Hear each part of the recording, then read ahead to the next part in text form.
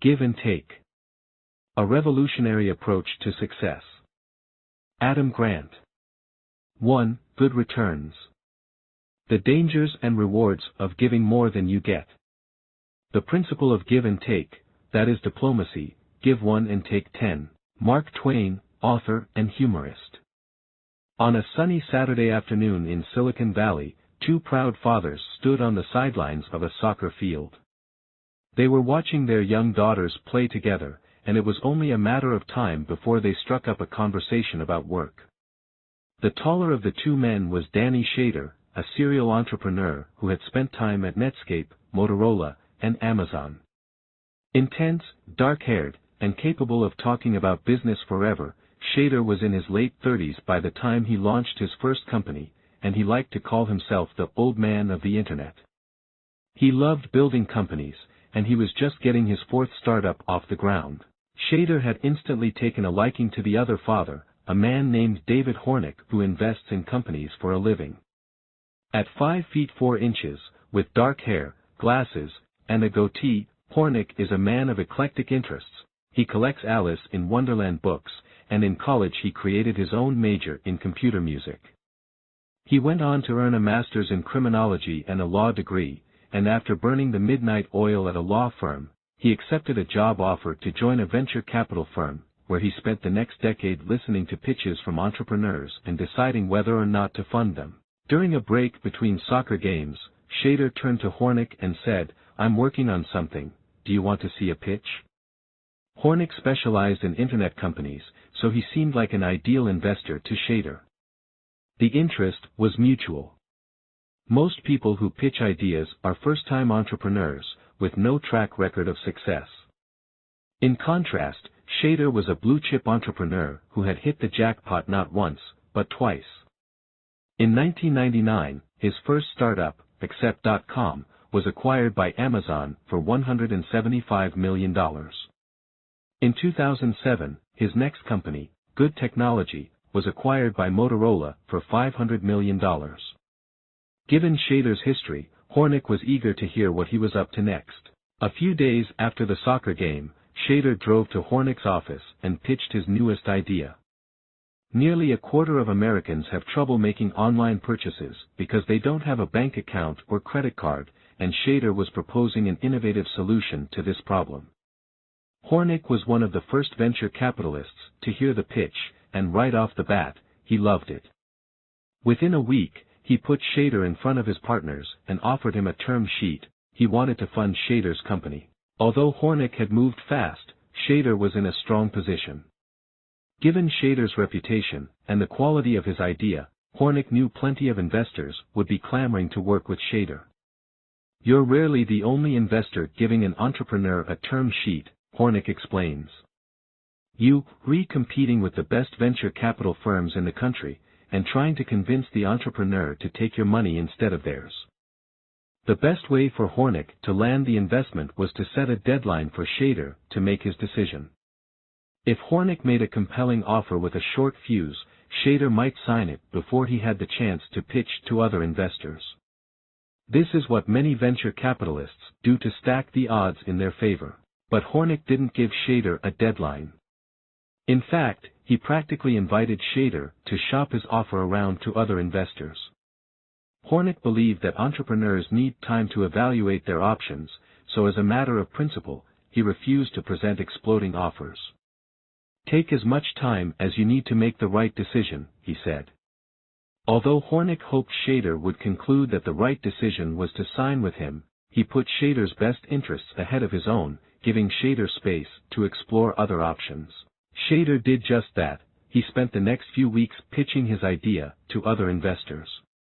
In the meantime, Hornick wanted to make sure he was still a strong contender, so he sent Shader his most valuable resource, a list of 40 references who could attest to Hornick's caliber as an investor. Hornick knew that entrepreneurs look for the same attributes in investors that we all seek in financial advisors: competence and trustworthiness. When entrepreneurs sign with an investor, the investor joins their board of directors and provides expert advice. Hornick's list of references reflected the blood, sweat, and tears that he had devoted to entrepreneurs over the course of more than a decade in the venture business. He knew they would vouch for his skill and his character. A few weeks later, Hornick's phone rang. It was Shader, ready to announce his decision. "I'm sorry," Shader said, "but I'm signing with another investor." The financial terms of the offer from Hornick and the other investor were virtually identical, so Hornick's list of 40 references should have given him an advantage. And after speaking with the references, it was clear to Shader that Hornick was a great guy. But it was this very same spirit of generosity that doomed Hornick's case. Shader worried that Hornick would spend more time encouraging him than challenging him. Hornick might not be tough enough to help Shader start a successful business, and the other investor had a reputation for being a brilliant advisor who questioned and pushed entrepreneurs. Shader walked away thinking, "I should probably add somebody to the board who will challenge me more. Hornick is so affable that I don't know what he'll be like in the boardroom." When he called Hornick, he explained, "My heart said to go with you, but my head said to go with them. I decided to go with my head instead of my heart." Hornick was devastated, and he began to second-guess himself. Am I a dope? If I had applied pressure to take the term sheet, maybe he would have taken it. But I've spent a decade building my reputation, so this wouldn't happen. How did this happen? David Hornick learned his lesson the hard way: good guys finish last. Or do they? According to conventional wisdom, highly successful people have three things in common: motivation, ability, and opportunity. If we want to succeed, we need a combination of hard work, talent, and luck. The story of Danny Shader and David Hornick highlights a fourth ingredient, one that's critical but often neglected: success depends heavily on how we approach our interactions with other people. Every time we interact with another person at work, we have a choice to make. Do we try to claim as much value as we can, or contribute value without worrying about what we receive in return? As an organizational psychologist and Wharton professor, I've dedicated more than 10 years of my professional life to studying these choices at organizations ranging from Google to the U.S. Air Force, and it turns out that they have staggering consequences for success. Over the past 3 decades, in a series of groundbreaking studies, social scientists have discovered that people differ dramatically in their preferences for reciprocity, their desired mix of taking and giving. To shed some light on these preferences, let me introduce you to 2 kinds of people who fall at opposite ends of the reciprocity spectrum at work. I call them takers and givers. Takers have a distinctive signature: they like to get more than they give. They tilt reciprocity in their own favor, putting their own interests ahead of others' needs. Takers believe that the world is a competitive, dog-eat-dog place. They feel that to succeed, they need to be better than others. To prove their competence, they self-promote and make sure they get plenty of credit for their efforts. Garden variety takers aren't cruel or cutthroat, they're just cautious and self-protective. If I don't look out for myself first, takers think, no one will. Had David Hornick been more of a taker, he would have given Danny Shader a deadline, putting his goal of landing the investment ahead of Shader's desire for a flexible timeline. But Hornick is the opposite of a taker, he's a giver. In the workplace, givers are a relatively rare breed. They tilt reciprocity in the other direction, preferring to give more than they get. Whereas takers tend to be self-focused, evaluating what other people can offer them, givers are other-focused, paying more attention to what other people need from them. These preferences aren't about money. Givers and takers aren't distinguished by how much they donate to charity or the compensation that they command from their employers. Rather, givers and takers differ in their attitudes and actions toward other people. If you're a taker, you help others strategically, when the benefits to you outweigh the personal costs. If you're a giver, you might use a different cost-benefit analysis. You help whenever the benefits to others exceed the personal costs. Alternatively, you might not think about the personal costs at all, helping others without expecting anything in return. If you're a giver at work, you simply strive to be generous in sharing your time, energy, knowledge, skills, ideas, and connections with other people who can benefit from them. It's tempting to reserve the giver label for larger-than-life heroes such as Mother Teresa or Mahatma Gandhi, but being a giver doesn't require extraordinary acts of sacrifice. It just involves a focus on acting in the interests of others, such as by giving help, providing mentoring, sharing credit, or making connections for others. Outside the workplace, this type of behavior is quite common. According to research led by Yale psychologist Margaret Clark, most people act like givers in close relationships. In marriages and friendships, we contribute whenever we can without keeping score. But in the workplace, give and take becomes more complicated. Professionally, few of us act purely like givers or takers, adopting a third style instead. We become matchers, striving to preserve an equal balance of giving and getting. Matchers operate on the principle of fairness. When they help others, they protect themselves by seeking reciprocity.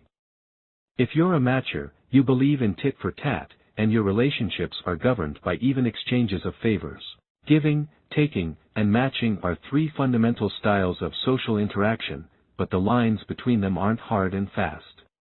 You might find that you shift from one reciprocity style to another as you travel across different work roles and relationships. It wouldn't be surprising if you act like a taker when negotiating your salary, a giver when mentoring someone with less experience than you, and a matcher in sharing expertise with a colleague. But evidence shows that at work, the vast majority of people develop a primary reciprocity style, which captures how they approach most of the people most of the time. And this primary style can play as much of a role in our success as hard work, talent, and luck. In fact, the patterns of success based on reciprocity styles are remarkably clear. If I asked you to guess who's the most likely to end up at the bottom of the success ladder, what would you say, takers, givers, or matchers? Professionally, all three reciprocity styles have their own benefits and drawbacks. But there's one style that proves more costly than the other two.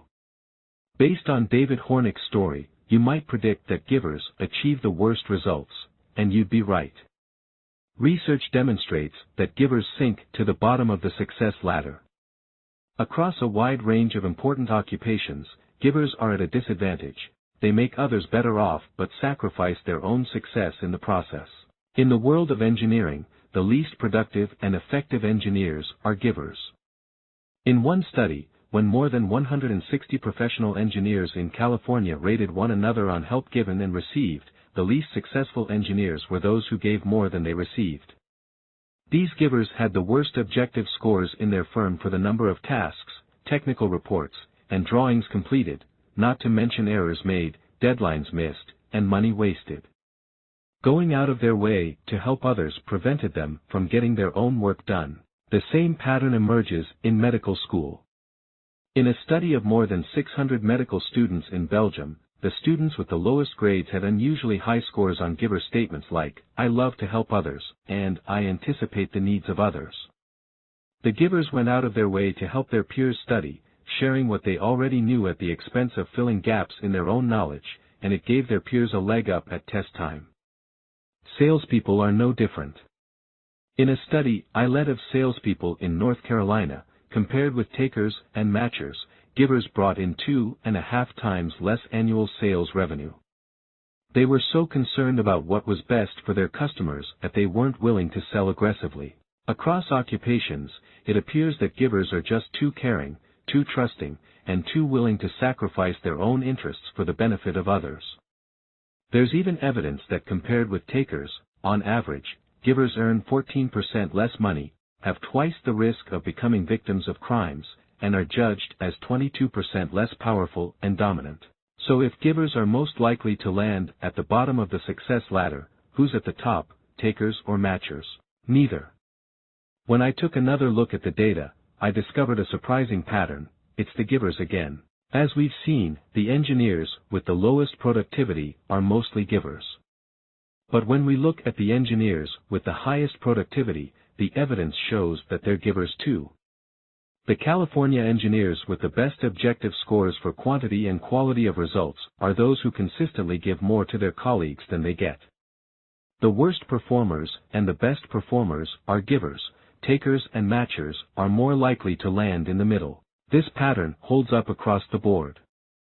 The Belgian medical students with the lowest grades have unusually high giver scores, but so do the students with the highest grades.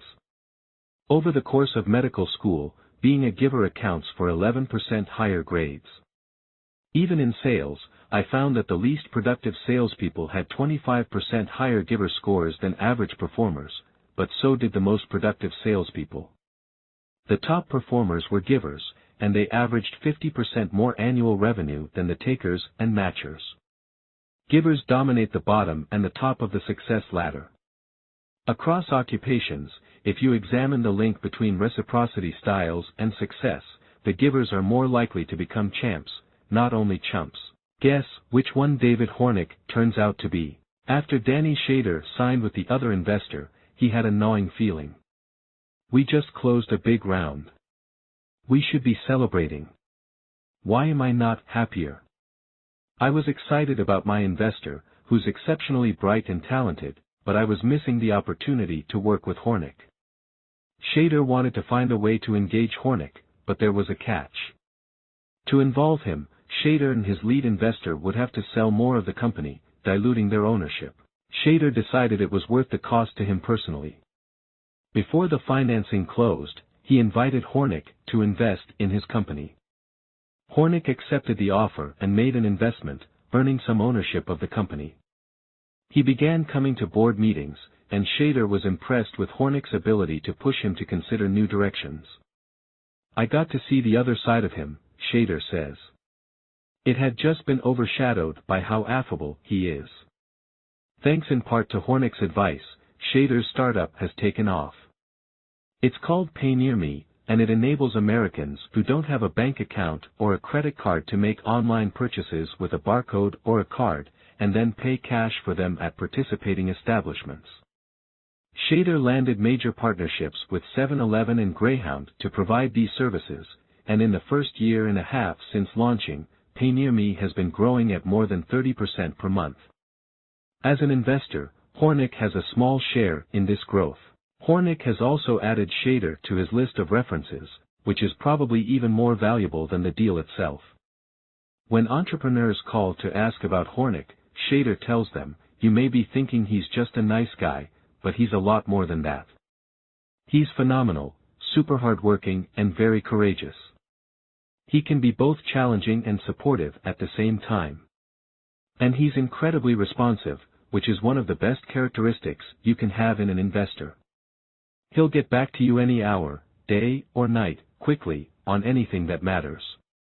The payoff for Hornick was not limited to this single deal on Pay Near Me. After seeing Hornick in action, Shader came to admire Hornick's commitment to acting in the best interests of entrepreneurs, and he began to set Hornick up with other investment opportunities. In one case, after meeting the CEO of a company called Rocket Lawyer, Shader recommended Hornick as an investor. Although the CEO already had a term sheet from another investor, Hornick ended up winning the investment. Although he recognizes the downsides, David Hornick believes that operating like a giver has been a driving force behind his success in venture capital. Hornick estimates that when most venture capitalists offer term sheets to entrepreneurs, they have a signing rate near 50%. If you get half of the deals you offer, you're doing pretty well. Yet in 11 years as a venture capitalist, Hornick has offered 28 term sheets to entrepreneurs, and 25 have accepted. Shader is one of just 3 people who have ever turned down an investment from Hornick. The other 89% of the time entrepreneurs have taken Hornick's money. Thanks to his funding and expert advice, these entrepreneurs have gone on to build a number of successful startups. One was valued at more than $3 billion on its first day of trading in 2012, and others have been acquired by Google, Oracle, Ticketmaster, and Monster. Hornick's hard work and talent, not to mention his luck at being on the right sideline at his daughter's soccer game, played a big part in lining up the deal with Danny Shader. But it was his reciprocity style that ended up winning the day for him. Even better, he wasn't the only winner. Shader won too, as did the companies to which Shader later recommended Hornick. By operating as a giver, Hornick created value for himself while maximizing opportunities for value to flow outward for the benefit of others. In this book, I want to persuade you that we underestimate the success of givers like David Hornick. Although we often stereotype givers as chumps and doormats, they turn out to be surprisingly successful. To figure out why givers dominate the top of the success ladder, we'll examine startling studies and stories that illuminate how giving can be more powerful, and less dangerous, than most people believe. Along the way, I'll introduce you to successful givers from many different walks of life, including consultants, lawyers, doctors, engineers, salespeople, writers, entrepreneurs, accountants, teachers, financial advisors, and sports executives. These givers reverse the popular plan of succeeding first and giving back later, raising the possibility that those who give first are often best positioned for success later. But we can't forget about those engineers and salespeople at the bottom of the ladder. Some givers do become pushovers and doormats, and I want to explore what separates the champs from the chumps. The answer is less about raw talent or aptitude, and more about the strategies givers use and the choices they make. To explain how givers avoid the bottom of the success ladder, I'm going to debunk two common myths about givers by showing you that they're not necessarily nice, and they're not necessarily altruistic. We all have goals for our own individual achievements, and it turns out that successful givers are every bit as ambitious as takers and matchers. They simply have a different way of pursuing their goals. This brings us to my third aim, which is to reveal what's unique about the success of givers. Let me be clear that givers, takers, and matchers all can, and do, achieve success. But there's something distinctive that happens when givers succeed. It spreads and cascades. When takers win, there's usually someone else who loses. Research shows that people tend to envy successful takers and look for ways to knock them down a notch. In contrast, when givers like David Hornick win, people are rooting for them and supporting them, rather than gunning for them. Givers succeed in a way that creates a ripple effect, enhancing the success of people around them. You'll see that the difference lies in how giver success creates value, instead of just claiming it. As the venture capitalist Randy Comisar remarks, it's easier to win if everybody wants you to win. If you don't make enemies out there, it's easier to succeed. But in some arenas, it seems that the costs of giving clearly outweigh the benefits. In politics, for example, Mark Twain's opening quote suggests that diplomacy involves taking 10 times as much as giving. Politics, writes former President Bill Clinton, is a getting business. You have to get support, contributions, and votes, over and over again. Takers should have an edge in lobbying and outmaneuvering their opponents in competitive elections, and matchers may be well suited to the constant trading of favors that politics demands. What happens to givers in the world of politics? Consider the political struggles of a hick who went by the name Sampson. He said his goal was to be the Clinton of Illinois, and he set his sights on winning a seat in the Senate. Sampson was an unlikely candidate for political office, having spent his early years working on a farm. But Sampson had great ambition. He made his first run for a seat in the state legislature when he was just 23 years old. There were 13 candidates, and only the top 4 won seats. Sampson made a lackluster showing, finishing 8th.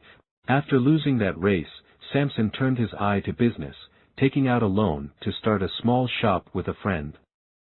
The business failed, and Sampson was unable to repay the loan, so his possessions were seized by local authorities. Shortly thereafter, his business partner died without assets, and Sampson took on the debt. Sampson jokingly called his liability the national debt. He owed 15 times his annual income. It would take him years, but he eventually paid back every cent. After his business failed, Sampson made a second run for the state legislature. Although he was only 25 years old, he finished second, landing a seat. For his first legislative session, he had to borrow the money to buy his first suit. For the next 8 years, Sampson served in the state legislature, earning a law degree along the way. Eventually, at age 45, he was ready to pursue influence on the national stage. He made a bid for the Senate. Sampson knew he was fighting an uphill battle. He had 2 primary opponents, James Shields and Lyman Trumbull. Both had been state Supreme Court justices, coming from backgrounds far more privileged than Sampson's. Shields, the incumbent running for re-election, was the nephew of a congressman. Trumbull was the grandson of an eminent Yale-educated historian. By comparison, Sampson had little experience or political clout. In the first poll, Sampson was a surprise frontrunner, with 44% support. Shields was close behind at 41%, and Trumbull was a distant third at 5%. In the next poll, Sampson gained ground, climbing to 47% support.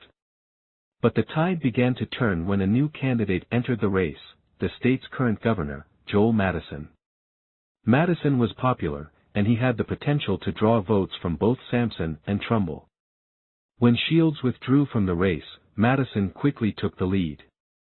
Madison had 44%, Sampson was down to 38%, and Trumbull was at just 9%. But hours later, Trumbull won the election with 51%, narrowly edging out Madison's 47%. Why did Sampson plummet, and how did Trumbull rise so quickly? The sudden reversal of their positions was due to a choice made by Sampson, who seemed plagued by pathological giving. When Madison entered the race, Sampson began to doubt his own ability to garner enough support to win. He knew that Trumbull had a small but loyal following who would not give up on him. Most people in Sampson's shoes would have lobbied Trumbull's followers to jump ship. After all, with just 9% support, Trumbull was a long shot. But Sampson's primary concern wasn't getting elected. It was to prevent Madison from winning. Sampson believed that Madison was engaging in questionable practices. Some onlookers had accused Madison of trying to bribe influential voters. At minimum, Sampson had reliable information that some of his own key supporters had been approached by Madison. If it appeared that Sampson would not stand a chance, Madison argued, the voters should shift their loyalties and support him. Sampson's concerns about Madison's methods and motives proved prescient. A year later, when Madison was finishing his term as governor, he redeemed old government checks that were outdated or had been previously redeemed, but were never canceled. Madison took home several $100,000 and was indicted for fraud. In addition to harboring suspicions about Madison, Sampson believed in Trumbull, as they had something in common when it came to the issues. For several years, Sampson had campaigned passionately for a major shift in social and economic policy. He believed it was vital to the future of his state, and in this he and Trumbull were united. So instead of trying to convert Trumbull's loyal followers, Sampson decided to fall on his own sword. He told his floor manager, Stephen Logan, that he would withdraw from the race and ask his supporters to vote for Trumbull. Logan was incredulous. Why should the man with a larger following hand over the election to an adversary with a smaller following? Logan broke down into tears, but Sampson would not yield. He withdrew and asked his supporters to vote for Trumbull. It was enough to propel Trumbull to victory, at Sampson's expense. That was not the first time Sampson put the interests of others ahead of his own. Before he helped Trumbull win the Senate race, despite earning acclaim for his work as a lawyer, Sampson's success was stifled by a crushing liability. He could not bring himself to defend clients if he felt they were guilty. According to a colleague, Sampson's clients knew they would win their case, if it was fair, if not, that it was a waste of time to take it to him. In one case, a client was accused of theft, and Sampson approached the judge. If you can say anything for the man, do it, I can't. If I attempt it, the jury will see I think he is guilty, and convict him. In another case, during a criminal trial, Sampson leaned over and said to an associate, this man is guilty, you defend him, I can't. Sampson handed the case over to the associate, walking away from a sizable fee. These decisions earned him respect, but they raised questions about whether he was tenacious enough to make tough political decisions. Sampson comes very near being a perfect man, said one of his political rivals. He lacks but one thing. The rival explained that Sampson was unfit to be trusted with power, because his judgment was too easily clouded by concern for others.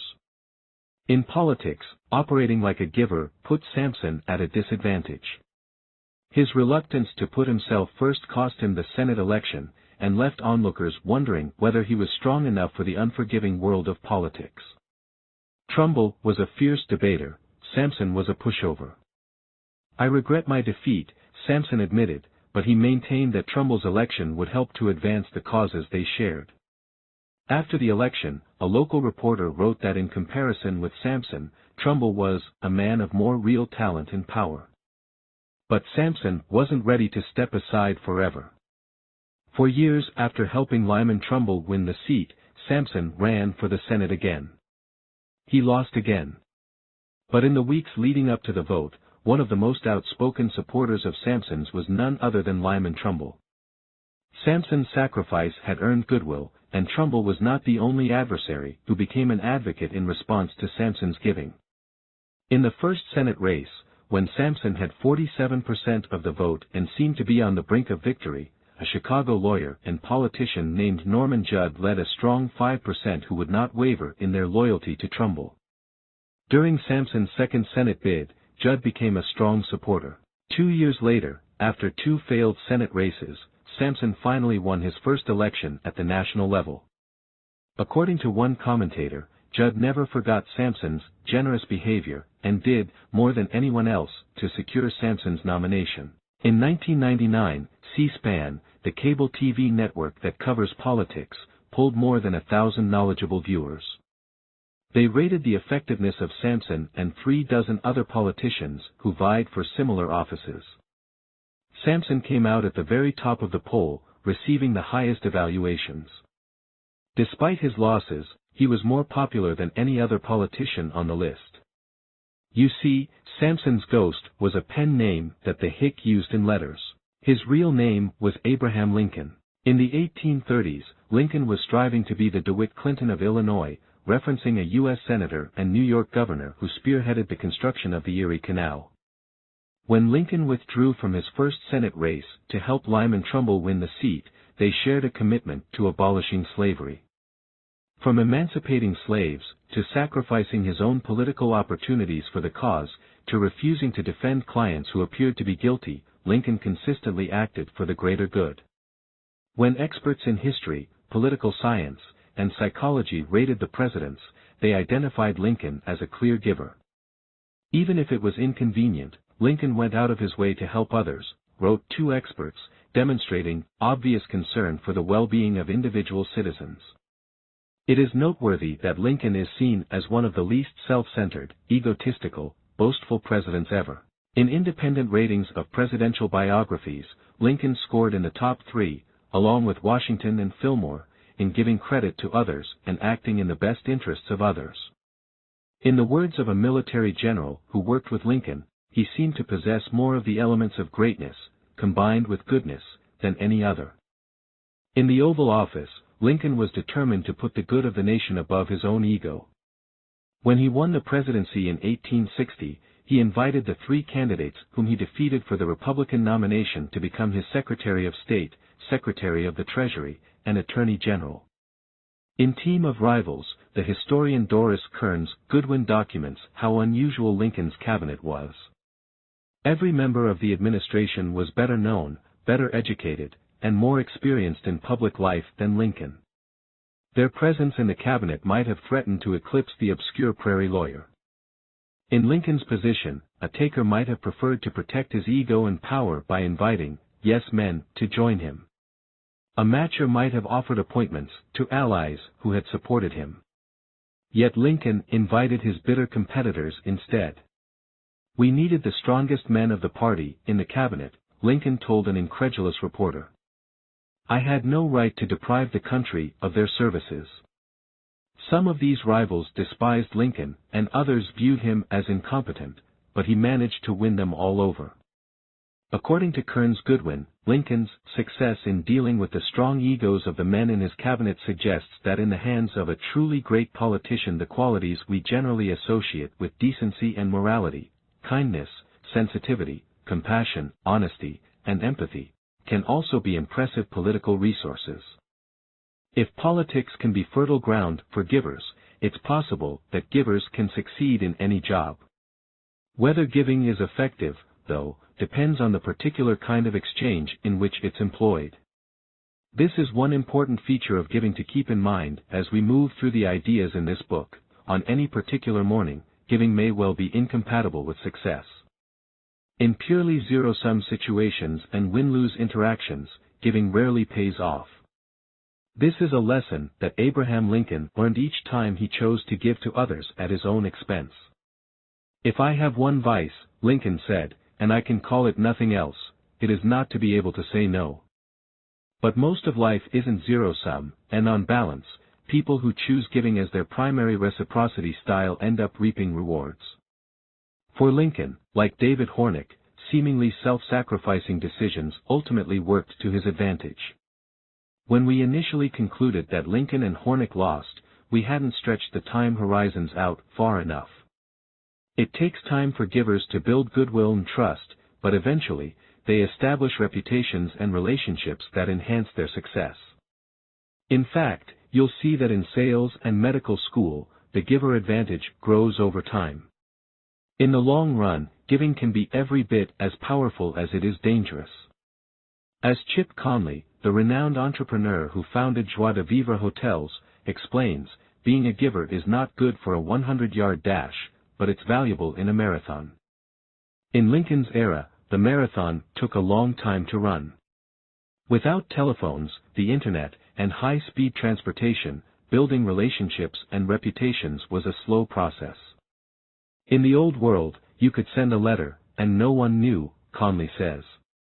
Conley believes that in today's connected world, where relationships and reputations are more visible, givers can accelerate their pace. You no longer have to choose, says Bobby Silton, the former president of Dockers, who now runs global social and environmental responsibility for Gap Incorporated. You can be a giver and be successful. The fact that the long run is getting shorter isn't the only force that makes giving more professionally productive today. We live in an era and massive changes in the structure of work, and the technology that shapes it, have further amplified the advantages of being a giver. Today, more than half of American and European companies regularly use teams to get work done. We rely on teams to build cars and houses, perform surgeries, fly planes, fight wars, play symphonies, produce news reports, audit companies, and provide consulting services. Teams depend on givers to share information, volunteer for unpopular tasks, and provide help. When Lincoln invited his rivals to join his cabinet, they had the chance to see firsthand how much he was willing to contribute for the sake of other people and his country. Several years before Lincoln became president, one of his rivals, Edwin Stanton, had rejected him as a co-counsel in a trial, calling him a gawky, long-armed ape. Yet after working with Lincoln, Stanton described him as the most perfect ruler of men the world has ever seen. As we organize more people into teams, givers have more opportunities to demonstrate their value, as Lincoln did.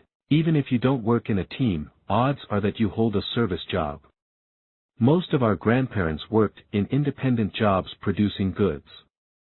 They didn't always need to collaborate with other people, so it was fairly inefficient to be a giver.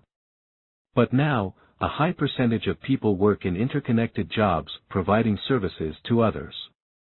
In the 1980s, the service sector made up about half of the world's gross domestic product, GDP. By 1995, the service sector was responsible for nearly two-thirds of world GDP. Today, more than 80% of Americans work in service jobs.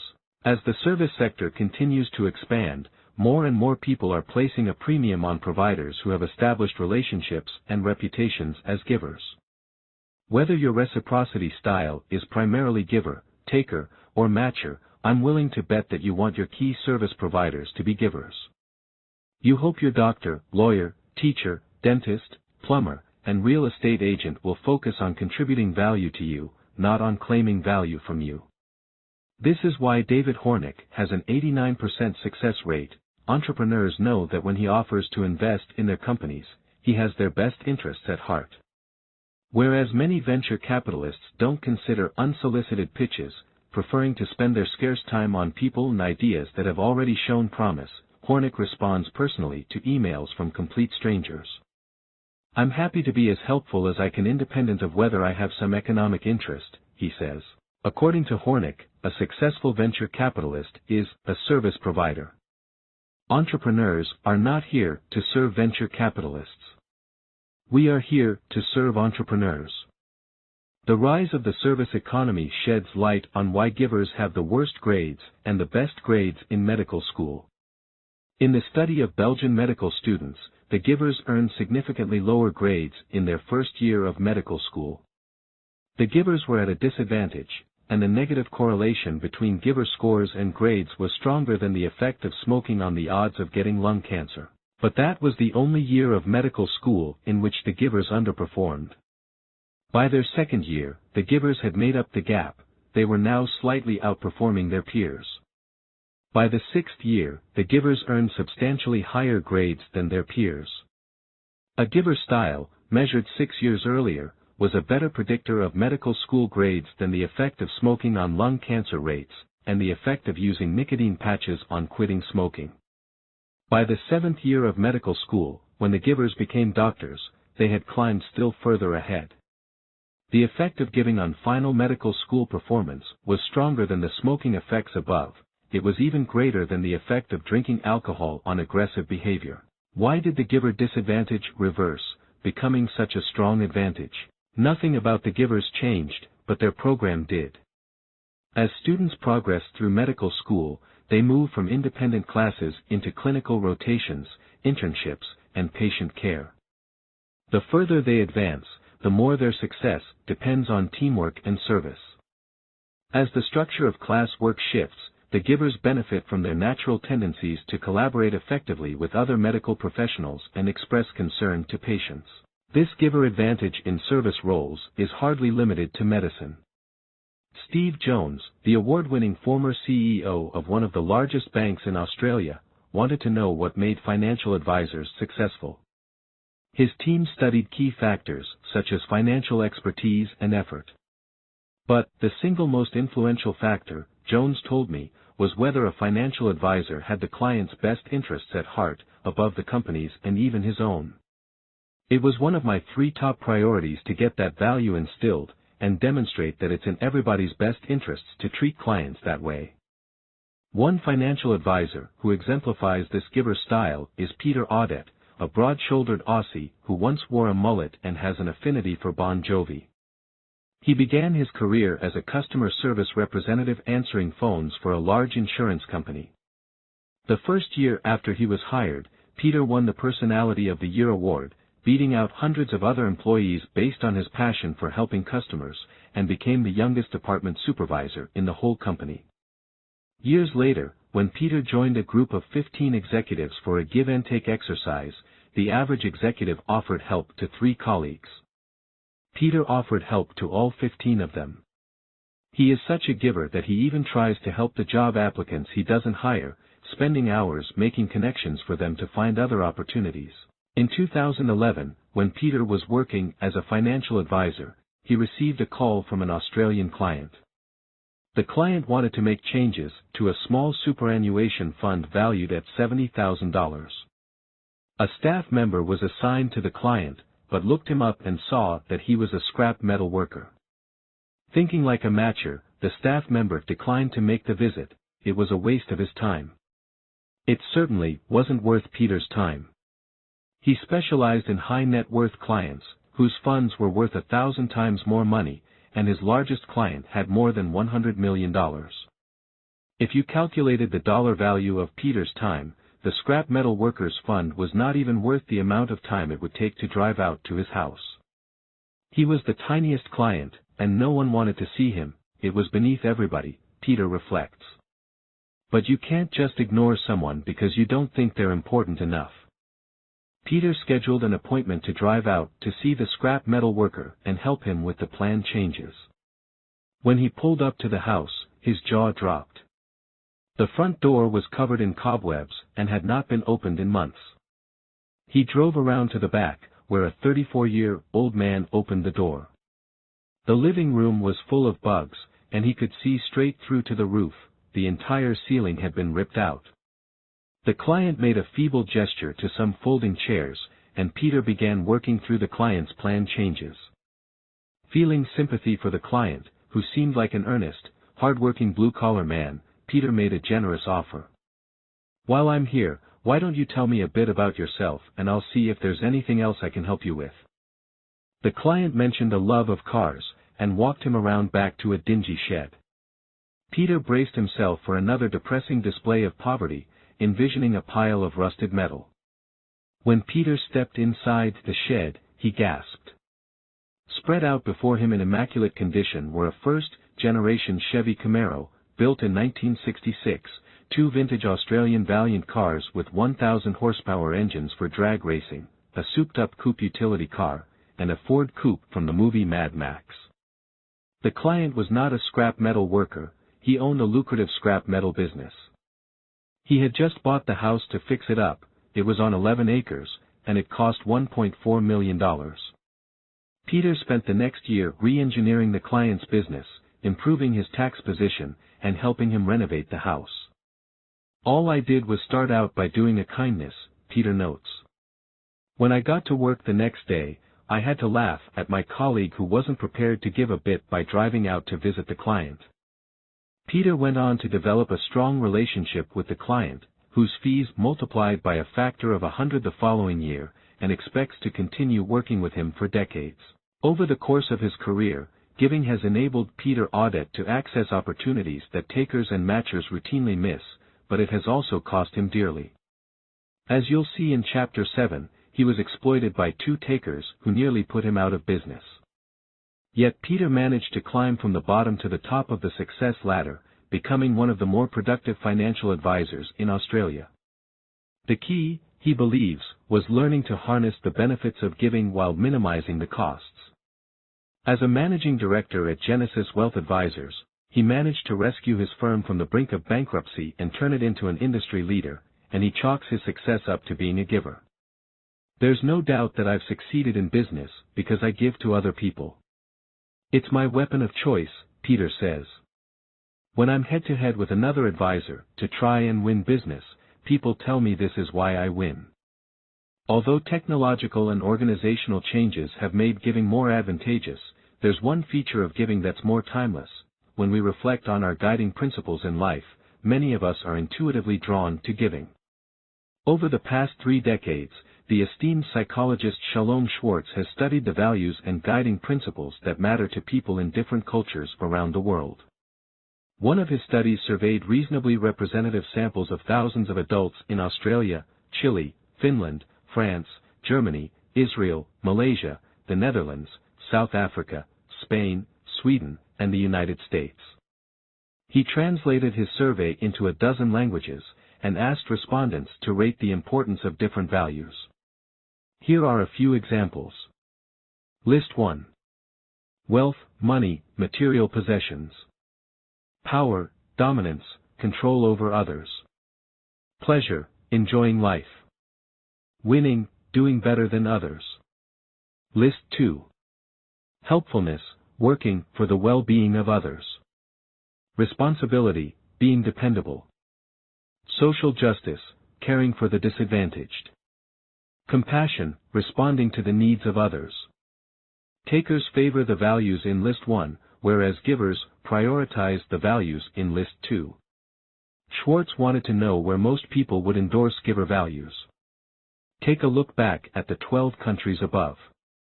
Where do the majority of people endorse giver values above taker values? All of them. In all 12 countries, most people rate giving as their single most important value. They report caring more about giving than about power, achievement, excitement, freedom, tradition, conformity, security, and pleasure. In fact, this was true in more than 70 different countries around the world. Giver values are the #1 guiding principle in life to most people in most countries, from Argentina to Armenia, Belgium to Brazil, and Slovakia to Singapore. In the majority of the world's cultures, including that of the United States, the majority of people endorse giving as their single most important guiding principle. On some level, this comes as no surprise. As parents, we read our children books, like The Giving Tree, and emphasize the importance of sharing and caring. But we tend to compartmentalize giving, reserving a different set of values for the sphere of work. We may love Shel Silverstein for our kids, but the popularity of books like Robert Greene's The 48 Laws of Power, not to mention the fascination of many business gurus with Sun Tzu's The Art of War, suggests that we don't see much room for giver values in our professional lives. As a result, even people who operate like givers at work are often afraid to admit it. In the summer of 2011, I met a woman named Sherry Ann Pless, an executive at a prestigious financial services firm. Sherry Ann was clearly a giver. She spent countless hours mentoring junior colleagues and volunteered to head up a women's leadership initiative and a major charitable fundraising initiative at her firm. My default is to give, she says. I'm not looking for quid pro quo, I'm looking to make a difference and have an impact, and I focus on the people who can benefit from my help the most. To enrich her business acumen, Sherry Ann left her job for 6 weeks, enrolling in a leadership program with 60 executives from companies around the world. To identify her strengths, she underwent a comprehensive psychological assessment. Sherry Ann was shocked to learn that her top professional strengths were kindness and compassion. Fearing that the results would jeopardize her reputation as a tough and successful leader, Sherry Ann decided not to tell anyone. I didn't want to sound like a flake. I was afraid people would perceive me differently, perhaps as a less serious executive, Sherry Ann confided. I was conditioned to leave my human feelings at the door and win. I want my primary skills to be seen as hardworking and results-oriented, not kindness and compassion. In business, sometimes you have to wear different masks. The fear of being judged as weak or naive prevents many people from operating like givers at work. Many people who hold giver values in life choose matching as their primary reciprocity style at work, seeking an even balance of give and take. In one study, people completed a survey about whether their default approach to work relationships was to give, take, or match. Only 8% described themselves as givers, the other 92% were not willing to contribute more than they received at work. In another study, I found that in the office, more than 3 times as many people prefer to be matchers than givers.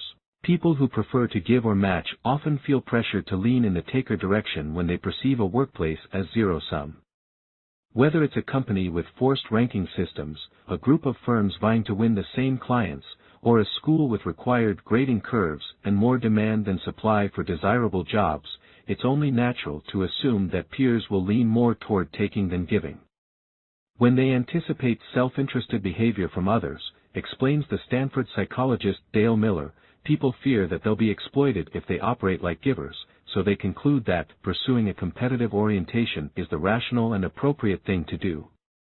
There's even evidence that just putting on a business suit and analyzing a Harvard Business School case is enough to significantly reduce the attention that people pay to relationships and the interests of others. The fear of exploitation by takers is so pervasive, writes the Cornell economist Robert Frank, that, by encouraging us to expect the worst in others it brings out the worst in us. Dreading the role of the chump, we are often loath to heed our nobler instincts. Giving is especially risky when dealing with takers, and David Hornick believes that many of the world's most successful venture capitalists operate like takers. They insist on disproportionately large shares of entrepreneurs' startups and claim undue credit when their investments prove successful. Hornick is determined to change these norms. When a financial planner asked him what he wanted to achieve in life, Hornick said that, above all, I want to demonstrate that success doesn't have to come at someone else's expense. In an attempt to prove it, Hornick has broken 2 of the most sacred rules in the venture business. In 2004, he became the first venture capitalist to start a blog. Venture capital was a black box, so Hornick invited entrepreneurs inside. He began to share information openly online, helping entrepreneurs to improve their pitches by gaining a deeper understanding of how venture capitalists think. Hornick's partners, and his firm's general counsel, discouraged him from doing it. Why would he want to give away trade secrets? If other investors read his blog, they could steal ideas without sharing any in return. The idea of a venture capitalist talking about what he was doing was considered insane, Hornick reflects. But I really wanted to engage in a conversation with a broad set of entrepreneurs, and be helpful to them. His critics were right, Lots of venture capitalists ended up reading it. When I talked about specific companies I was excited about, getting deals became more competitive. But that was a price that Hornick was willing to pay. My focus was entirely on creating value for entrepreneurs, he says, and he has maintained the blog for the past 8 years. Hornick's second unconventional move was ignited by his frustration with dull speakers at conferences. Back in college, he had teamed up with a professor to run a speakers bureau so he could invite interesting people to campus. The lineup included the inventor of the game Dungeons and Dragons, the world yo-yo champion, and the animator who created the Wile E. Coyote and Roadrunner cartoon characters for Warner Brothers. By comparison, speakers at venture capital and technology conferences weren't measuring up. I discovered that I stopped going in to hear the speakers, and I would spend all my time chatting with people in the lobby about what they're working on. The real value of these events was the conversations and relationships that were created between people. What if a conference was about conversations and relationships, not content? In 2007, Hornick planned his first annual conference. It was called The Lobby, and the goal was to bring entrepreneurs together to share ideas about new media. Hornick was putting about $400,000 on the line, and people tried to talk him out of it. You could destroy your firm's reputation, they warned, hinting that if the conference failed, Hornick's own career might be ruined. But he pressed forward, and when it was time to send out invitations, Hornick did the unthinkable. He invited venture capitalists at rival firms to attend the conference. Several colleagues thought he was out of his mind. Why in the world would you let other venture capitalists come to the conference? They asked. If Hornick met an entrepreneur with a hot new idea at the lobby, he would have a leg up on landing the investment. Why would he want to give away his advantage and help his competitors find opportunities? Once again, Hornick ignored the naysayers. I want to create an experience to benefit everyone, not just me. One of the rival venture capitalists who attended liked the format so much that he created his own lobby-style conference, but he didn't invite Hornick, or any other venture capitalists. His partners wouldn't let him. Nevertheless, Hornick kept inviting venture capitalists to the lobby. David Hornick recognizes the costs of operating like a giver. Some people think I'm delusional. They believe the way you achieve is by being a taker, he says. If he were more of a taker, he probably wouldn't accept unsolicited pitches, respond personally to emails, share information with competitors on his blog, or invite his rivals to benefit from the lobby conference. He would protect his time, guard his knowledge, and leverage his connections more carefully. And if he were more of a matcher, he would have asked for quid pro quo with the venture capitalist who attended the lobby but didn't invite Hornick to his own conference. But Hornick pays more attention to what other people need than to what he gets from them. Hornick has been extremely successful as a venture capitalist while living by his values, and he's widely respected for his generosity. It's a win-win, Hornick reflects. I get to create an environment where other people can get deals and build relationships, and I live in the world I want to live in. His experience reinforces that giving not only is professionally risky, it can also be professionally rewarding. Understanding what makes giving both powerful and dangerous is the focus of Give and Take. The first section unveils the principles of giver success, illuminating how and why givers rise to the top.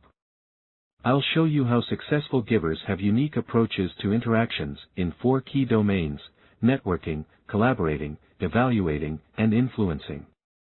A close look at networking highlights fresh approaches for developing connections with new contacts and strengthening ties with old contacts. Examining collaboration reveals what it takes to work productively with colleagues and earn their respect. Exploring how we evaluate others offers counterintuitive techniques for judging and developing talent to get the best results out of others. And an analysis of influence sheds light on novel strategies for presenting, selling, persuading, and negotiating, all in the spirit of convincing others to support our ideas and interests.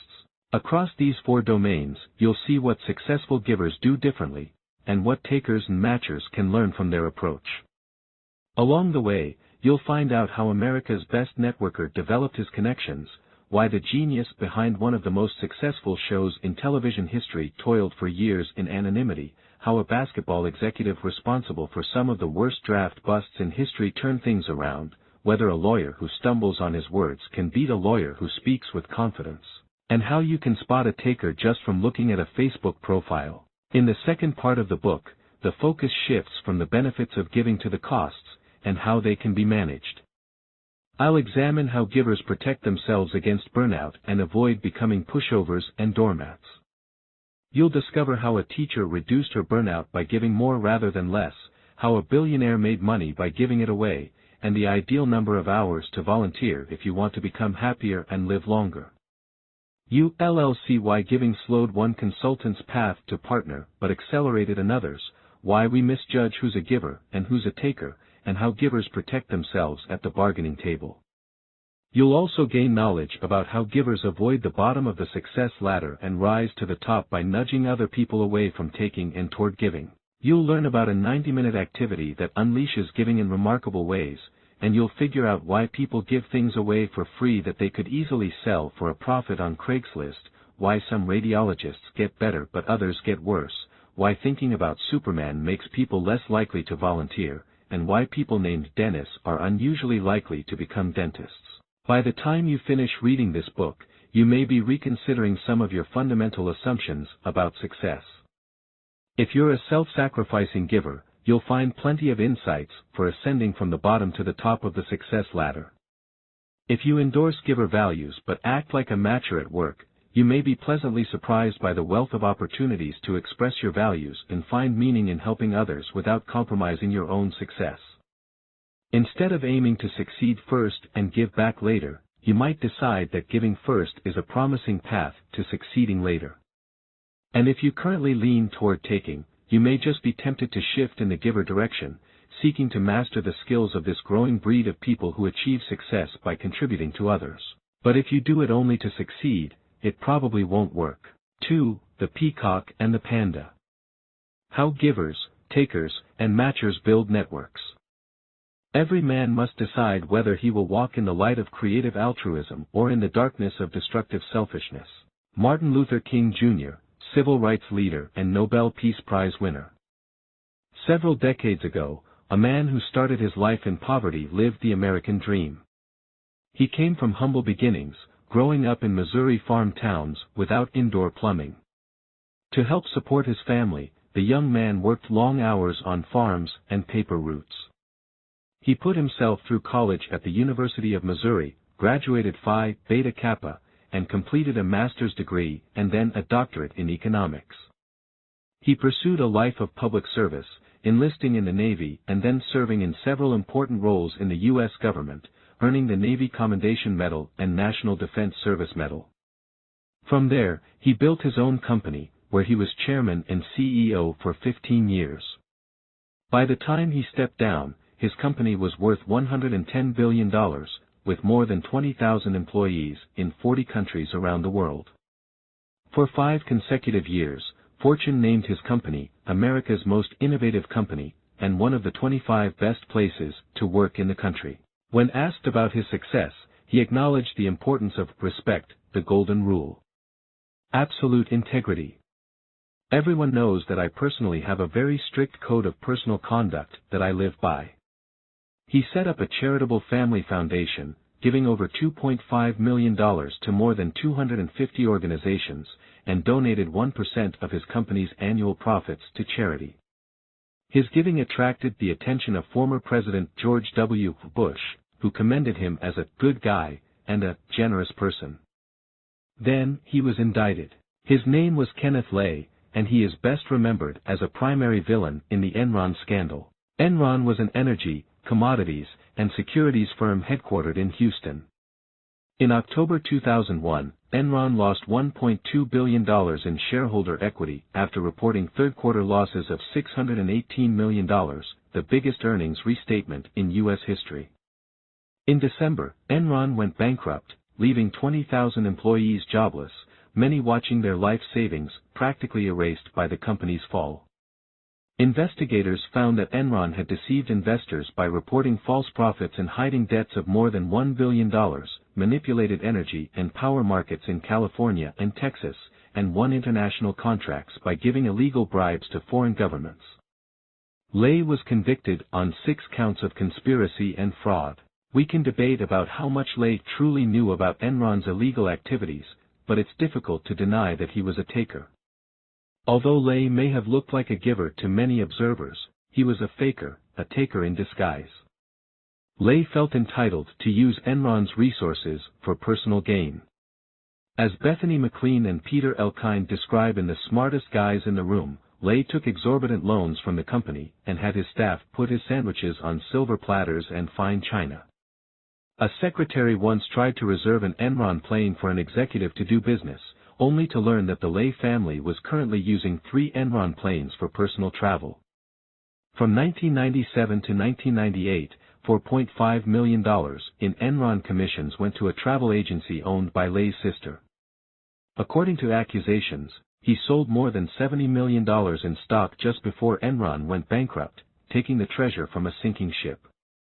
This behavior was foreshadowed in the 1970s when Lay worked at Exxon. A boss wrote a reference recommending Lay highly, but warned that he was, maybe too ambitious.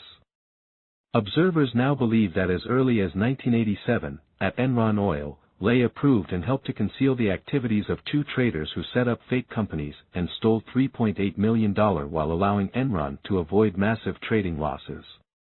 When the losses were discovered, Enron Oil had to report an $85 million hit, and Lay denied knowledge and responsibility. If anyone could say that I knew, let them stand up.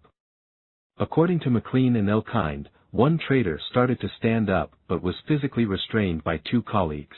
How did a taker end up becoming so successful? He knew somebody. In fact, he knew a whole lot of somebodies. Ken Lay profited greatly from claiming his company's financial resources as his own, but much of his success in growing that company came the old-fashioned way. He built a network of influential contacts and leveraged them for his own benefit. Lay was a master networker from the start. In college, he impressed an economics professor named Pinckney Walker and started his ascent on the shoulders of Walker's connections. Walker helped Lay land an assignment as an economist at the Pentagon, and then a position as a chief assistant in the White House in the Nixon administration. By the mid-1980s, Lay became the head of Enron after engineering the company's move to Houston following a merger. As he consolidated his power, he began to hobnob with political power brokers who could support Enron's interests. He put Pinckney Walker's brother Charles on Enron's board and developed a relationship with George H.W. Bush, who was running for president. In 1990, Lay co-chaired an important summit of industrialized nations meeting for Bush in Houston, putting on a dazzling show and charming the crowd, which included British Prime Minister Margaret Thatcher, German Chancellor Helmut Kohl, and French President François Mitterrand. After Bush lost his re-election bid to Bill Clinton, Lay wasted no time in reaching out to a friend who was a key aide to the president-elect. The friend had gone to kindergarten with Clinton. Soon, Lay was playing golf with the new president. Several years later, as George W. Bush gained power, Lay used his connections to lobby for energy deregulation and get his supporters in important government positions in Texas and the White House, influencing policies in Enron's favor.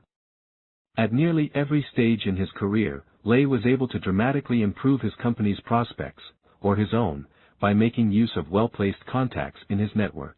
For centuries, we have recognized the importance of networking. According to Brian Uzzi, a management professor at Northwestern University, networks come with 3 major advantages: private information, diverse skills, and power. By developing a strong network, people can gain invaluable access to knowledge, expertise, and influence. Extensive research demonstrates that people with rich networks achieve higher performance ratings, get promoted faster, and earn more money. And because networks are based on interactions and relationships, they serve as a powerful prism for understanding the impact of reciprocity styles on success. How do people relate to others in their networks, and what do they see as the purpose of networking? On the one hand, the very notion of networking often has negative connotations. When we meet a new person who expresses enthusiasm about connecting, we frequently wonder whether he's acting friendly because he's genuinely interested in a relationship that will benefit both of us, or because he wants something from us. At some point in your life, you've probably experienced the frustration of dealing with slick schmoozers who are nice to your face when they want a favor, but end up stabbing you in the back, or simply ignoring you, after they get what they want. This faker style of networking casts the entire enterprise as Machiavellian, a self-serving activity in which people make connections for the sole purpose of advancing their own interests. On the other hand, givers and matchers often see networking as an appealing way to connect with new people and ideas. We meet many people throughout our professional and personal lives, and since we all have different knowledge and resources, it makes sense to turn to these people to exchange help, advice, and introductions. This raises a fundamental question: can people build up networks that have breadth and depth using different reciprocity styles? Or does one style consistently create a richer network? In this chapter, I want to examine how givers, takers, and matchers develop fundamentally distinct networks, and why their interactions within these networks have different characters and consequences. You'll see how givers and takers build and manage their networks differently, and learn about some clues that they leak along the way, including how we could have recognized the takers at Enron for years before the company collapsed. Ultimately, I want to argue that while givers and takers may have equally large networks, givers are able to produce far more lasting value through their networks, and in ways that might not seem obvious. In 2011, Fortune conducted extensive research to identify the best networker in the United States. The goal was to use online social networks to figure out who had the most connections to America's most powerful people. The staff compiled a list of the Fortune 500 CEOs, as well as Fortune's lists of the 50 smartest people in technology, the 50 most powerful women, and the 40 hottest rising stars in business under age 40. Then, they cross-referenced this list of 640 powerful people against LinkedIn's entire database of more than 90 million members. The winning networker was connected on LinkedIn to more of Fortune's 640 movers and shakers than anyone else on earth. The winner had more than 3,000 LinkedIn connections, including Netscape co-founder Marc Andreessen, Twitter co-founder Evan Williams, Flickr co-founder Katerina Fake, Facebook co-founder Dustin Moskovitz, Napster co-founder Sean Parker, and Half.com founder Josh Kopelman, not to mention the former chef of the Grateful Dead. As you'll see later, this networker extraordinaire is a giver. It seems counterintuitive, but the more altruistic your attitude, the more benefits you will gain from the relationship, writes LinkedIn founder Reid Hoffman. If you set out to help others, he explains, you will rapidly reinforce your own reputation and expand your universe of possibilities. Part of this, I'll argue, has to do with the way networks themselves have changed and are still evolving. At the heart of my inquiry, though, lies an exploration of how the motives with which we approach networking shape the strength and reach of those networks, as well as the way that energy flows through them. Spotting the taker in a giver's clothes. If you've ever put your guard up when meeting a new colleague, it's probably because you thought you picked up on the scent of self-serving motives. When we see a taker coming, we protect ourselves by closing the door to our networks, withholding our trust and help.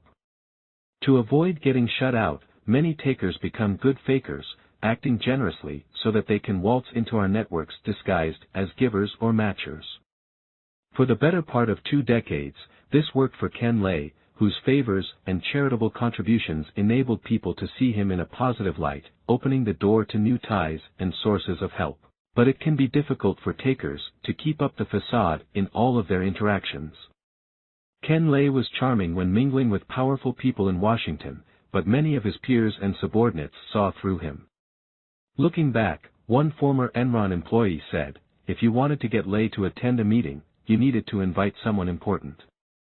There's a Dutch phrase that captures this duality beautifully, kissing up, kicking down.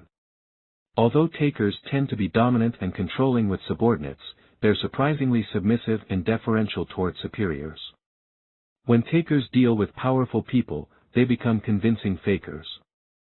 Takers want to be admired by influential superiors, so they go out of their way to charm and flatter. As a result, powerful people tend to form glowing first impressions of takers. A trio of German psychologists found that when strangers first encountered people, the ones they liked most were those with a sense of entitlement and a tendency to manipulate and exploit others. When kissing up, takers are often good fakers. In 1998, when Wall Street analysts visited Enron, Lay recruited 70 employees to pretend to be busy traders, hoping to wow the analysts with the image of a productive energy trading business.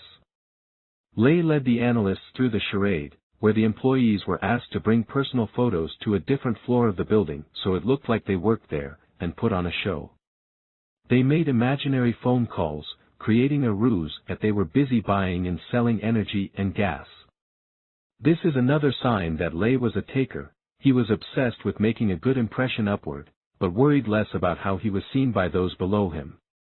As Samuel Johnson purportedly wrote, the true measure of a man is how he treats someone who can do him absolutely no good. Takers may rise by kissing up, but they often fall by kicking down. When Lay sought to impress the Wall Street analysts, he did so by exploiting his own employees, asking them to compromise their integrity to construct a facade that would deceive the analysts. Research shows that as people gain power, they feel large and in charge, less constrained and freer to express their natural tendencies. As takers gain power, they pay less attention to how they're perceived by those below and next to them. They feel entitled to pursue self-serving goals and claim as much value as they can. Over time, treating peers and subordinates poorly jeopardizes their relationships and reputations. After all, most people are matchers. Their core values emphasize fairness, equality, and reciprocity.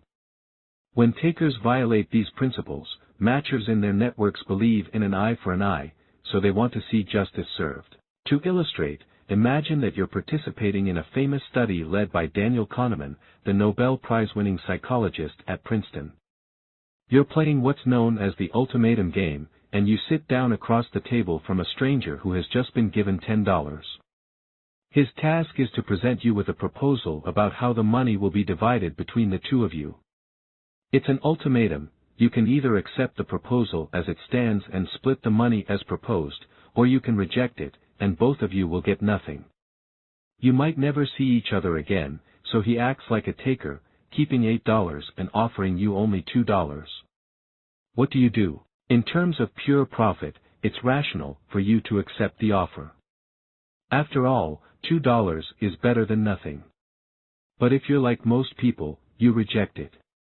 You're willing to sacrifice the money to punish the taker for being unfair, walking away with nothing just to keep him from earning $8. Evidence shows that the vast majority of people in this position reject proposals that are imbalanced to the tune of 80% or more for the divider, asterisk. Why do we punish takers for being unfair? It's not spite. We're not getting revenge on takers for trying to take advantage of us. It's about justice. If you're a matcher, you'll also punish takers for acting unfairly toward other people. In another study spearheaded by Kahneman, people had a choice between splitting $12 evenly with a taker who had made an unfair proposal in the past or splitting $10 evenly with a matcher who had made a fair proposal in the past. More than 80% of the people preferred to split $10 evenly with the matcher, accepting $5 rather than $6 to prevent the taker from getting $6. In networks, new research shows that when people get burned by takers, they punish them by sharing reputational information. Gossip represents a widespread, efficient, and low-cost form of punishment, write the social scientists Matthew Feinberg, Joey Cheng, and Rob Willer. When reputational information suggests that someone has taker tendencies, we can withhold trust and avoid being exploited. Over time, as their reputations spread, takers end up cutting existing ties and burning bridges with potential new ties. When Lay's taking was revealed, many of his former supporters, including the Bush family, distanced themselves from him. As Wayne Baker, a University of Michigan sociologist and networking expert, explains, if we create networks with the sole intention of getting something, we won't succeed. We can't pursue the benefits of networks. The benefits ensue from investments in meaningful activities and relationships. Before we make the leap of investing in relationships, though, we need to be able to recognize takers in our everyday interactions. For many of us, a challenge of networking lies in trying to guess the motives or intentions of a new contact, especially since we've seen that takers can be quite adept at posing as givers when there's a potential return. Is the next person you meet interested in a genuine connection or merely seeking personal gains, and is there a good way to tell the difference? Luckily, research shows that takers leak clues. Well, more precisely, takers leck clues. In the animal kingdom, lecking refers to a ritual in which males show off their desirability as mates. When it's time to breed, they gather in a common place and take their established positions. They put on extravagant displays to impress and court female audiences. Some do mating dances. Some sing alluring songs. Some even do acrobatics. The most striking display of lecking occurs among male peacocks. Each mating season, the males assume their positions and begin parading their plumage. They strut. They spread their feathers. They spin around to flaunt their tails. In the CEO kingdom, takers do a dance that looks remarkably similar. In a landmark study, strategy professors Arijit Chatterjee and Donald Hambrick studied more than 100 CEOs in computer hardware and software companies. They analyzed each company's annual reports over more than a decade, looking for signs of lecking. What they found would forever change the face of leadership. It turns out that we could have anticipated the collapse of Enron as early as 1997, without ever meeting Ken Lay or looking at a single number. The warning signs of Enron's demise are visible in a single image, captured 4 years before the company unraveled. Take a look at the 2 pictures of CEOs below, reproduced from their company's annual reports. Both men started their lives in poverty, worked in the Nixon administration, founded their own companies, became rich CEOs, and donated substantial sums of money to charity. Can you tell from their faces, or their clothes, which one was a taker? The man on the left is John Huntsman Sr., a giver whom we'll meet in Chapter 6, from his company's 2006 annual report. The photo on the right depicts Ken Lay. Thousands of experts have analyzed Enron's financial statements, but they've missed an important fact: a picture really is worth 1,000 words. Had we looked more carefully at the Enron reports, we might have recognized the telltale signs of takers lecking at the helm. But these signs aren't where I expected to find them. They're not in the faces or attire of the CEOs. In their study of CEOs in the computer industry, Chatterjee and Hambrick had a hunch that takers would see themselves as the suns in their company's solar systems. They found several clues of takers lecking at the top. One signal appeared in CEO interviews. Since takers tend to be self-absorbed, they're more likely to use first-person singular pronouns like I, me, mine, my, and myself, versus first-person plural pronouns like we, us, our, ours, and ourselves. In the computer industry, when talking about the company, on average, 21% of CEOs' first-person pronouns were in the singular. For the extreme takers, 39% of their first-person pronouns were in the singular. Of every 10 words that the taker CEOs uttered referencing themselves, 4 were about themselves alone and no one else. Another signal was compensation. The taker CEOs earned far more money than other senior executives in their companies. The takers saw themselves as superior, so they felt entitled to substantial pay discrepancies in their own favor. In the computer industry, a typical taker CEO took home more than triple the annual salary and bonus of anyone else in the company. By contrast, the average across the industry was for CEOs to earn just over 1.5 times the next highest paid. The taker CEOs also commanded stock options and other non-cash compensation of 7 times higher than the next highest paid, compared with the industry average of 2.5 times higher, asterisk. But the most interesting clue was in the annual reports that the companies produced for shareholders each year. At the top of the next page are the pictures of Ken Lay and John Huntsman Sr. that I showed you before, but now they're in context. The photo on the left appeared in Huntsman's 2006 annual report. His image is tiny, taking up less than 10% of the page. The photo on the right appeared in Enron's 1997 annual report. The image of Lay takes up an entire page. When Chatterjee and Hambrick looked at the annual reports from the computer companies, they noticed dramatic differences in the prominence of the CEO's image. In some annual reports, the CEO wasn't pictured at all. In other reports, there was a full-page photo of the CEO alone. Guess which one is the taker? For the taker CEOs, it was all about me. A big photo is self-glorifying, sending a clear message, I am the central figure in this company. But is this really a signal of being a taker? To find out, Chatterjee and Hambrick invited security analysts who specialized in the information technology sector to rate the CEOs. The analysts rated whether each CEO had an inflated sense of self that is reflected in feelings of superiority, entitlement, and a constant need for attention and admiration, enjoying being the center of attention, insisting upon being shown a great deal of respect, exhibitionism, and arrogance. The analysts' ratings correlated almost perfectly with the size of the CEO's photos. At Enron, in that prescient 1997 report, the spotlight was on Ken Lay. Of the first 9 pages, 2 were dominated by giant full-page images of Lay and then COO Jeff Skilling. The pattern continued in 1998 and 1999, with full-page photos of Lay and Skilling. By 2000, Lay and Skilling had moved up to pages 4 and 5, albeit with smaller images. There were 4 different photos of each of them, like a film strip, only they were better fit for a cartoon. 3 of the photos of Lay were virtually identical, revealing the subtle, smug smile of an executive who knew he was special. A fairy tale ending was not in the cards for Lay, who died of a heart attack before sentencing. So far, we've looked at 2 different ways to recognize takers. First, when we have access to reputational information, we can see how people have treated others in their networks. Second, when we have a chance to observe the actions and imprints of takers, we can look for signs of lekking.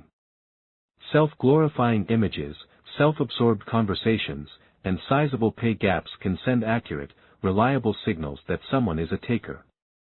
Thanks to some dramatic changes in the world since 2001, these signals are easier to spot today than ever before. Networks have become more transparent, providing us with new windows through which we can view other people's reputations and lekking. The transparent network. In 2002, just months after Enron fell apart, a computer scientist by the name of Jonathan Abrams founded Friendster, creating the world's first online social network. Friendster made it possible for people to post their profiles online and broadcast their connections to the world. In the following 2 years, entrepreneurs launched LinkedIn, MySpace, and Facebook. Strangers now had access to one another's relationships and reputations. By 2012, the world population reached 7 billion.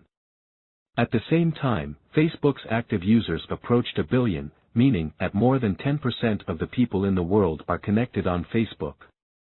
Social networks have always existed, write psychologists Benjamin Crozier, Gregory Webster, and Haley Dillon. It is only recently that the Internet has provided a venue for their electronic explosion from mundane communication to meeting the love of one's life to inciting political revolutions. Network ties are the conduits by which information and resources are spread. These online connections have simulated a defining feature of the old world. Before technological revolutions helped us communicate by phone and email, and travel by car and plane, people had relatively manageable numbers of social ties in tightly connected, transparent circles. Within these insulated networks, people could easily gather reputational information and observe lekking. As communication and transportation became easier, and the sheer size of the population grew, interactions became more dispersed and anonymous. Reputations and lekking became less visible. This is why Ken Lay was able to keep much of his taking hidden. As he moved from one position and organization to another, his contacts didn't always have easy access to one another, and the new people who entered his network didn't gain a great deal of information about his reputation. Inside Enron, his impromptu actions couldn't be documented on YouTube, broadcast on Twitter, easily indexed in a Google search, or posted anonymously on internal blogs or the company intranet. Now, it's much harder for takers to get away with being fakers, fooling people into thinking they're givers.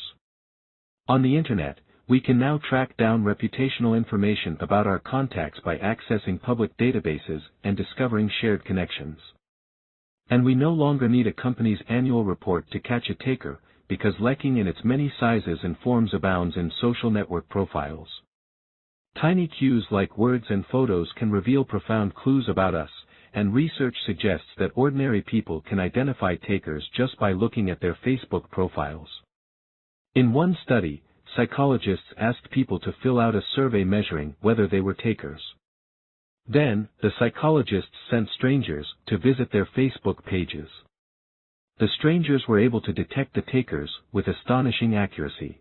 The takers posted information that was rated as more self-promoting, self-absorbed, and self-important. They featured quotes that were evaluated as boastful and arrogant.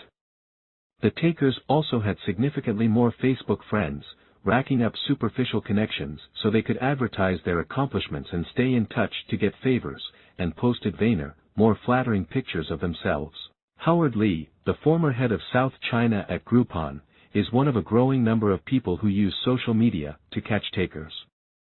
When Lee hired salespeople, many of the strong candidates were aggressive, making it difficult to distinguish the takers from the candidates who are simply gregarious and driven. Lee was enamored with one candidate who had an outstanding resume, aced his interview, and had glowing references. But the candidate could have been faking. Talking to someone for an hour only gives you a glimpse, the tip of the iceberg, Lee thought, and the references were self-selected. A taker could easily find some superiors to sing his praises. So Lee searched through his LinkedIn and Facebook networks and identified a mutual connection, who shared some disconcerting information about the candidate. He seemed to be a taker, and it carried a lot of weight. If he's been ruthless in one company, do I want to work with him? Lee feels that online social networks have revolutionized Groupon's hiring process. Nowadays, I don't need to call into a company to find out about someone's reputation. Everyone is incredibly connected. Once they make it past the technical rounds, I check their LinkedIn or Facebook. Sometimes we have mutual friends, or went to the same school, or the people on my team will have a link to them, Lee explains.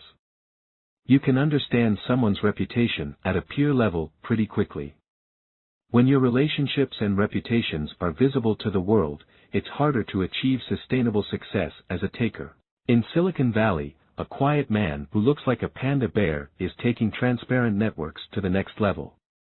His name is Adam Forrest Rifkin, and he has been called the giant panda of programming. He describes himself as a shy, introverted computer nerd who has two favorite languages, JavaScript, the computer programming language, and Klingon, the language spoken by the aliens on Star Trek. Rifkin is an anagrammaniac. He has spent countless hours rearranging the letters in his name to find the one that captures him best, generating candidates such as Offer Radiant Smirk and Feminist Radar Fork. Rifkin has 2 master's degrees in computer science, owns a patent, and has developed supercomputer applications for NASA and Internet systems for Microsoft. As the new millennium approached, Rifkin co-founded KnowNow, a software startup with Rohit Khare, helping companies manage information more efficiently and profitably. KnowNow achieved a decade of success after bringing in more than $50 million in venture funding. By 2009, while still in his 30s, Rifkin announced his retirement. I came across Rifkin while scrolling through the LinkedIn connections of David Hornick, the venture capitalist whom you met in the previous chapter. When I clicked on Rifkin's profile, I saw that he was coming out of retirement to launch a startup called Panda Whale, with the goal of creating a public, permanent record of the information that people exchange. Since Rifkin is clearly a staunch advocate of transparency in networks, I was curious to see what his own network looks like. So I did what's only natural in a connected world. I went to Google and typed Adam Rifkin. As I scrolled through the search results, the 16th link caught my eye. It said that Adam Rifkin was Fortune's best networker. What goes around comes around. In 2011, Adam Rifkin had more LinkedIn connections to the 640 powerful people on Fortune's lists than any human being on the planet. He beat out luminaries like Michael Dell, the billionaire founder of the Dell Computer Company, and Jeff Weiner, the CEO of LinkedIn. I was stunned that a shy, Star Trek-loving, anagram-obsessing software geek managed to build a network that includes the founders of Facebook, Netscape, Napster, Twitter, Flickr, and Half.com. Adam Rifkin built his network by operating as a bona fide giver. My network developed little by little, in fact a little every day through small gestures and acts of kindness, over the course of many years, Rifkin explains, with a desire to make better the lives of the people I'm connected to. Since 1994, Rifkin has served as a leader and watchdog in a wide range of online communities, working diligently to strengthen relationships and help people resolve online conflicts. As the co-founder of Rinku, a startup with Joyce Park, Rifkin created applications that were used more than 500 million times by more than 36 million people on Facebook and MySpace. Despite their popularity, Rifkin wasn't satisfied. If you're going to get tens of millions of people using your software, you really should do something meaningful, something that changes the world, he says. Frankly, I would like to see more people helping other people. He decided to shut down Rinku and become a full-time giver, offering extensive guidance to startups and working to connect engineers and entrepreneurs with businesspeople in larger companies. To this end, in 2005, Rifkin and Joyce Park founded 106 Miles, a professional network with the social mission of educating entrepreneurial engineers through dialogue. This network has brought together more than 5,000 entrepreneurs who meet twice every month to help one another learn and succeed. I get roped into giving free advice to other entrepreneurs, which is usually worth less than they pay for it, he muses, but helping others is my favorite thing to do. This approach has led to great things, not just for Rifkin, but also for those he's shepherded along the way. In 2001, Rifkin was a big fan of Blogger, an early blog publishing service. Blogger had run out of funding, so Rifkin offered a contract to Blogger's founder to do some work for his own first startup, KnowNow. We decided to hire him because we wanted to see Blogger survive, Rifkin says. We gave him a contract to build something for our company so we could use it as a demo and he could keep Blogger going. The money from the contract helped the founder keep Blogger afloat, and he went on to co-found a company called Twitter.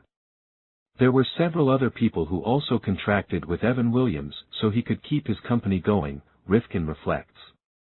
You never know where somebody's going to end up.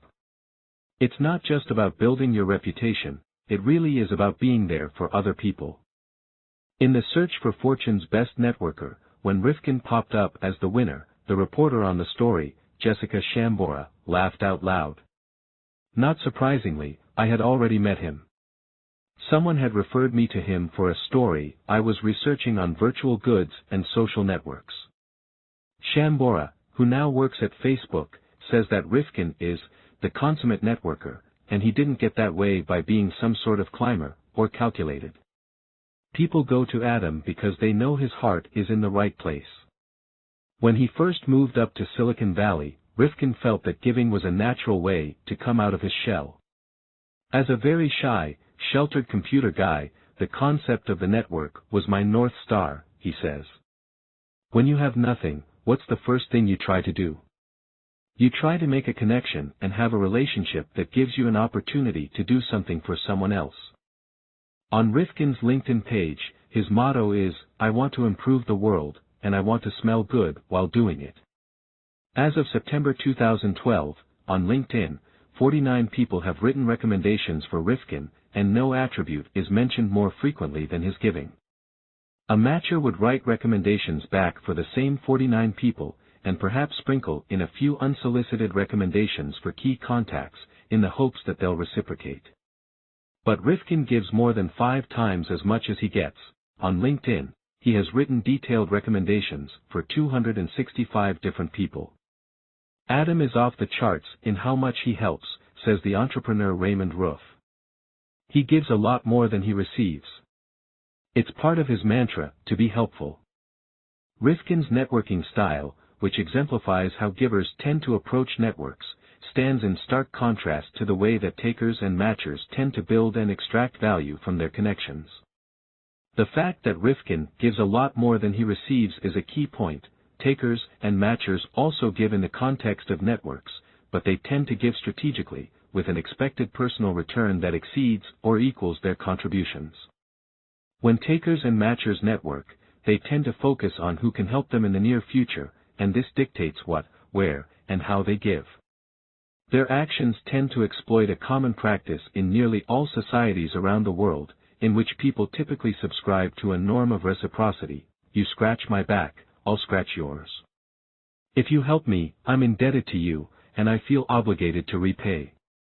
According to the psychologist Robert Cialdini, people can capitalize on this norm of reciprocity by giving what they want to receive.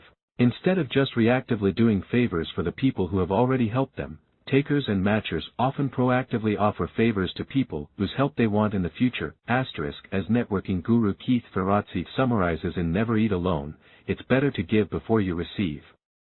Ken Lay lived by this principle. He had a knack for doing unrequested favors so that important people would feel compelled to respond in kind. When he was kissing up, he went out of his way to rack up credits with powerful people who he could call in later. In 1994, George W. Bush was running for governor of Texas. Bush was an underdog, but just in case, Lay made a donation of $12,500, as did his wife. Once Bush was elected governor, Lay supported one of Bush's literacy initiatives and ended up writing him 24 lobbying letters. According to one citizen watchdog leader, Lay commanded, quid pro quo, helping Bush so that Bush would support utility deregulation. In one letter, Lay subtly hinted at his willingness to continue reciprocating if Bush helped to advance his goals. Let me know what Enron can do to be helpful in not only passing electricity restructuring legislation but also in pursuing the rest of your legislative agenda. Reciprocity is a powerful norm, but it comes with two downsides, both of which contribute to the cautiousness with which many of us approach networking. The first downside is that people on the receiving end often feel like they're being manipulated. Dan Weinstein, a former Olympic speed skater and current marketing consultant at Resource Systems Group, notes that some of the bigger management consulting firms own box seats at major sporting events. When these firms offer Red Sox tickets to their clients, the clients know that they're doing so, at least in part, with the hopes of getting something in return.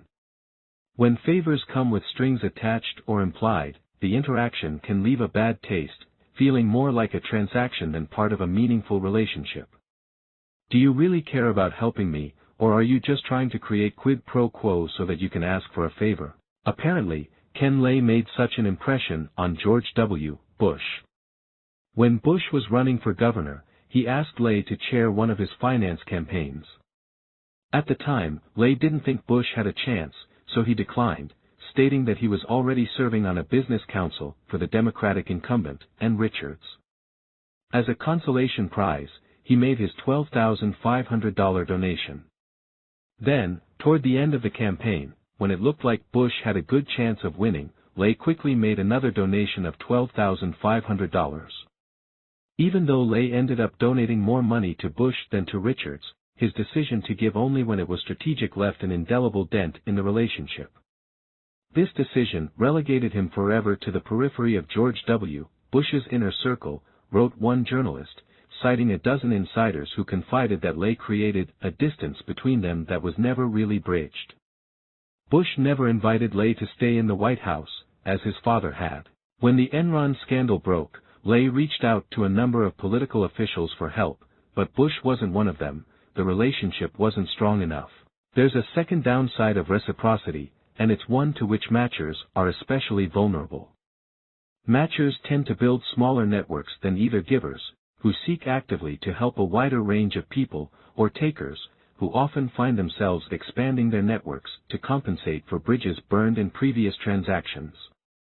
Many matchers operate based on the attitude of, I'll do something for you, if you'll do something for me, writes LinkedIn founder Reid Hoffman, so they limit themselves to deals in which their immediate benefit is at least as great as the benefits for others. If you insist on a quid pro quo every time you help others, you will have a much narrower network. When matchers give with the expectation of receiving, they direct their giving toward people who they think can help them.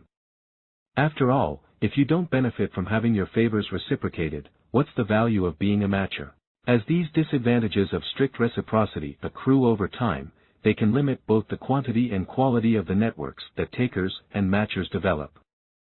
Both disadvantages ultimately arise out of a short-sightedness about networks, in that takers and matchers make hard and fast assumptions about just who will be able to provide the most benefit in exchange.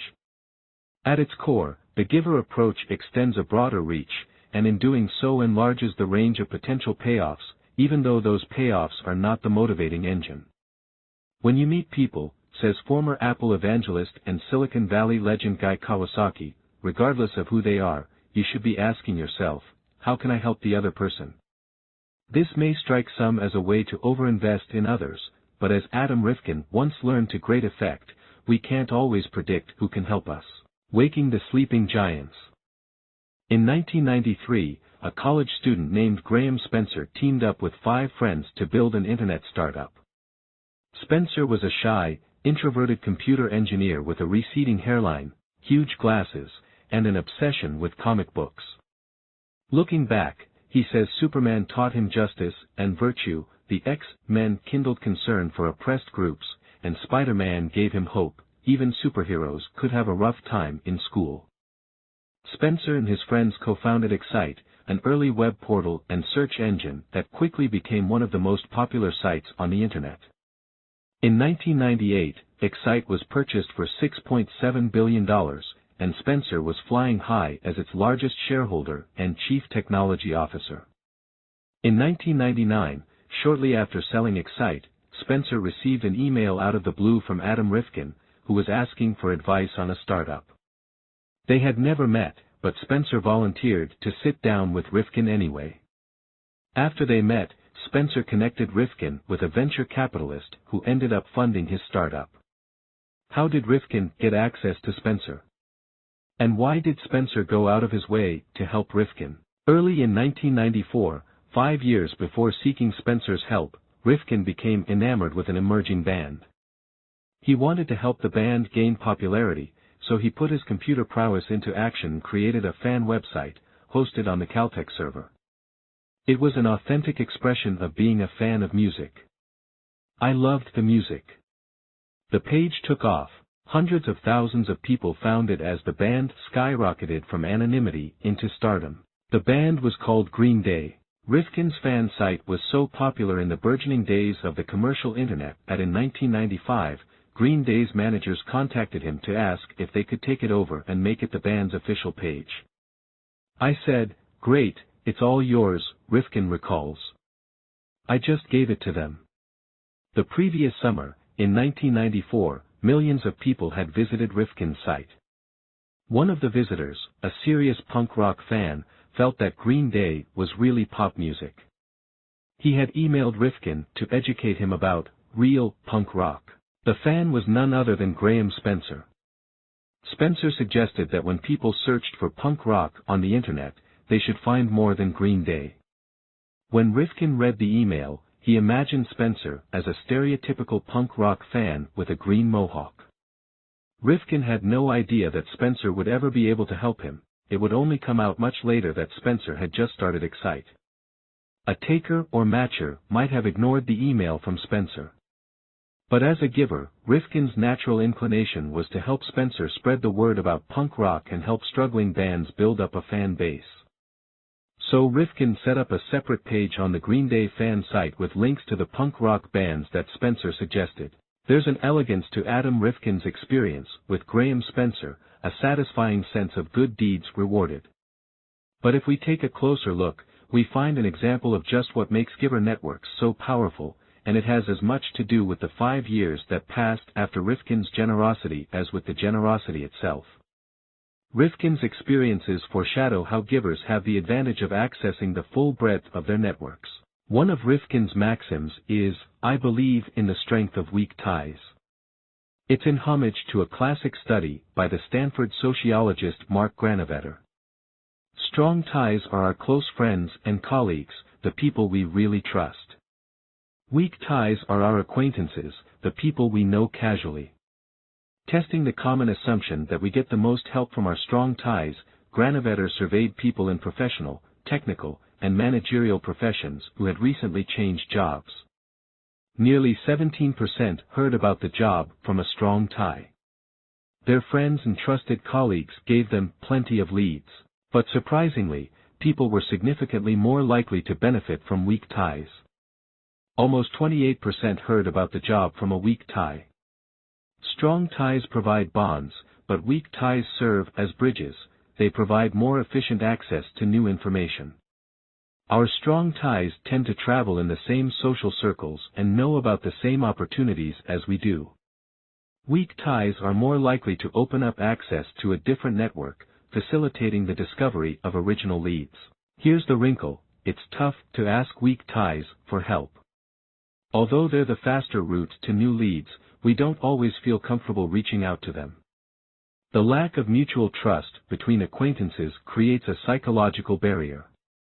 But givers like Adam Rifkin have discovered a loophole. It's possible to get the best of both worlds, the trust of strong ties coupled with the novel information of weak ties. The key is reconnecting, and it's a major reason why givers succeed in the long run. After Rifkin created the punk rock links on the Green Day site for Spencer in 1994, Excite took off, and Rifkin went back to graduate school. They lost touch for 5 years. When Rifkin was moving to Silicon Valley, he dug up the old email chain and drafted a note to Spencer. "You may not remember me from 5 years ago, I'm the guy who made the change to the Green Day website," Rifkin wrote. "I'm starting a company and moving to Silicon Valley, and I don't know a lot of people. Would you be willing to meet with me and offer advice?" Rifkin wasn't being a matcher. When he originally helped Spencer, he did it with no strings attached, never intending to call in a favor. But 5 years later, when he needed help, he reached out with a genuine request. Spencer was glad to help, and they met up for coffee. "I still pictured him as this huge guy with a mohawk," Rifkin says. "When I met him in person, he hardly said any words at all. He was even more introverted than I am." By the second meeting, Spencer was introducing Rifkin to a venture capitalist. A completely random set of events that happened in 1994 led to re-engaging with him over email in 1999, which led to my company getting founded in 2000, Rifkin recalls. Givers get lucky. Yet there's reason to believe that part of what Rifkin calls luck is in fact a predictable, patterned response that most people have to givers. 30 years ago, the sociologist Fred Goldner wrote about what it means to experience the opposite of paranoia, pronoia. According to the distinguished psychologist Brian Little, pronoia is the delusional belief that other people are plotting your well-being, or saying nice things about you behind your back. If you're a giver, this belief may be a reality, not a delusion. What if other people are actually plotting the success of givers, like Adam Rifkin? In 2005, when Rifkin was starting Renku with Joyce Park, they didn't have any office space, so they were working out of Rifkin's kitchen. A colleague went out of his way to introduce Rifkin to Reid Hoffman, who had recently founded LinkedIn, which had fewer than 50 employees at the time. Hoffman met up with Rifkin and Park on a Sunday and offered them free desks at LinkedIn, putting Rifkin in the heart of Silicon Valley. In the summer of 2005, one of the companies right next to us was YouTube, and we got to meet them in their infancy, before they really took off, Rifkin says. Rifkin's experience sheds new light on the old saying that what goes around comes around. These karmic moments can often be traced to the fact that matchers are on a mission to make them happen.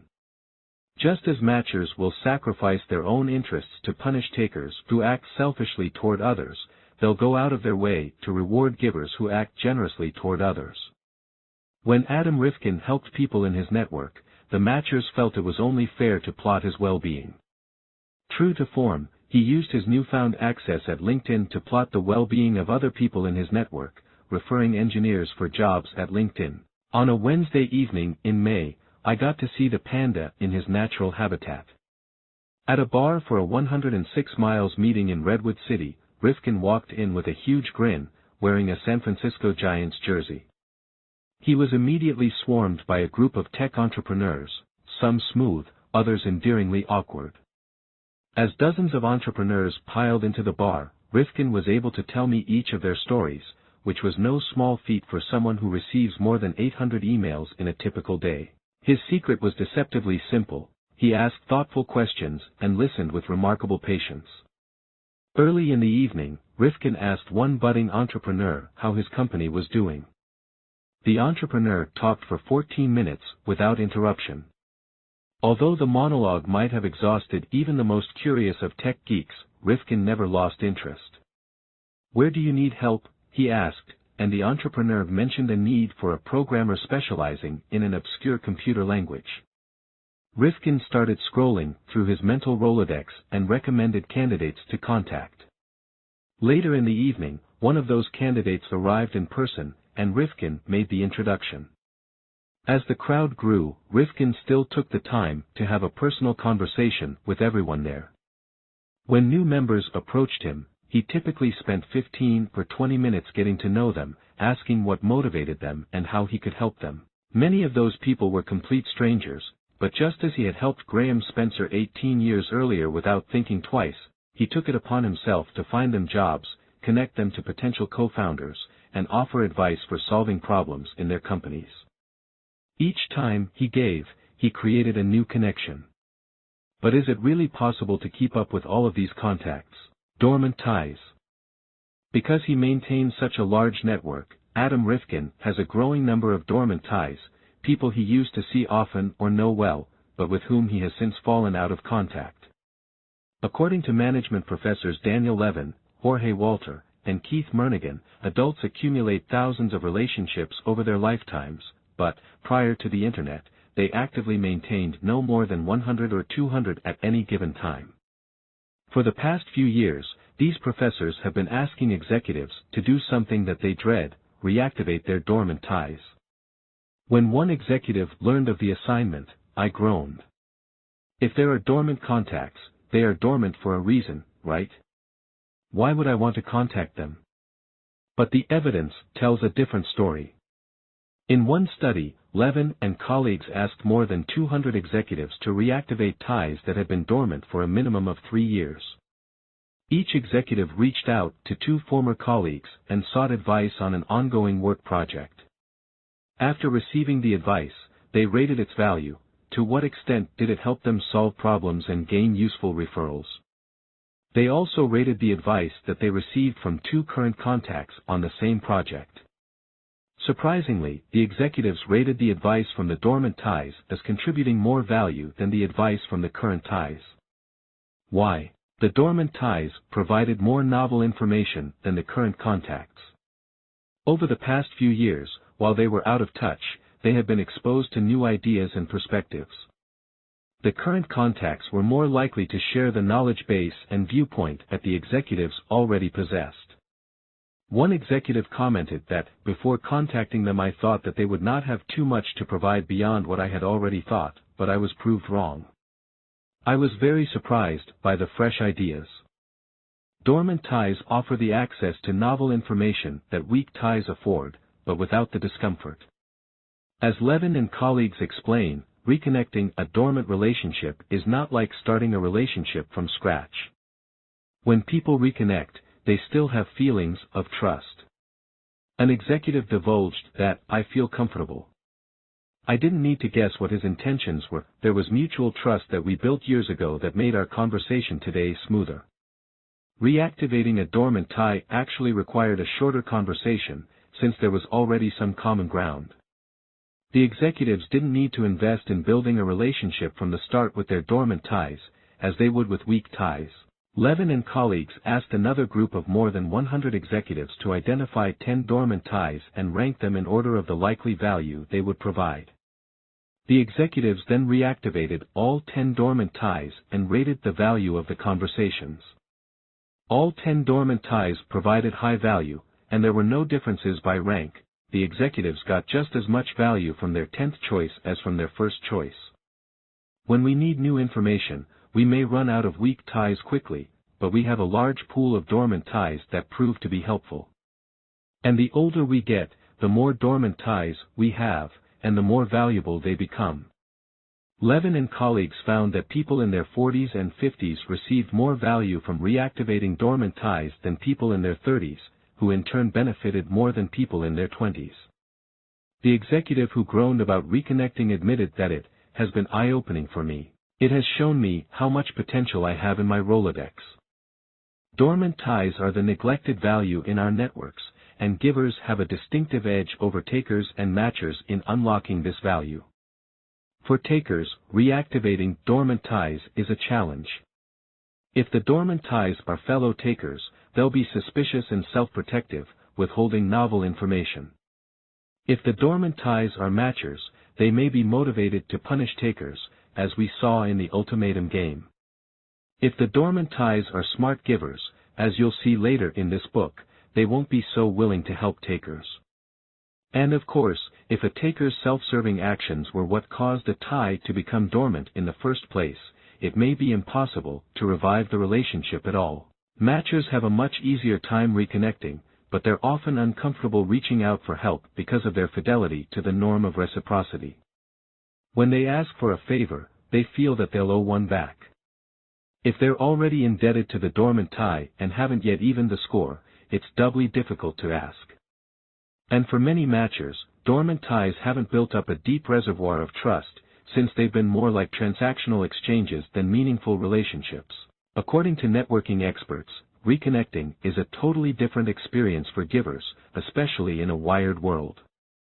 Givers have a track record of generously sharing their knowledge, teaching us their skills, and helping us find jobs without worrying about what's in it for them, so we're glad to help them when they get back in touch with us. Today, Adam Rifkin spends less time networking with new people than he did earlier in his career, focusing instead on a growing number of dormant ties.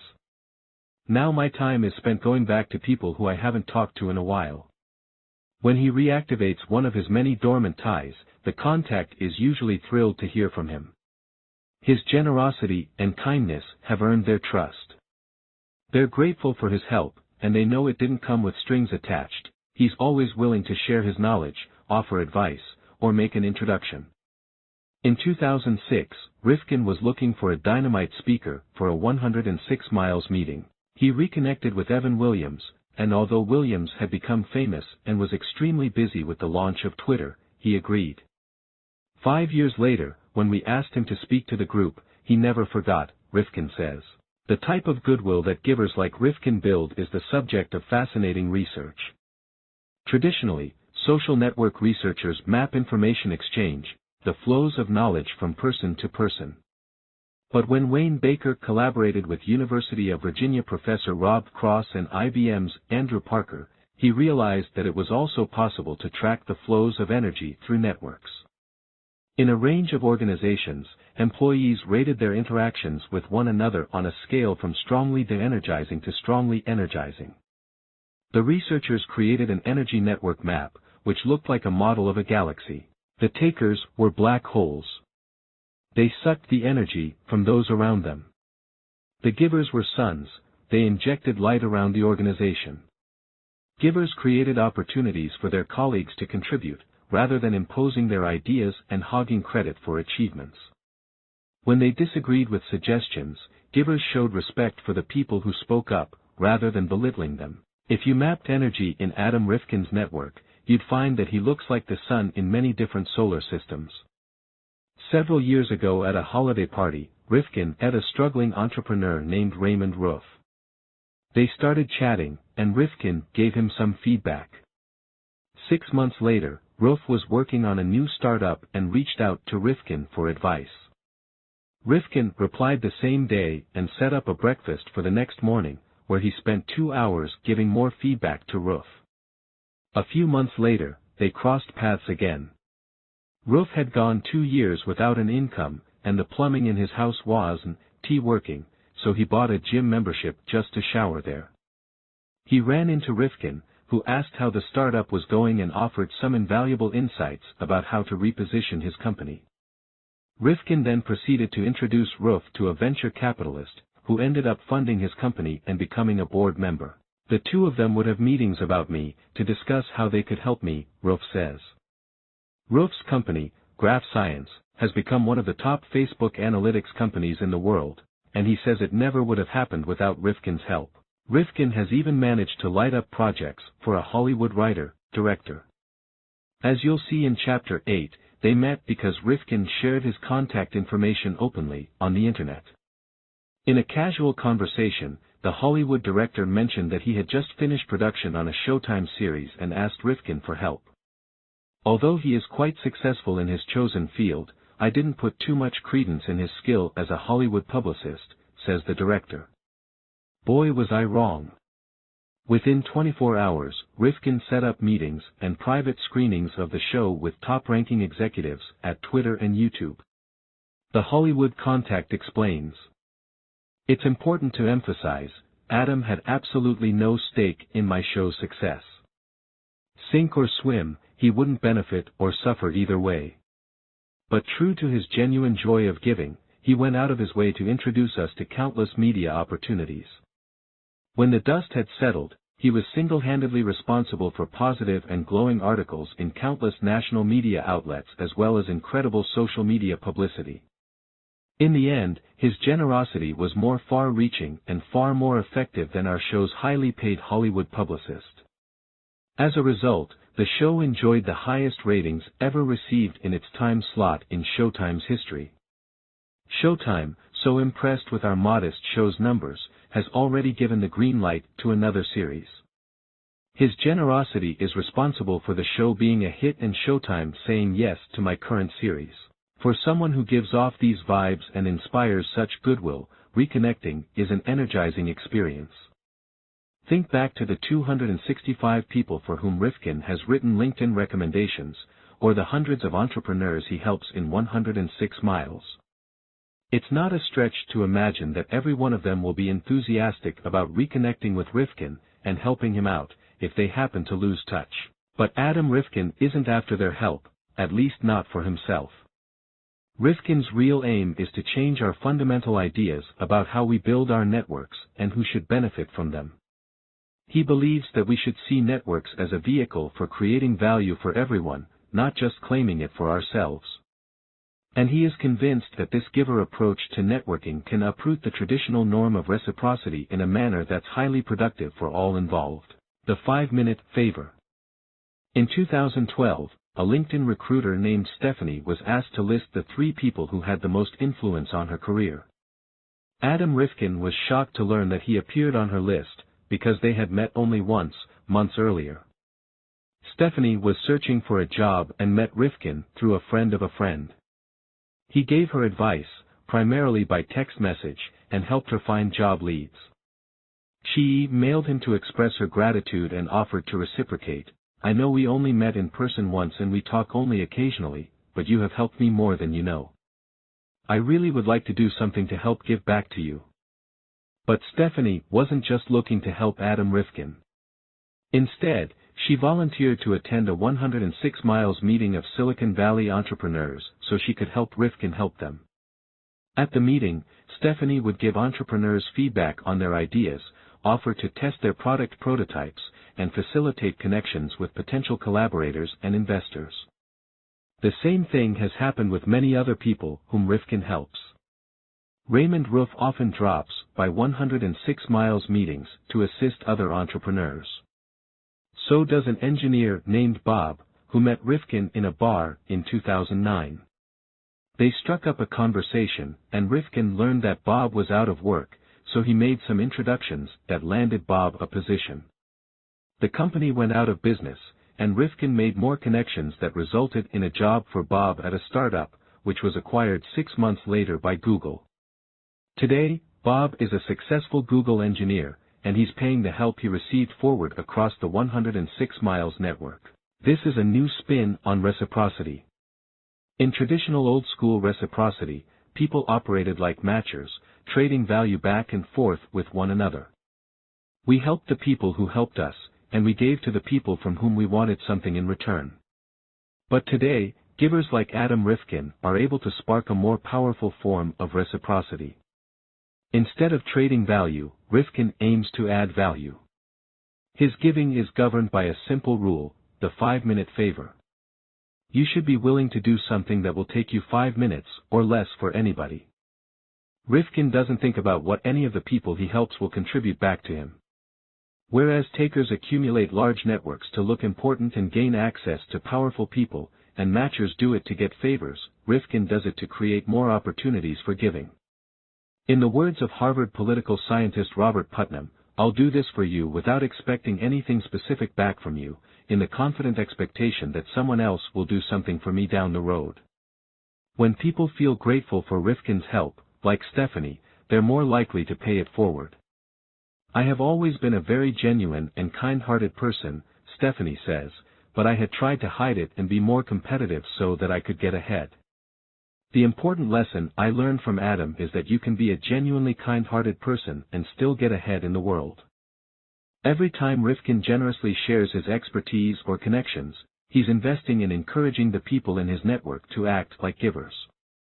When Rifkin does ask people for help, he's usually asking for assistance in helping someone else. This increases the odds that the people in his vast network will seek to add value rather than trade value, opening the door for him and others to gain benefits from people they've never helped, or even met. By creating a norm of adding value, Rifkin transforms giving from a zero-sum loss to a win-win gain. When takers build networks, they try to claim as much value as possible for themselves from a fixed pie. When givers like Rifkin build networks, they expand the pie so that everyone can get a larger slice. Nick Sullivan, an entrepreneur who has benefited from Rifkin's help, says that Adam has the same effect on all of us, getting us to help people. Rolf elaborates, "Adam always wants to make sure that whoever he's giving to is also giving to somebody else. If people benefit from his advice, he makes sure they help other people he gives advice to. It's creating a network, and making sure that everybody in his network is helping each other, paying it forward." Cutting-edge research shows how Rifkin motivates other people to give. Giving, especially when it's distinctive and consistent, establishes a pattern that shifts other people's reciprocity styles within a group. It turns out that giving can be contagious. In one study, contagion experts James Fowler and Nicholas Christakis found that giving spreads rapidly and widely across social networks. When one person made the choice to contribute to a group at a personal cost over a series of rounds, other group members were more likely to contribute in future rounds, even when interacting with people who weren't present for the original act. This influence persists for multiple periods and spreads up to 3 degrees of separation, from person to person to person to person, Fowler and Christakis find, such that each additional contribution a subject makes in the first period is tripled over the course of the experiment by other subjects who are directly or indirectly influenced to contribute more as a consequence. When people walk into a new situation, they look to others for clues about appropriate behavior. When giving starts to occur, it becomes the norm, and people carry it forward in interactions with other people. To illustrate, imagine that you're assigned to a group of 4. The other 3 people are strangers, and you'll each make anonymous decisions, with no opportunity to communicate, during 6 rounds. In each round, each of you will receive $3 and decide whether to take it for yourselves or give it to the group. If you take it, you get the full $3. If you give it to the group, every group member gets $2, including you. At the end of each round, you'll find out what everyone decided. The group is better off if everyone gives. Each member would end up receiving $8 per round, for a maximum total over 6 rounds of $48. But if you give and no one else does, you only get $12. This creates an incentive to take, which will guarantee you $18. Since you can't communicate with one another, giving is a risky strategy. But in the actual study, 15% of the participants were consistent givers. They contributed to the group in all 6 rounds, making a personal sacrifice for the benefit of the group. And it wasn't as costly as you'd expect. Surprisingly, the consistent givers still ended up doing well. They walked away with an average of 26% more money than participants from groups without a single consistent giver. How could they give more and get more? When the groups included one consistent giver, the other members contributed more. The presence of a single giver was enough to establish a norm of giving. By giving, participants were able to make their group members better off and managed to get more in the process. Even though they earned 50% less from each contribution, because they inspired others to give, they made a larger total sum available to all participants. The givers raised the bar and expanded the pie for the whole group. In this experiment, the consistent givers were doing the equivalent of a 5-minute favor when they contributed their money every round.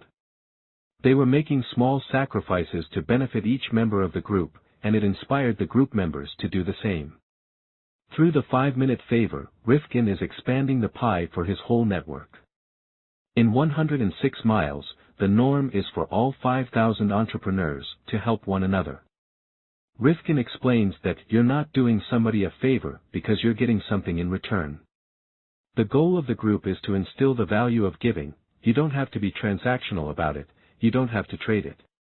If you do something for somebody in the group, then when you need it, someone in the group will do something for you. For takers and matchers, this type of relentless giving still seems a bit risky. Can givers like Adam Rifkin maintain their productivity, especially when there are no guarantees that their help will come back around to benefit them directly? To shed light on this question, Stanford professor Frank Flynn studied professional engineers at a large telecommunications firm in the Bay Area. He asked the engineers to rate themselves and one another on how much they gave and received help from one another, which allowed him to identify which engineers were givers, takers, and matchers. He also asked each engineer to rate the status of 10 other engineers. How much respect did they have? The takers had the lowest status. They burned bridges by constantly asking for favors but rarely reciprocating. Their colleagues saw them as selfish and punished them with a lack of respect. The givers had the highest status, outdoing the matchers and takers. The more generous they were, the more respect and prestige they earned from their colleagues. Through giving more than they got, givers signaled their unique skills, demonstrated their value, and displayed their good intentions. Despite being held in the highest esteem, the givers faced a problem: they paid a productivity price.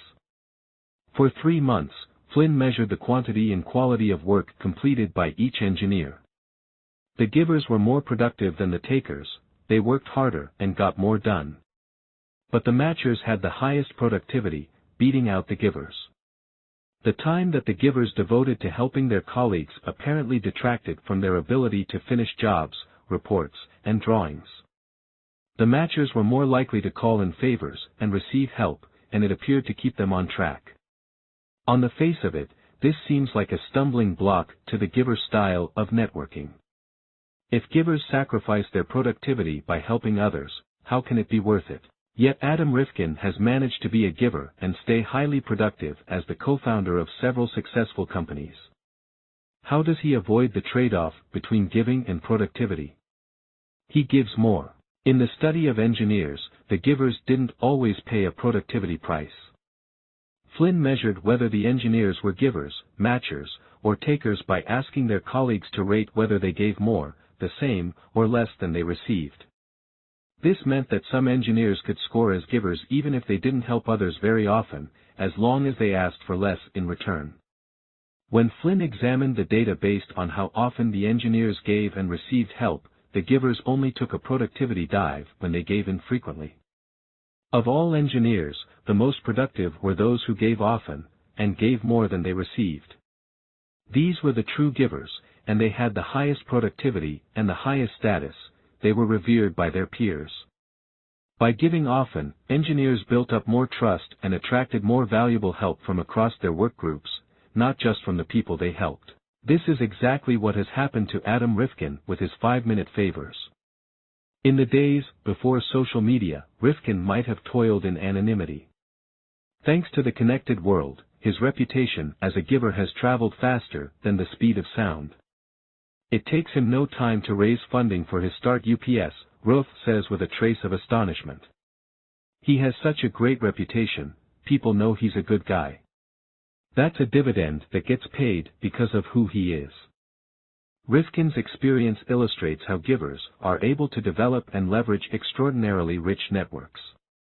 By virtue of the way they interact with other people in their networks, givers create norms that favor adding rather than claiming or trading value, expanding the pie for all involved. When they truly need help, givers can reconnect with dormant ties, receiving novel assistance from near-forgotten but trusted sources. I'll sum up the key to success in one word: generosity, writes Keith Ferrazzi. If your interactions are ruled by generosity, your rewards will follow suit. Perhaps it's not a coincidence that Ivan Misner, the founder and chairman of BNI, the world's largest business networking organization, needs just 2 words to describe his guiding philosophy: givers gain. After years of rearranging the letters in his name, Adam Rifkin has settled on the perfect anagram: I find karma. Free, the ripple effect. Collaboration and the dynamics of giving and taking credit. It is well to remember that the entire universe, with one trifling exception, is composed of others. John Andrew Holmes, former U.S. Representative and Senator. You probably don't recognize George Meyer's name, but you're definitely familiar with his work. In fact, odds are that someone close to you is a big fan of his ideas, which have captivated an entire generation of people around the world. Although I didn't know it belonged to him until recently, I've admired his work since I was 9 years old. Meyer is a tall, angular man in his mid-50s who sports long, stringy hair and a goatee. If you ran into him on the street, you wouldn't be able to place his face, but you might have a hunch that he's a Grateful Dead fan. You'd be right. In the last 5 years of Jerry Garcia's life, Meyer attended at least 70 different Grateful Dead concerts. Meyer attended college at Harvard, where he was nearly suspended after he sold a refrigerator to a freshman and accepted payment, but never delivered it. He was almost suspended again when he used an electric guitar to shatter a window of a dorm room. A rare bright spot in his college career was being elected president of the Harvard Lampoon, the famous comedy magazine, but it was quickly tarnished by an attempted coup. According to journalist David Owen, Meyer's peers tried to overthrow him in a bitter and vituperative internal battle, because they thought he wasn't responsible enough. After graduating from college in 1978, Meyer moved back home and looked for ways to earn quick cash. He spent much of his time in college gambling on dog races at a greyhound track, so he thought he might be able to make a career out of it. He parked himself at a public library and began analyzing scientific strategies for beating the system. It didn't work. After 2 weeks, he ran out of money. 3 decades later, George Meyer is one of the most successful people in show business. He has been a major contributor to a movie that grossed more than $527 million. He has won 7 Emmy Awards and invented several words that have entered English dictionaries, one of which was uttered every day by my college roommate for 4 years. But he is most celebrated for his role in a television phenomenon that has changed the world. Insiders maintain that as much as any other person, he is responsible for the success of the show that Time magazine aimed the single best television series of the 20th century. In 1981, at the recommendation of 2 friends, Meyer sent a few writing samples to a new NBC show called Late Night with David Letterman. Everything in his submission, down to the last little detail, was so beautifully honed, Letterman gushed to Owen. I haven't run across anybody quite like that since. During the first season, Meyer invented what was to become one of Letterman's signature routines, using a steamroller to crush ordinary objects, like pieces of fruit. After 2 years with Letterman, Meyer left to work on the new show with Lorne Michaels and then joined Saturday Night Live, departing in 1987 to write a script for a Letterman movie that was ultimately shelved. When Meyer's 2 friends recommended him to Letterman, they called him the funniest man in America. This wasn't a statement to be taken lightly. The 2 went on to become an Emmy-winning pair of comedy writers on shows like Seinfeld, The Wonder Years, and Monk. And if you look at what George Meyer has accomplished since he finished the Letterman movie script, you might be inclined to agree with them. George Meyer is the mastermind of much of the humor on The Simpsons, the longest-running sitcom and animated program in America. The Simpsons has won 27 Primetime Emmy Awards, 6 of which went to Meyer, and changed the face of animated comedy. Although Meyer didn't launch The Simpsons, it was created by Matt Groening and developed with James L. Brooks and Sam Simon.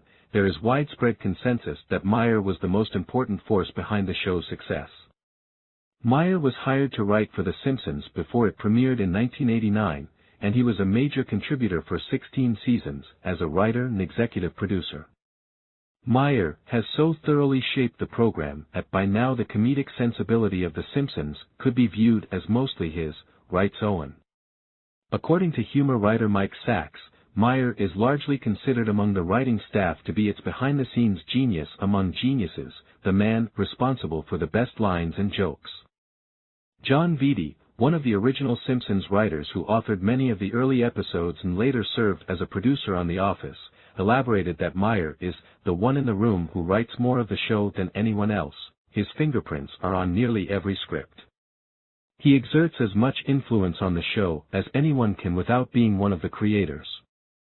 How does a man like George Meyer become so successful in collaborative work? Reciprocity styles offer a powerful lens for explaining why some people flourish in teams while others fail. In Multipliers, former Oracle executive Liz Wiseman distinguishes between geniuses and genius makers. Geniuses tend to be takers. To promote their own interests, they drain intelligence, energy, and capability from others. Genius makers tend to be givers. They use their intelligence to amplify the smarts and capabilities of other people, Wiseman writes, such that light bulbs go off over people's heads, ideas flow, and problems get solved. My goal in this chapter is to explore how these differences between givers and takers affect individual and group success, collaboration and creative character.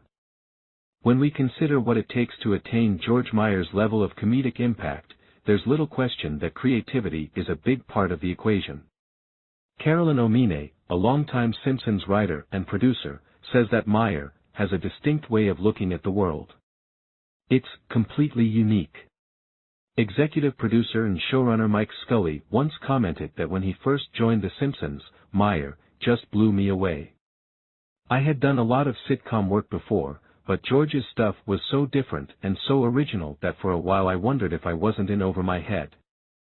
To unlock the mystery of how people become highly creative, back in 1958, a Berkeley psychologist named Donald McKinnon launched a path-breaking study.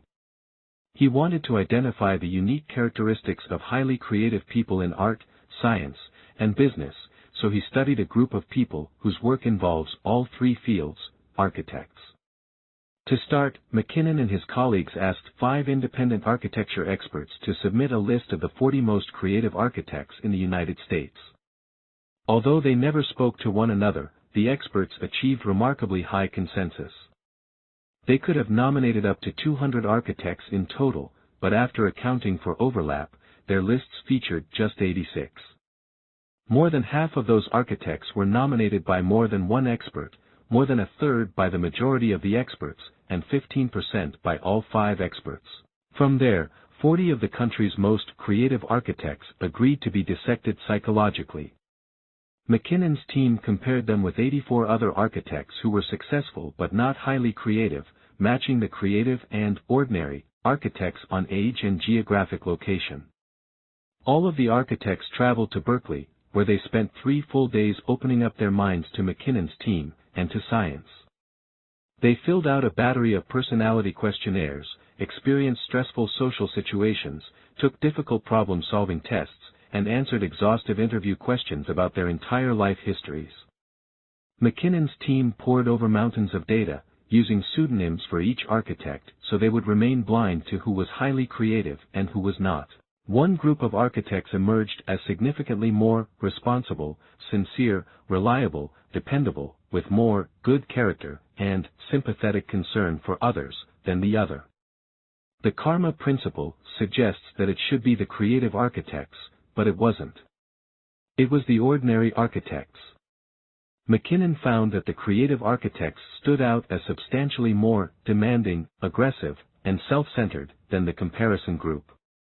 The creative architects had whopping egos and responded aggressively and defensively to criticism. In later studies, the same patterns emerged from comparisons of creative and less creative scientists. The creative scientists scored significantly higher in dominance, hostility, and psychopathic deviance. Highly creative scientists were rated by observers as creating and exploiting dependency in others.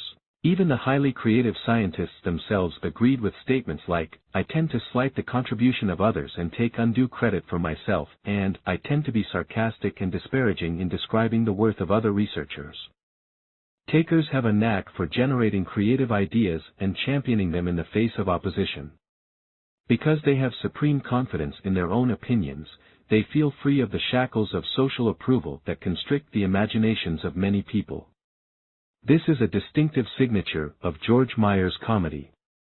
In 2002, he wrote, directed, and starred in a small play called Up Your Giggy. In his monologues, he called God a ridiculous superstition, invented by frightened cavemen, and referred to marriage as a stagnant cauldron of fermented resentments, scared and judgmental conformity, exaggerated concern for the children, and the secret dredging up of erotic images from past lovers in a desperate and heartbreaking attempt to make spousal sex even possible. The secret to creativity: be a taker. Not so fast. Meyer may harbor a cynical sense of humor, deep-seated suspicion about time-honored traditions, and a few past indiscretions, but in a Hollywood universe dominated by takers, he has spent much of his career in giver style. It started early in life. Growing up, he was an Eagle Scout and an altar boy. At Harvard, Meyer majored in biochemistry and was accepted to medical school, but decided not to attend.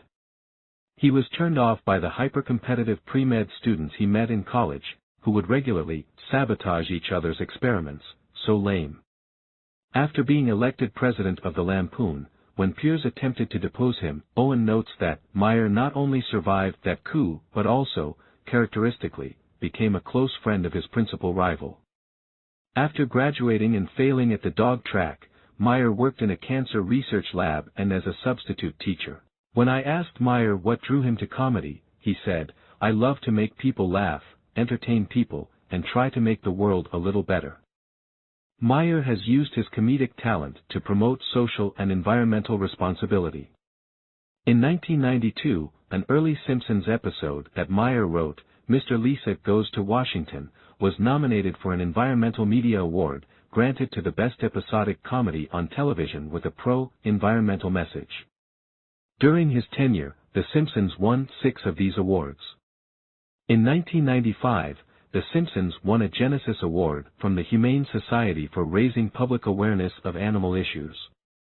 Meyer is a vegetarian who practices yoga, and in 2005 he co-wrote Earth to America, a TBS special that utilized comedy as a vehicle for raising awareness about global warming and related environmental issues.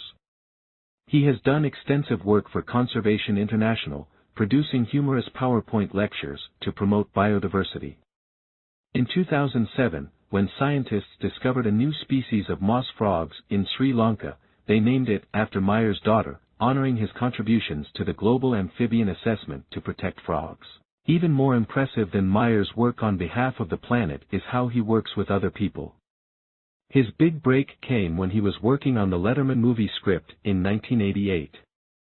To provide some variety in his workday, he wrote and self-published a humor magazine called Army Man. There were very few publications that were just trying to be funny, Meyer told humorist Eric Spitznagel, so I tried to make something that had no agenda other than to make you laugh. The first issue of Army Man was only 8 pages long. Meyer typed it himself, arranged it on his bed, and started making photocopies. Then he gave away his best comedy, sending copies to about 200 friends for free. Readers found Army Man hilarious and started passing it along to their friends. The magazine quickly attracted a cult following, and it made Rolling Stone magazine's hot list of the year's best in entertainment. Soon, Meyer's friends began sending him submissions to feature in future issues. By the second issue, there was enough demand for Meyer to circulate about 1,000 copies. He shut it down after the third issue, in part because he couldn't publish all of his friends' submissions but couldn't bear to turn them down. The first issue of Army Man debuted when The Simpsons was getting off the ground, and it made its way into the hands of executive producer Sam Simon, who was just about to recruit a writing team. Simon hired Meyer and a few of the other contributors to Army Man, and they went on to make The Simpsons a hit together. In the writer's room, George Meyer established himself as a giver. Tim Long, a Simpsons writer and 5-time Emmy winner, told me that George has the best reputation of anyone I know. He's incredibly generous in giving and helping other people. Similarly, Carolyn Omine marvels, everybody who knows George knows he is a truly good person. He has a code of honor, and he lives by this code, with a supernatural amount of integrity. George Meyer's success highlights that givers can be every bit as creative as takers. By studying his habits in collaboration, we can gain a rich appreciation of how givers work in ways that contribute to their own success, and the success of those around them. But to develop a complete understanding of what givers do effectively in collaboration, it's important to compare them with takers. The research on creative architects suggests that takers often have the confidence to generate original ideas that buck traditions and fight uphill battles to champion these ideas. But does this independence come at a price? Flying solo. In the 20th century, perhaps no person was more emblematic of eminent creativity than Frank Lloyd Wright. In 1991, Wright was recognized as the greatest American architect of all time by the American Institute of Architects. He had an extraordinarily productive career, designing the famous Fallingwater House near Pittsburgh, the Guggenheim Museum, and more than 1,000 other structures, roughly half of which were built. In a career that spanned 7 decades, he completed an average of more than 140 designs and 70 structures per decade. Although Wright was prolific throughout the first quarter of the 20th century, beginning in 1924, he took a 9-year nosedive. As of 1925, Wright's career had dwindled to a few houses in Los Angeles, write sociologist Roger Friedland and architect Harold Zellman. After studying Wright's career, the psychologist Ed de St. Aubin concluded that the lowest Wright ever sank architecturally occurred in the years between 1924 and 1933 when he completed only 2 projects. Over those 9 years, Wright was about 35 times less productive than usual. During one 2-year period, he didn't earn a single commission, and he was floundering professionally, notes architecture critic Christopher Hawthorne. By 1932, the world-famous Frank Lloyd Wright was all but unemployed, wrote biographer Brendan Gill. His last major executed commission had been a house for his cousin in 1929, and he was continuously in debt, to the point of struggling to find the wherewithal to buy groceries. What caused America's greatest architect to languish? Wright was one of the architects invited to participate in Mackinnon's study of creativity. Although he declined the invitation, the portrait of the creative architect that emerged from Mackinnon's analysis was the spitting image of Wright. In his designs, Frank Lloyd Wright appeared to be a humanitarian. He introduced the concept of organic architecture, striving to foster harmony between people and the environments in which they lived. But in his interactions with other people, he operated like a taker. Experts believe that as an apprentice, Wright designed at least 9 bootleg houses, violating the terms of his contract that prohibited independent work. To hide the illegal work, Wright reportedly persuaded one of his fellow draftsmen to sign off on several of the houses. At one point, Wright promised his son John a salary for working as an assistant on several projects. When John asked him to be paid, Wright sent him a bill itemizing the total amount of money that John had cost over the course of his life, from birth to the present. When designing the famous Fallingwater House, Wright stalled for months. When the client, Edgar Kaufman, finally called Wright to announce that he was driving 140 miles to see his progress, Wright claimed the house was finished. But when Kaufman arrived, Wright had not even completed a drawing, let alone the house. In the span of a few hours, before Kaufman's eyes, Wright sketched out a detailed design. Kaufman had commissioned a weekend cottage at one of his family's favorite picnic spots, where they could see a waterfall. Wright had a radically different idea in mind. He drew the house on a rock on top of the waterfall, which would be out of sight from the house. He convinced Kaufman to accept it, and eventually charged him $125,000 for it, more than triple the $35,000 specified in the contract. It's unlikely that a giver would have ever been comfortable deviating so far from a client's expectations, let alone convincing him to endorse it enthusiastically and charging extra for it. It was a taker's mindset, it seems, that gave Wright the gall to develop a truly original vision and sell it to a client. But the very same taker tendencies that served Wright well in Fallingwater also precipitated his 9-year slump. For 2 decades, until 1911, Wright made his name as an architect living in Chicago and Oak Park, Illinois, where he benefited from the assistance of craftspeople and sculptors. In 1911, he designed Taliesin, an estate in a remote Wisconsin valley. Believing he could excel alone, he moved out there. But as time passed, Wright spun his wheels during long years of enforced idleness, Gill wrote. At Taliesin, Wright lacked access to talented apprentices. The isolation he chose by creating Taliesin, de Saint-Aubin observes, left him without the elements that had become essential to his life, architectural commissions and skillful workers to help him complete his building designs. Frank Lloyd Wright's drought lasted until he gave up on independence and began to work interdependently again with talented collaborators. It wasn't his own idea. His wife Olgavana convinced him to start a fellowship for apprentices to help him with his work. When apprentices joined him in 1932, his productivity soared, and he was soon working on the Fallingwater House, which would be seen by many as the greatest work of architecture in modern history. Wright ran his fellowship program for a quarter century, but even then, he struggled to appreciate how much he depended on apprentices. He refused to pay apprentices, requiring them to do cooking, cleaning, and fieldwork. Wright was a great architect, explained his former apprentice Edgar Taffel, who worked on Fallingwater, but he needed people like myself to make his designs work, although you couldn't tell him that. Wright's story exposes the gap between our natural tendencies to attribute creative success to individuals and the collaborative reality that underpins much truly great work. This gap isn't limited to strictly creative fields. Even in seemingly independent jobs that rely on raw brainpower, our success depends more on others than we realize. For the past decade, several Harvard professors have studied cardiac surgeons in hospitals and security analysts in investment banks. Both groups specialize in knowledge work. They need serious smarts to rewire patients' hearts and organize complex information for stock recommendations. According to management guru Peter Drucker, these knowledge workers, unlike manual workers in manufacturing, own the means of production. They carry that knowledge in their heads and can therefore take it with them. But carrying knowledge isn't actually so easy. In one study, Professors Robert Huckman and Gary Pisano wanted to know whether surgeons get better with practice. Since surgeons are in high demand, they perform procedures at multiple hospitals. Over a 2-year period, Huckman and Pisano tracked 38,577 procedures performed by 203 cardiac surgeons at 43 different hospitals.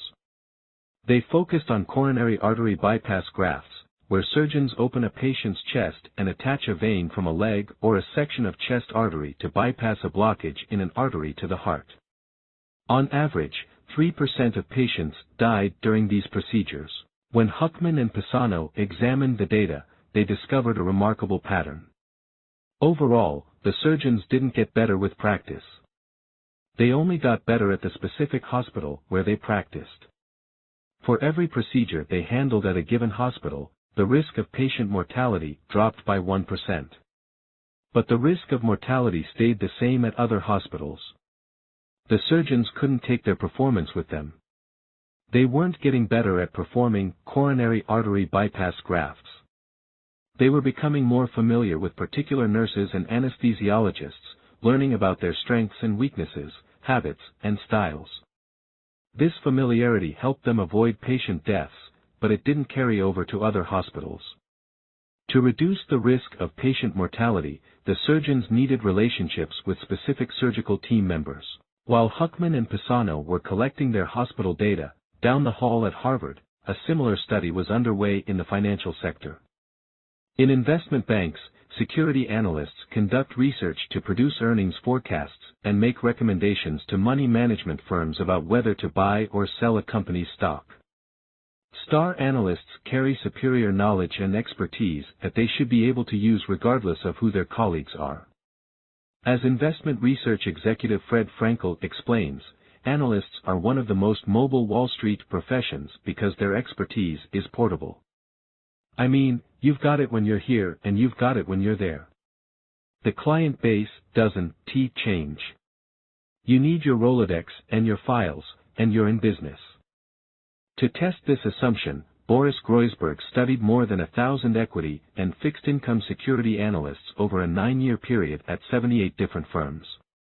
The analysts were ranked in effectiveness by thousands of clients at investment management institutions based on the quality of their earnings estimates, industry knowledge, written reports, service, stock selection, and accessibility and responsiveness. The top 3 analysts in each of 80 industry sectors were ranked as stars, earning between $2 million and $5 million. Groysberg and his colleagues tracked what happened when the analysts switched firms. Over the 9-year period, 366 analysts, 9%, moved, so it was possible to see whether the stars maintained their success in new firms. Even though they were supposed to be individual stars, their performance wasn't portable. When star analysts moved to a different firm, their performance dropped, and it stayed lower for at least 5 years. In the first year after the move, the star analysts were 5% less likely to be ranked first, 6% less likely to be ranked second, 1% less likely to be ranked third, and 6% more likely to be unranked. Even 5 years after the move, the stars were 5% less likely to be ranked first and 8% more likely to be unranked.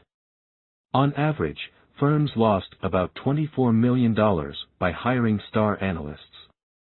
Contrary to the beliefs of Frankel and other industry insiders, Groysberg and his colleagues conclude that hiring stars is advantageous neither to stars themselves, in terms of their performance, nor to hiring companies in terms of their market value. But some of the star analysts did maintain their success. If they moved with their teams, the stars showed no decline at all in performance.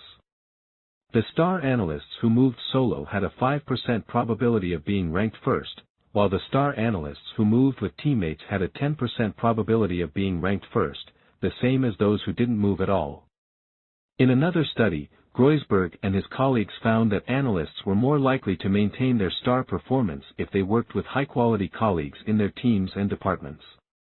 The star analysts relied on knowledgeable colleagues for information and new ideas. The star investment analysts and the cardiac surgeons depended heavily on collaborators who knew them well or had strong skills of their own. If Frank Lloyd Wright had been more of a giver than a taker, could he have avoided the 9 years in which his income and reputation plummeted? George Meyer thinks so. I wish I could hate you. After Meyer left Saturday Night Live in 1987, he hightailed it out of New York City and moved to Boulder, Colorado, to work on the Letterman movie script alone. Just like Frank Lloyd Wright, Meyer had isolated himself from his collaborators. But in stark contrast to Wright, Meyer recognized that he needed other people to succeed. He knew his performance was interdependent, not independent. His ability to make people laugh was due in part to collaborating with fellow comedy writers. So he reached out to people who had worked with him at the Lampoon and on his past shows, inviting them to contribute to Army Man. I believe that collaboration is such a beautiful thing, especially in comedy, Meyer told me. In a community of funny people, you can get that rare synergy, jokes you never could have come up with on your own. 4 colleagues ended up helping Meyer with the inaugural issue. One of those colleagues was Jack Handy, who contributed an early installment of Deep Thoughts, which went on to become a wildly popular series of jokes. Meyer published Deep Thoughts 3 years before they became famous on Saturday Night Live, and they contributed to the success of Army Man. The juxtaposition of George Meyer with Frank Lloyd Wright reveals how givers and takers think differently about success. Wright thought he could take his architectural genius from Chicago, where he worked with a team of experts, to a remote part of Wisconsin, where he was largely alone. Wright's family motto was "Truth Against the World," and it's a familiar theme in Western culture. We tend to privilege the lone genius who generates ideas that enthrall us or change our world. According to research by a trio of Stanford psychologists, Americans see independence as a symbol of strength, viewing interdependence as a sign of weakness. This is particularly true of takers, who tend to see themselves as superior to and separate from others. If they depend too much on others, takers believe, they'll be vulnerable to being outdone. Like Wright, the star analysts who left their investment banks without their successful teams, or without considering the quality of the new teams they were joining, fell into this trap. Givers reject the notion that interdependence is weak. Givers are more likely to see interdependence as a source of strength, a way to harness the skills of multiple people for a greater good.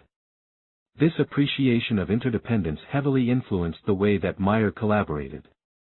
He recognized that if he could contribute effectively to the group, everyone would be better off, so he went out of his way to support his colleagues. When Meyer wrote for Saturday Night Live in the mid-1980s as a virtual unknown, he was almost always in the office, making himself available to give feedback. He ended up helping famous comedians like John Lovitz, Phil Hartman, and Randy Quaid with their writing and delivery. Behind the scenes on Saturday Night Live, many writers were competing to get their sketches on the show. There was a Darwinian element, Meyer admits.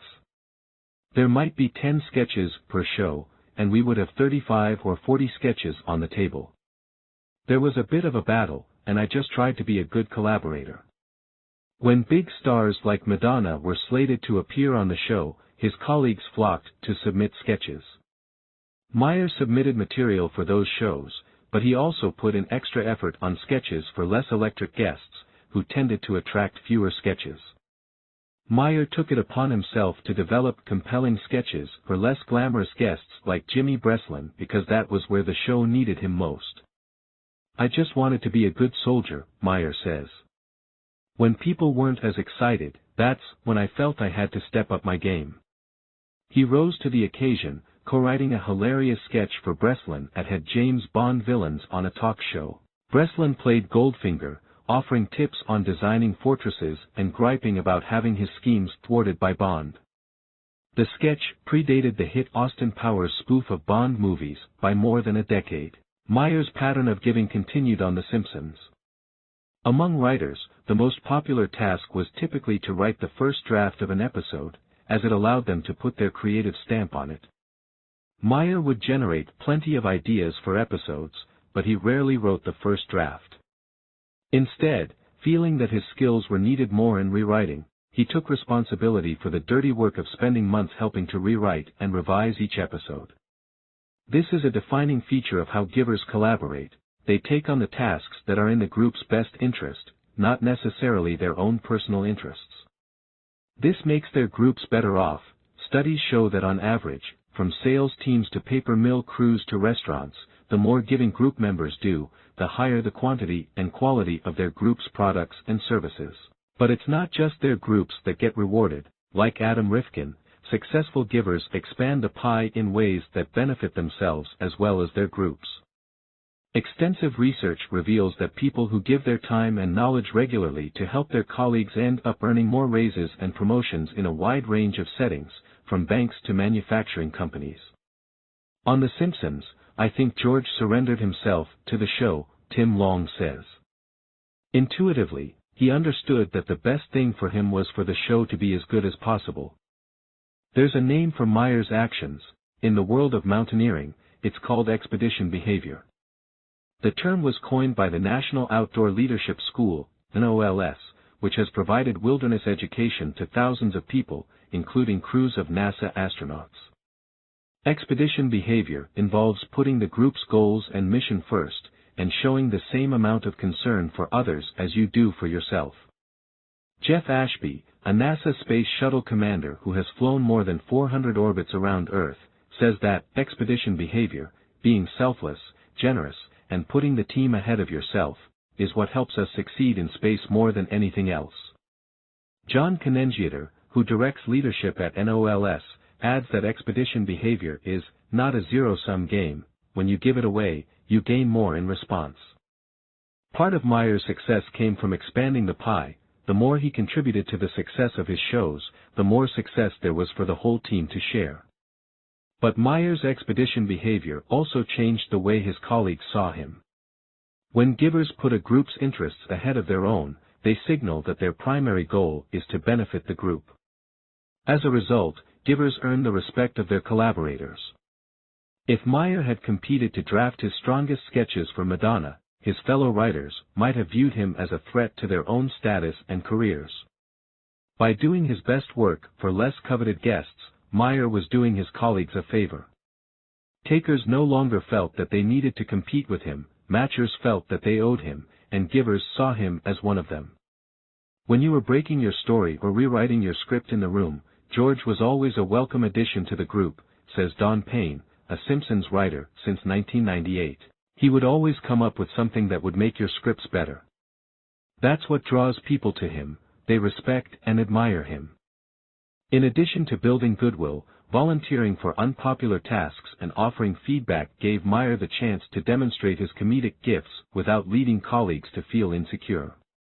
In one study, University of Minnesota researchers Eugene Kim and Teresa Glom found that highly talented people tend to make others jealous, placing themselves at risk of being disliked, resented, ostracized, and undermined. But if these talented people are also givers, they no longer have a target on their backs. Instead, givers are appreciated for their contributions to the group. By taking on tasks that his colleagues didn't want, Meyer was able to dazzle them with his wit and humor without eliciting envy. Meyer summarizes his code of honor as 1. Show up. 2. Work hard. 3. Be kind. 4. Take the high road. As he contributed in ways that revealed his skills without spawning jealousy, colleagues began to admire and trust his comedic genius. People started to see him as somebody who wasn't just motivated personally, Tim Long explains. You don't think of him as a competitor. He's someone you can think of on a higher plane, and can trust creatively. Carolyn Omine adds, compared to other writers' rooms I've been in, I would say The Simpsons tends to look longer for jokes. I think it's because we have writers, like George, who will say, no, that's not quite right, even if it's late, even if we're all tired. I think that's an important quality. We need those people, like George, who aren't afraid to say, no, this isn't good enough. We can do better. In a classic article, the psychologist Edwin Hollander argued that when people act generously in groups, they earn idiosyncrasy credits, positive impressions that accumulate in the minds of group members. Since many people think like matchers, when they work in groups, it's very common for them to keep track of each member's credits and debits. Once a group member earns idiosyncrasy credits through giving, matchers grant that member a license to deviate from a group's norms or expectations. As Berkeley sociologist Rob Willer summarizes, groups reward individual sacrifice. On The Simpsons, Meyer amassed plenty of idiosyncrasy credits, earning latitude to contribute original ideas and shift the creative direction of the show. One of the best things about developing that credibility was if I wanted to try something that was fairly strange, people would be willing to at least give it a shot at the table read, Meyer reflects. They ended up not rewriting my stuff as much as they had early on, because they knew I had a decent track record. I think people saw that my heart was in the right place, my intentions were good. That goes a long way. In line with Meyer's experience, research shows that givers get extra credit and they offer ideas that challenge the status quo. In studies that I conducted with colleagues Sharon Parker and Catherine Collins, when takers presented suggestions for improvement, colleagues were skeptical of their intentions, writing them off as self-serving. But when ideas that might be threatening were proposed by givers, their colleagues listened and rewarded them for speaking up, knowing they were motivated by a genuine desire to contribute. When I think about George in a writer's room, nice is not what I would say. He's spicier than that. Carolyn Omine laughs. But when George is tough, you know it is only because he cares so much about getting it right. In 1995, during the 6th Simpsons season, Meyer told his colleagues he would be leaving the show at the end of the season. Rather than seeing his departure as an opportunity for personal advancement, the writers didn't want to let him go. They quickly joined forces to recruit him back, persuading him to return as a consultant. Soon, they had him all the way back as a full-time writer.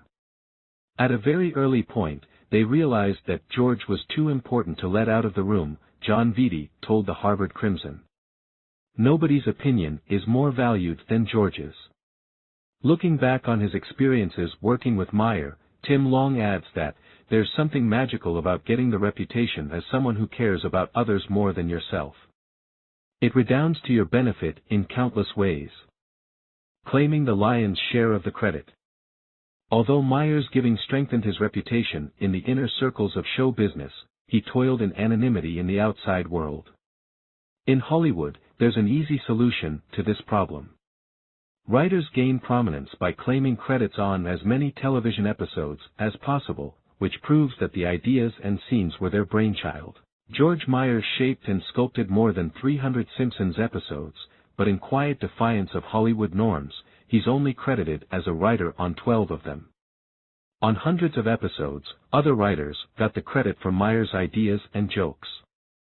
George never took writing credits on The Simpsons, even though he was an idea machine, Tim Long told me. People tend to come up with ideas and jealously guard them, but George would create ideas, give them to someone else, and never take credit. There's a crucial stretch of The Simpsons over 10 years where he's not credited with a single joke, even though he was responsible for a huge number of them. Asterisk. By giving away credit, Myers compromised his visibility. For a long time, George's towering contribution to what some see as the most important TV show of the period was not as well known as it should have been, Long recalls. He was generating a tremendous amount of material, and not really getting credit. Should Myers have claimed more credit for his efforts? Hogging credit certainly seemed to work for Frank Lloyd Wright. At Taliesin, Wright insisted that his name be on every document as head architect, even when apprentices took the lead on a project. He threatened his apprentices that if they didn't credit him first and submit all documents for his approval, he would accuse them of forgery and take them to court. Yet if we take a closer look at Myers' experience, we might draw the conclusion that when Wright had success as an architect, it was in spite of taking credit, not because of it. Myers' reluctance to take credit might have cost him some fame in the short run, but he wasn't worried about it. He earned credit as an executive producer, landing a half-dozen Emmys for his work on The Simpsons, and felt there was plenty of credit to go around. A lot of people feel they're diminished if there are too many names on a script, like everybody's trying to share a dog bowl, Myers says. But that's not really the way it works. The thing about credit is that it's not zero-sum. There's room for everybody, and you'll shine if other people are shining. Time would prove Myers right. Despite his short-term sacrifices, Myers ended up receiving the credit he deserved. Myers was virtually unknown outside Hollywood until 2000, when David Owen published his profile in The New Yorker, with the headline describing Myers as the funniest man behind the funniest show on TV. When Owen contacted key Simpsons writers for interviews, they jumped at the chance to sing Myers' praises. As Tim Long puts it, "It makes me incredibly happy to extol George's virtues, even if I'm going to embarrass him." Just as matchers grant a bonus to givers in collaborations, they impose a tax on takers. In a study of Slovenian companies led by Matej Cern, employees who hid knowledge from their co-workers struggled to generate creative ideas because their co-workers responded in kind, refusing to share information with them to illustrate. Consider the career of the medical researcher Jonas Salk, who began working to develop a polio vaccine in 1948.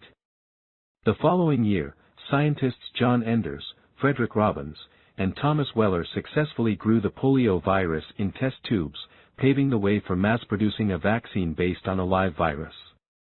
By 1952, Salk's research lab at the University of Pittsburgh had developed a vaccine that appeared to be effective. That year witnessed the worst polio epidemic in U.S. history. The virus infected more than 57,000 people, leading to more than 3,000 deaths and 20,000 cases of paralysis.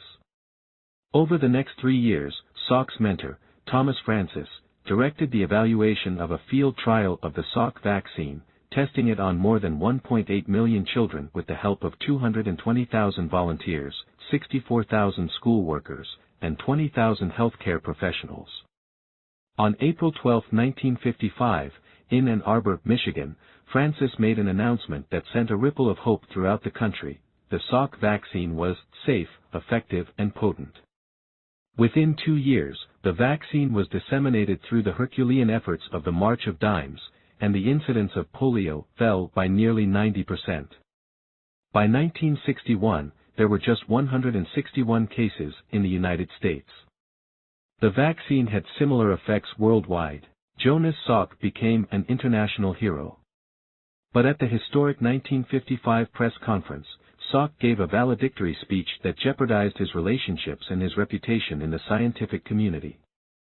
He didn't acknowledge the important contributions of Enders, Robbins, and Weller, who had won a Nobel Prize a year earlier for their groundbreaking work that enabled Salk's team to produce the vaccine. Even more disconcertingly, Salk gave no credit to the 6 researchers in his lab who were major contributors to his efforts to develop the vaccine: Byron Bennett, Percival Baisley, L. James Lewis, Julius Jungner, Elsie Ward, and Francis Urachko.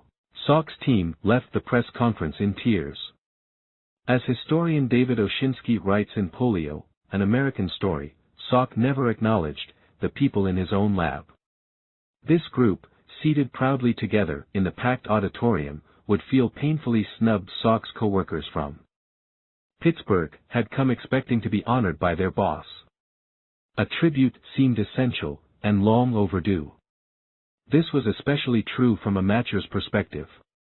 One colleague told a reporter, "At the beginning, I saw him as a father figure. And at the end, an evil father figure." Over time, it became clear that Julius Jungner felt particularly slighted. "Everybody likes to get credit for what they've done," Jungner told Oshinsky. It was a big shock. The snub fractured their relationship. Jungner left Salk's lab in 1957 and went on to make a number of important contributions to virology and immunology. In 1993, they finally crossed paths at the University of Pittsburgh, and Jungner shared his feelings. "We were in the audience, your closest colleagues and devoted associates, who worked hard and faithfully for the same goal that you desired," Jungner began. "Do you remember whom you mentioned and whom you left out? Do you realize how devastated we were at that moment and ever afterward, and you persisted in making your co-workers invisible?" Jungner reflected that Salk was clearly shaken by these memories and offered little response. Jonas Salk's moment of taking sole credit haunted him for the rest of his career. He launched the Salk Institute for Biological Studies, where hundreds of researchers continue to push the envelope of humanitarian science today. But Salk's own productivity waned. Later in his career, he tried unsuccessfully to develop an AIDS vaccine, and he was shunned by his colleagues. He never won a Nobel Prize, and he was never elected to the prestigious National Academy of Sciences, *. In the coming years, almost every prominent polio researcher would gain entrance, Oshinsky writes. The main exception, of course, was Jonas Salk. As one observer put it, Salk had broken the unwritten commandments of scientific research, which included, "Thou shalt give credit to others." According to Jungner, people really held it against him that he had grandstanded like that and really done the most uncollegial thing that you can imagine. Salk thought his colleagues were jealous. If someone does something and gets credit for it, then there is this tendency to have this competitive response, he acknowledged in rare comments about the incident. "I was not unscathed by Ann Arbor." But Salk passed away in 1995 without ever acknowledging the contributions of his colleagues.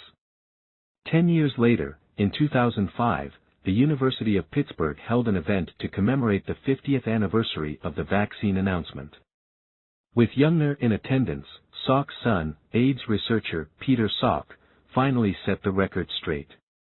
It was not the accomplishment of one man. It was the accomplishment of a dedicated and skilled team, Peter Salk said. This was a collaborative effort. It appears that Jonas Salk made the same mistake as Frank Lloyd Wright. He saw himself as independent rather than interdependent. Instead of earning the idiosyncrasy credits that George Meyer attained, Salk was penalized by his colleagues for taking sole credit. Why didn't Salk ever credit the contributions of his colleagues to the development of the polio vaccine? It's possible that he was jealously guarding his own accomplishments, as a taker would naturally do, but I believe there's a more convincing answer: he didn't feel they deserved credit. Why would that be? The responsibility bias. To understand this puzzle, we need to take a trip to Canada, where psychologists have been asking married couples to put their relationships on the line. Think about your marriage, or your most recent romantic relationship. Of the total effort that goes into the relationship, from making dinner and planning dates to taking out the garbage and resolving conflicts, what percentage of the work do you handle? Let's say you claim responsibility for 55% of the total effort in the relationship. If you're perfectly calibrated, your partner will claim responsibility for 45%, and your estimates will add up to 100%. In actuality, psychologists Michael Ross and Fiore Sicoli found that 3 out of every 4 couples add up to significantly more than 100%. Partners overestimate their own contributions. This is known as the responsibility bias, exaggerating our own contributions relative to others' inputs. It's a mistake to which takers are especially vulnerable, and it's partially driven by the desire to see and present ourselves positively. In line with this idea, Jonas Salk certainly didn't avoid the spotlight. One of his great gifts, Oshinsky writes, was a knack for putting himself forward in a manner that made him seem genuinely indifferent to his fame reporters and photographers would always find Salk grudging but available. He would warn them not to waste too much of his time, he would grouse about the important work they were keeping him from doing, and then, having lodged his formulaic protest, he would fully accommodate. But there's another factor at play that's both more powerful and more flattering: information discrepancy. We have more access to information about our own contributions than the contributions of others. We see all of our own efforts, but we only witness a subset of our partner's efforts. When we think about who deserves the credit, we have more knowledge of our own contributions. Indeed, when asked to list each spouse's specific contributions to their marriage, on average, people were able to come up with 11 of their own contributions, but only 8 of their partner's contributions. When Salk claimed sole credit for the polio vaccine, he had vivid memories of the blood, sweat, and tears that he invested in developing the vaccine, but comparatively little information about his colleagues' contributions. He literally hadn't experienced what Jungner and the rest of the team did, and he wasn't present for the Nobel Prize-winning discovery that Enders, Robbins, and Weller made. Even when people are well-intentioned, writes LinkedIn founder Reid Hoffman, they tend to overvalue their own contributions and undervalue those of others. This responsibility bias is a major source of failed collaborations. Professional relationships disintegrate when entrepreneurs, inventors, investors, and executives feel that their partners are not giving them the credit they deserve or doing their fair share. In Hollywood, between 1993 and 1997 alone, more than 400 screenplays, roughly a third of all submitted, went to credit arbitration. If you're a taker, your driving motivation is to make sure you get more than you give, which means you're carefully counting every contribution that you make. It's all too easy to believe that you've done the lion's share of the work, overlooking what your colleagues contribute. George Meyer was able to overcome the responsibility bias. The Simpsons has contributed many words to the English lexicon, the most famous being Homer's D.O. response to an event that causes mental or physical anguish. Meyer didn't invent that word, but he did coin yoink, the familiar phrase that Simpsons characters utter when they snatch an item from another character's hands. In 2007, the humor magazine Cracked ran a feature on the top words created by The Simpsons. Making the list were classics like cromulent, describing something that's fine, acceptable, or illegitimately legitimate, and tomaco, a crossbreed of tomato and tobacco made by Homer, first suggested in a 1959 Scientific American piece, and actually crossbred in 2003 by a Simpsons fan named Rob Bauer. But the top invented word on the list was meh, the expression of pure indifference that debuted in the 6th season of the show. In one episode, Marge Simpson is fascinated by a weaving loom at a Renaissance fair, having studied weaving in high school. She weaves a message, "Hi Bart, I am weaving on a loom." Bart's response, "Meh." 6 years later, an episode aired in which Lisa Simpson actually spells out the word. Meh has appeared in numerous dictionaries, from Macmillan, used for showing that you do not care what happens, or that you are not particularly interested in something, to dictionary.com, an expression of boredom or apathy, to Collins English Dictionary, an interjection to suggest indifference or boredom, or as an adjective to say something is mediocre or a person is unimpressed. Several years ago, George Meyer was caught by surprise and a Simpsons writer shared a memory with him about the episode in which meh first appeared. He reminded me I had worked on that episode, and he thought I came up with the word meh. I didn't remember it. When I asked Tim Long who created meh, he was pretty confident it was George Meyer. I'm almost sure he invented meh. It's everywhere, most people don't even realize it started with The Simpsons. Eventually, conversations with writers jogged Meyer's memory. I was trying to think of a word that would be the easiest word to say with minimal effort, just a parting of the lips and air would come out. Why didn't Meyer have a better memory of his contributions?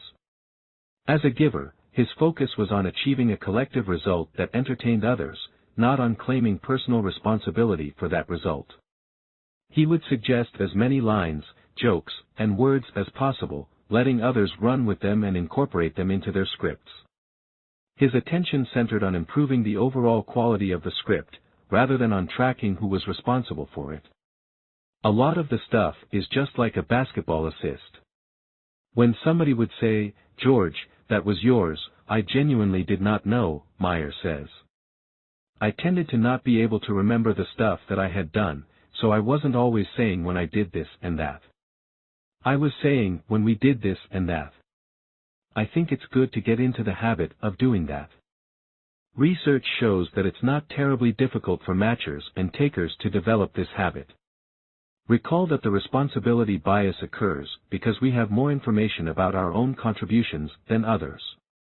The key to balancing our responsibility judgments is to focus our attention on what others have contributed.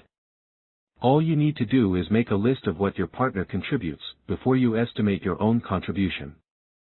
Studies indicate that when employees think about how much help they receive from their bosses before thinking about how much they contribute to their bosses, their estimates of their bosses' contributions double, from under 17% to over 33%. Bring together a work group of 3 to 6 people and ask each member to estimate the percentage of the total work that he or she does. Add up their estimates, and the average total is over 140%. Ask them to reflect on each member's contributions before their own, and the average total drops to 123%. Givers like Meyer do this naturally, they take care to recognize what other people contribute.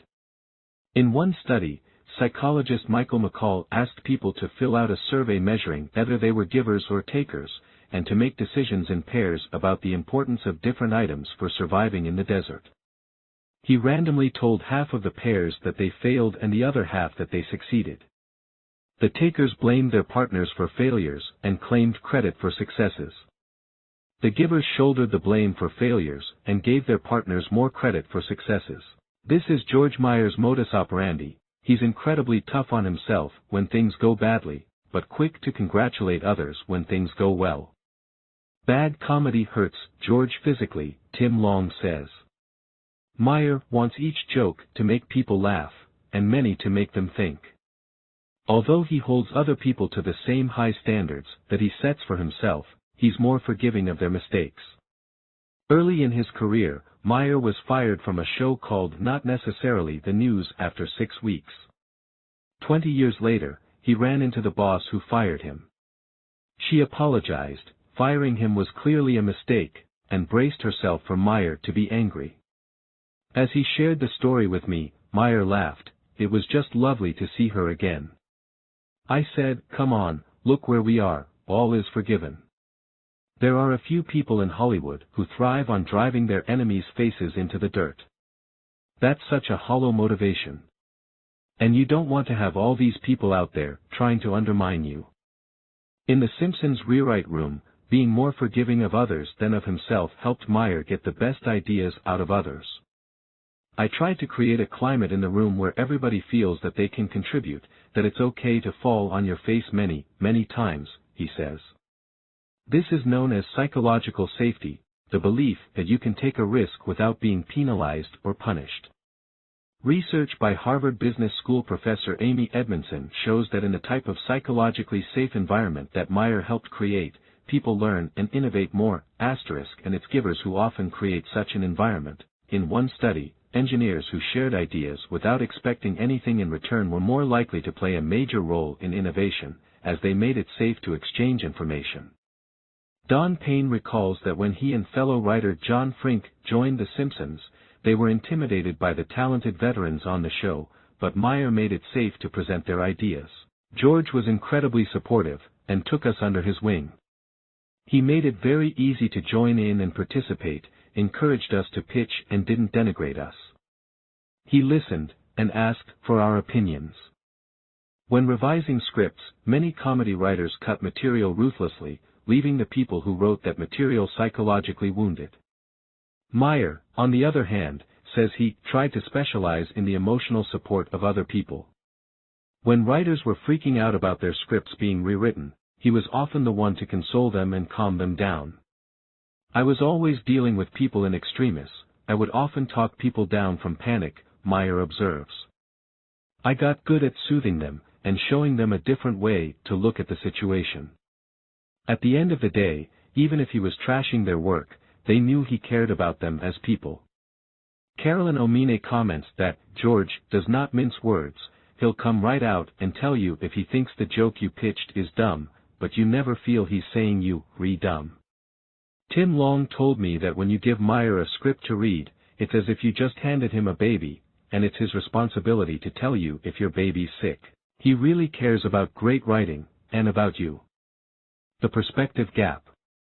If overcoming the responsibility bias gives us a clearer understanding of others' contributions, what is it that allows us to offer support to colleagues in collaborations, where emotions can run high and people often take criticism personally? Sharing credit is only one piece of successful group work.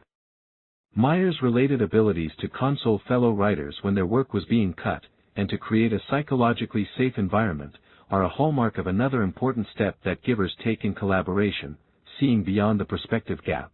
In an experiment led by Northwestern University psychologist Lauren Nordgren, people predicted how painful it would be to sit in a freezing room for 5 hours.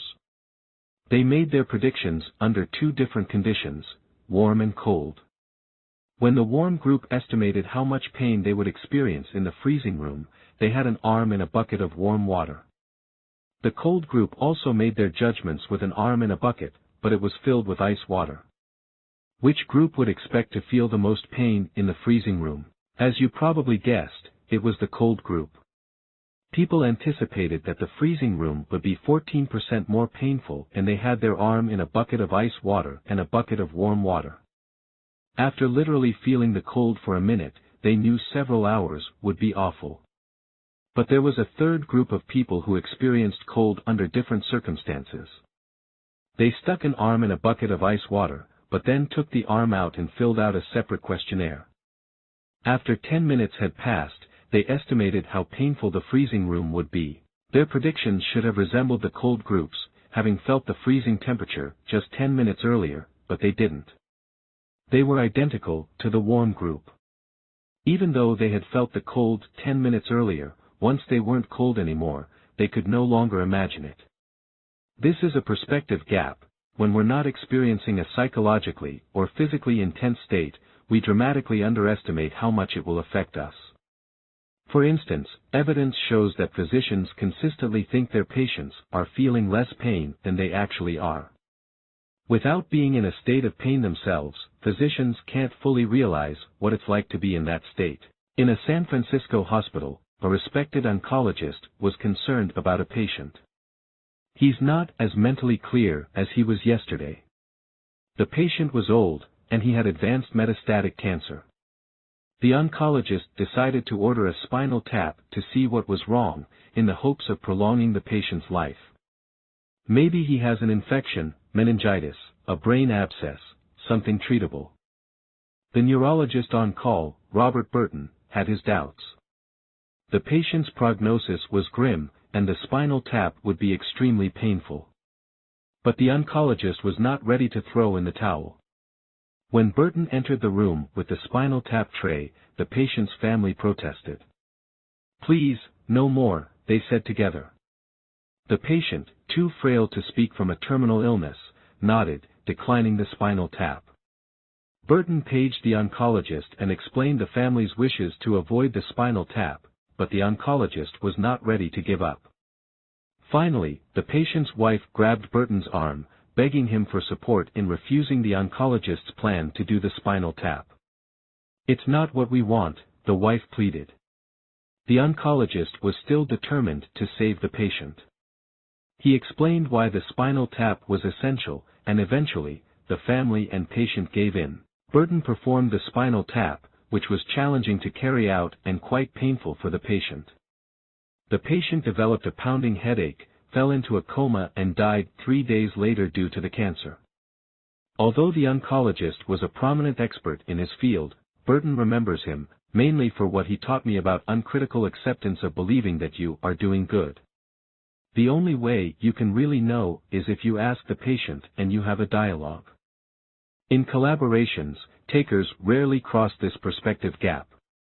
They're so focused on their own viewpoints that they never end up seeing how others are reacting to their ideas and feedback. On the other hand, researcher Jim Barry and I discovered that in creative work, givers are motivated to benefit others, so they find ways to put themselves in other people's shoes. When George Meyer was editing the work of Simpsons animators and writers, he was facing a perspective gap. He was cutting their favorite scenes and jokes, not his own. Recognizing that he couldn't literally feel what they were feeling, he found a close substitute. He reflected on what it felt like to receive feedback and have his work revised when he was in their positions. When he joined The Simpsons in 1989, Meyer had written a Thanksgiving episode that included a dream sequence. He thought the sequence was hilarious, but Sam Simon, the showrunner at the time, didn't agree. When Simon cut the dream from the script, Meyer was furious. "I flipped out. I was so enraged that Sam had to send me to do another task, just to get me out of the room." When criticizing and changing the work of animators and writers, Meyer would look back on this experience. "I could relate to that sense of being eviscerated when other people were rewriting their stuff," he told me. This made him more empathetic and considerate, helping other people to simmer down from intense states and accept his revisions. Like Meyer, successful givers shift their frames of reference to the recipient's perspective. For most people, this isn't the natural starting point. Consider the common dilemma of giving a gift for a wedding or a new baby's arrival. When the recipient has created a registry, do you pick something from the registry or send a unique gift? One evening, my wife was searching for a wedding gift for some friends. She decided it was more thoughtful and considerate to find something that wasn't on their registry, and chose to send candlesticks, assuming that our friends would appreciate the unique gift. Personally, I was perplexed. Several years earlier, when we received wedding gifts, my wife was often disappointed when people sent unique gifts, rather than choosing items from our registry. She knew she wanted particular items, and it was quite rare for anyone to send a gift that she preferred over the one she had actually selected. Knowing that she preferred the registry gift when she was the recipient, why did she opt for a unique gift when she was in the giving role? To get to the bottom of this puzzle, researchers Francesca Gino of Harvard and Frank Flynn of Stanford examined how senders and receivers react to registry gifts and unique gifts. They found that senders consistently underestimated how much recipients appreciated registry gifts. In one experiment, they recruited 90 people to either give or receive a gift from Amazon.com. The receivers had 24 hours to create a wish list of 10 products in the price range of $20 to $30. The senders accessed the wish lists and were randomly assigned to either choose a registry gift from the list, or a unique gift, an idea of their own. The senders expected that the recipients would appreciate the unique gift as somewhat more thoughtful and personal. In fact, the opposite was true. The recipients reported significantly greater appreciation of the registry gifts than the unique gifts. The same patterns emerged with friends giving and receiving wedding gifts and birthday gifts. The senders preferred to give unique gifts, but the recipients actually preferred the gifts they solicited on their registries and wish lists. Why? Research shows that when we take others' perspectives, we tend to stay within our own frames of reference, asking, "How would I feel in this situation?" When we're giving a gift, we imagine the joy that we would experience in receiving the gifts that we're selecting. But this isn't the same joy that the recipient will experience, because the recipient has a different set of preferences. In the giver's role, my wife loved the candlesticks she picked out. But if our friends were enamored with those candlesticks, they would have put them on their gift registry, *. To effectively help colleagues, people need to step outside their own frames of reference. As George Meyer did, they need to ask, how will the recipient feel in this situation? This capacity to see the world from another person's perspective develops very early in life. In one experiment, Berkeley psychologists Betty Rapakali and Alison Gopnik studied 14-month-old and 18-month-old toddlers. The toddlers had 2 bowls of food in front of them, one with goldfish crackers and one with broccoli.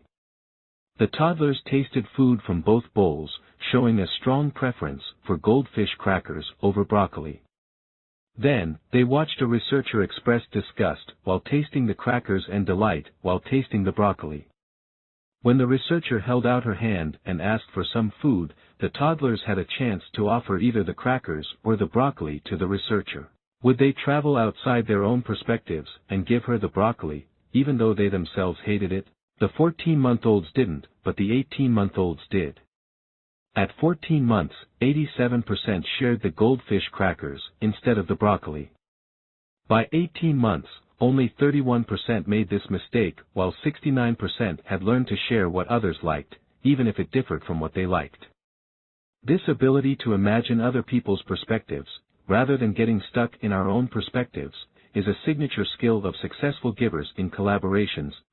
Interestingly, when George Meyer first started his career as a comedy writer, he didn't use his perspective-taking skills in the service of helping his colleagues. He saw his fellow writers as rivals. When you start out, you see other people as obstacles to your success. But that means your world will be full of obstacles, which is bad. In the early years, when some of my colleagues and friends, even close friends, would have a rip-roaring success of some kind, it was hard for me. I would feel jealousy that their success somehow was a reproach to me. When you start your career, naturally you're mainly interested in advancing yourself and promoting yourself. But as Meyer worked on television shows, he began to run into the same people over and over. It was a small world, and a connected one. I realized it's a very small pond. There are only a few hundred people at any one time writing television comedy for a living, Meyer says. It's a good idea not to alienate these guys, and most of the jobs you get are more or less through word of mouth, or a recommendation. It's really important to have a good reputation. I quickly learned to see other comedy writers as allies. Meyer began to root for other people to succeed. It's not a zero-sum game. So if you hear that somebody got a pilot picked up, or one of their shows went to series, in a way that's really good, because comedy is doing better.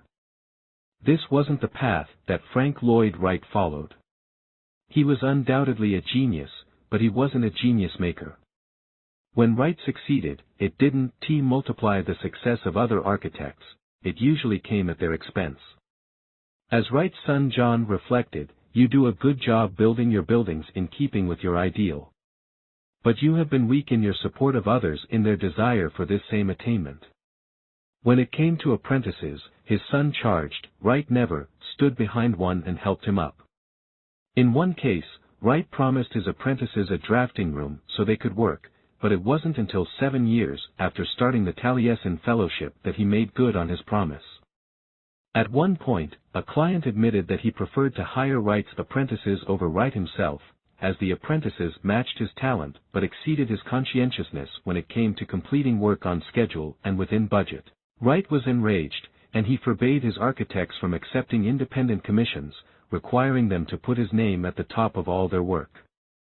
A number of his most talented and experienced apprentices quit, protesting that Wright exploited them for personal gain and stole credit for their work. It is amazing, de Saint Aubin observes, that few of the hundreds of Wright's apprentices went on to achieve significant, independent careers as practicing architects. George Meyer's success had the opposite effect on his collaborators. It rippled, cascaded, and spread to the people around him.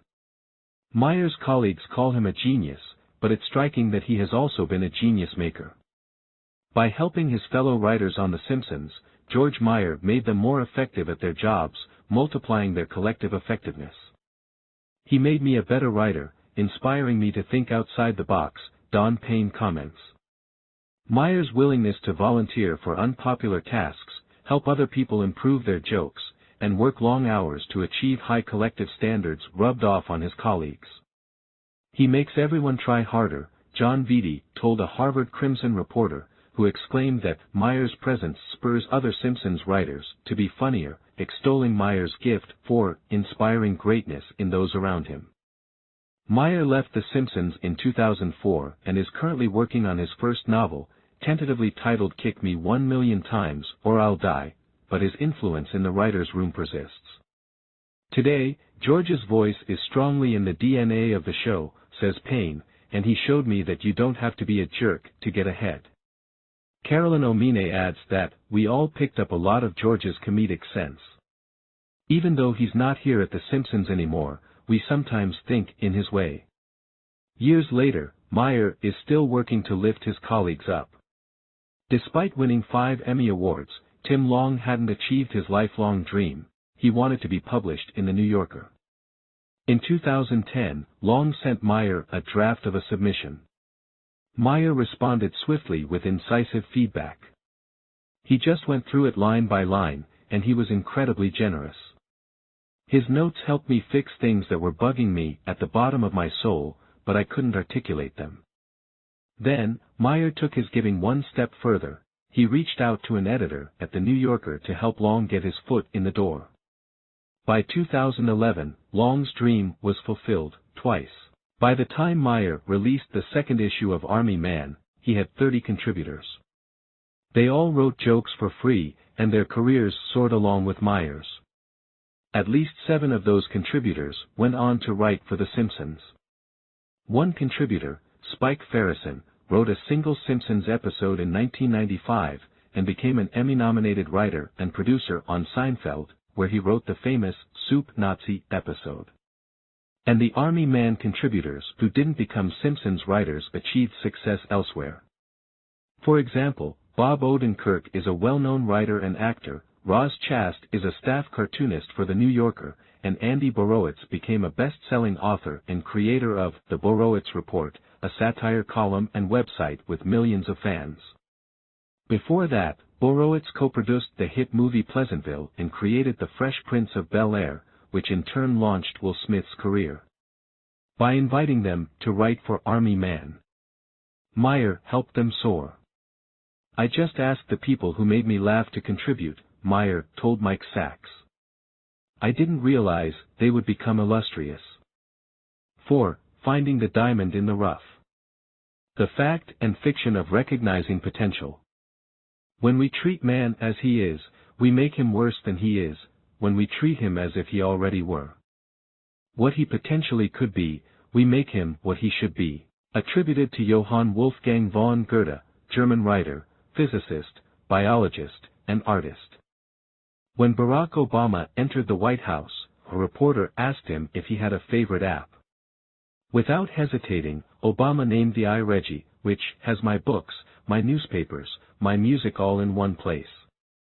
The iReggie wasn't a piece of software, though. It was a man named Reggie Love, and no one would have guessed that he would become an indispensable resource to President Obama. Love was a star athlete at Duke, where he accomplished the rare feat of playing key roles on both the football and basketball teams. But after 2 years of failed NFL tryouts following graduation, he decided to shift gears. Having studied political science and public policy at Duke, Love pursued an internship on Capitol Hill. With a background as a jock and little work experience, he ended up with a position in the mailroom of Obama's Senate office. Yet within a year, at the young age of 26, Love was promoted up from the mailroom to become Obama's body man, or personal assistant. Love worked 18-hour days and flew more than 880,000 miles with Obama. His ability to juggle so many responsibilities with so little sleep has been an inspiration to watch, Obama said. He is the master of what he does. When Obama was elected president, an aide remarked that Love took care of the president. Love went out of his way to respond to every letter that came into his office. I always wanted to acknowledge people, and let them know their voice was heard, Love told me. According to a reporter, Love is known for his exceptional and universal kindness. Decades earlier, in Love's home state of North Carolina, a woman named Beth Trainham decided to go back to school to study accounting. Beth was in her early 30s, and numbers were not her strong suit. She didn't learn to tell time on an analog clock until she was in 3rd grade, and in high school, she leaned heavily on a boyfriend to get her through her math classes. Even in adulthood, she struggled with percentages. When it came time to take the Certified Public Accountant, CPA, exam, Beth was convinced that she would fail. Beyond the fact that she had trouble with math, she was facing serious time constraints. She was juggling a full-time job with taking care of 3 children at home, 2 of whom were toddlers, both of whom came down with chicken pox within 2 weeks of the exam. The lowest point came when she spent an entire weekend trying to understand pension accounting, and after 3 days, felt like she understood less than when she started. When Beth sat down to take the CPA exam, right off the bat, she had a panic attack when she looked at the multiple-choice questions. "I would rather go through natural childbirth, again, than ever have to sit for that exam again," Beth said. She left dejected, certain that she had failed. On a Monday morning in August 1992, Beth's phone rang. The voice on the other end of the line said that she had earned the gold medal on the CPA exam in North Carolina. She thought it was a friend playing a joke on her, so she called the state board later that day to verify the news. It wasn't a joke. Beth had the single highest score in the entire state. Later, she was dumbfounded when she received another award, the National Elijah Watt Sells Award for Distinctive Performance, granted to the top 10 CPA exam scores in the whole country, beating out 136,525 other candidates. Today, Beth is a widely respected partner at the accounting firm Hughes, Pittman & Gupton, LLC. She has been named an Impact 25 financial leader and one of the top 25 women in business in the Research Triangle. Beth Trainham and Reggie Love have led dramatically different lives. Aside from their professional success and their North Carolina roots, there is one common thread that unites them. His name is C.J. Skender, and he is a living legend. Skender teaches accounting, but to call him an accounting professor doesn't do him justice.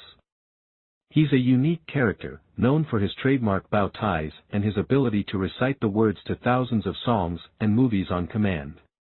He may well be the only 58-year-old man with fair skin and white hair who displays a poster of the rapper 50 Cent in his office. And while he's a genuine numbers whiz, his impact in the classroom is impossible to quantify. Skender is one of a few professors for whom Duke University and the University of North Carolina look past their rivalry to cooperate. He is in such high demand that he has permission to teach simultaneously at both schools. He has earned more than 24 major teaching awards, including 14 at UNC, 6 at Duke, and 5 at North Carolina State. Across his career, he has now taught close to 600 classes and evaluated more than 35,000 students. Because of the time that he invests in his students, he has developed what may be his single most impressive skill, a remarkable eye for talent. In 2004, Reggie Love enrolled in C.J. Skender's accounting class at Duke. It was a summer course that Love needed to graduate, and while many professors would have written him off as a jock, Skender recognized Love's potential beyond athletics. "For some reason, Duke football players have never flocked to my class," Skender explains, "but I knew Reggie had what it took to succeed." Skender went out of his way to engage Love in class, and his intuition was right that it would pay dividends. "I knew nothing about accounting before I took C.J.'s class," Love says, "and the fundamental base of knowledge from that course helped guide me down the road to the White House." In Obama's mailroom, Love used the knowledge of inventory that he learned in Skender's class to develop a more efficient process for organizing and digitizing a huge backlog of mail. "It was the number one thing I implemented," Love says, and it impressed Obama's chief of staff, putting Love on the radar. In 2011, Love left the White House to study at Wharton. He sent a note to Skender: "I'm on the train to Philly to start the executive MBA program, and one of the first classes is financial accounting, and I just wanted to say thanks for sticking with me when I was in your class." A dozen years earlier, after Beth Trainham took the CPA exam, she approached Skender to warn him about her disappointing performance. She told him she was sure she flunked the entire exam, but Skender knew better. He promised, "If you didn't pass, I'll pay your mortgage." Skender was right again, and he wasn't just right about Beth. That spring, the silver and bronze medalists on the CPA exam in North Carolina were also his students. Skender's students earned the top 3 scores of all 3,396 CPA candidates who took the exam. It was the first time in North Carolina that any school had swept the medals, and although accounting was a male-dominated field, all 3 of Skender's medalists were women. In total, Skender has had more than 40 different students win CPA medals by placing in the top 3 in the state. He has also demonstrated a knack for identifying future teachers. More than 36 students have followed in his footsteps into university teaching. How does he know talent when he sees it? It may sound like pure intuition, but C.J. Skender's skill in recognizing potential has rigorous science behind it. Spotting and cultivating talent are essential skills in just about every industry. It's difficult to overstate the value of surrounding ourselves with stars. As with networking and collaboration, when it comes to discovering the potential in others, reciprocity styles shape our approaches and effectiveness. In this chapter, I want to show you how givers succeed by recognizing potential in others. Along with tracing Skender's techniques, we'll take a look at how talent scouts identify world-class athletes, why people end up over-investing in low-potential candidates, and what top musicians say about their first teachers. But the best place to start is the military, where psychologists have spent 3 decades investigating what it takes to identify the most talented cadets. Star Search. In the early 1980s, a psychologist named Dov Eden published the first in a series of extraordinary results. He could tell which soldiers in the Israel Defense Forces, IDF, would become top performers before they ever started training. Eden is a physically slight but psychologically intense man who grew up in the United States. After finishing his doctorate, he immigrated to Israel and began conducting research with the IDF. In one study, he examined comprehensive assessments of nearly 1,000 soldiers who were about to arrive for training with their platoons. He had their aptitude test scores, evaluations during basic training, and appraisals from previous commanders.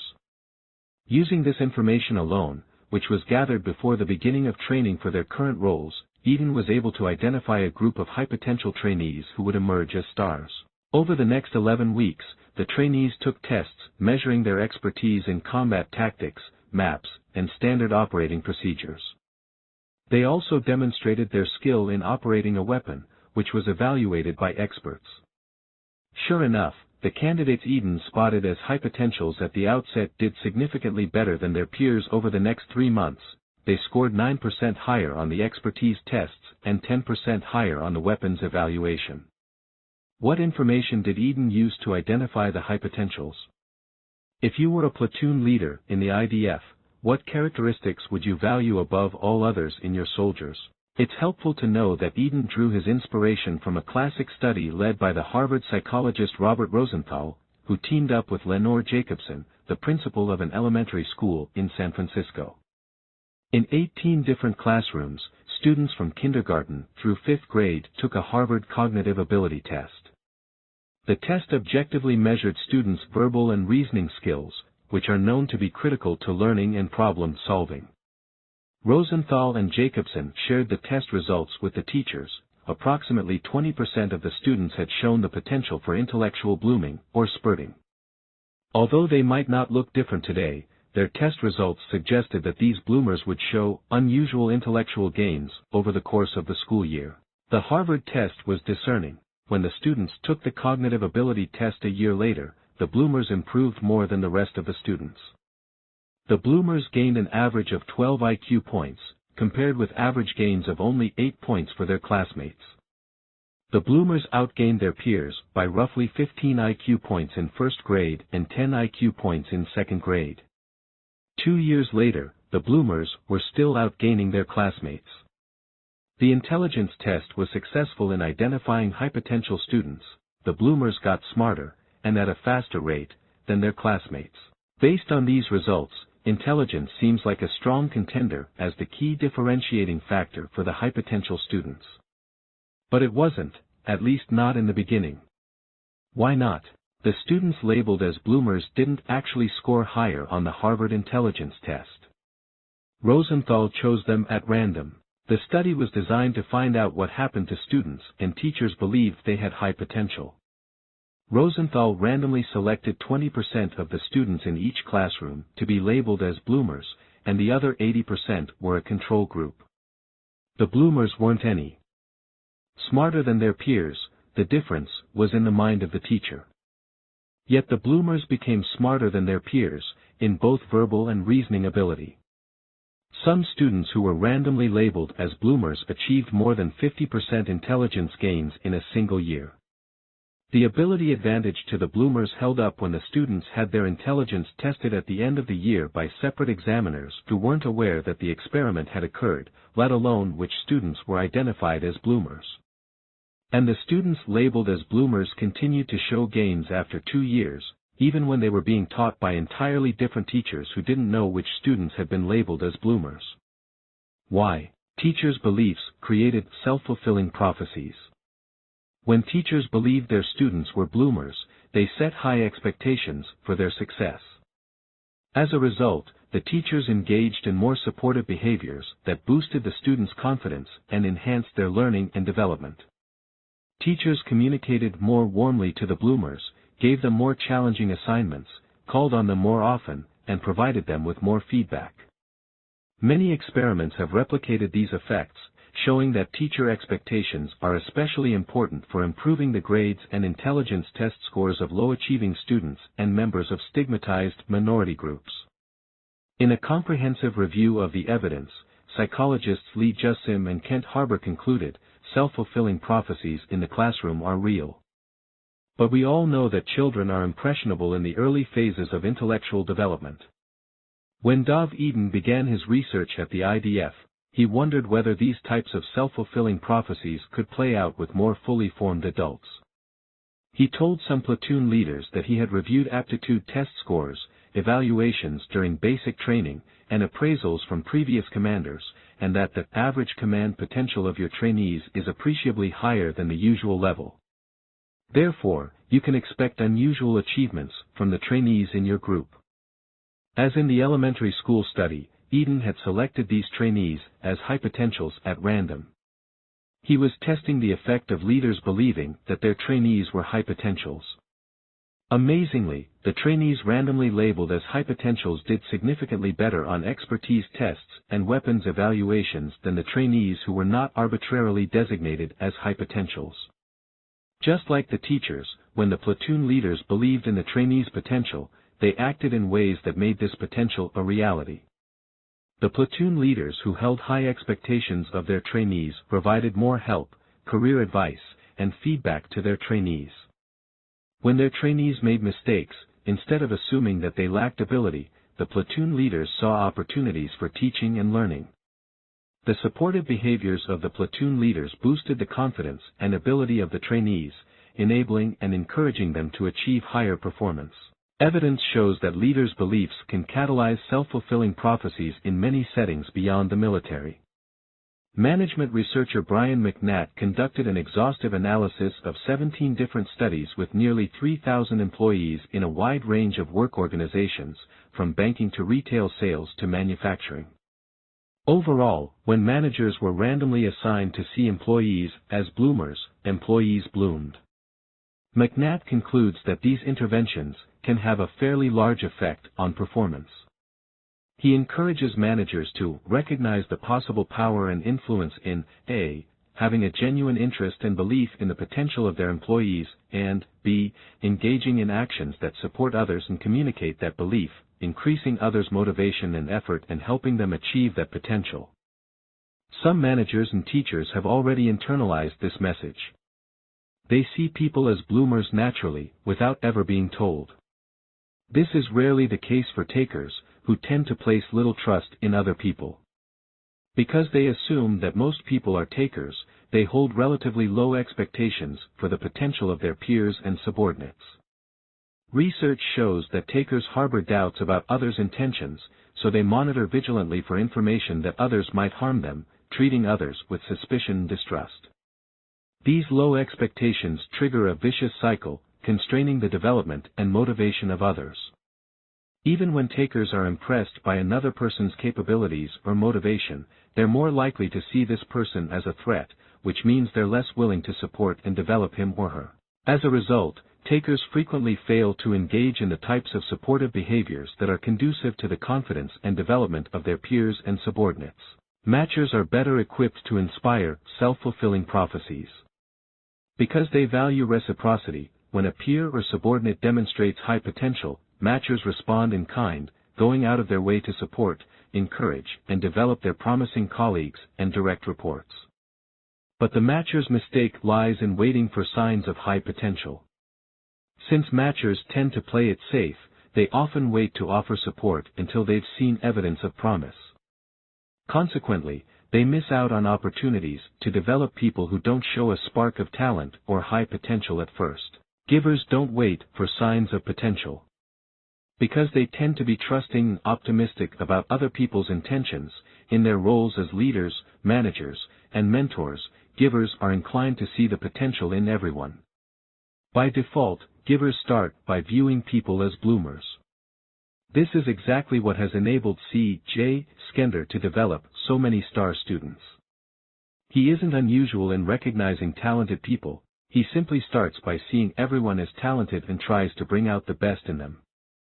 In Skender's mind, every student who walks into his classroom is a diamond in the rough, able and willing to be mined, cut, and polished. He sees potential where others don't, which has set in motion a series of self-fulfilling prophecies. Polishing the diamond in the rough. In 1985, a student of Skender's, named Marie Arcury, sat for the CPA exam.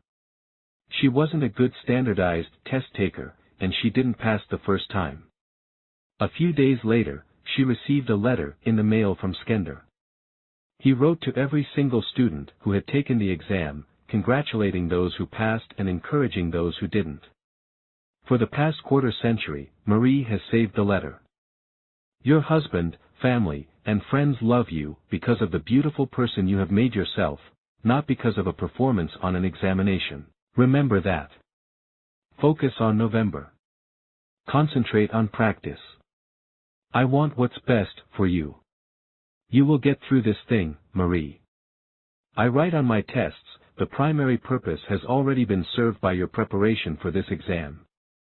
Success doesn't measure a human being, effort does.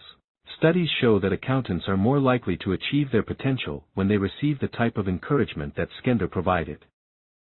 Several years ago, 72 new auditors joined a Big Four accounting firm. Half of the auditors were randomly assigned to receive information that they had high potential to succeed. The study was led by researcher Brian McNatt, who had a doctorate, 2 accounting degrees, a CPA certification, and 5 years of experience as an accountant and auditor. McNatt read the resumes of the auditors who were randomly assigned to believe in their potential. Then, he met with each of the auditors and informed them that they were hired after a highly competitive selection process. Management had high expectations for their success, and they had the skills to overcome challenges and be successful. 3 weeks later, McNatt sent them a letter reinforcing this message. For a full month, the auditors who received McNatt's message earned higher performance ratings than the auditors in the control group, who never met with McNatt or received a letter from him. This was true even after controlling for the auditors' intelligence test scores and college grades. This is the effect that Skender's letter had on Marie Arcury. He encouraged her to believe in her potential and set high expectations for her to succeed. He saw the best in his students, and still sees the best in his students, Marie says. She took the exam again and passed 2 sections, leaving 2 more to go. Along the way, Skender continued encouraging her. He wasn't going to let me slack off one bit. He would call me and check in on my progress. She passed the final section and earned her CPA in 1987, 2 years after she started taking the 4 sections of the exam.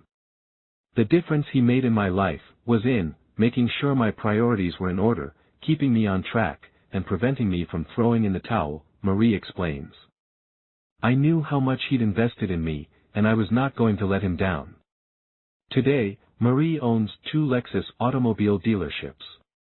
The accounting background and the skills in reading financial statements have been valuable.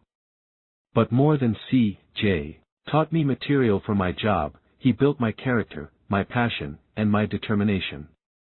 His commitment to making sure that I got through led me to realize that I'd rather be defined by perseverance than by whether or not I passed an exam. Skender's approach contrasts with the basic model most companies follow when it comes to leadership development: identify high potential people, and then provide them with the mentoring, support, and resources needed to grow to achieve their potential. To identify these high potential future leaders, each year companies spend billions of dollars assessing and evaluating talent. Despite the popularity of this model, givers recognize that it is fatally flawed in one respect. The identification of talent may be the wrong place to start. For many years, psychologists believed that in any domain, success depended on talent first and motivation second. To groom world-class athletes and musicians, experts looked for people with the right raw abilities, and then sought to motivate them.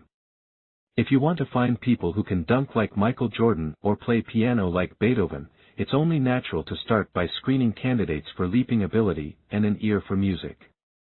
But in recent years, psychologists have come to believe that this approach may be backward. In the 1960s, a pioneering psychologist named Raymond Cattell developed an investment theory of intelligence. He proposed that interest is what drives people to invest their time and energy in developing particular skills and bases of knowledge. Today, we have compelling evidence that interest precedes the development of talent. It turns out that motivation is the reason that people develop talent in the first place. In the 1980s, the psychologist Benjamin Bloom led a landmark study of world-class musicians, scientists, and athletes. Bloom's team interviewed 21 concert pianists who were finalists in major international competitions. When the researchers began to dig into the eminent pianist's early experiences with music, they discovered an unexpected absence of raw talent. The study showed that early on most of the star pianists seemed special only when comparing one child with others in the family or neighborhood. They didn't stand out on a local, regional, or national level, and they didn't win many early competitions. When Bloom's team interviewed the world-class pianists and their parents, they stumbled upon another surprise. The pianists didn't start out learning from piano teachers who were experts. They typically took their first piano lessons with a teacher who lived nearby in their neighborhoods. In the Talent Code, Daniel Coyle writes that, from a scientific perspective, it was as if the researchers had traced the lineage of the world's most beautiful swans back to a scruffy flock of barnyard chickens. Over time, even without an expert teacher at the outset, the pianists managed to become the best musicians in the world. The pianists gained their advantage by practicing many more hours than their peers. As Malcolm Gladwell showed us in Outliers, research led by psychologist Anders Ericsson reveals that attaining expertise in a domain typically requires 10,000 hours of deliberate practice. But what motivates people to practice at such length in the first place? This is where givers often enter the picture. When the pianists and their parents talked about their first piano teachers, they consistently focused on one theme: the teachers were caring, kind, and patient. The pianists looked forward to piano lessons because their first teachers made music interesting and fun. The children had very positive experiences with their first lessons. They made contact with another adult, outside their home, who was warm, supportive, and loving, Bloom's team explains. The world-class pianists had their initial interest sparked by teachers who were givers. The teachers looked for ways to make piano lessons enjoyable, which served as an early catalyst for the intense practice necessary to develop expertise. Exploring possibilities and engaging in a wide variety of musical activities took precedence over factors such as right or wrong or good or bad. The same patterns emerged for world-class tennis players. When Bloom's team interviewed 18 American tennis players who have been ranked in the top 10 in the world, they found that although their first coaches were not exceptional coaches, they tended to be very good with young children. What this first coach provided was motivation for the child to become interested in tennis and to spend time practicing. In roles as leaders and mentors, givers resist the temptation to search for talent first. By recognizing that anyone can be a bloomer, givers focus their attention on motivation. The top-ranked tennis players tended to have a first coach who took a special interest in the tennis player, Bloom's team notes, usually because he perceived the player as being motivated and willing to work hard, rather than because of any special physical abilities. In the accounting classroom, looking for motivation and work ethic, not only intellectual ability, is part of what has made C.J. Skender so successful in recognizing talent. When Skender bet Beth Trainham that she would pass the CPA exam, it wasn't because she was unusually gifted in accounting. It was because he noticed how hard she worked all semester. When Skender recognized that Reggie Love had promise, whereas others wrote him off as just another jock, it was because Love worked diligently and was always prepared for class, Skender says. He was interested in learning and bettering himself. When Skender encouraged Marie Arcury, it was because she was the most involved and committed individual I have ever met. Her persistence set her apart. The psychologist Angela Duckworth calls this grit, having passion and perseverance toward long-term goals. Her research shows that above and beyond intelligence and aptitude, gritty people, by virtue of their interest, focus, and drive, achieve higher performance. Persistence is incredibly important, says psychologist Tom Kolditz, a brigadier general who headed up behavioral sciences and leadership at the U.S. Military Academy for a dozen years. The standard selection rate for Army officers to key command positions is 12%. Kolditz's former faculty have been selected at rates as high as 75%, and he chalks much of it up to selecting candidates based on grit. As George Anders writes in The Rare Find, you can't take motivation for granted. Of course, natural talent also matters, but once you have a pool of candidates above the threshold of necessary potential, grit is a major factor that predicts how close they get to achieving their potential. This is why givers focus on gritty people. It's where givers have the greatest return on their investment, the most meaningful and lasting impact. And along with investing their time in motivating gritty people, givers like Skender strive to cultivate grit in the first place. Setting high expectations is so important, Skender says. You have to push people, make them stretch and do more than they think possible. When they take my tests, I want them thinking it was the toughest exam they've ever seen in their lives. It makes them better learners. To encourage effort, he gives them a half-dozen past exams for practice. They need to make a significant investment, and it pays off. Forcing them to work harder than they ever have in their lives benefits them in the long run. One of the keys to cultivating grit is making the task at hand more interesting and motivating. In Bloom's study, across the board, the talented musicians and athletes were initially taught by givers, teachers who liked children and rewarded them with praise, signs of approval, or even candy when they did anything right. They were extremely encouraging. They were enthusiastic about the talent field and what they had to teach these children. In many cases, they treated the child as a friend of the family might. Perhaps the major quality of these teachers was that they made the initial learning very pleasant and rewarding. This description could have been written about Skender. At first glance, he seems to fit the stereotype of an accounting whiz, but at various stages in his life, Skender aspired to be a disc jockey, musician, actor, talk show host, and stand-up comedian. Set foot in his classroom, and you'll see that he hasn't quite given up on these dreams.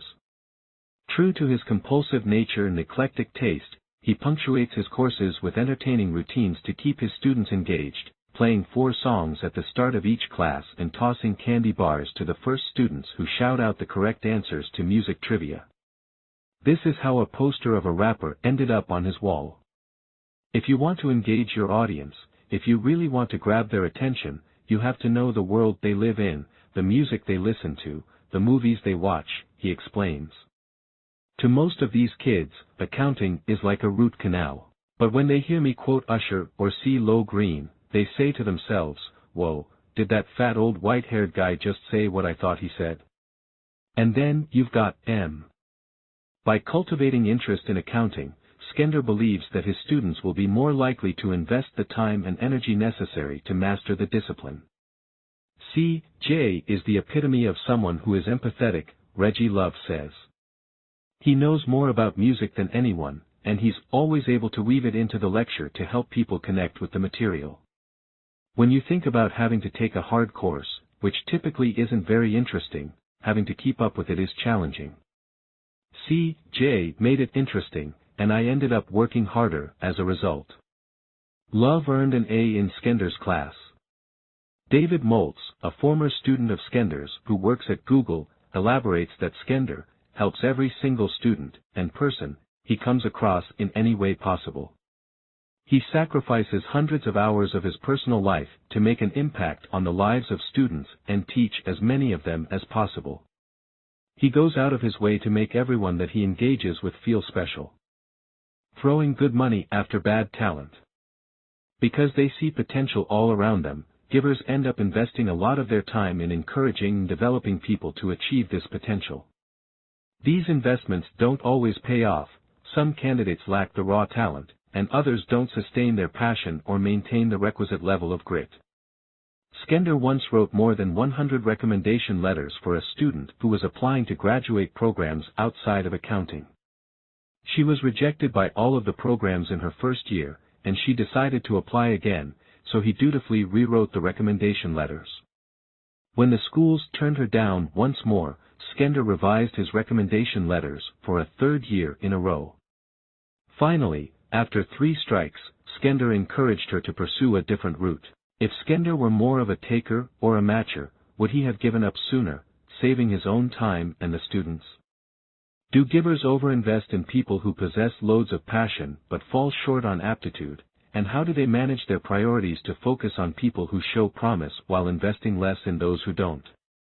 To find out, there's nowhere better to look than professional basketball, where the annual NBA draft tests talent experts on an international stage. The late Stu Inman is remembered as the man behind 2 of the worst draft mistakes in the history of the National Basketball Association. In 1972, the Portland Trail Blazers had the first pick in the draft. Inman was serving as the director of player personnel, and he picked center LaRue Martin, who turned out to be a disappointment, averaging just over 5 points and 4 rebounds per game in 4 seasons with the Blazers. In drafting Martin, Inman passed up 2 of the greatest players in NBA history. The second pick that year was Bob McAdoo, who scored more points in his first season than Martin did in his entire career. McAdoo was named Rookie of the Year, and 2 years later, he was the NBA's most valuable player. In his 14-year NBA career, McAdoo won the league scoring title twice, played on 2 championship teams, and made 5 All-Star teams. In that draft, Inman also missed out on Julius Erving, better known as Dr. J. who was selected 12th. Irving ended up leading his teams to 3 championships, winning 4 MVP awards, making 16 All-Star teams, and becoming one of the top 5 leading scorers in the history of professional basketball. Both McAdoo and Irving are members of the Basketball Hall of Fame. A dozen years later, after being promoted to general manager of the Blazers, Stu Inman had the chance to redeem himself. In the 1984 NBA draft, Inman had the second pick. He chose another center, Sam Bowie, who was over 7 feet tall, but athletic and coordinated. He could shoot, pass, and steal, not to mention block shots and grab rebounds. But Bowie never lived up to his potential. When he retired from basketball, ESPN named him the worst draft pick in the history of North American professional sports. In 2003, Sports Illustrated, whose cover Bowie had graced years earlier, called him the second biggest draft flop in the history of the NBA. The biggest? LaRue Martin. In selecting Bowie second, Inman passed up on a shooting guard from North Carolina named Michael Jordan. With the third pick, the Chicago Bulls selected Jordan, and the rest is history. After being named Rookie of the Year, Jordan racked up 6 championships, 10 scoring titles, and 11 MVP awards, while making 14 All-Star teams and averaging more points than any player ever. He was recognized as the greatest North American athlete of the 20th century by ESPN. Inman recognized Jordan's potential, but the Blazers already had 2 strong guards. They needed a center, so he drafted Sam Bowie. With that choice, he didn't just miss out on Michael Jordan, he also passed up future Hall of Famers Charles Barkley, drafted 5th, and John Stockton, drafted 16th. It was bad enough that Inman chose Martin over McAdoo and Irving, and Bowie over Jordan, Barkley, and Stockton. But drafting professional basketball players is at best an imperfect science, and even great managers and coaches make mistakes. What was worse was that the Blazers held on to both players far longer than they should have. They kept LaRue Martin for 4 seasons, and by the time they decided to trade him, he had virtually no value. The Blazers couldn't even get an actual player in exchange for Martin, they gave him away in exchange for future considerations from the Seattle Supersonics, who ended up letting him go before the season even started. That was the end of Martin's basketball career, and it was an embarrassing outcome for Inman. It was a sore subject, said Jack Ramsey, who was the Blazers coach in Martin's last year and now serves as an ESPN analyst. Because LaRue couldn't play. He was trying to make the team when I got there, but we had no place for him. He had no offensive game. And he wasn't a rebounder or shot blocker even though he was 6'11". So he had no skills. The Blazers followed a similar path with Sam Bowie. In 1989, after 5 lackluster seasons, the Blazers finally traded Bowie to the New Jersey Nets. Why did the Blazers hold on to Sam Bowie and LaRue Martin for so long? Stu Inman was widely known as a giver. After playing college basketball and coaching high school basketball for a few years, Inman made the leap to college coach, eventually becoming the head coach at his alma mater, San Jose State. In this role, Inman seemed to prioritize players' interests ahead of his own success. One of Inman's star recruits was Tommy Smith, an exceptional athlete who came to San Jose State to run track and play football and basketball. On the freshman basketball team, Smith was the top scorer and rebounder, so in his sophomore year, he began practicing with the varsity basketball team under Inman. One day, Smith came by Inman's office and announced that he was going to quit basketball to focus on track. I thought he was going to blow up at me, Smith writes, but he didn't. Coach Inman said, "Okay, Tom, I understand." He shook my hand and told me to be sure to come by to see him whenever I wanted to, and that I was always welcome back if I changed my mind. That was the greatest thing in the world for me. It wasn't so great for Inman. Smith's speed could have added a great deal to the San Jose State basketball team. A few years later, in 1968, Smith won the Olympic gold medal in the 200-meter dash, setting a world record. But Inman had wanted what was best for Smith. Along with letting top talent walk away, Inman made room for gritty players even if they lacked talent. When a skinny white player named Terry Murphy tried out for the varsity team, Inman respected his work ethic and invited him on board. Murphy recalls being one of the worst players Inman had ever coached. "I scored 4 points the whole year." Despite this lackluster performance, Inman told Murphy, "I'm never gonna cut you, you're enthusiastic and you play hard, and you're a good guy."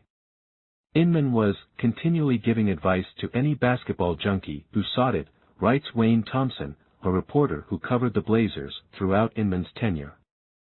He couldn't help it, teaching at any level on any subject is the most rewarding thing you can do, Inman told Thompson. "I just love to see the expression on the face of a student who gets it for the first time.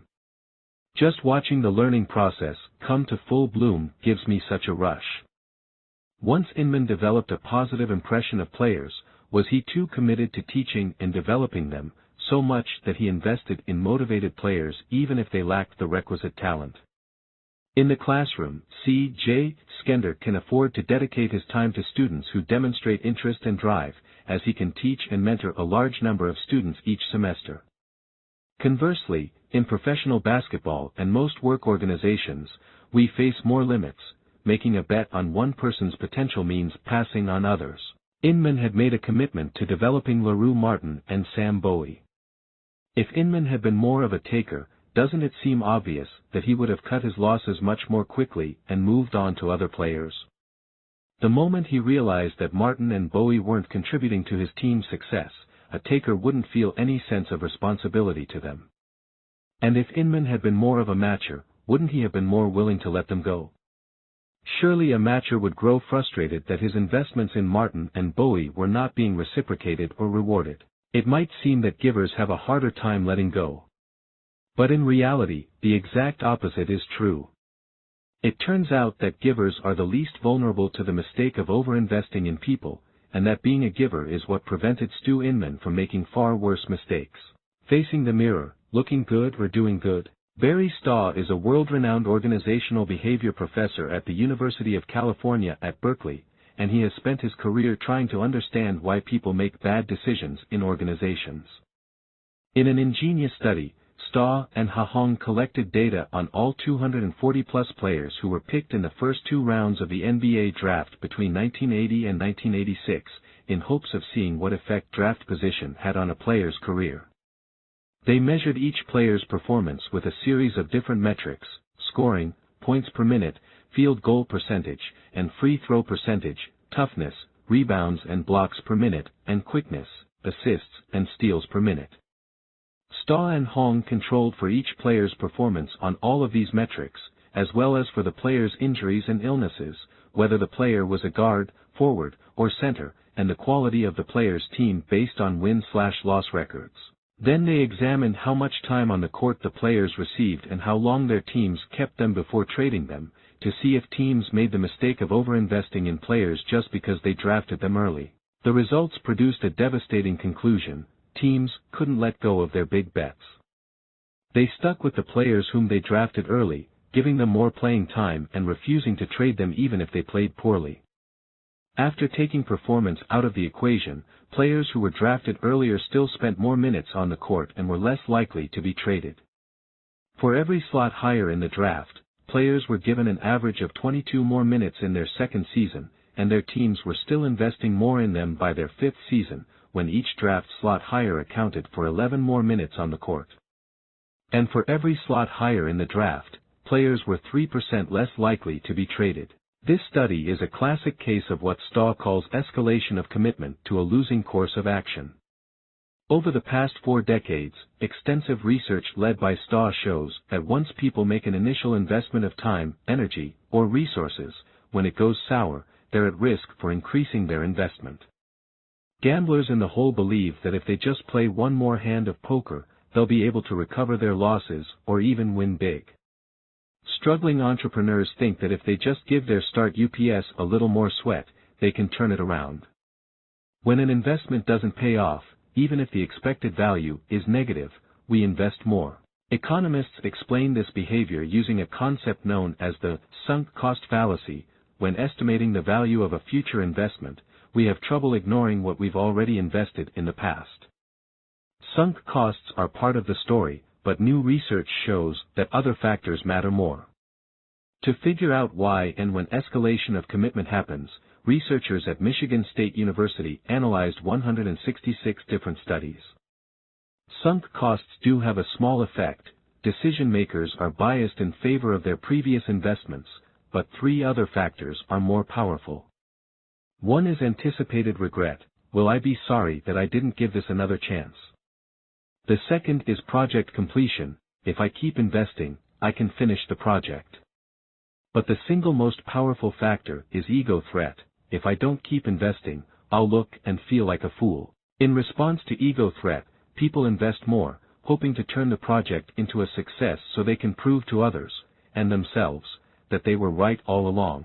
In one study led by Staw, when California bank customers defaulted on loans, the managers who originally funded the loan struggled to let go and write off the losses. Bankers who have been Closely associated with decisions to fund problem loans are the ones to show the greatest difficulty in acknowledging the subsequent risks of these loans and the likelihood of default, Staw and colleagues write. The study showed that when managers who originally funded the problem loans left the bank, the new managers were significantly more likely to write the loans off. The new managers had no personal responsibility for the problem loans, so their egos weren't under threat. They didn't feel compelled to justify the original decisions as wise.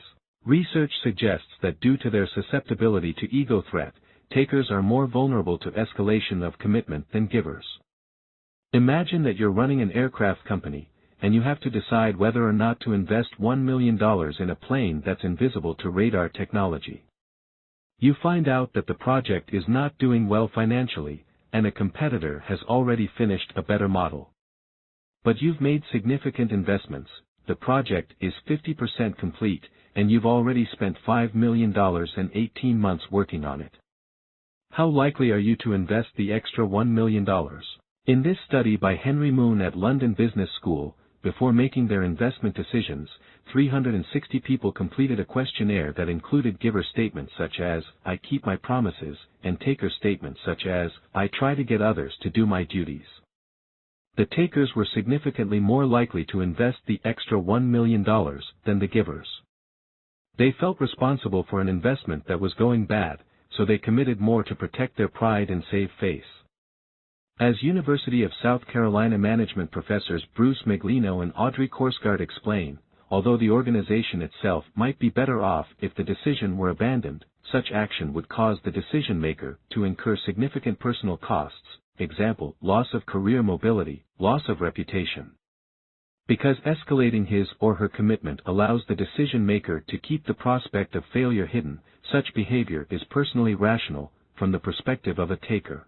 The givers, on the other hand, were primarily concerned about protecting other people and the organization, so they were more willing to admit their initial mistakes and de-escalate their commitment. Other studies show that people actually make more accurate and creative decisions and they're choosing on behalf of others than themselves.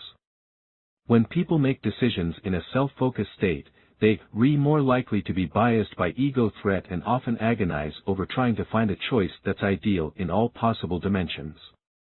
When people focus on others, as givers do naturally, they're less likely to worry about egos and minuscule details.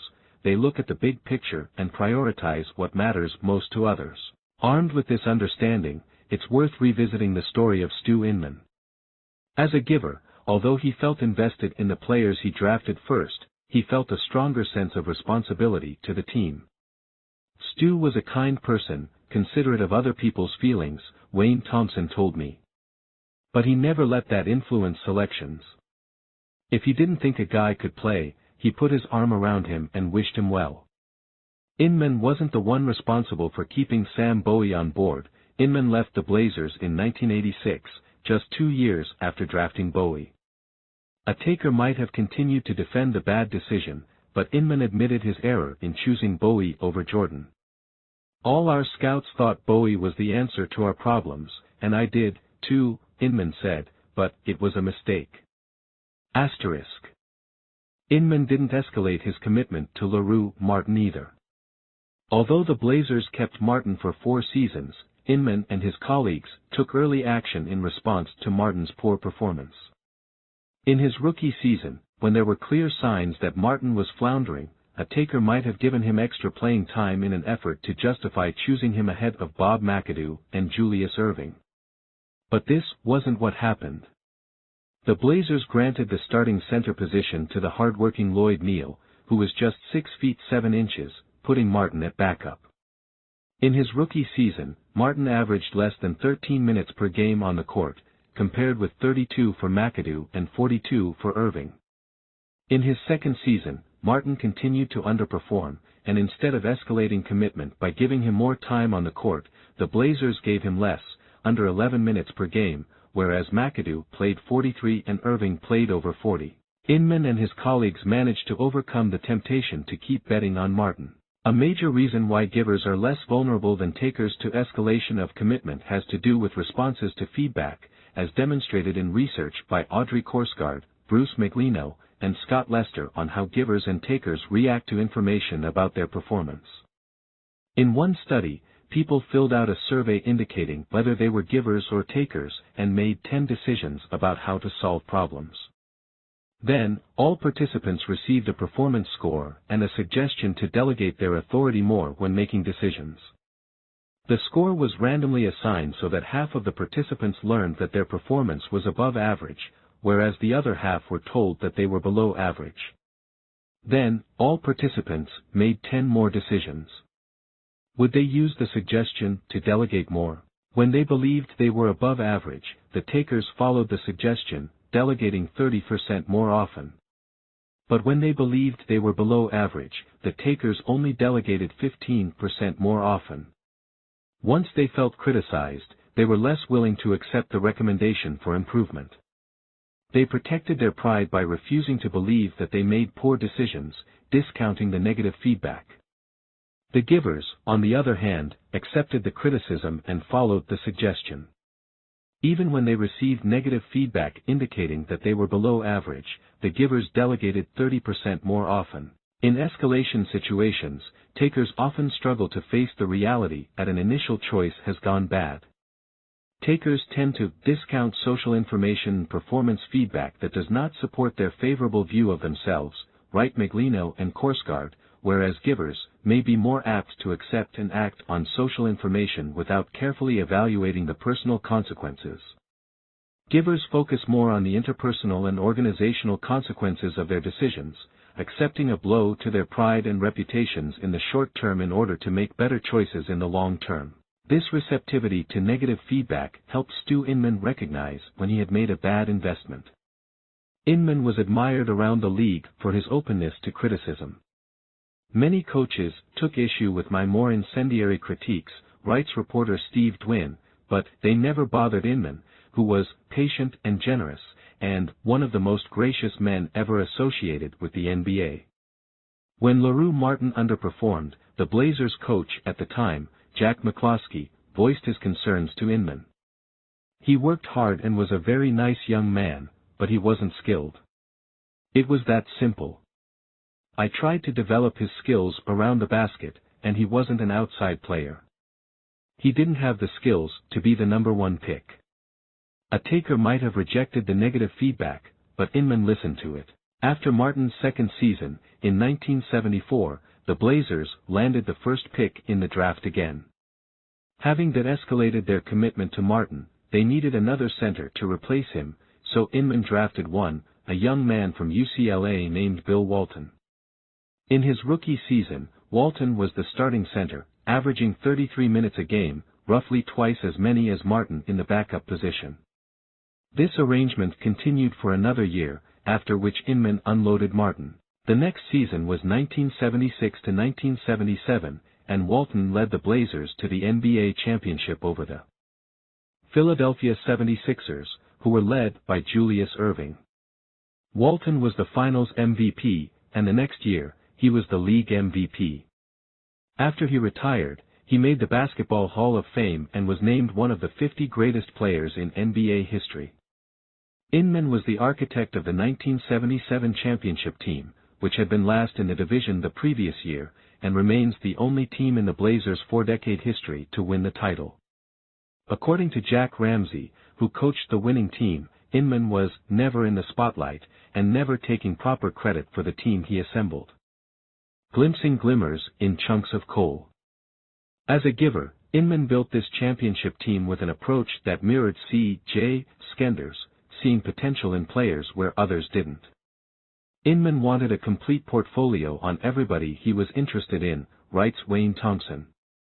No doubt that is what made him so successful in finding diamonds in the rough. Half of the top 6 scorers on the championship team, and 5 of the top 9, were drafted late by Inman, in the second or third round. He was way ahead of the curve in seeing potential, noted Steve Dwin. Stu, in the subculture of basketball gurus, was near the apex. He was considered a genius, said Mavericks president Norm Sonju. In a chronicle of the 1984 draft, Philip Bondi writes that Inman was viewed by many as the best personnel man in the league. He was so good, so respected, that other clubs would track his scouting missions and listen very carefully to rumors about which players might interest him. In the 1970s, most basketball teams were focusing heavily on observable physical talents such as speed, strength, coordination, agility, and vertical leap. Inman thought it was also important to pay attention to the inner attributes of players, so he decided to begin evaluating their psychological makeup.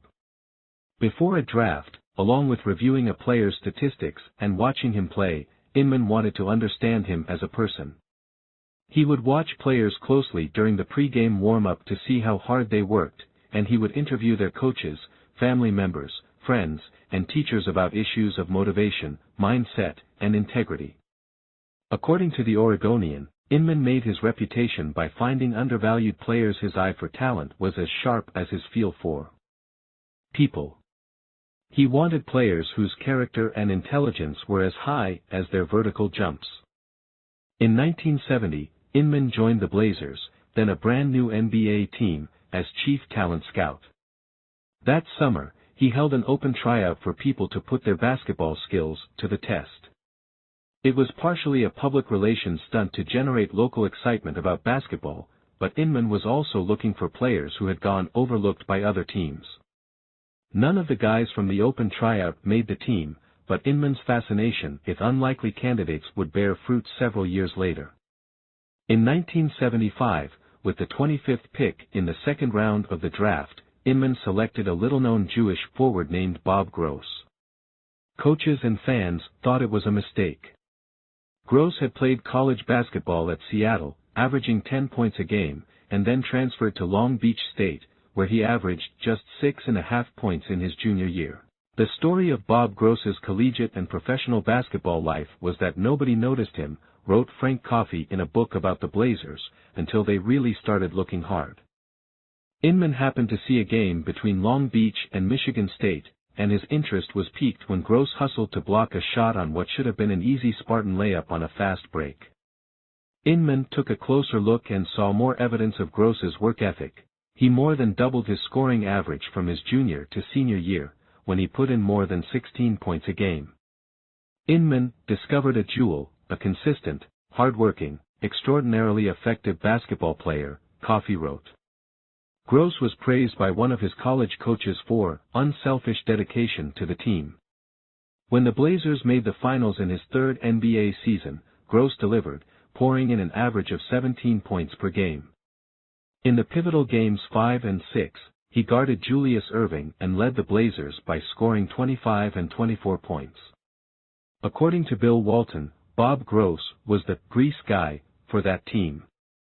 He made it flow. Bob would run relentlessly, guard and defend.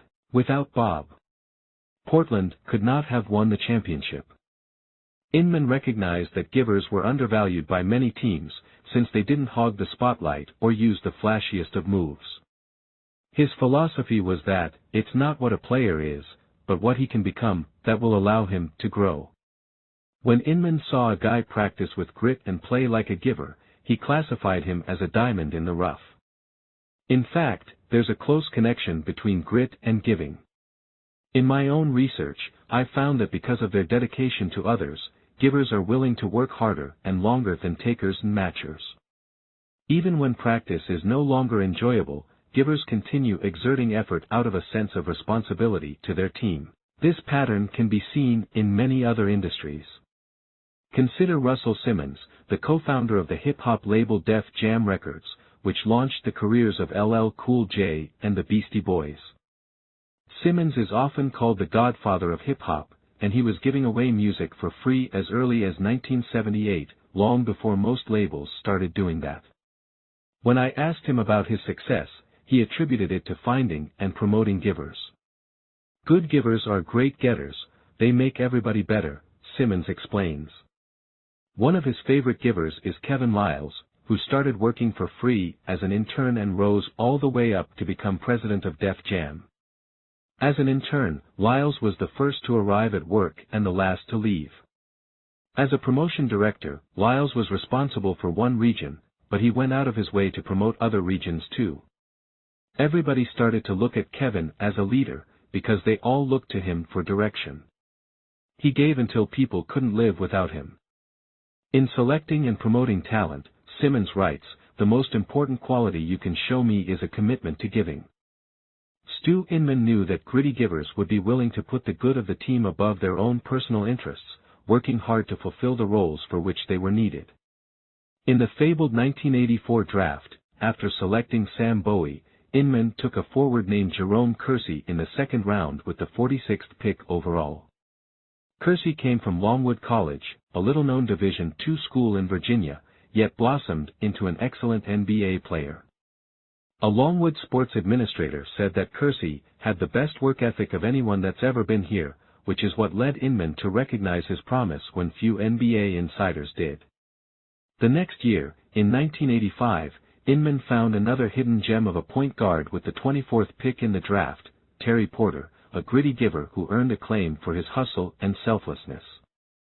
He made 2 All-Star teams with the Blazers and played 17 strong NBA seasons, and in 1993, he won the J. Walter Kennedy Citizenship Award, awarded annually to one player, coach, or trainer who demonstrates outstanding service and dedication to the community. Along with providing tickets for disadvantaged children to attend games and promoting graduation parties free of drugs and alcohol, Porter has given extensively to boys and girls clubs, working in partnership with his former teammate Jerome Kersey. Perhaps Inman's best investment occurred in the 1983 draft, when the Blazers had the 14th pick. Inman selected shooting guard Clyde Drexler, who was passed up by other teams because he wasn't regarded as a very strong shooter. Although he was the 5th shooting guard chosen, Drexler is now widely regarded as the steal of the 1983 draft. He outscored all other players in the draft, averaging more than 20 points a game in his career, and was the only player in that draft to make the All-NBA team, at least one All-Star game. He made 10 of them, the Olympics, and the Basketball Hall of Fame. By the time he retired, Drexler joined legends Oscar Robertson and John Havlicek as the 3rd player in NBA history to rack up more than 20,000 points, 6,000 rebounds, and 3,000 assists. Like Walton, Drexler was designated one of the 50 greatest players of all time. How did Inman know Drexler would be such a star when so many other teams let him slide by? As a giver, Inman was open to outside advice. While at San Jose State, Inman met Bruce Ogilvie, a pioneer in sports psychology who came onto the sports scene when psychologists were referred to as shrinks and any player going to visit one was seen as a problem. Most general managers and coaches avoided psychologists like Ogilvie, approaching the so-called science skeptically. Some viewed psychological assessment as irrelevant, others worried that it would threaten their own expertise and standing. Whereas takers often strive to be the smartest people in the room, givers are more receptive to expertise from others, even if it challenges their own beliefs. Inman embraced Ogilvie and his methods with open arms, requiring players to undergo several hours of evaluation before the draft. Inman worked with Ogilvie to assess players on their selflessness, desire to succeed, willingness to persevere, receptivity to being coached, and dedication to the sport. Through these assessments, Inman could develop a deep understanding of a player's tendencies toward grit and giving. Other NBA teams were taking psychological looks at draftable players, but none to the degree that we used it and trusted it, Inman said. You had to like the talent before you would consider it in your evaluation. But it provided a clear barometer as to whether the guy would fulfill his potential. When Ogilvie assessed Drexler, Inman was impressed with his psychological profile. Inman interviewed the coaches who had seen Drexler play at Houston, and there was a consistent theme: Drexler played like a giver. Clyde was the glue on that team. I was taken by the almost unanimous reaction from other coaches in that league, Inman explained. They said he did what he had to do to win a game. His ego never interfered with his will to win. According to Bucky Buckwalter, who was then a scout, there was some reluctance from teams. He was not a great shooter. But Inman and his team decided that Drexler could learn to shoot from the perimeter, or somehow make up for it with his other talents. Inman was right, Drexler turned out to be a more skilled player than I would have expected, Buckwalter said. Even Inman's bad bets on the basketball court have gone on to success elsewhere. The man knew a giver when he saw one. LaRue Martin has worked at UPS for 25 years, most recently as the Community Services Director in Illinois. In 2008, he received a letter out of the blue from former Blazers owner Larry Weinberg. "You certainly are a wonderful role model in the work you are doing for UPS." Martin has played basketball with President Obama, and in 2011, he was elected to the board of directors of the Retired Players Association.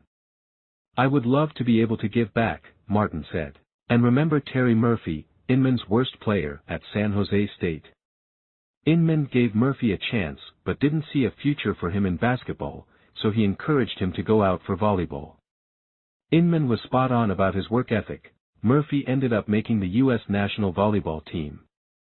But Murphy didn't leave basketball behind altogether. In 1986, to raise money for the Special Olympics, he started a 3-on-3 street basketball tournament in Dallas. By 1992, Hoop It Up had more than 150,000 players and 1 million fans. 5 years later, there were 302 events in 27 different countries, raising millions of dollars for charity. Perhaps the best testament to Inman's success is that although he missed out on Michael Jordan as a player, he outdid Jordan as a talent evaluator. As a basketball executive, Jordan has developed a reputation that conveys more taker cues than giver. This was foreshadowed on the court, where Jordan was known as self-absorbed and egotistical. As Jordan himself once remarked, "To be successful you have to be selfish." Coaches had to walk on eggshells to give him constructive feedback, and in his Hall of Fame speech, Jordan was widely criticized for thanking few people and vilifying those who doubted him. Back in his playing days, he was a vocal advocate for a greater share of team revenues going to players. Now, as an owner, he has pushed for greater revenue to owners, presumably to put more money in his own pockets. When it comes to betting on talent for too long, Jordan's moves as an executive offer a fascinating contrast with Inman's. When Jordan became president of basketball operations for the Washington Wizards, he used the first pick in the 2001 draft to select center Kwame Brown. Brown was straight out of high school, loaded with talent, but seemed to lack grit, and never came anywhere near his potential. Later, he would be called the second biggest NBA draft bust of the decade and one of the 100 worst picks in sports history.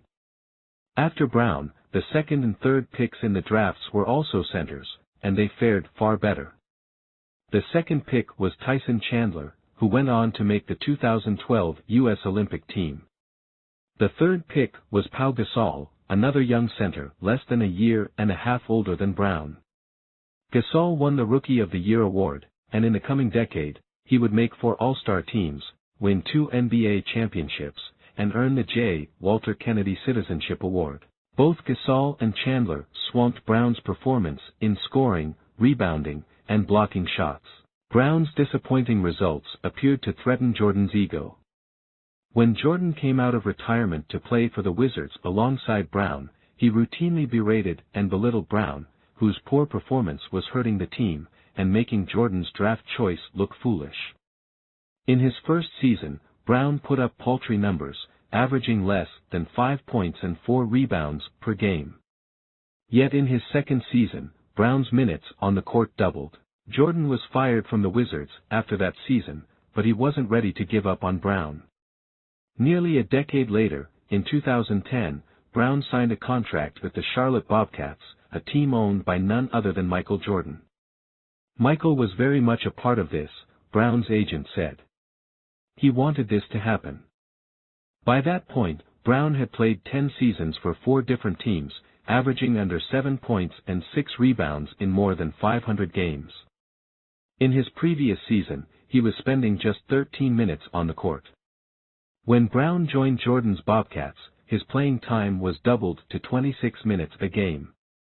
The Bobcats gave Brown more minutes than he had played in the prior 2 seasons combined, yet he continued to struggle, averaging under 8 points and 7 rebounds.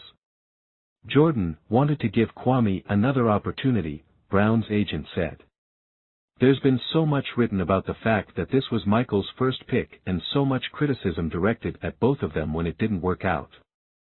A giver might admit the mistake and move on, but Jordan was still trying to turn the bad investment around. I love Michael, but he just has not done a good job, says friend and former Olympic teammate Charles Barkley. I don't think Michael has hired enough people around him who will disagree.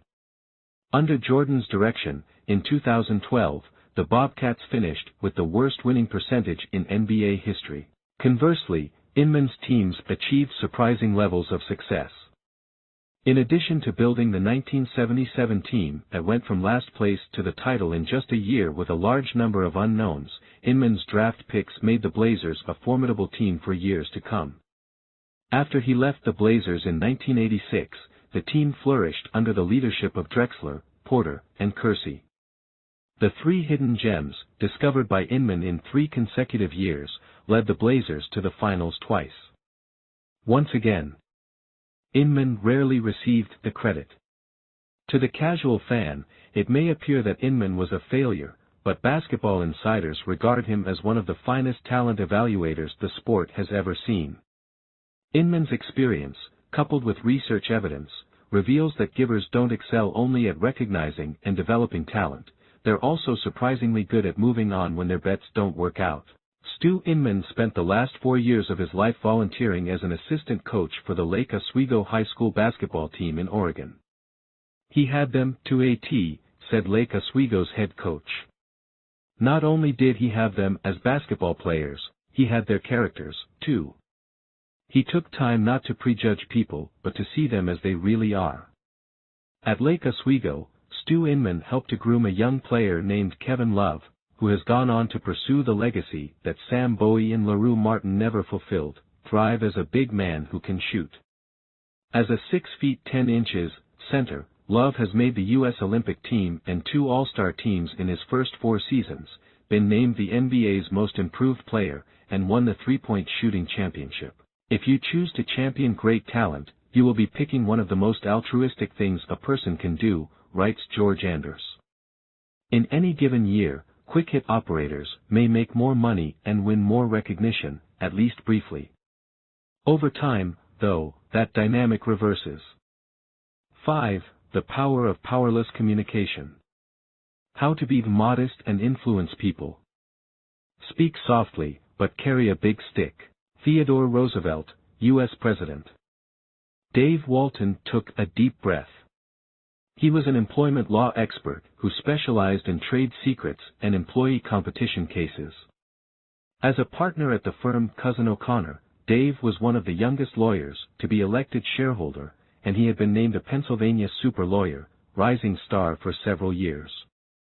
But he was about to stand up and give his first closing argument in front of a jury. It was 2008, and Dave was representing a company that owned Acme Hardesty, a Pennsylvania castor oil distributor that received its supplies from Giant Oils and Derivatives in Mumbai, India.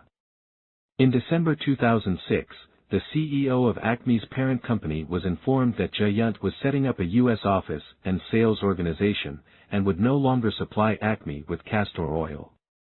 During the following month, Acme executives learned that Giant was planning to sell castor oil products directly to customers in the U.S. market, competing with Acme for business. In the summer of 2006, 2 Acme employees had jumped ship to Giant and helped them set up the competing company. Acme's parent company filed suit against Giant and the 2 employees, accusing them of stealing trade secrets and confidential information. Dave prepared diligently and spoke passionately. He presented evidence that in March 2006, while still working for Acme, the employees agreed to financial terms to help Giant start the competing distributor.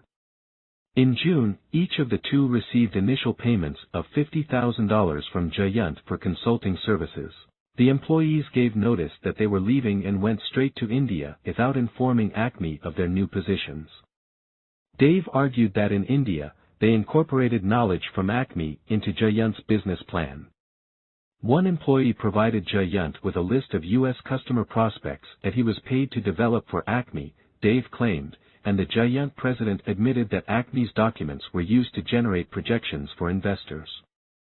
Dave further argued that while the employees were setting up the plan for Jayant in India, they used false email aliases that gave them continued access to Acme's orders. The defendants were represented by 3 different prominent law firms, and Dave's opponent in the trial was highly articulate. He had 25 years of experience, a law degree from Columbia and an undergraduate degree from Cornell, and a slew of awards under his belt, including being named one of the top 100 lawyers in Pennsylvania and the litigator of the week for the entire country. One source described him as an accomplished, knowledgeable, and sophisticated lawyer who is amazing on his feet in court. The defense attorney was eloquent and polished, telling the jury that Jayant engaged in legitimate competition, as it was entitled to do. Acme did lose some customers, the lawyer admitted, but it wasn't because the employees did anything wrong. Acme was the middleman distributing Jayant's castor oil products to customers. By cutting out the middleman, Jayant was able to sell the products more cheaply, which is precisely the point of fair competition.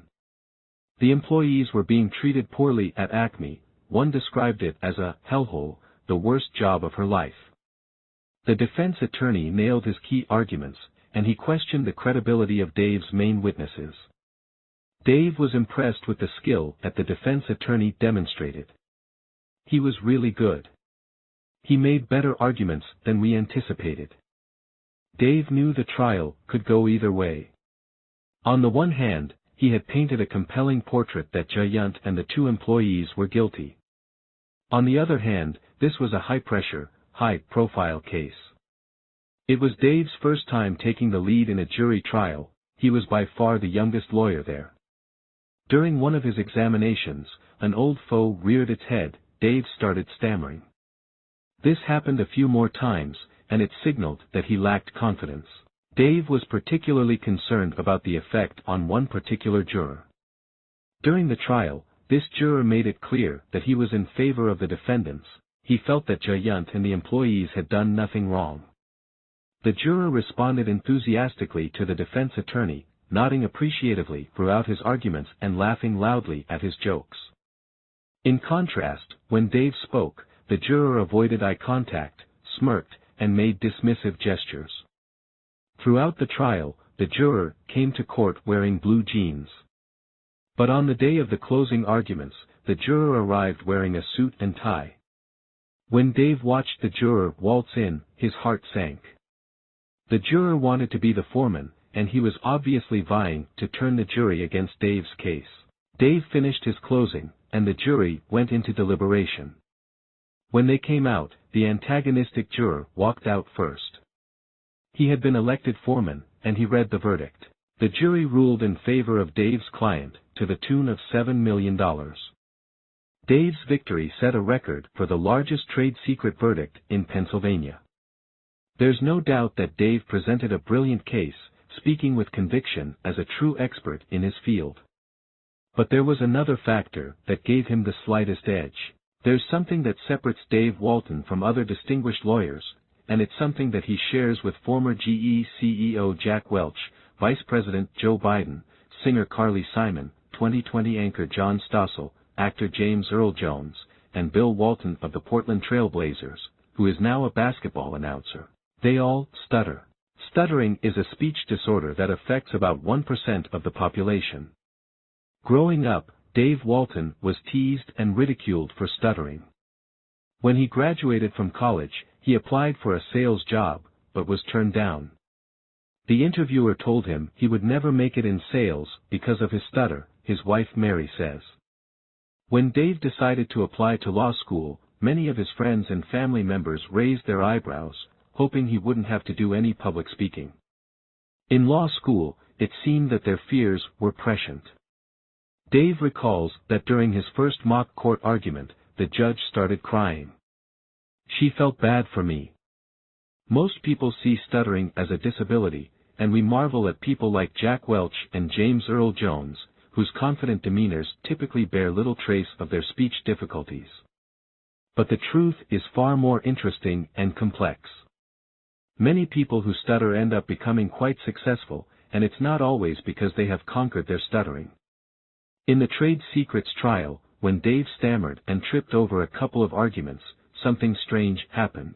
The jurors liked him. At the end of the trial, several jurors approached him.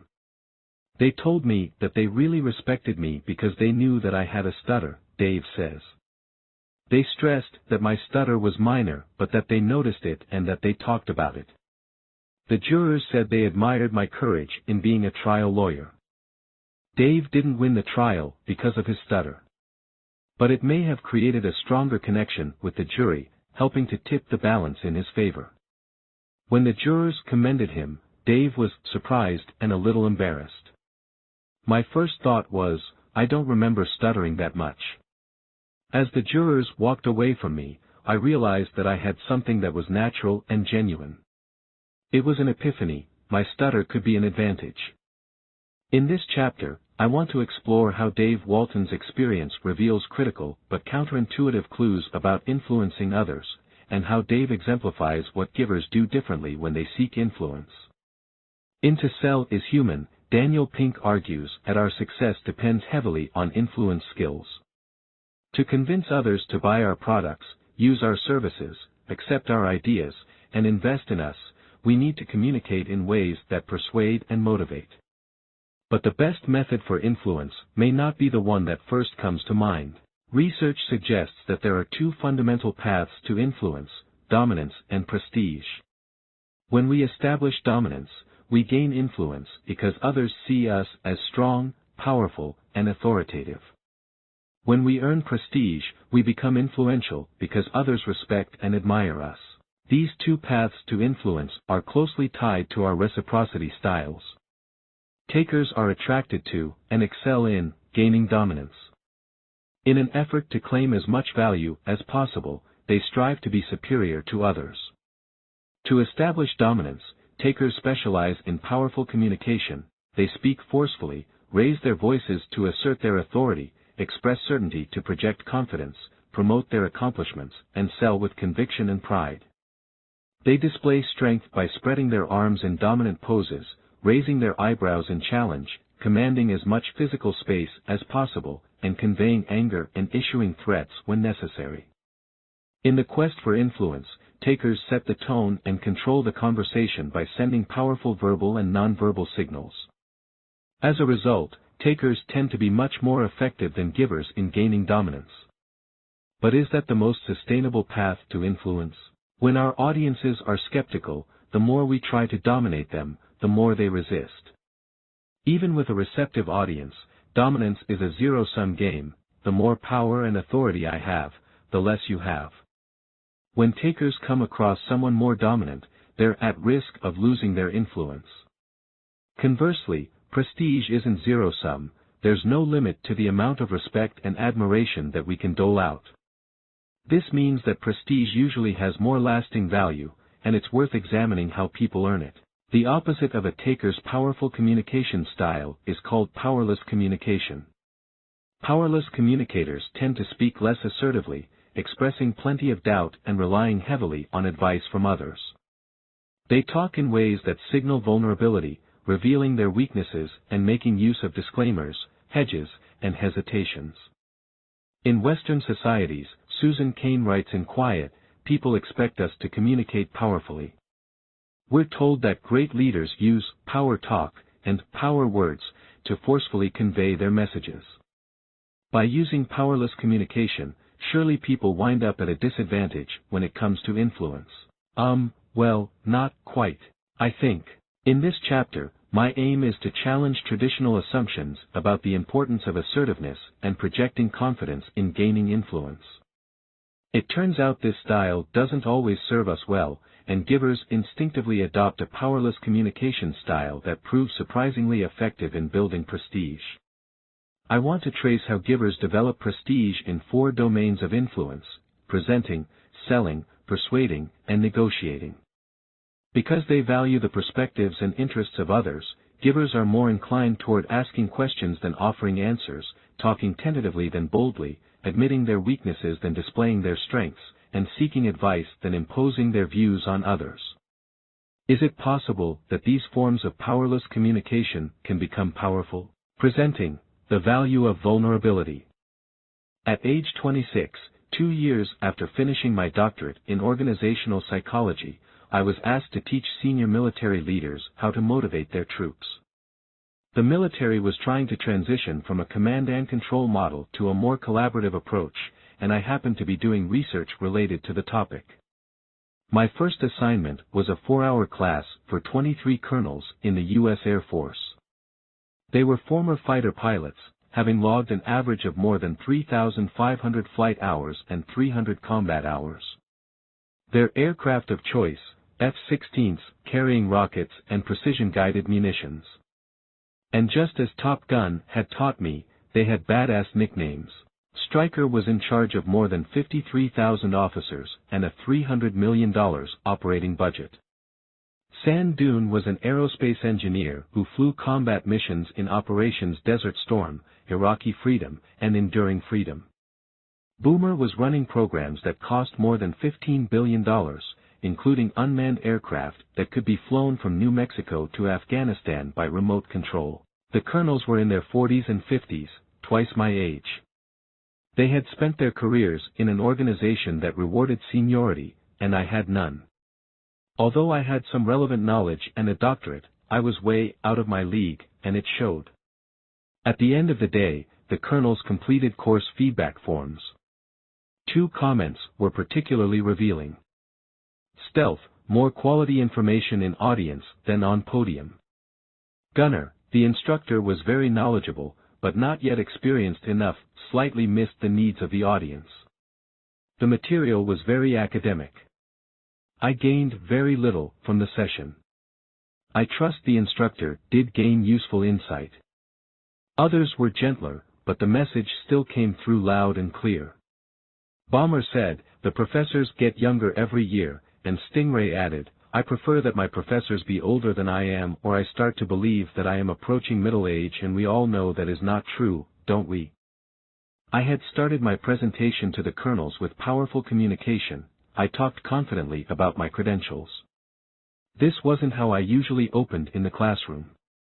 In my role as a professor, I've always felt a strong sense of responsibility to give to my students, and I tend to be more concerned about connecting with students than establishing my authority.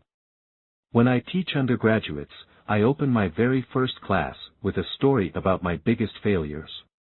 With the Air Force colonels, though, I was worried about credibility, and I only had 4 hours, instead of my usual 4 months, to establish it. Deviating from my typical vulnerable style, I adopted a dominant tone in describing my qualifications. But the more I tried to dominate, the more the colonels resisted. I failed to win their respect, and I felt disappointed and embarrassed. I had another session with Air Force colonels coming up on my schedule, so I decided to try a different opening. Instead of talking confidently about my credentials, I opened with a more powerless, self-deprecating remark. "I know what some of you are thinking right now. What can I possibly learn from a professor who's 12 years old?"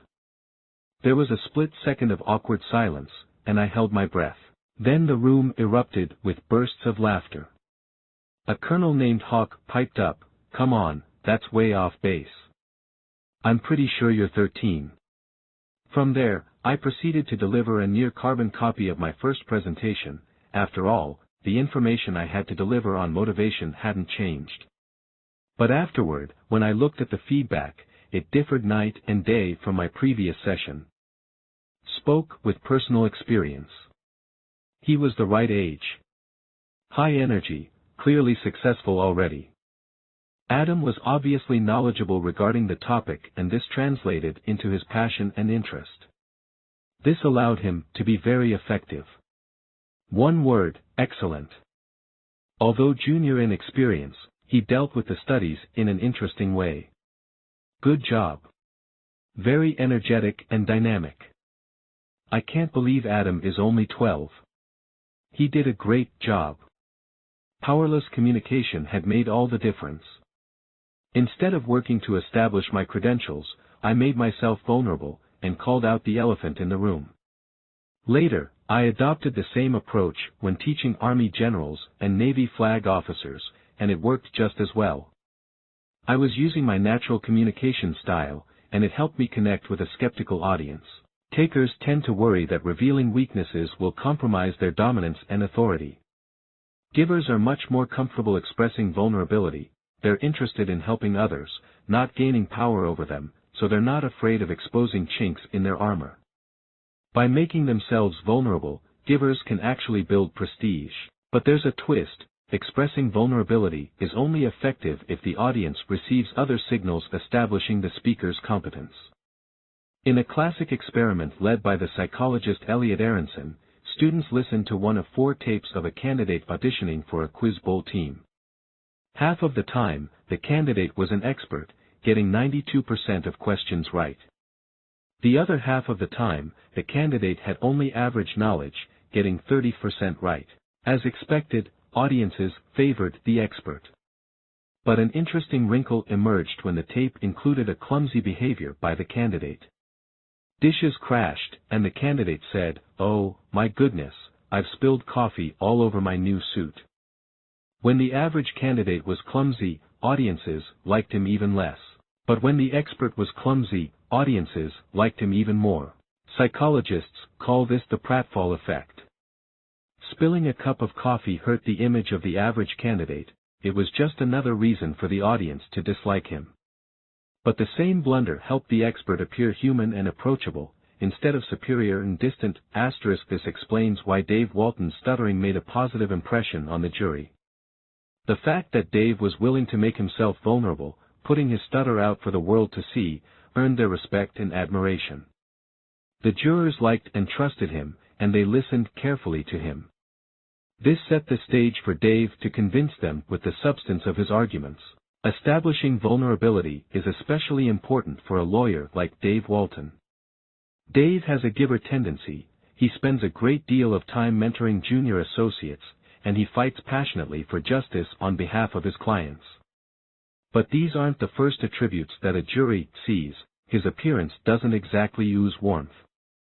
"I'm a big guy with a military look," Dave explains. "And I have an intense streak. In the trade secrets trial, I wouldn't say stuttering is why I won, but it helped my credibility. It made me a real person. It gave them an insight into my character that they liked. It humanized me. This is a guy we can pull for. It made me seem less polished, and more credible as an advocate. People think you have to be this polished, perfect person. Actually, you don't want a lawyer who is too slick. Good trial lawyers aim to be an expert and a regular guy at the same time." When Dave Walton stands in front of a jury in spite of his stutter, they can see that he cares deeply about his clients. He believes in them enough that he's willing to expose his own vulnerability to support them.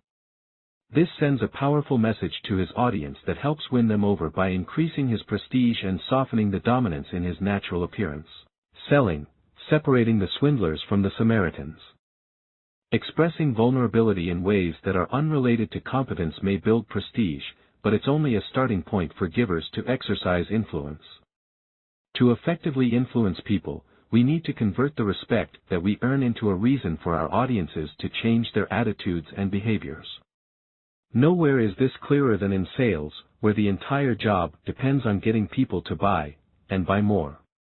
We often stereotype salespeople as manipulative and Machiavellian, thinking of great sellers as intimidating, confrontational, self-serving, or even sometimes deceitful.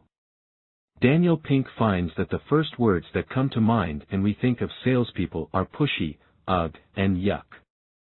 In one study, people ranked the 44 most commonly chosen MBA occupations in terms of how socially responsible they were. Salesperson ranked 43rd, barely above stockbroker, at the very bottom of the social responsibility list. This sets up the expectation that top salespeople must be takers, yet in the opening chapter, we saw a preview of evidence that many highly productive salespeople are givers. How do givers sell effectively? Bill Grumbles is a powerful executive, but if you met him, you probably wouldn't realize it. He speaks so softly that you might find yourself leaning forward just to hear him. After working his way up to a vice presidency at HBO, he became the president of worldwide distribution for TBS. Throughout his career, Grumbles has gone out of his way to help and mentor others. Today, He spends his time coaching business students on leadership and volunteering to give them career advice. Early on, powerless communication actually helped him rise to the top of HBO's sales charts. Back in 1977, HBO was an unknown brand. Most Americans didn't even have cable. Grumbles was in his late 20s, and he was sent to open an HBO sales office in Kansas City. He had no sales experience, so he started doing what he did best as a giver, asking questions. His questions were sincere, and customers responded. I would be on a sales call, and I'd look at the walls, around the office, and see their interests. I'd ask about their grandchildren, or their favorite sports team. I would ask a question, and customers would talk for 20 minutes. Other salespeople were bringing in one contract a month. Grumbles was 4 times as productive.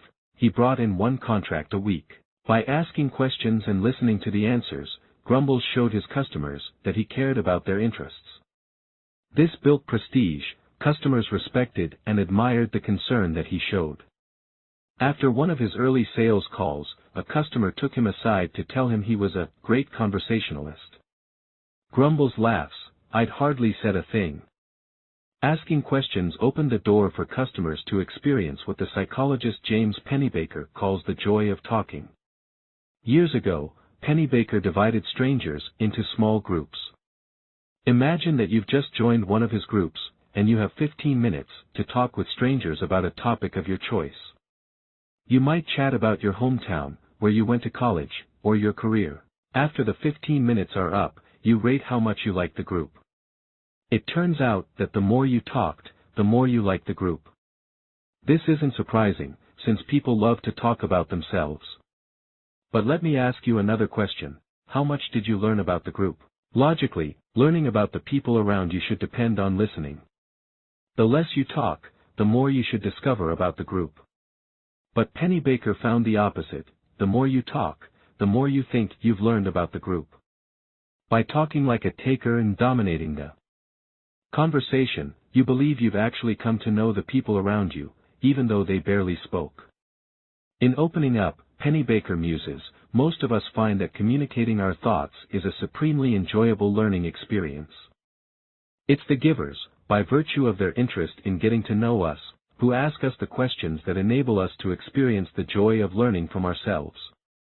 And by giving us the floor, givers are actually learning about us and from us, which helps them figure out how to sell us things we already value.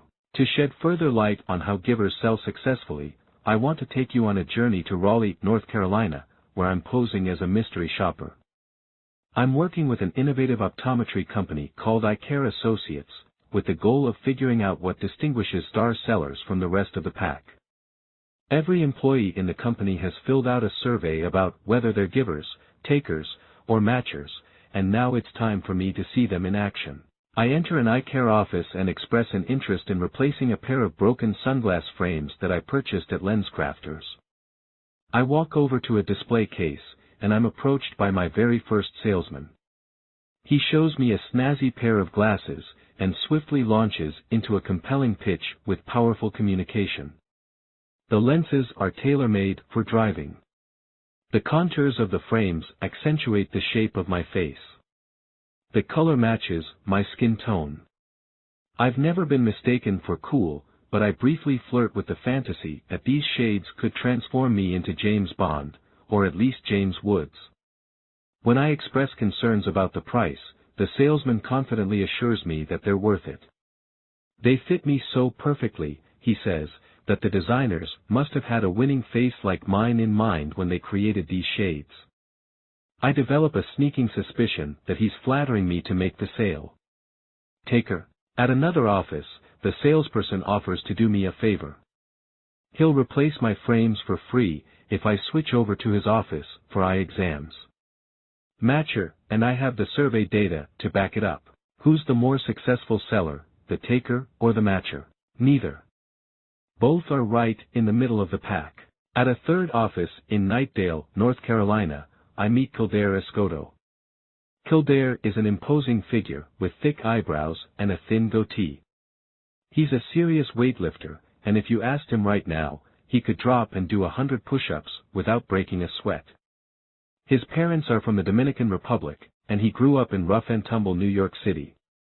He has the same title as the two salespeople I met at other offices, but his style couldn't be more different.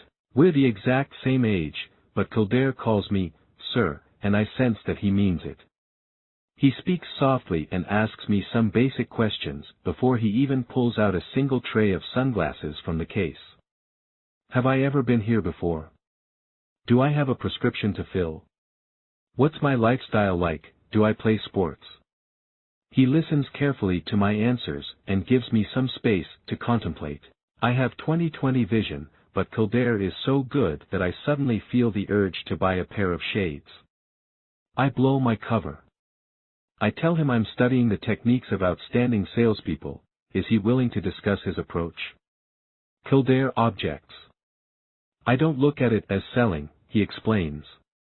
I see myself as an optician. We're in the medical field first, retail second, sales maybe third. My job is to take the patient, ask the patient questions, and see what the patient needs. My mindset is not to sell. My job is to help. My main purpose is to educate and inform patients on what's important. My true concern in the long run is that the patient can see. The data reveal two striking facts about Kildare Escoto. First, in my survey, he had the single highest giver score of any employee in the company. Second, he was also the top-selling optician in the entire company, bringing in more than double the average sales revenue. It's not a coincidence. The second highest seller also more than doubled the average, and she's a giver too. Her name is Nancy Phelps, and she has the same philosophy as Kildare. I get involved with patients, ask where they work, what their hobbies are, what they like to do on vacations. It's about the patients and their needs. It's revealing that when patients walk in the door, they ask for Nancy. I'm a real believer in giving patients their new fresh eyes that they're going to see their best in, she says. To see whether Kildare and Nancy are exceptions to the rule, Dane Barnes and I asked hundreds of opticians to complete a survey measuring whether they were takers, matchers, or givers. We also gave them an intelligence test, assessing their ability to solve complex problems. Then we tracked their sales revenue over the course of an entire year. Even after controlling for intelligence, the givers outsold the matchers and takers. The average giver brought in over 30% more annual revenue than matchers and 68% more than takers. Even though matchers and takers together represented over 70% of the sellers, half of the top sellers were givers. If all opticians were givers, the average company's annual revenue would spike from approximately $11.5 million to more than $15.1 million. Givers are the top sellers, and a key reason is powerless communication. Asking questions is a form of powerless communication that givers adopt naturally. Questions work especially well when the audience is already skeptical of your influence, such as when you lack credibility or status, or when you're in a highly competitive negotiation situation. Neil Rackham spent 9 years studying expert and average negotiators. He identified expert negotiators as those who were rated as highly effective by both sides, and had a strong track record of success with few failures. He recorded more than 100 negotiations and combed through them to see how the experts differed from average negotiators. The expert negotiators spent much more time trying to understand the other side's perspective. Questions made up over 21% of the experts' comments, but less than 10% of the average negotiator's comments. If Kildare were a taker, he'd be more interested in leading with his own answers than asking questions. But instead of telling patients what they want, he asks them what they want. One day, Mrs. Jones comes out of an eye exam, and Kildare approaches her to find out if she's interested in a new pair of glasses. In one eye, she's nearsighted. In the other eye, she's farsighted. Her doctor has prescribed a multifocal lens, but she's clearly skeptical. She's there to get her eyes examined, and has no intention of making an expensive purchase. She tells Kildare she doesn't want to try the new lens. Instead of delivering an assertive pitch, Kildare starts asking her questions. What kind of work do you do? He learns that she works at a computer, and he notices that when she's trying to read, she turns her head to privilege her nearsighted eye. When she's looking at something in the distance, as when driving, she turns her head the other way to rely on her far-sighted eye. Kildare asks why the doctor has prescribed a new lens, and she mentions that she's struggling with distance, computer work, and reading. He sees that she's getting frustrated and reassures her, "If you feel you don't need corrective lenses, I'm not going to waste your time. Let me just ask you one more question, when will you wear these glasses?" She says they would really only be useful at work, and they're awfully expensive if she can only wear them part of the day. As he listens to her answer, Kildare realizes that his customer has a misconception about how multifocal lenses can be used. He gently explains that she can use multifocal lenses not only at work, but also in the car and at home. She's intrigued, and she tries them on. A few minutes later, she decides to get fitted for her very first pair of multifocal glasses, spending $725. A taker might have lost the sale. By asking questions, Kildare was able to understand her concerns and address them. But maybe we're stacking the deck in favor of givers. After all, opticians are selling in the healthcare industry, where it's easy to believe in the product and care about patients in need. Can givers succeed in sales jobs where customers are more skeptical, like insurance? In one study, managers rated the giving behaviors of more than 1,000 insurance salespeople. Even in insurance, the higher the salesperson's giver score, the greater that salesperson's revenue, policies sold, applications, sales quotas met, and commissions earned. By asking questions and getting to know their customers, givers build trust and gain knowledge about their customers' needs. Over time, this makes them better and better at selling. In one study, pharmaceutical salespeople were assigned to a new product with no existing client base. Each quarter, even though the salespeople were paid commission, the givers pulled further ahead of the others. Moreover, giving was the only characteristic to predict performance. It didn't matter whether the salespeople were conscientious or carefree, extroverted or introverted, emotionally stable or anxious, and open-minded or traditional. The defining quality of a top pharmaceutical salesperson was being a giver. And powerless communication, marked by questions, is the defining quality of how givers sell. Out of curiosity, are you planning to vote in the next presidential election? By asking you that one question, I've just increased the odds that you will actually vote by 41%. That's another benefit of powerless communication. Many people assume that the key to persuasive skill is to deliver a confident, assertive pitch. But in daily life, we're bombarded by advertisers, telemarketers, salespeople, fundraisers, and politicians trying to convince us that we want to buy their products, use their services, and support their causes. When we hear a powerful persuasive message, we get suspicious. In some cases, we're concerned about being tricked, duped, or manipulated by a taker. In other situations, we just want to make our own free choices, rather than having our decisions controlled by someone else. So if I tell you to go out and vote, you might resist. But when I ask if you're planning to vote, you don't feel like I'm trying to influence you. It's an innocent query, and instead of resisting my influence, you reflect on it. Well, I do care about being a good citizen, and I want to support my candidate. This doesn't feel like I'm persuading you. As Aronson explains, you've been convinced by someone you already like and trust. Yourself. Dave Walton knows why questions are effective persuasive devices. He sees great lawyers as salespeople, and it's important that they don't sell their arguments too assertively, like takers. The art of advocacy is to lead you to my conclusion on your terms. I want you to form your own conclusions, you'll hold on to them more strongly. I try to walk jurors up to that line, drop them off, and let them make up their own minds. Thoughtful questions pave the way for jurors to persuade themselves. According to Aronson, in direct persuasion, the audience is constantly aware of the fact that they have been persuaded by another. Where self-persuasion occurs, people are convinced that the motivation for change has come from within. By asking people questions about their plans and intentions, we increase the likelihood that they actually act on these plans and intentions.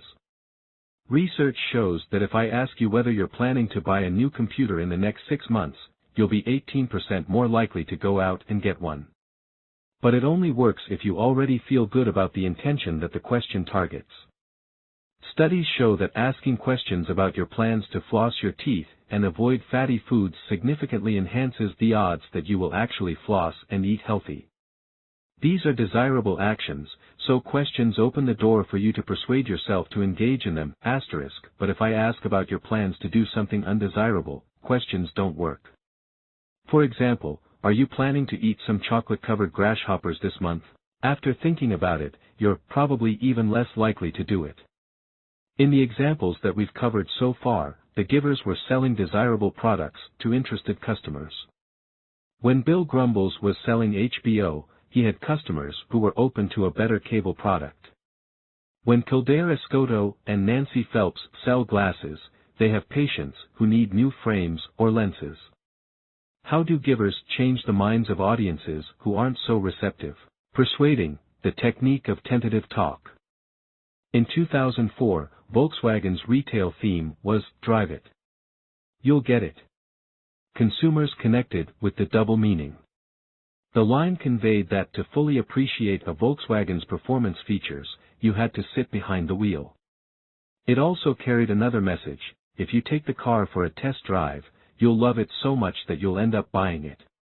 It was just one of a string of memorable campaigns from Arnold Worldwide, Volkswagen's advertising agency.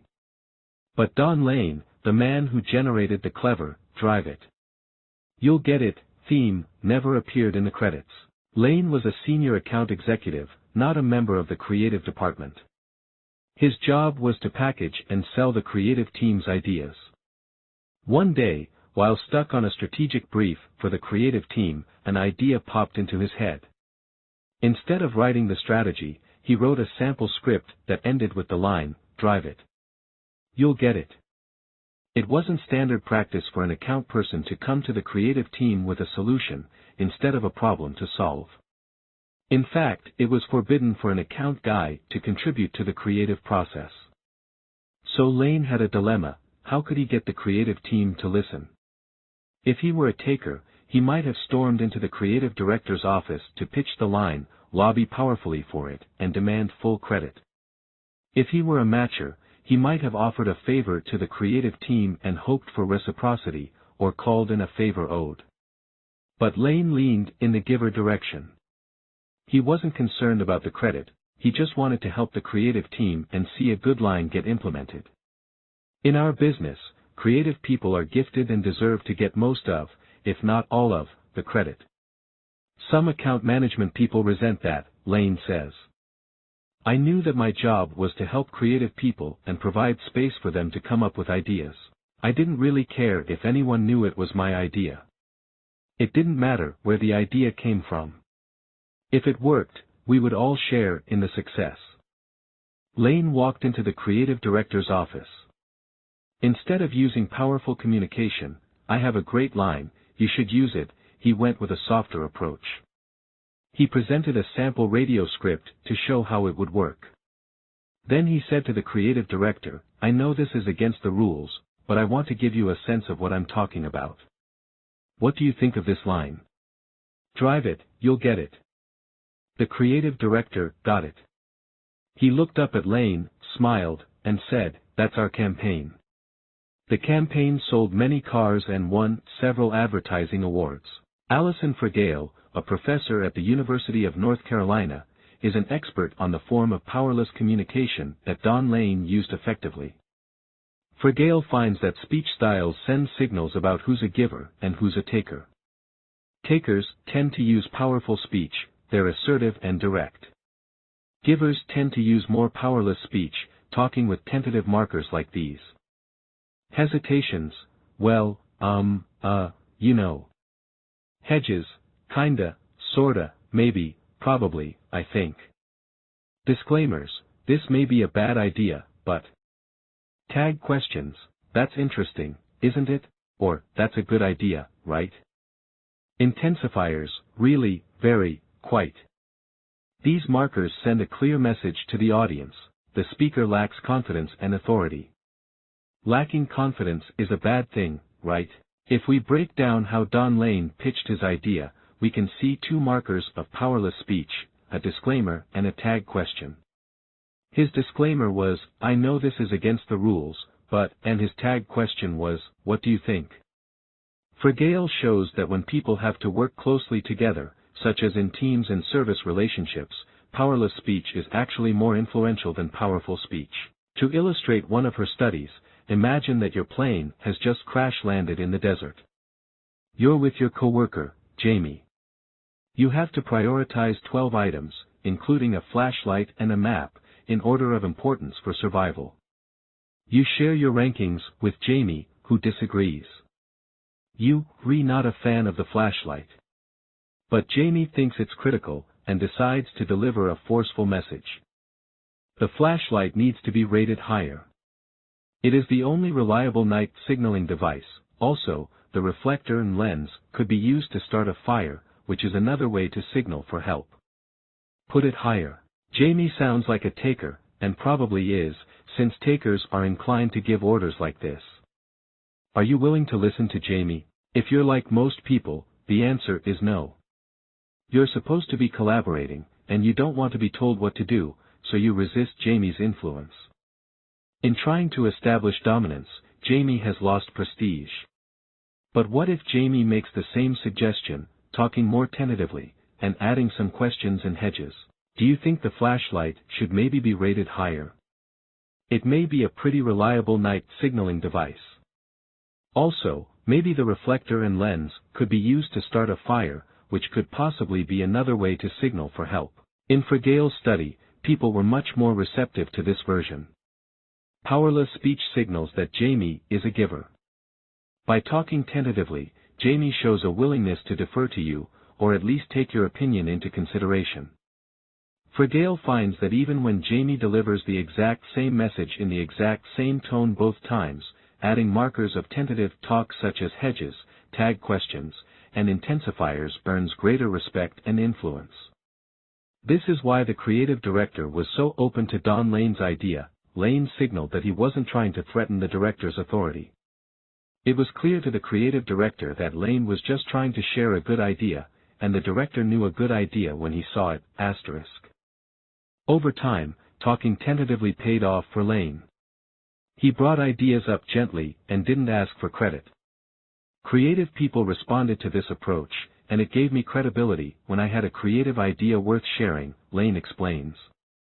Whereas many of his peers had conflicts with creative people, Lane developed a reputation for being a rare account guy with whom creative people enjoyed working. Instead of seeing him as an outsider stepping on their toes, they saw him as a helpful contributor. They frequently requested him on projects, often saying, "He's helping us. He's not a typical account guy. Let's keep him involved and give him more opportunities." Knowing that he was generous and open, creative teams were willing to share ideas with him and welcome his input, rather than guarding their turf more closely. Lane's ability to contribute to creative teams attracted the attention of senior management. At an unusually early stage in his career, Lane was invited to play a key role in the world-renowned Drivers Wanted campaign for Volkswagen. Givers fear that they'll become invisible, Lane says. But I've seen givers thrive because people like working with and trust them. Realizing this was a major turbo boost early in my career. Lane was promoted more quickly than many of his peers, and he is now an executive vice president and executive director at Arnold. In the words of one creative vice president, Don is a complete team player. If I have another opportunity to work with Don, I would jump at the chance. An analysis of tentative talk points to another reason why Dave Walton's stutter might have helped him connect with the jury in the trade secrets trial. Hesitations, hedges, and intensifiers are built-in features of stuttering. When a jury hears Dave Walton stutter, he no longer sounds dominant and imposing. They don't feel that he's trying to convince them, so they lower their resistance. They become just a bit more open to being persuaded by him. When givers use powerless speech, they show us that they have our best interests at heart. But there's one role in which people tend to avoid talking tentatively: leadership. Not long ago, a marketing manager named Barton Hill found out why. He was leading a business unit at a financial services firm, and he was invited to interview for a major promotion to a higher-level position, where he would lead multiple business units. The interviewer opened with a softball question: "Tell us about your successes." Hill started talking about his team's accomplishments, which were quite impressive. Although Hill was the front-runner for the position, he didn't get it. The interviewer told him he didn't sound like a leader. "I kept using words like we and us," Hill says. "I didn't use enough first-person singular pronouns, like I and me. I found out later that it didn't seem like I was a leader." He thought I didn't drive the team's success, and wanted someone who could. The interviewer expected Hill to speak more assertively, and powerless communication cost him the job. By speaking with greater speed, volume, assertiveness, and certainty, takers convince us that they know what they're talking about. In one study conducted by psychologists in California, takers were judged by group members as more competent, but in reality, they weren't more competent. Takers, the study's authors report, attain influence because they behave in ways that make them appear competent, even when they actually lack competence. By failing to use powerful speech in his interview, Barton Hill failed to create the impression of dominance. Yet the same powerless communication that cost him the promotion ended up earning prestige, making his team successful. Whereas powerful communication might be effective in a one-shot job interview, in a team or a service relationship, it loses the respect and admiration of others. Psychologists in Amsterdam have shown that although group members perceive takers as highly effective leaders, takers actually undermine group performance. Speaking dominantly convinces group members that takers are powerful, but it stifles information sharing, preventing members from communicating good ideas. Teams love it when their leader presents a work product as a collaborative effort. That's what inspires them to contribute, Hill reflects. The paradox comes from people thinking an inclusive leader isn't strong enough to lead a team, when in fact that leader is stronger, because he engenders the support of the team. People bond to givers, like electromagnetism. Eventually, Hill left for another company, and 3 of his former employees approached him about joining his team. This type of loyalty has paid off in the long run. Hill's teams have been wildly successful. He is now a managing director and global head of marketing at Citi Transaction Services, a division of more than 20,000 people. Of course, there's a time and a place for leaders to use powerful speech. In a study of pizza franchises, colleagues Francesca Gino, Dave Hoffman, and I found that when most employees in a store are dutiful followers, managers are well served to speak powerfully. But when most employees are proactive, generating new ideas for cooking and delivering pizzas more efficiently, powerful speech backfires. When employees were proactive, managers who talked forcefully led their stores to 14% lower profits than managers who talked less assertively and more tentatively. By conveying dominance, the powerful speakers discouraged their proactive employees from contributing. When people use powerful communication, others perceive them as preferring and pursuing individual accomplishments, Fragile writes, at the expense of group accomplishments. Through talking tentatively, the powerless speakers earned prestige. They showed openness to proactive ideas that would benefit the group. To see if this effect would hold up in a more controlled setting, my colleagues and I brought teams of people together to fold T-shirts. We instructed half of the team leaders to talk forcefully, and asked the other half to talk more tentatively. Once again, when team members were passive followers, the powerful speakers did just fine. But when team members were highly proactive, taking initiative to come up with a faster way to fold T-shirts, the powerless speakers were much more effective. Proactive teams had 22% higher average output under leaders who spoke powerlessly than powerfully. Team members saw the powerful speakers as threatened by ideas, viewing the powerless speakers as more receptive to suggestions. Talking tentatively didn't establish dominance, but it earned plenty of prestige.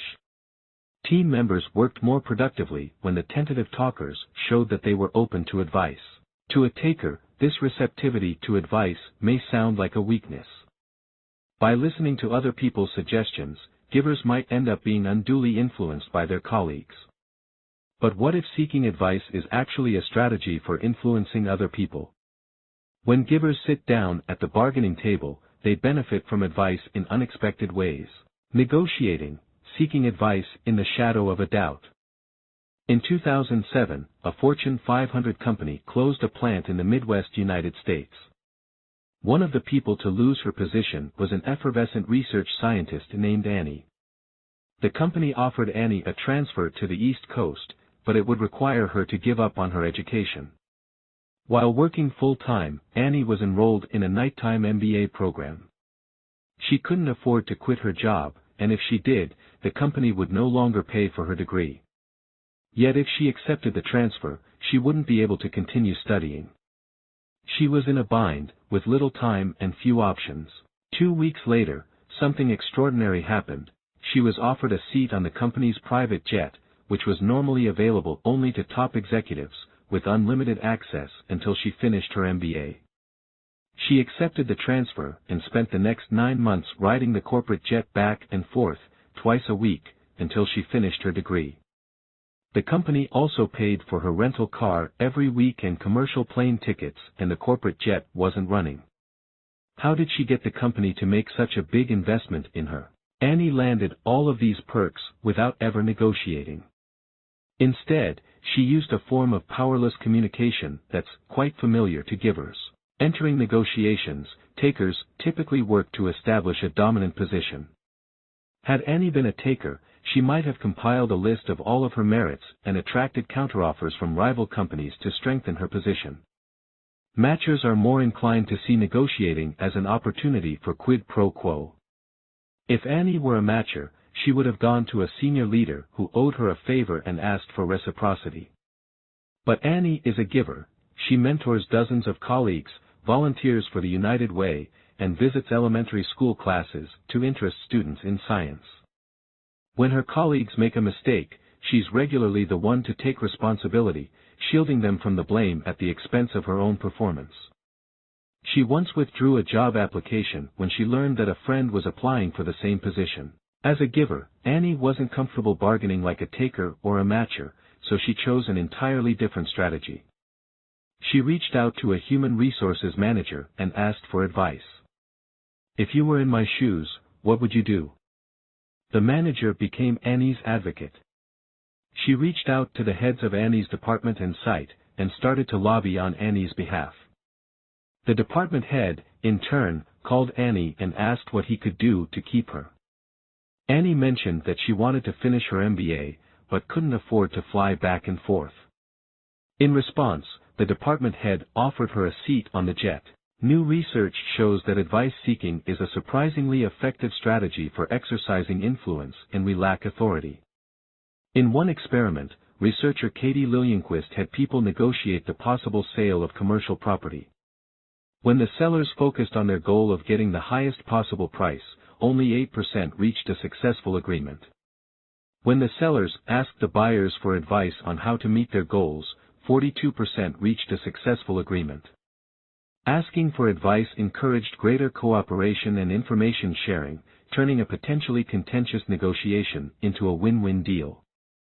Studies demonstrate that across the manufacturing, financial services, insurance, and pharmaceuticals industries, seeking advice is among the most effective ways to influence peers, superiors, and subordinates. Advice seeking tends to be significantly more persuasive than the taker's preferred tactics of pressuring subordinates and ingratiating superiors. Advice seeking is also consistently more influential than the matcher's default approach of trading favors. This is true even in the upper echelons of major corporations. Recently, strategy professors Ithay Stern and James Westfall studied executives at 350 large U.S. industrial and service firms, hoping to find out how executives land seats on boards of directors.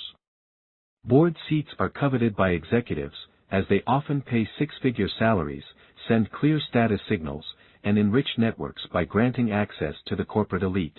Takers assume that the best path to a board seat is ingratiation.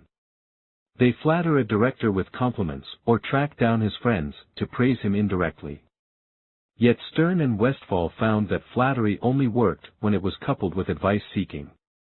Instead of just complimenting a director, executives who got board seats were more likely to seek advice along with the compliment. When praising a director's skill, the advice-seeking executives asked how she mastered it. When extolling a director's success in a task, these executives asked for recommendations about how to replicate his success. When executives asked a director for advice in this manner, that director was significantly more likely to recommend them for a board appointment, and they landed more board seats as a result. Advice seeking is a form of powerless communication that combines expressing vulnerability, asking questions, and talking tentatively. When we ask others for advice, we're posing a question that conveys uncertainty and makes us vulnerable. Instead of confidently projecting that we have all the answers, we're admitting that others might have superior knowledge. As a result, takers and matchers tend to shy away from advice seeking. From a taker's perspective, asking for advice means acknowledging that you don't have all the answers. Takers may fear that seeking advice might make them look weak, dependent, or incompetent. They're wrong. Research shows that people who regularly seek advice and help from knowledgeable colleagues are actually rated more favorably by supervisors than those who never seek advice and help. Appearing vulnerable doesn't bother givers, who worry far less about protecting their egos and projecting certainty. When givers ask for advice, it's because they're genuinely interested in learning from others. Matchers hold back on advice, seeking for a different reason. They might owe something in return. According to Lillianquist, advice seeking has 4 benefits: learning, perspective taking, commitment, and flattery. When Annie asked for advice, she discovered something she didn't know before: the company's jet had extra seats, and it traveled back and forth between her 2 key locations.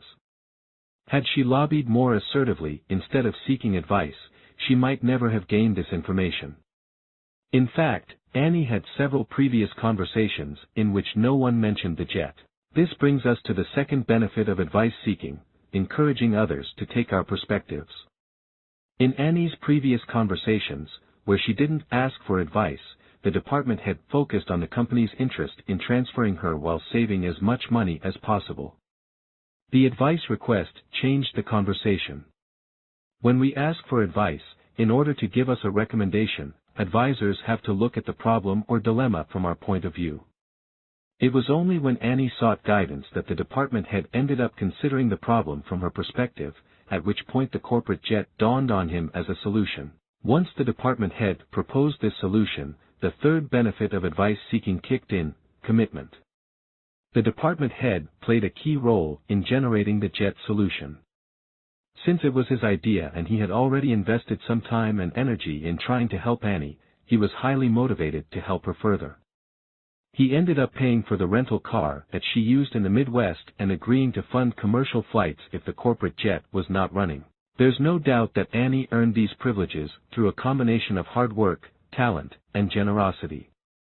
But a clever study sheds further light on why the department head was so motivated to offer Annie more than just the corporate jet. Half a century ago, the psychologists John Jecker and David Landy paid people for succeeding on a geometry task. In the control group, the participants kept the money and visited the department secretary to fill out a final questionnaire. But when another group of participants started to leave, the researcher asked them for help. "I was wondering if you would do me a favor.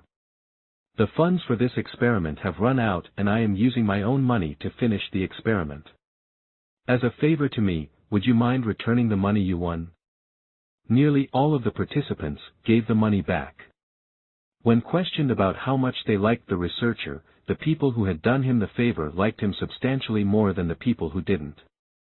Why? When we give our time, energy, knowledge, or resources to help others, we strive to maintain a belief that they're worthy and deserving of our help.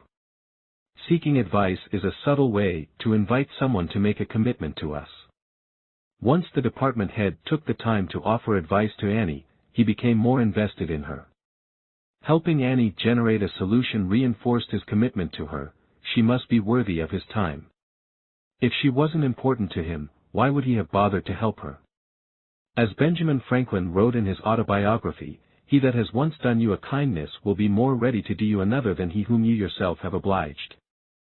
When we ask people for advice, we grant them prestige, showing that we respect and admire their insights and expertise. Since most people are matchers, they tend to respond favorably and feel motivated to support us in return. When Annie approached the human resources manager for advice, the manager stepped up and went to bat for her. According to biographer Walter Isaacson, Benjamin Franklin saw advice seeking as a form of flattery. Franklin had a fundamental rule for winning friends, Isaacson writes: appeal to their pride and vanity by constantly seeking their opinion and advice, and they will admire you for your judgment and wisdom. Regardless of their reciprocity styles, people love to be asked for advice. Giving advice makes takers feel important, and it makes givers feel helpful. Matchers often enjoy giving advice for a different reason. It's a low-cost way of racking up credits that they can cash in later. As a result, when we ask people for advice, they tend to respond positively to us. But here's the catch: advice seeking only works if it's genuine.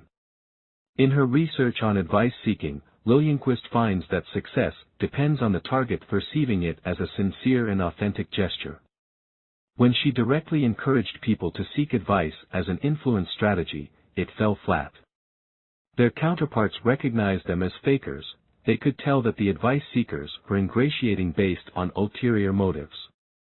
People who are suspected of strategically managing impressions are more likely to be seen as selfish, cold, manipulative, and untrustworthy, Liljenquist writes.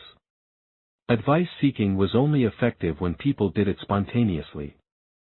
Since givers are more willing to seek advice than takers and matchers, it's likely that many of the spontaneous advice seekers in her studies were givers.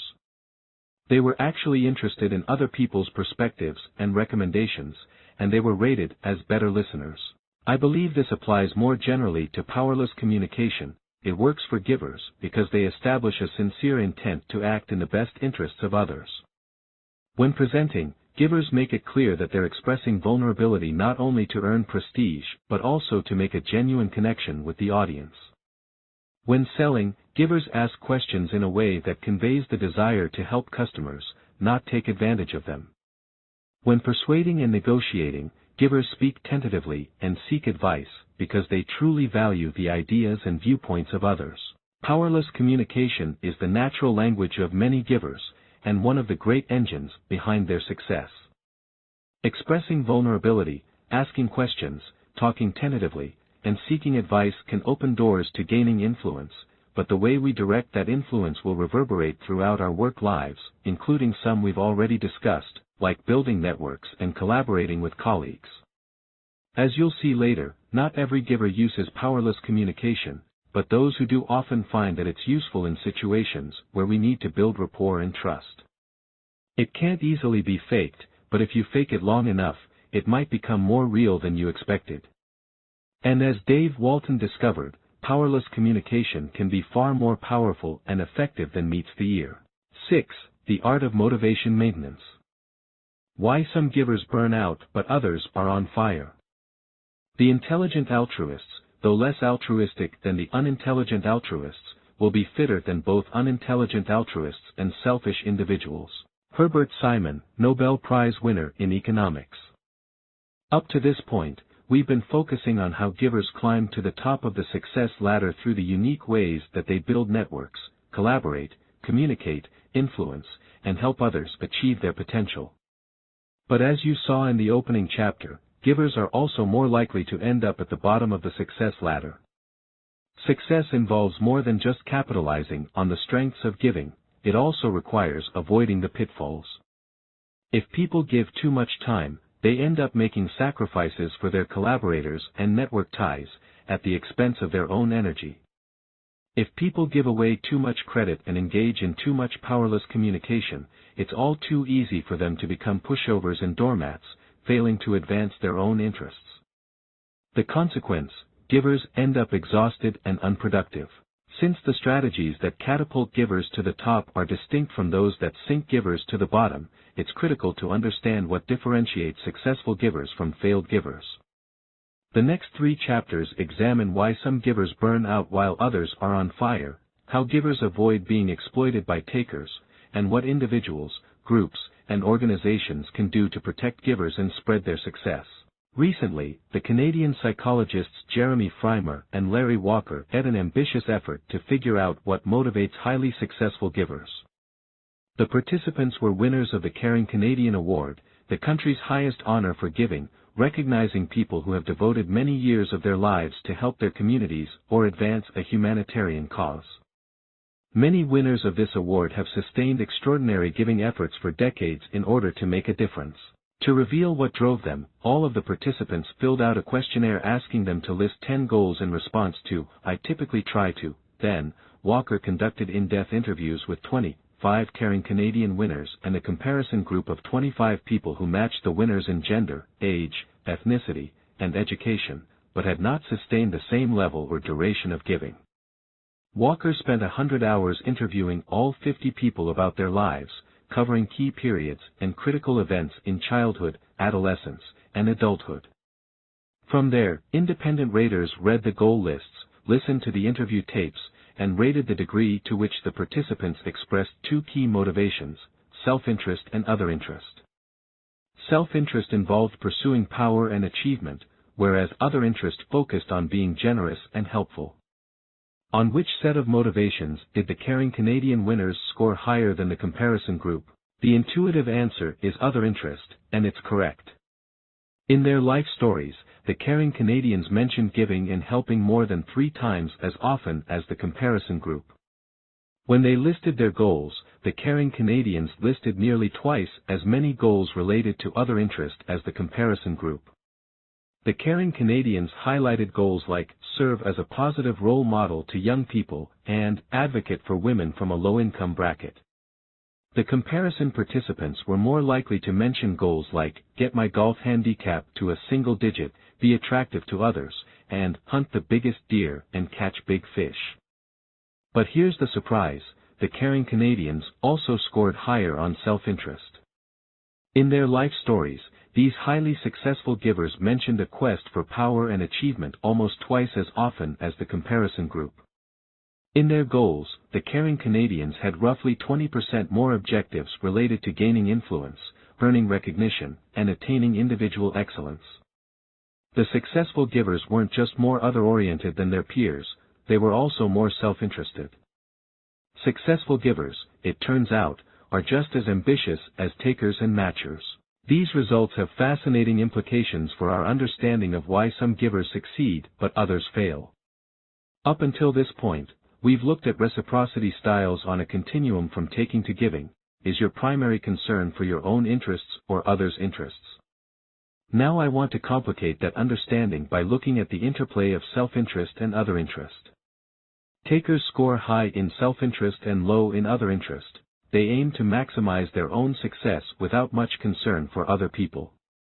By contrast, givers always score high on other interest, but they vary in self-interest.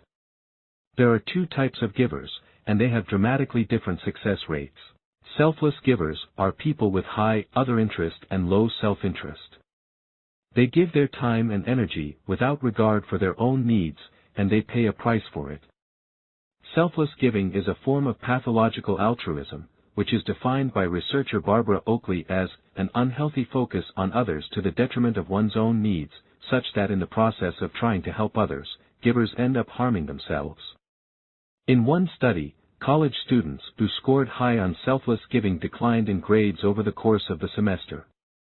These selfless givers admitted missing class and failing to study because they were attending to friends' problems. Most people assume that self-interest and other interest are opposite ends of one continuum. Yet in my studies of what drives people at work, I've consistently found that self-interest and other interest are completely independent motivations. You can have both of them at the same time. As Bill Gates argued at the World Economic Forum, there are 2 great forces of human nature, self-interest and caring for others, and people are most successful when they are driven by a hybrid engine of the 2. If takers are selfish and failed givers are selfless, successful givers are otherish. They care about benefiting others, but they also have ambitious goals for advancing their own interests. Selfless giving, in the absence of self-preservation instincts, easily becomes overwhelming. Being otherish means being willing to give more than you receive, but still keeping your own interests in sight, using them as a guide for choosing when, where, how, and to whom you give.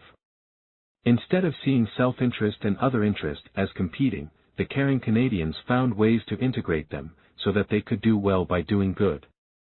As you'll see, when concern for others is coupled with a healthy dose of concern for the self, givers are less prone to burning out and getting burned, and they're better positioned to flourish. In West Philadelphia, born and raised, on the playground is where I spent most of my days. I got in one little fight and my mom got scared. When Will Smith wrote these famous lyrics for the theme song of The Fresh Prince of Bel-Air, the hit sitcom that launched his career, he had just graduated from Overbrook High School in Philadelphia. Overbrook has a majestic facade, its 5-story building resembling a castle perched atop a hill. During his time in the castle, Smith was treated like royalty, earning the nickname Prince from teachers for his ability to charm his way out of trouble. Years later, when he started a production company, he named it Overbrook Entertainment. Smith is not the only accomplished person to attend Overbrook, whose alumni include astronaut Guyon Bluford Jr., the first African American in space, and John Drummond, an Olympic gold medalist in track. Overbrook is one of just 6 high schools in the entire United States that has seen more than 10 students go on to play in the National Basketball Association, one of whom was the legendary Wilt Chamberlain. But for most students, Overbrook is no fairy tale. Located at the corner of 59th and Lancaster in the heart of West Philadelphia, Overbrook is just a few blocks from one of the top 10 drug corners in the country. Take a stroll past the school, and it's not uncommon to see the drivers of passing cars rolling up their windows and locking their doors. In 2006, Overbrook was one of 28 schools in the United States that was identified as persistently dangerous, based on crime statistics. As of 2011, there were roughly 1,200 students enrolled at Overbrook, and nearly 500 were suspended at some point during the school year, racking up nearly 50 assaults and 20 weapons or drugs charges. The educational prospects for students are similarly dismal. On the SAT, Overbrook's average hovers more than 300 points below the national average, with more than 3/4 of students in the bottom 25% in the country. Nearly half of all students who start high school at Overbrook will never finish. The graduation rate is just 54%.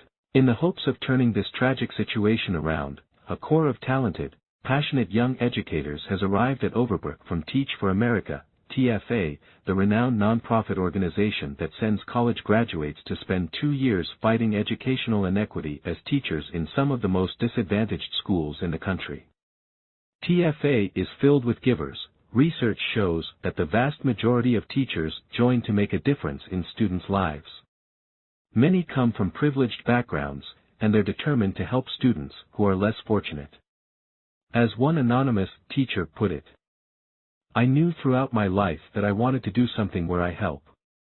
Social justice issues burn within me, and the fact that so many students have been so viciously failed by the school systems in this country is infuriating and invigorating.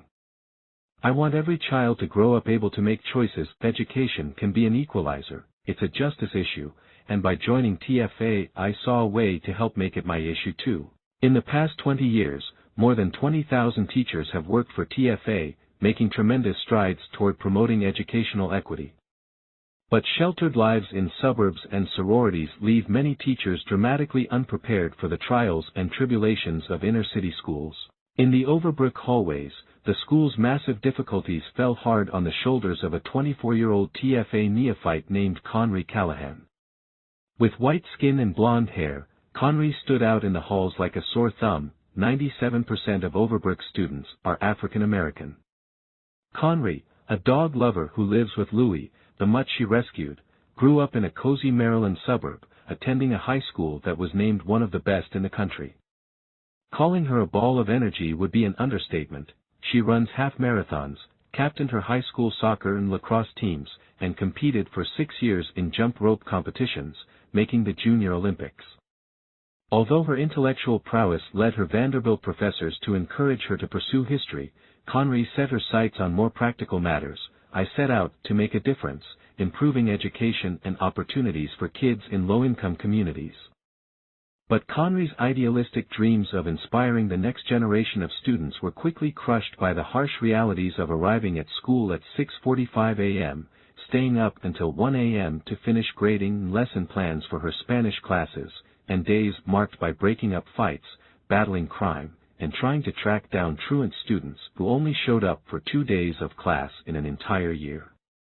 One of Conry's most promising students was living in a foster home, and had to drop out of school after giving birth to a child with developmental problems. Conry was constantly complaining to one of her closest friends, an investment banker who worked 100 hours a week and couldn't grasp why teaching at Overbrook was so stressful. In an act of desperation, Conry invited the friend to join her on a school field trip. The friend, finally, understood. She couldn't believe the sheer exhaustion that she felt at the end of the day, Conry recalls. Finally, Conry hit rock bottom.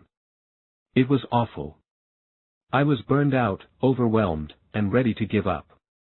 I never wanted to set foot in a school again. I was disgusted with the school, the students, and myself.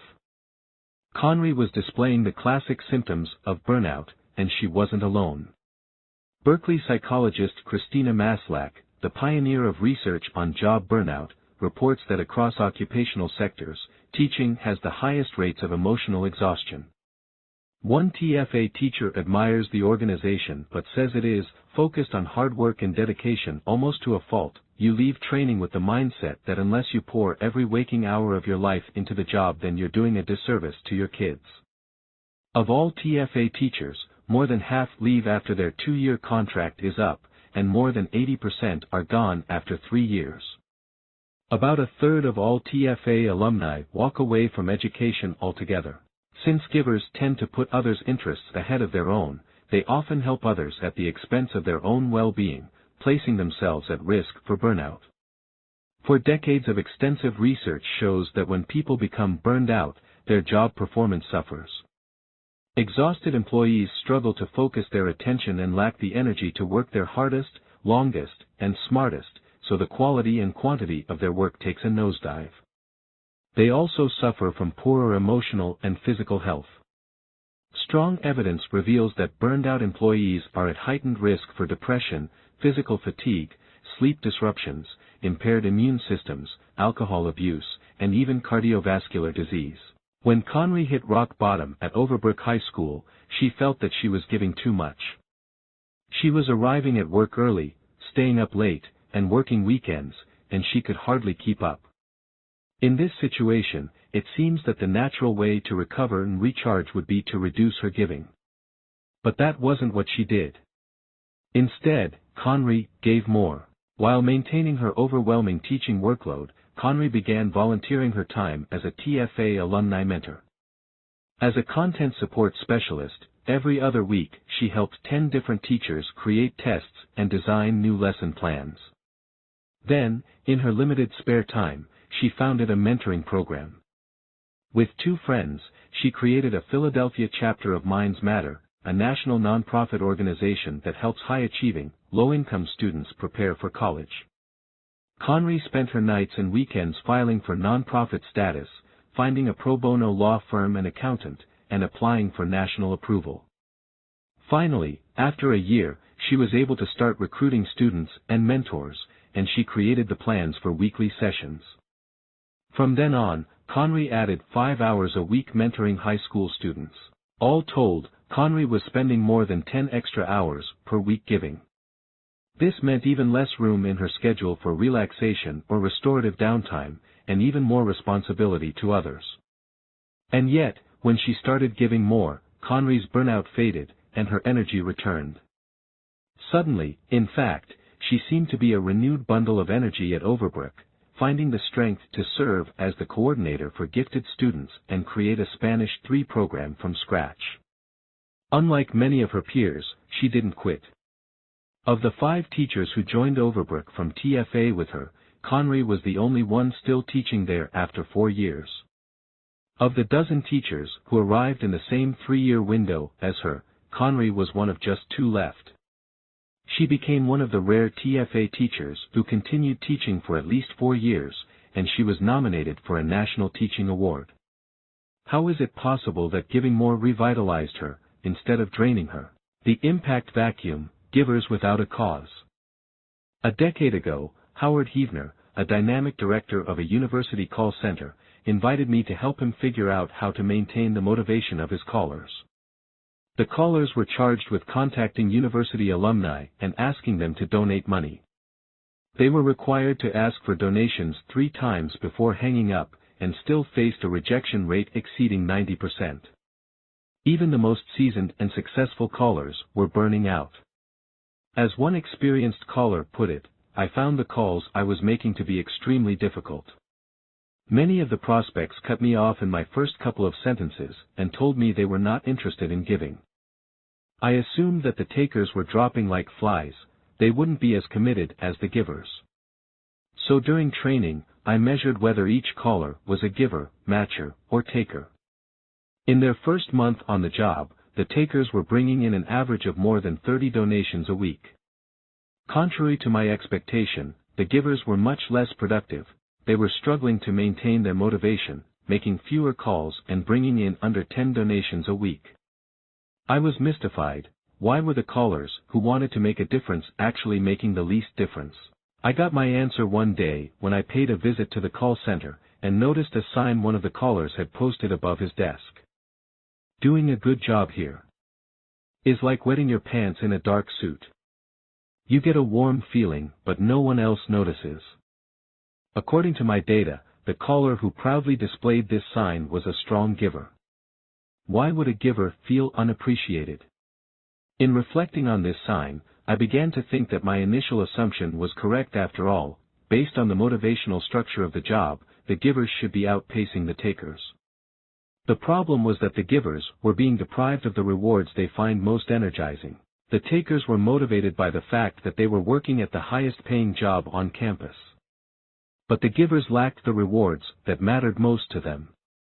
Whereas takers tend to care most about benefiting personally from their jobs, givers care deeply about doing jobs that benefit other people. When the callers brought in donations, most of the money went directly to student scholarships, but the callers were left in the dark. They had no idea who was receiving the money and how it affected their lives. At the next training session, I invited new callers to read letters from students whose scholarships had been funded by the caller's work. One scholarship student named Will wrote, "When it came down to making the decision, I discovered that the out-of-state tuition was quite expensive. But this university is in my blood. My grandparents met here. My dad and his 4 brothers all went here. I even owe my younger brother to this school. He was conceived the night we won the NCAA basketball tournament. All my life I have dreamed of coming here. I was ecstatic to receive the scholarship, and I came to school ready to take full advantage of the opportunities it afforded me. The scholarship has improved my life in many ways." After reading the letters, it took the givers just a week to catch up to the takers. The takers did show some improvement, but the givers responded most powerfully, nearly tripling in weekly calls and donations. Now, they had a stronger emotional grasp of their impact. If they brought in more money, they could help more scholarship students like Will. By spending just 5 minutes reading about how the job helped other people, the givers were motivated to achieve the same level of productivity as the takers. But the givers still weren't seeing the full impact of their jobs. Instead of reading letters, what if they actually met a scholarship recipient face-to-face? When callers interacted with one scholarship recipient in person, they were even more energized. The average caller doubled in calls per hour and minutes on the phone per week. By working harder, the callers reached more alumni, resulting in 144% more alumni donating each week. Even more strikingly, revenue quintupled. Callers averaged $412 before meeting the scholarship recipient and more than $2,000 afterward. One caller soared from averages of 5 calls and $100 per shift to 19 calls and $2,615 per shift. Several control groups of callers, who didn't meet a scholarship recipient, showed no changes in calls, phone time, donations, or revenue. Overall, just 5 minutes interacting with one scholarship recipient motivated 23 callers to raise an extra $38,451 for the university in a single week, asterisk. Although the givers, takers, and matchers were all motivated by meeting the scholarship recipient, the gains in effort and revenue were especially pronounced among the givers. The turnaround highlights a remarkable principle of giver burnout. It has less to do with the amount of giving and more with the amount of feedback about the impact of that giving. Researchers have drawn the same conclusion in healthcare, where burnout is often described as compassion fatigue, the stress, strain, and weariness of caring for others. Originally, experts believed that compassion fatigue was caused by expressing too much compassion. But new research has challenged this conclusion. As researchers Olga Klemecki and Tanya Singer summarize, more than all other factors, including the time spent caregiving, it is the perceived suffering that leads to depressive symptoms in the caregiver.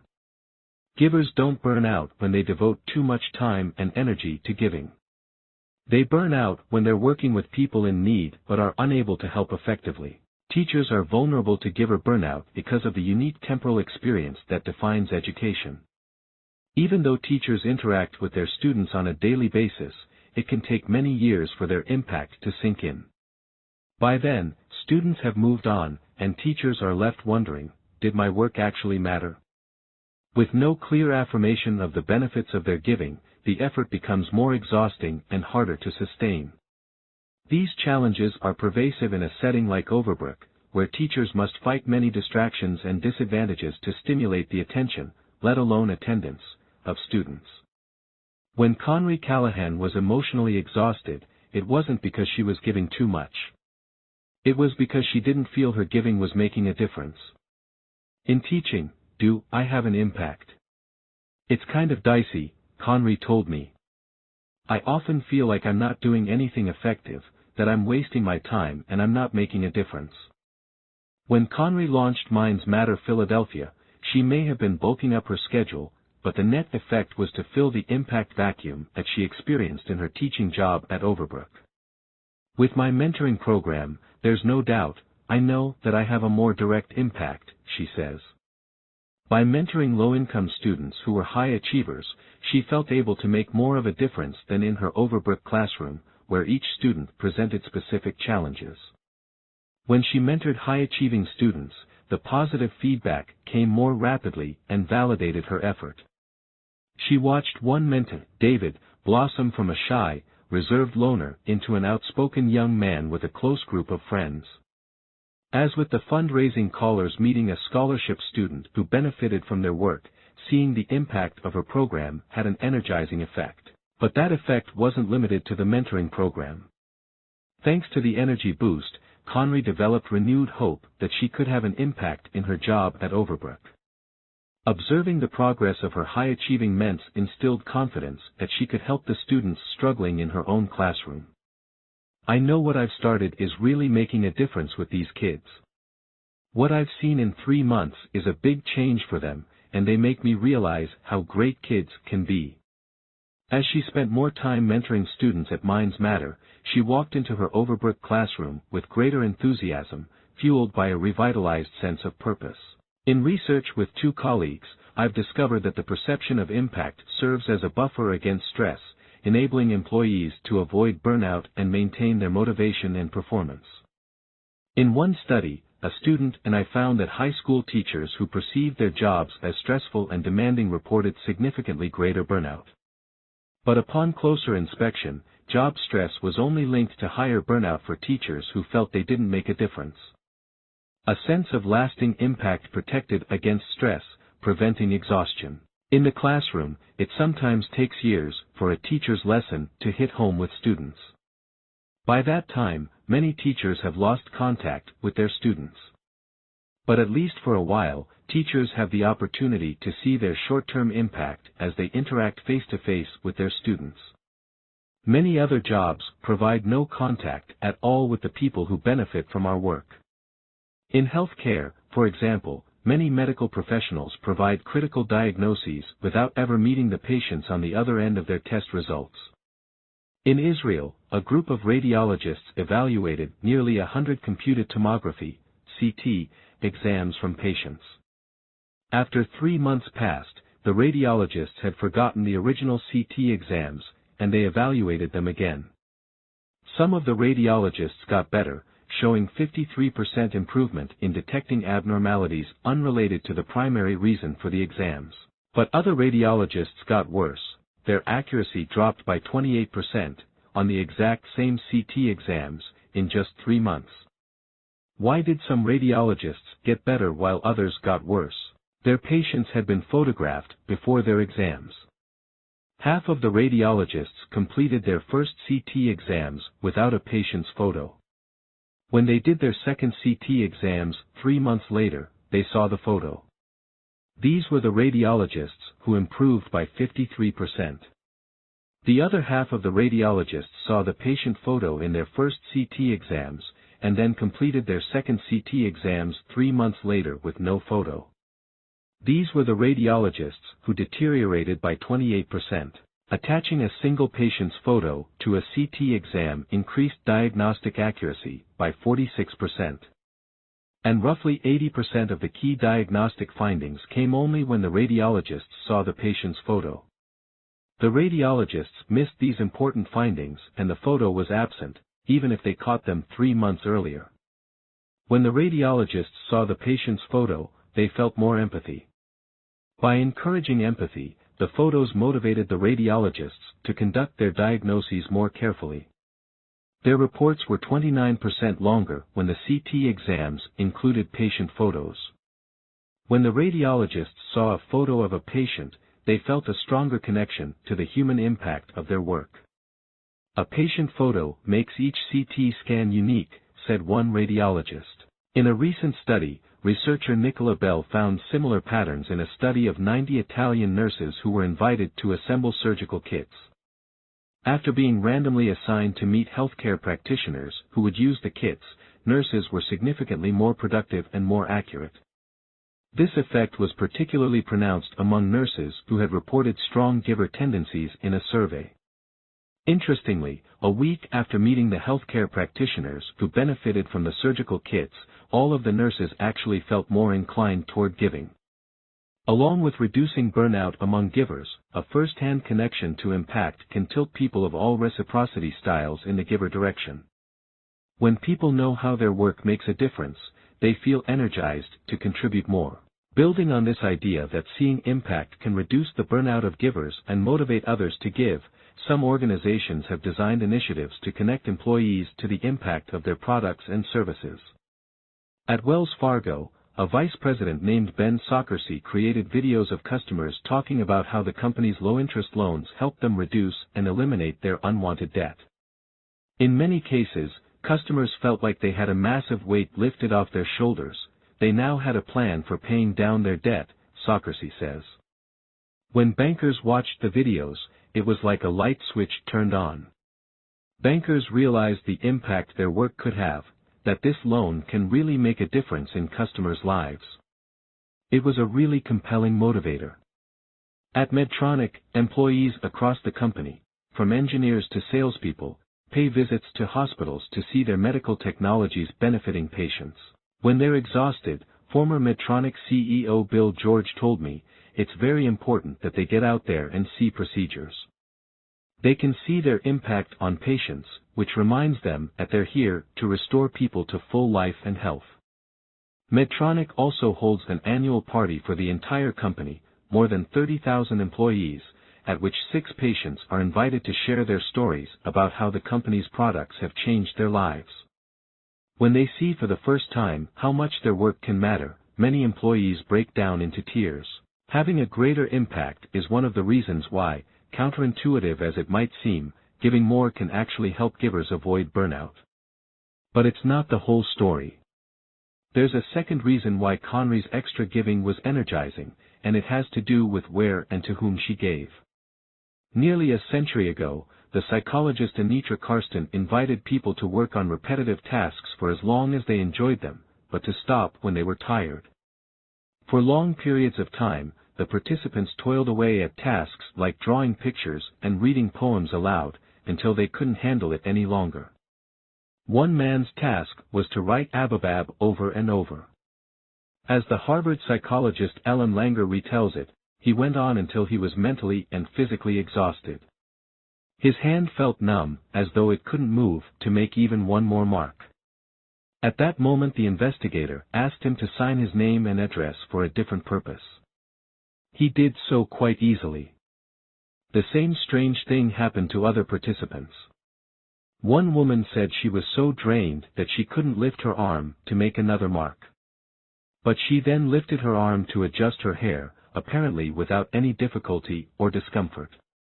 And when participants read poems aloud until their voices were hoarse, they had no trouble complaining about the task, and when they complained, they didn't sound hoarse anymore.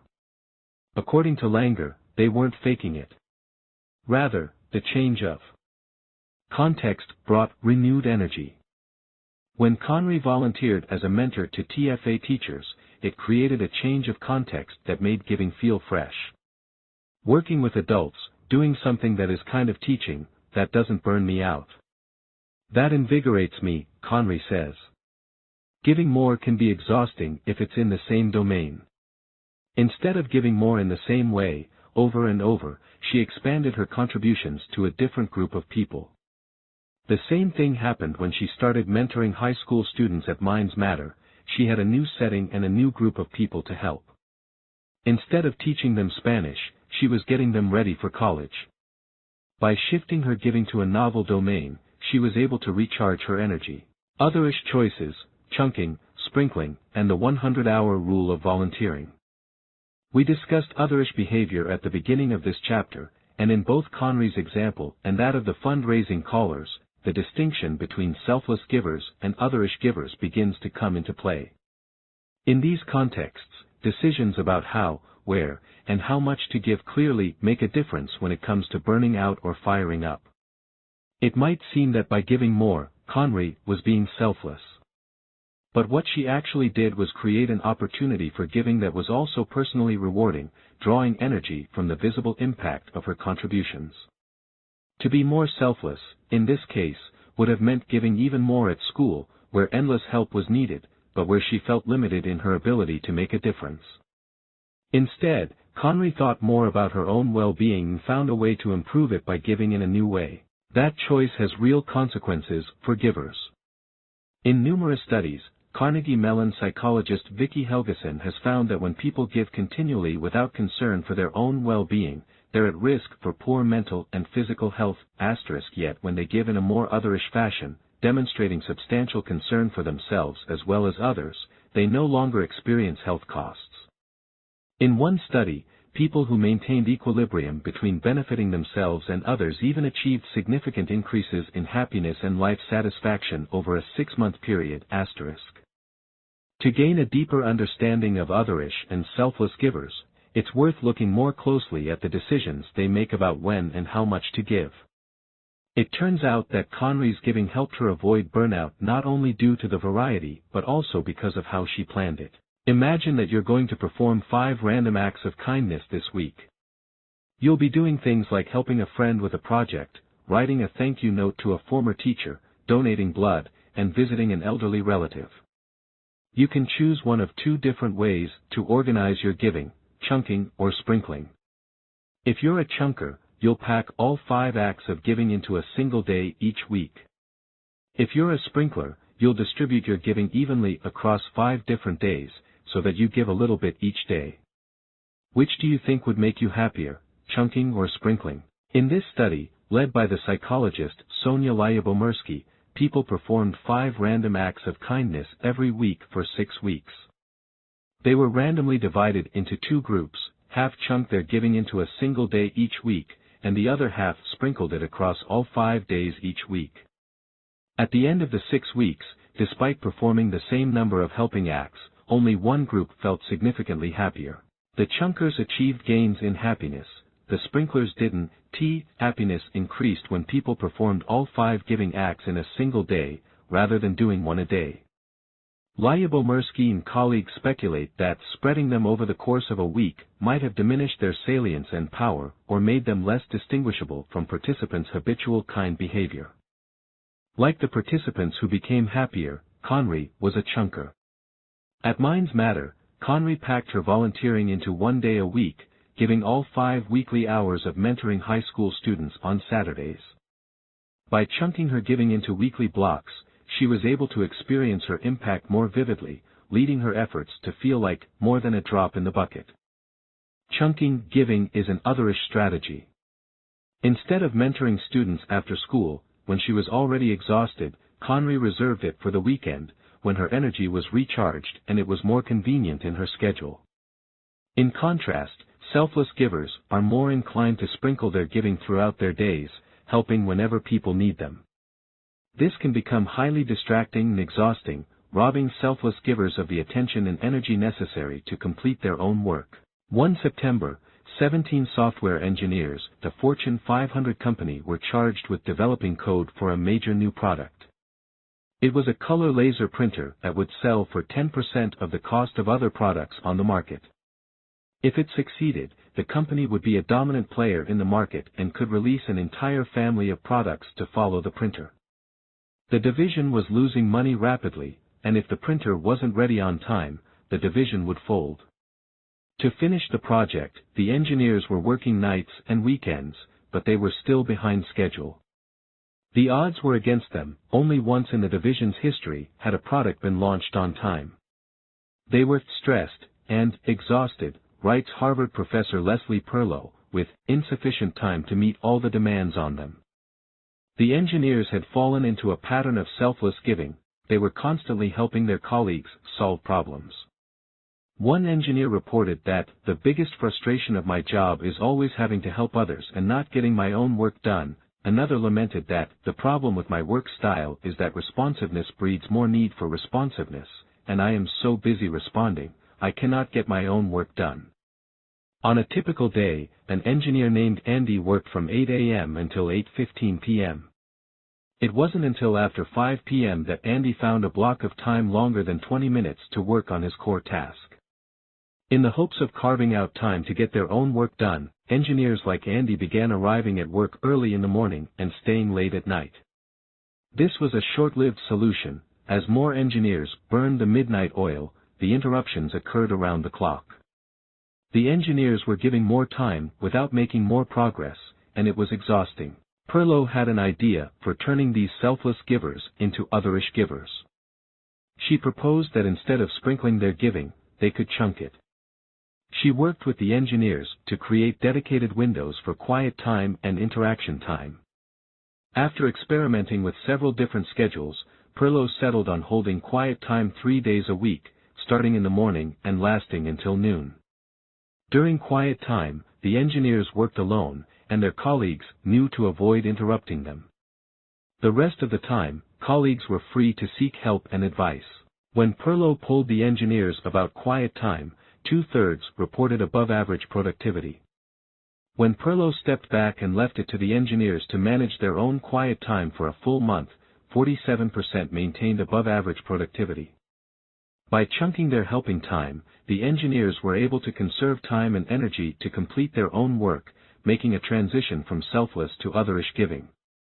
In the words of one engineer, "Quiet time enabled me to do some of the activities during the day which I would have normally deferred to late evening." After 3 months, the engineers launched the laser printer on time, for only the second time in division history. The vice president of the division chalked the success up to the giving boundaries created by quiet time. "I do not think we could have made the deadline without this project." Since the engineers were facing an urgent need to finish their product on time, they had a strong justification for making their giving more otherish. But in many situations, the appropriate boundaries for giving time are much murkier. Sean Haggerty is a principal in investment management at Vanguard, a financial services company that specializes in mutual funds.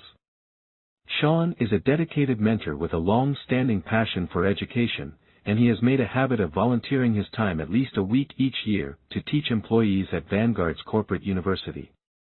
When Vanguard's chief learning officer counted his hours, she noticed that Sean was spending a large amount of time in the classroom.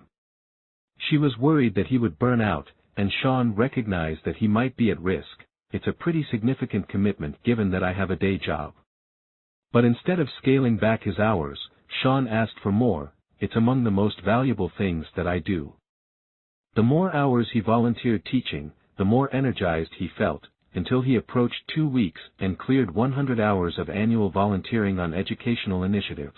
100 seems to be a magic number when it comes to giving. In a study of more than 2,000 Australian adults in their mid-60s, those who volunteered between 100 and 800 hours per year were happier and more satisfied with their lives than those who volunteered fewer than 100 or more than 800 hours annually. In another study, American adults who volunteered at least 100 hours in 1998 were more likely to be alive in 2000.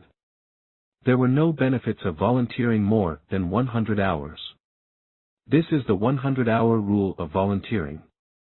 It appears to be the range where giving is maximally energizing and minimally draining. 100 hours a year breaks down to just 2 hours a week. Research shows that if people start volunteering 2 hours a week, their happiness, satisfaction, and self-esteem go up a year later. 2 hours a week in a fresh domain appears to be the sweet spot where people make a meaningful difference without being overwhelmed or sacrificing other priorities.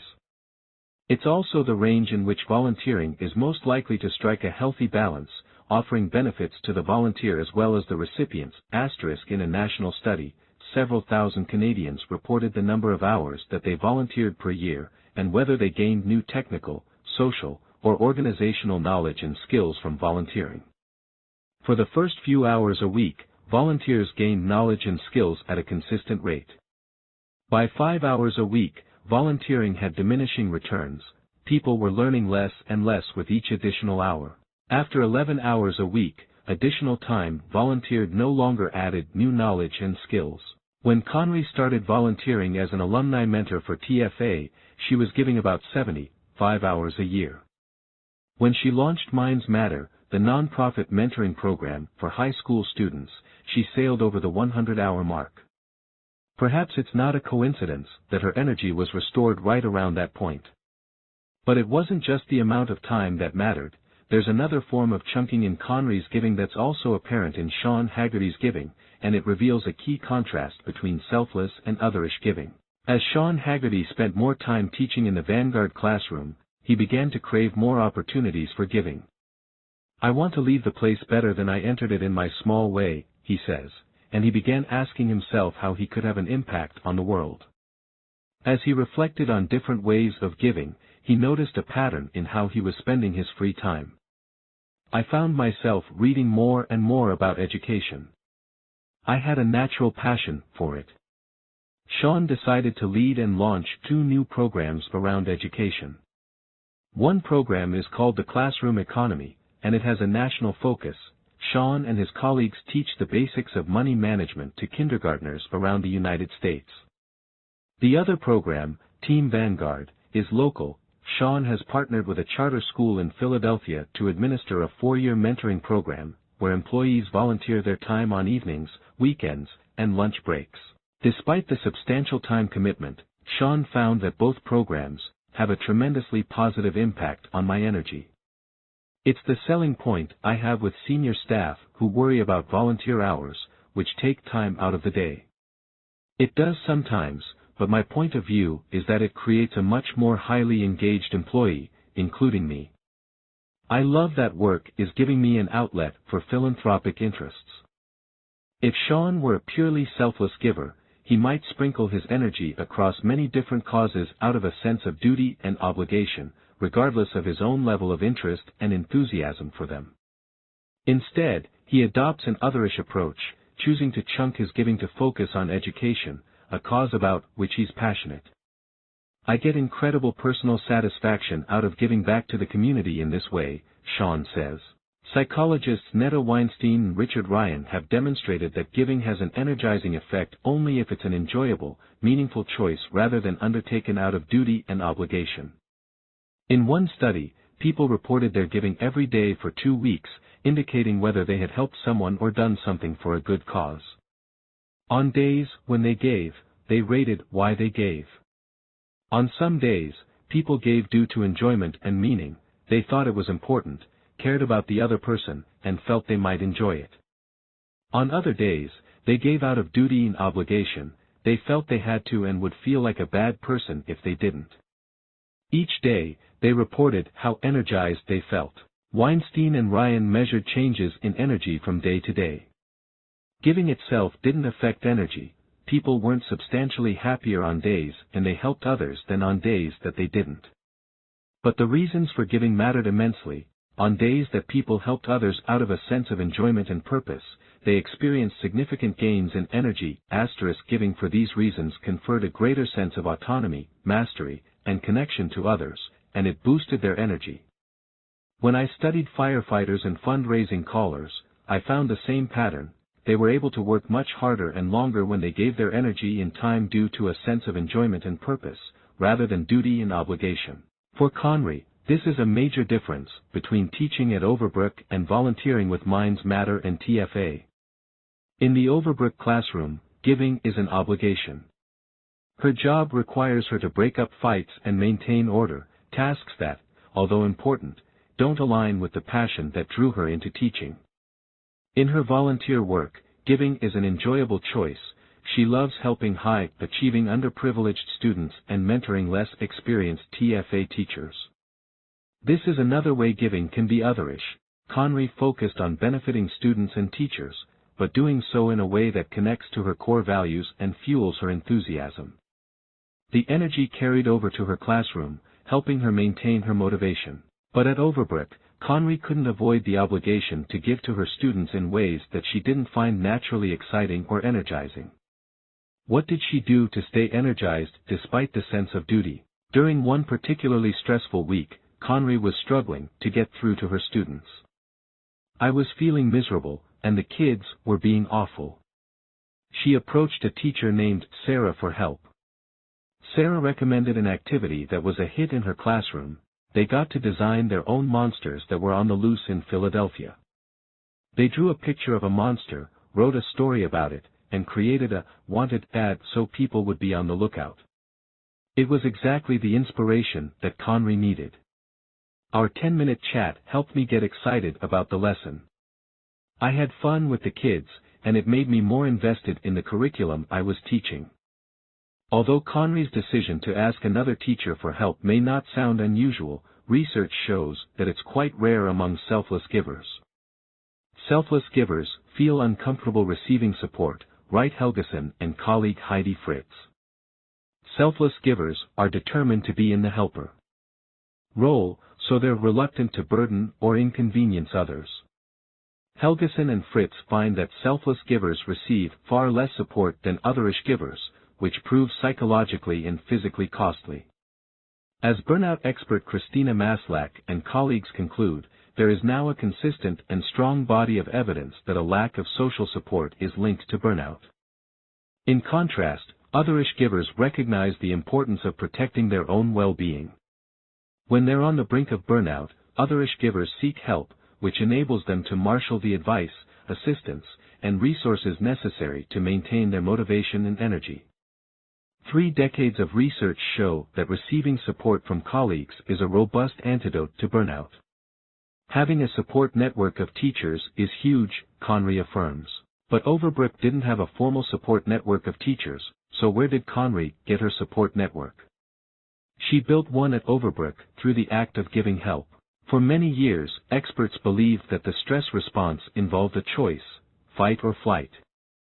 Since burnout means we lack the energy to fight, it's natural to choose flight, coping by avoiding the source of stress. Burnout experts Jonathan Halbeselban and Matthew Bowler studied professional firefighters over a 2-year period. Sure enough, when the firefighters started to burn out, their performance ratings dropped. Burnout made them less concerned about achievement and status.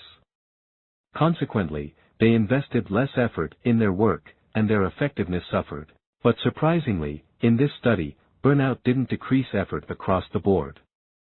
There was one place where firefighters actually increased their effort when they felt burned out, helping others. When the firefighters experienced signs of burnout, they were more likely to go out of their way to help colleagues with heavy workloads, share new knowledge with supervisors, give advice to newer colleagues, and even listen to colleagues' problems.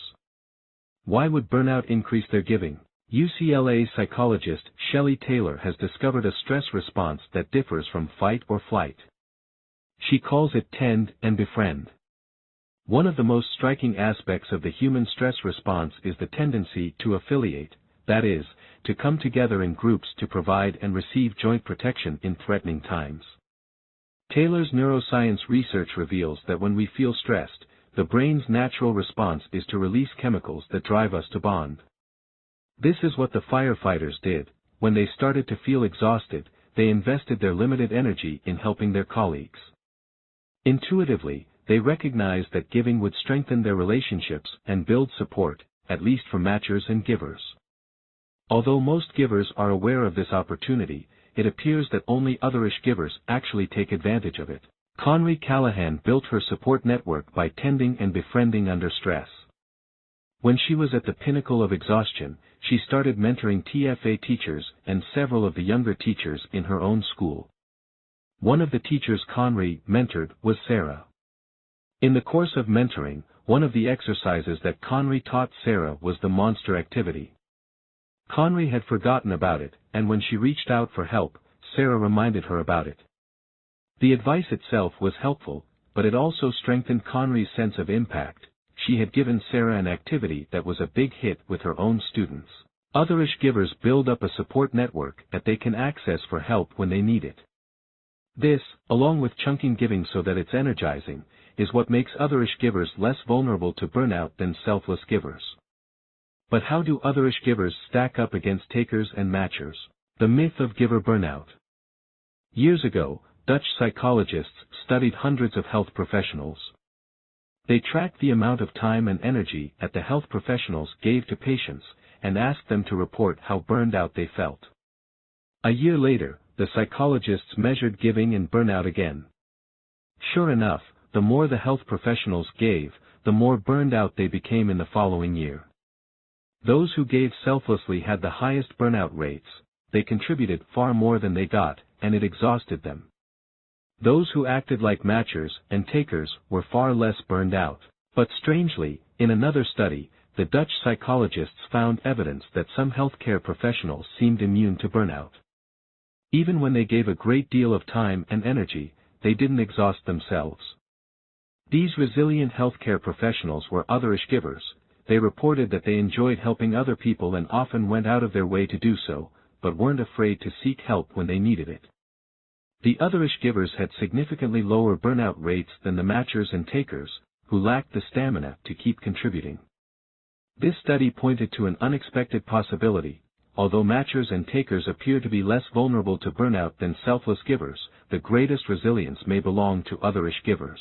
Part of the reason for this is illuminated in fascinating work by Northwestern University psychologists Elizabeth Seeley and Wendy Gardner, who asked people to work on a difficult task that sapped their willpower.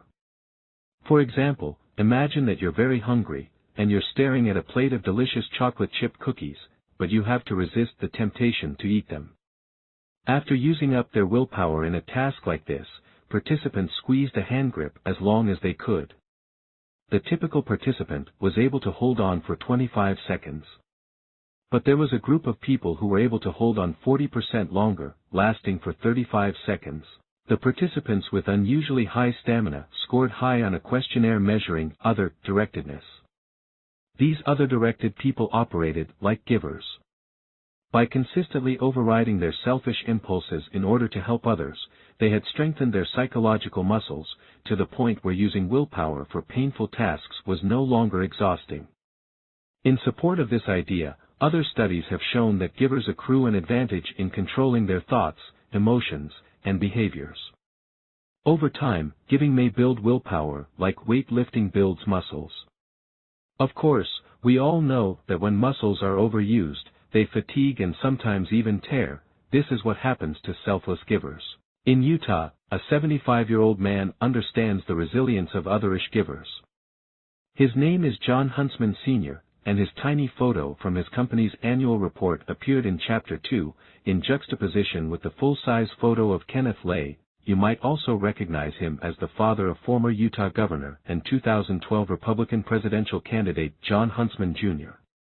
Back in 1990, the elder Huntsman was negotiating an acquisition with Charles Miller Smith, who was the president and CEO of a chemical company.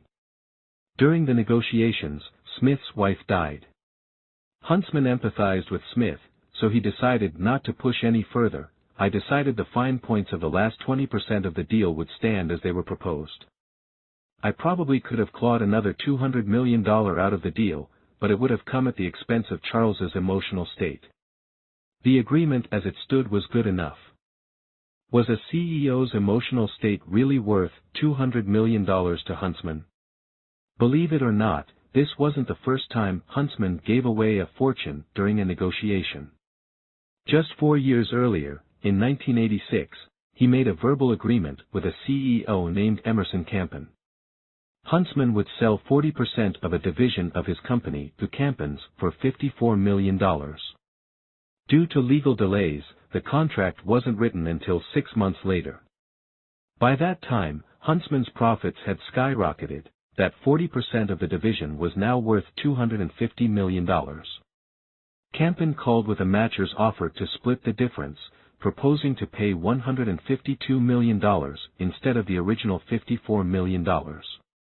Huntsman was poised to bring in nearly triple the original agreement. But he said no. The $54 million was good enough.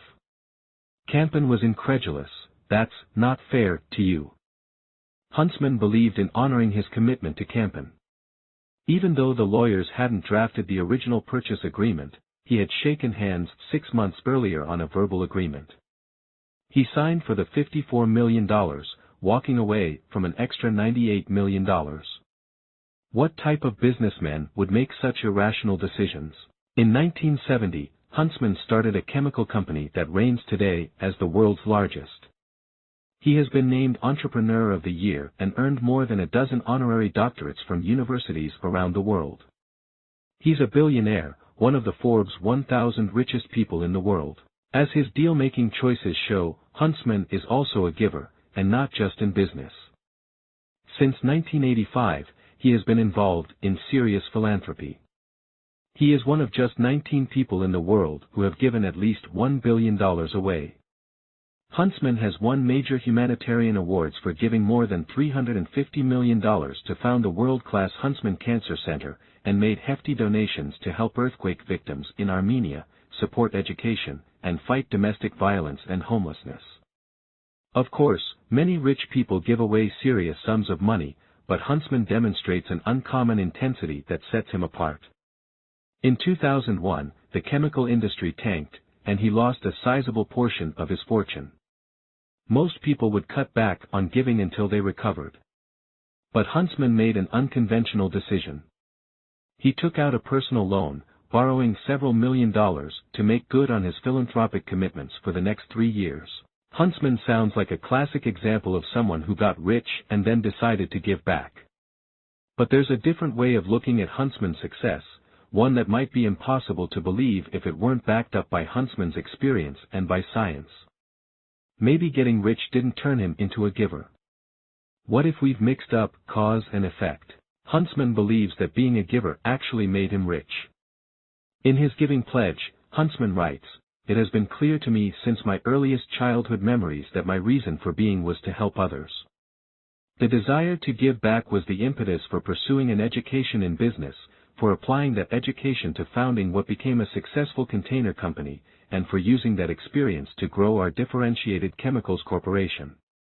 As early as 1962, Huntsman told his wife that he wanted to start his own business so he could make a difference for people with cancer. Huntsman lost both of his parents to cancer, and had survived 3 bouts of cancer himself. Curing cancer is so deeply ingrained in Huntsman's fiber that he has even prioritized it above his political ideology. Although he worked in the Nixon White House and has been a longtime supporter of the Republican Party, Huntsman has been known to favor Democratic candidates if they demonstrate a stronger commitment to curing cancer. There's little doubt that Huntsman is a skilled businessman. But the very act of giving money away might have contributed to his fortune. In Winners Never Cheat, he writes, "Monetarily, the most satisfying moments in my life have not been the excitement of closing a great deal or the reaping of profits from it. They have been when I was able to help others in need. There's no denying that I am a deal junkie, but I also have developed an addiction for giving. The more one gives, the better one feels, and the better one feels about it, the easier it becomes to give. This is an extension of the idea that otherish givers build willpower muscles, making it easy to give more, but is it possible that Huntsman actually made money by giving it away? Remarkably, there's evidence to support this claim. The economist Arthur Brooks tested the relationship between income and charitable giving. Using data from almost 30,000 Americans in the year 2000, he controlled for every factor imaginable that would affect income and giving. He adjusted for education, age, race, religious involvement, political beliefs, and marital status. He also accounted for the number of times people volunteered. As expected, higher income led to higher giving. For every $1 in extra income, charitable giving went up by $0.14 asterisk. But something much more interesting happened. For every $1 in extra charitable giving, income was $3.75 higher. Giving actually seemed to make people richer. For example, imagine that you and I are both earning $60,000 a year. I give $1,600 to charity, you give $2,500 to charity. Although you gave away $900 more than I did, according to the evidence, you'll be on track to earn $3,375 more than I will in the coming year. Surprising as it seems, people who give more go on to earn more. John Huntsman Sr. may be on to something. Research shows that giving can boost happiness and meaning, motivating people to work harder and earn more money, even if the gift isn't on the colossal scale of Huntsman's. In a study by psychologists Elizabeth Dunn, Laura Ackman, and Michael Norton, people rated their happiness in the morning. Then, they received a windfall, an envelope with $20. They had to spend it by 5 p.m., and then they rated their happiness again. Would they be happier spending the money on themselves or on others? Most people think they'd be happier spending the money on themselves, but the opposite is true. If you spend the money on yourself, your happiness doesn't change. But if you spend the money on others, you actually report becoming significantly happier. This is otherish giving. You get to choose who you help, and it benefits you by improving your mood. Economists call it the warm glow of giving, and psychologists call it the helper's high. Recent neuroscience evidence shows that giving actually activates the reward and meaning centers in our brains, which send us pleasure and purpose signals when we act for the benefit of others. These benefits are not limited to giving money, they also show up for giving time. One study of more than 2,800 Americans over age 24 showed that volunteering predicted increases in happiness, life satisfaction, and self-esteem, and decreases in depression, a year later. And for adults over 65, those who volunteered saw a drop in depression over an 8-year period. Other studies show that elderly adults who volunteer or give support to others actually live longer. This is true even after controlling for their health and the amount of support they get from others. In one experiment, adults either gave massages to babies or received massages themselves. Post-massage, those who gave had lower levels of stress hormones, such as cortisol and epinephrine, than those who received. It seems that giving adds meaning to our lives, distracts us from our own problems, and helps us feel valued by others. As researchers Roy Baumeister, Kathleen Voss, Jennifer Acker, and Emily Garbinsky conclude in a national survey of Americans, meaningfulness was associated with being a giver more than a taker. There's a wealth of evidence that the ensuing happiness can motivate people to work harder, longer, smarter, and more effectively. Happiness can lead people to experience intense effort and long hours as less unpleasant and more enjoyable, set more challenging goals, and think more quickly, flexibly, and broadly about problems. One study even showed that when physicians were put in a happier mood, they made faster and more accurate diagnoses. Overall, on average, happier people earn more money, get higher performance ratings, make better decisions, negotiate sweeter deals, and contribute more to their organizations. Happiness alone accounts for about 10% of the variation between employees in job performance. By boosting happiness, giving might have motivated John Huntsman Sr. to work harder and smarter, helping him build up his fortune. Huntsman is not the only influential businessperson who has come to view giving as a source of energy. In 2003, Virgin mogul Richard Branson set up a council called the Elders to fight conflict and promote peace, bringing together Nelson Mandela, Jimmy Carter, Kofi Annan, Desmond Tutu, and other leaders to alleviate suffering in Sudan, Cyprus, and Kenya.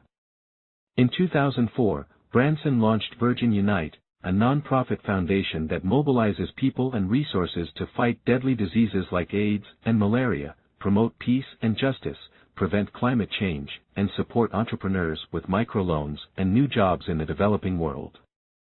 In 2006, he pledged to donate all $3 billion of the profits from the Virgin airline and train businesses over the next decade to fight global warming.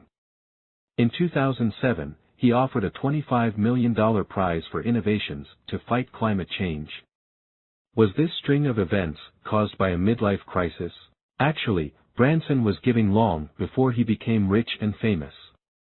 At age 17, a year after starting Student Magazine and 5 full years before launching Virgin Records, Branson started his first charity. It was the Student Advisory Center, a non-profit organization that helped at-risk youth with a range of services. He made a list of problems that young people faced, from unwanted pregnancies to venereal disease, and convinced doctors to offer free or discounted services. He spent many nights on the phone at 3 a.m. consoling people who were contemplating suicide. Looking back, he notes that early in his career, he had been interested in making money only to ensure students' continuing success and to fund the Student Advisory Center. Today, giving continues to energize him. The thing that gets me up in the morning is the idea of making a difference, Branson writes, to help safeguard our future on this planet. Does that make me successful? It certainly makes me happy. These energizing effects help to explain why otherish givers are fortified against burnout. Through giving, they build up reserves of happiness and meaning that takers and matchers are less able to access. Selfless givers use up these reserves, exhausting themselves and often dropping to the bottom of the success ladder. By giving in ways that are energizing rather than exhausting, otherish givers are more likely to rise to the top. In 2 studies of employees in a wide range of jobs and organizations, psychologist David Mayer and I found that otherish employees made more sustainable contributions than the selfless givers, takers, or matchers. Employees who reported strong concern for benefiting others and creating a positive image for themselves were rated by supervisors as being the most helpful and taking the most initiative. Ironically, because concern for their own interests sustains their energy, otherish givers actually give more than selfless givers. This is what the late Herbert Simon, winner of the Nobel Prize in Economics, observed in the quote that opened this chapter. Otherish givers may appear less altruistic than selfless givers, but their resilience against burnout enables them to contribute more. 7. Chump change. Overcoming the doormat effect. No good deed goes unpunished. Attributed to Claire Booth Luce, editor, playwright, and U.S. Congresswoman. Lillian Bauer was a brilliant, hard-working manager at an elite consulting firm. She was recruited out of Harvard, and after leaving the firm to complete her MBA, her consulting firm lured her back. She was widely seen as a rising star, and she was on track to make partner far ahead of schedule, until word began to spread that she was too generous. Her promotion to partner was delayed for 6 months, and she received very direct feedback that she needed to say no more often to clients and colleagues. After a full year, she still had not made it. Bauer was passionate about making a difference. She devoted several years to a non-profit organization helping women launch and grow businesses.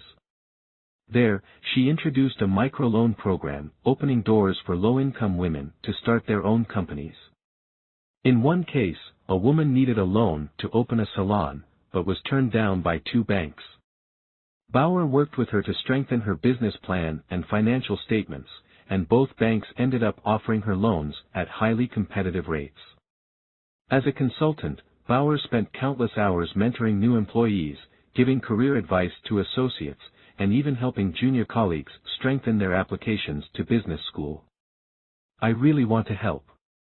If an hour of my time saves people 10 hours or gives them an opportunity they otherwise wouldn't have, it's easy to make the trade-off and give another hour of my time. Bauer was extremely talented and driven, but she took giving so far that it was compromising her reputation and her productivity. She never said no to anything, explained one consulting colleague. She was so generous and giving with her time that she fell into the trap of being more of a pushover. It really delayed her promotion to partner. In a performance review, Bauer was told that she needed to be more selfish. She lacked the assertive edge that was expected of a consulting partner. She spent too much time developing those around her, and she was so committed to helping clients that she bent over backward to meet their requests.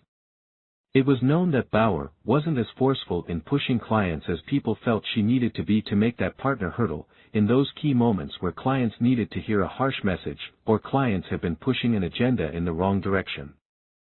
For Bauer, being a giver became a career-limiting move. In a study that mirrors Bauer's experience, management professors Diane Bergeron, Abby Shipp, Ben Rosen, and Stacy First studied more than 3,600 consultants in a large professional services firm. The researchers coded giving behavior from company records of the weekly time that each consultant spent helping new hires, mentoring more junior consultants, and sharing knowledge or expertise with peers. After a year of tracking these giving behaviors every week, the researchers obtained data on each consultant's salary, advancement speed, and promotions. The givers did worse on all three metrics. They had significantly lower salary increases, slower advancement, and lower promotion rates. The givers averaged 9% salary increases, compared with 10.5% and 11.5% for the takers and matchers, respectively. Less than 65% of the givers were promoted to a manager role, compared with 83% and 82% for the takers and matchers, respectively. And the givers who did get promoted had to wait longer, averaging 26 months, to promotion, compared with less than 24 months for takers and matchers. This was a familiar pattern to Bauer. If I err on one side, it's probably being too generous, putting others first, before myself. Hundreds of miles east at Deloitte Consulting in New York City, Jason Geller was also on the fast track to partner. When he first started in consulting, Deloitte was just moving to email and did not have a formalized knowledge management process. There was no system for storing and retrieving information that consultants gathered on specific industries and clients. Geller took the initiative to collect and share information. When he heard about a project, he would ask the team for its output. He kept a stack of articles on his nightstand, reading them in bed, and when he came across an interesting article, he would file it away. He conducted research on what Deloitte's competitors were doing. I was a little bit of a geek. Deloitte's knowledge management system became Jason Geller's brain, and his hard drive. His colleagues began calling it the JNet, the Jason Network. When they had questions or needed information, he was the go-to guy. It was easier to ask him than to search for themselves, and he was always willing to share the knowledge from his brain or his growing database. No one asked him to create the JNet, he just did it because it seemed like the right thing to do. Since graduating from Cornell, Geller had spent his entire career at Deloitte, doing an MBA at Columbia along the way. He was grateful for the support that his mentors provided to him. A matcher would have paid it back, looking for ways to return the favor to his mentors. But as a giver, like Lillian Bauer, Geller wanted to pay it forward. It becomes the natural way of doing things. You see that the folks who are successful are the ones who help others. I naturally fell into the practice of helping others. I saw that others created those opportunities for me, and I now work very hard to create them for other people. Geller made a standing offer to every new employee. He would help and mentor them in any way that he could. The typical path to partner at Deloitte takes between 12 and 15 years. Geller made it far ahead of schedule, in just 9 years. At just 30 years old, he became one of the youngest partners in Deloitte history. Today, Geller is a partner in Deloitte's human capital consulting practice, where the business he leads globally and in the United States has been ranked #1 in the marketplace. Yet a colleague describes him as a guy who frequently shuns the spotlight in favor of his colleagues. As Deloitte's global and U.S. HR transformation practice leader, Geller has taken the JNet to a new level and is a strong advocate for Deloitte's formal global knowledge management processes and technologies. With a mix of admiration and incredulity, one analyst notes that, although he is incredibly busy, he holds regular meetings with analysts so he can help them through any issues they may be facing at the time. Geller is reluctant to take credit for his accomplishments, but after some prodding, acknowledges that being generous is what has made me successful here. Although Lillian Bauer and Jason Geller are both givers, they found themselves on very different trajectories. Why did giving stall her career, while accelerating his? The intuitive answer has to do with gender, but that's not the key differentiator, at least not in the conventional sense. Lillian Bauer fell into three major traps that plague many givers, male and female, in their dealings with other people: being too trusting, too empathetic, and too timid. In this chapter, my goal is to show you how successful givers like Jason Geller avoid these risks, and how givers like Lillian learn to overcome them by acting less selfless and more otherish. Becoming a doormat is the giver's worst nightmare, and I'll make the case that an otherish approach enables givers to escape the trap of being too trusting by becoming highly flexible and adaptable in their reciprocity styles. I'll also argue that an otherish style helps givers sidestep the landmines of being too empathetic and too timid by repurposing some skills that come naturally to them. Sincerity screening, trusting most of the people most of the time. In the opening chapter, we met an Australian financial advisor named Peter Audit, whose giver style paid off when he took a drive to visit a scrap metal client. But long before that, before he figured out how to be more otherish than selfless, Peter was ripped off by several takers. At 22, he started his career as a financial advisor at a cutthroat company. It was his responsibility to aggressively build an insurance division for a business that primarily served retirement clients. Peter was working weekends to generate six-figure annual revenues, but received a tiny fraction of the revenues, taking home minimum wage of $400 per week. He stayed for nearly 3 years, and it was the most miserable time of his life. My boss was greedy. He never recognized what you did, only what he could get from you. In appreciation of Peter's services, one of his insurance clients sent him a beautiful Christmas basket. His boss, a wealthy man who drove to work in a Mercedes-Benz, saw the basket and immediately took it home for himself. "I'm the boss, and it's mine." Peter felt like he was drowning, and decided to strike off on his own as a financial advisor. In his first year alone, he quadrupled his salary. But 5 years later, he was manipulated by another taker. A friendly colleague, Brad, was not doing well at work. Brad landed another position that would start the following week, and he asked Peter for a favor. Would he buy Brad's clients on 2 days' notice so that Brad could afford to leave? As a giver, Peter trusted Brad and agreed on the spot. He purchased Brad's clients and began forging relationships with them, helping to solve their financial problems. After a few months, Peter started to lose some of his clients. Strangely, they were all former clients of Brad's. It turned out that Brad was back in the business as a financial advisor, and he had called every one of the clients who he had sold to Peter. He just wanted to let them know he was back, and they were welcome to switch over to work with him again. Brad stole many of the clients back without paying Peter a dime for them. Peter lost around $10,000 in business. Had Peter been able to identify Brad from the start as a taker, he might never have gone down that road. Trust is one reason that givers are so susceptible to the doormat effect. They tend to see the best in everyone, so they operate on the mistaken assumption that everyone is trustworthy. In one study, researchers tracked whether Americans had been victims of crimes such as fraud, con games, and identity theft. The givers were twice as likely to be victimized as the takers, often as a direct result of trusting takers.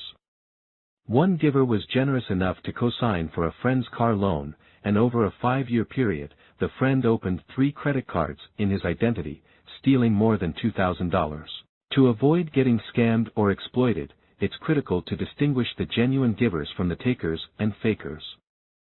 Successful givers need to know who's likely to manipulate them so that they can protect themselves. Do we actually know takers when we see them? Many people think they can judge givers and takers in the blink of an eye. But in reality, they're wildly inaccurate. Blink again. I don't mean to imply that we fail across the board in thin slicing. As Malcolm Gladwell revealed in Blink, many of our snap judgments of people are strikingly accurate. At a glance, we can often spot a passionate teacher, an extrovert salesperson, or a married couple in contempt. But we struggle mightily when guessing who's a genuine giver. In one study, economists asked a group of Harvard students to predict the giving and taking behaviors of their close friends and of complete strangers. The friends and strangers received 50 tokens worth between 10 and 30 cents each, and were asked to divide the tokens between themselves and the Harvard students. The Harvard students did no better in predicting how much their friends would give than they did in predicting the behavior of complete strangers. They correctly expect that friends pass more tokens than strangers, the researchers write, but they do not expect more tokens from generous friends compared to selfish friends. This is a crucial mistake, because the giving friends end up contributing quite a bit more than the takers. When we try to zero in on a person's reciprocity signal, it's easy to be thrown off by plenty of noise. To judge givers, we often rely on personality cues, but it turns out these cues can be misleading. In half a century of research, psychologists have discovered a fundamental personality trait that distinguishes how people tend to appear in their social interactions. It's called agreeableness, and it's why Peter Audit was fooled by Brad. Like Brad, agreeable people tend to appear cooperative and polite. They seek harmony with others, coming across as warm, nice, and welcoming. Disagreeable people tend to be more competitive, critical, and tough. They're more comfortable with conflict, coming across as skeptical and challenging. We tend to stereotype agreeable people as givers, and disagreeable people as takers. When a new contact appears affable, it's natural to conclude that he has good intentions. If he comes across as cold or confrontational, this seems like a sign that he doesn't care about what's in our best interests.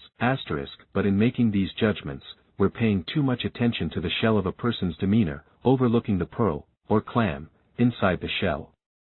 Giving and taking are based on our motives and values, and they're choices that we make regardless of whether our personalities trend agreeable or disagreeable. As Danny Shader, the serial entrepreneur from the opening chapter who initially walked away from David Hornick's term sheet, explains, whether you're nice or not nice is separate from whether you're self-focused or other-focused. They're independent, not opposites. When you combine outer appearances and inner intentions, agreeable givers and disagreeable takers are only two of the four combinations that exist in the world. We often overlook that there are disagreeable givers, people who are rough and tough in demeanor, but ultimately generous with their time, expertise, and connections. As an example, Shader mentions the late Mike Homer, who ran marketing at Netscape. He could be crusty as hell on the outside, but on the inside he was pure gold. When push came to shove, he always did the right thing, and he was incredibly loyal. Greg Sands, a Homer disciple and the managing director of a private equity firm, agrees. Your fundamental concern is whether people are givers or takers, but you've got this other axis, which is, are they nice about it? Is their fundamental demeanor welcoming? Homer had a hard edge. When he was locked onto a path, something that got in the way of that objective would just get swept away. But he had a big heart, and he wanted to be helpful.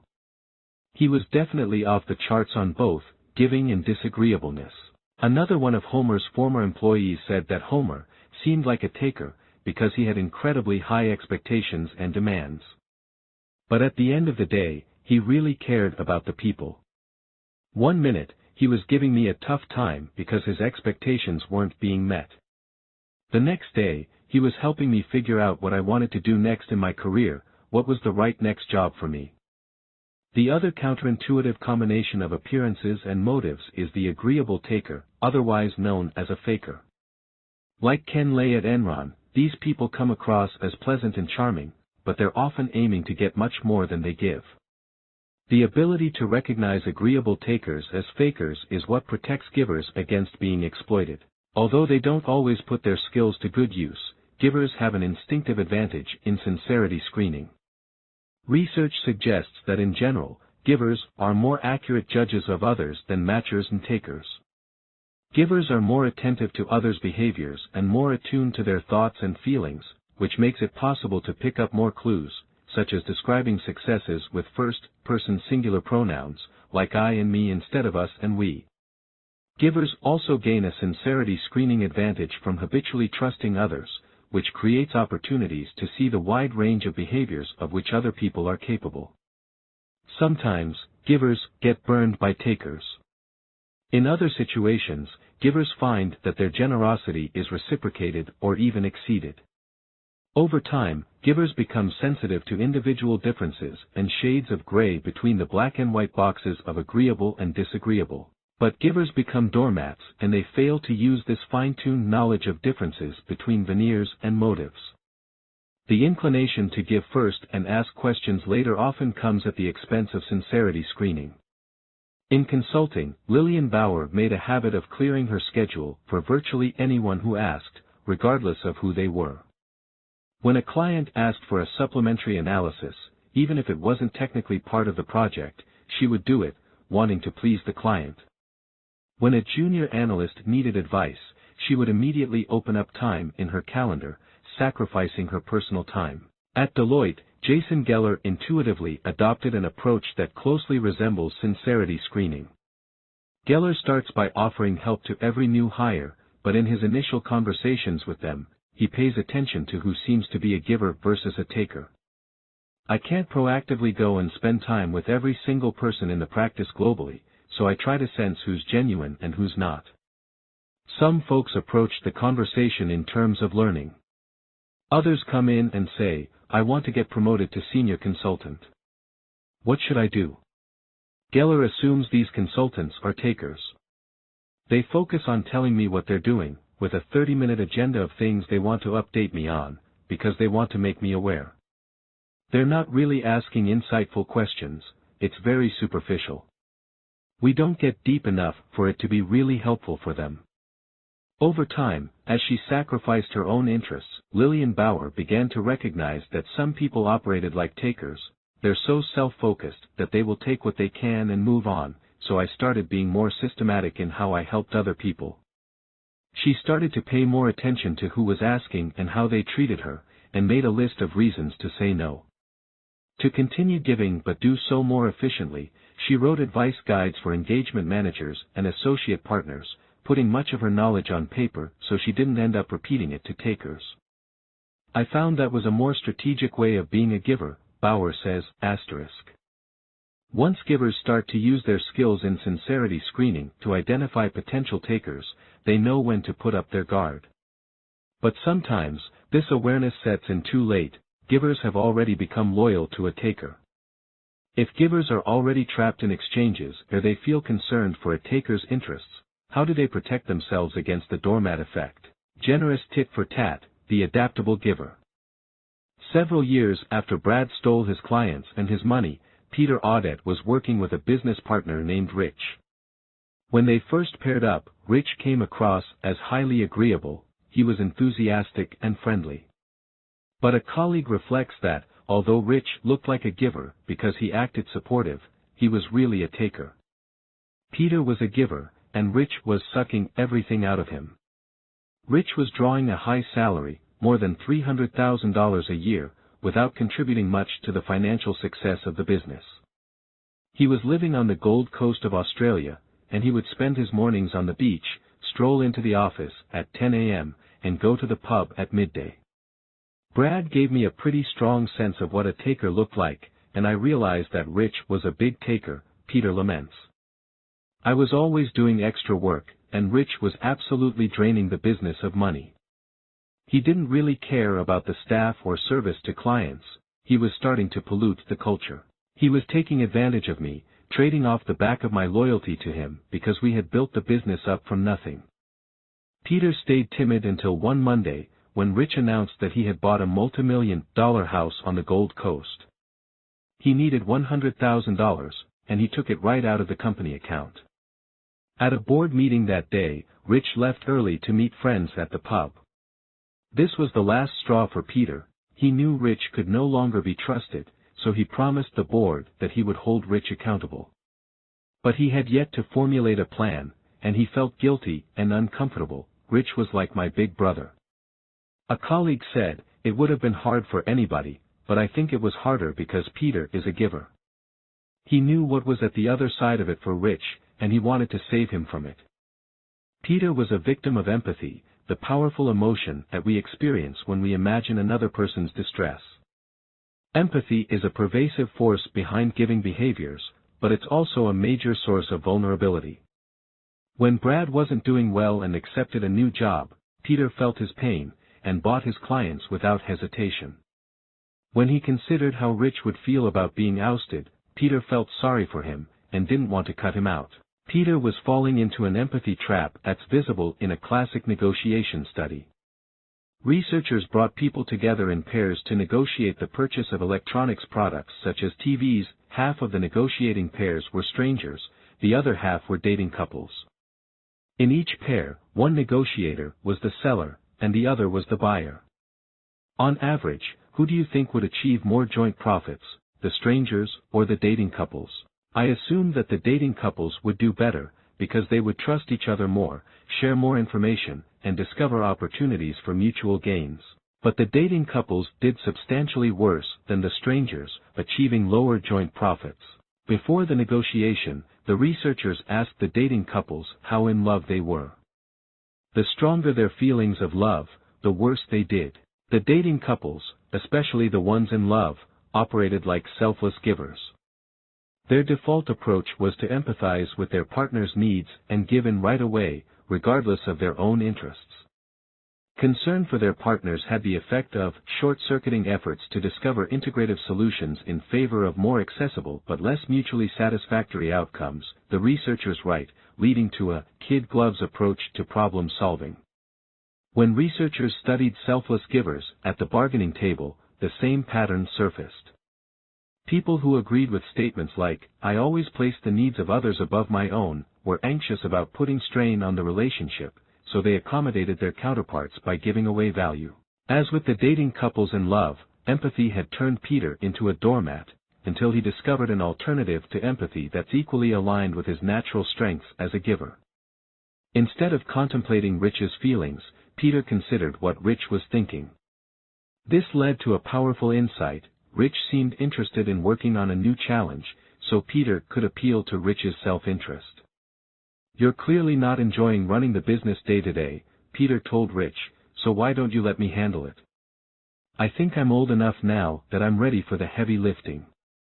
Rich agreed, expressing a desire to work on special projects in the entrepreneurial space to generate new revenue for the business. Peter supported the decision and started running board meetings.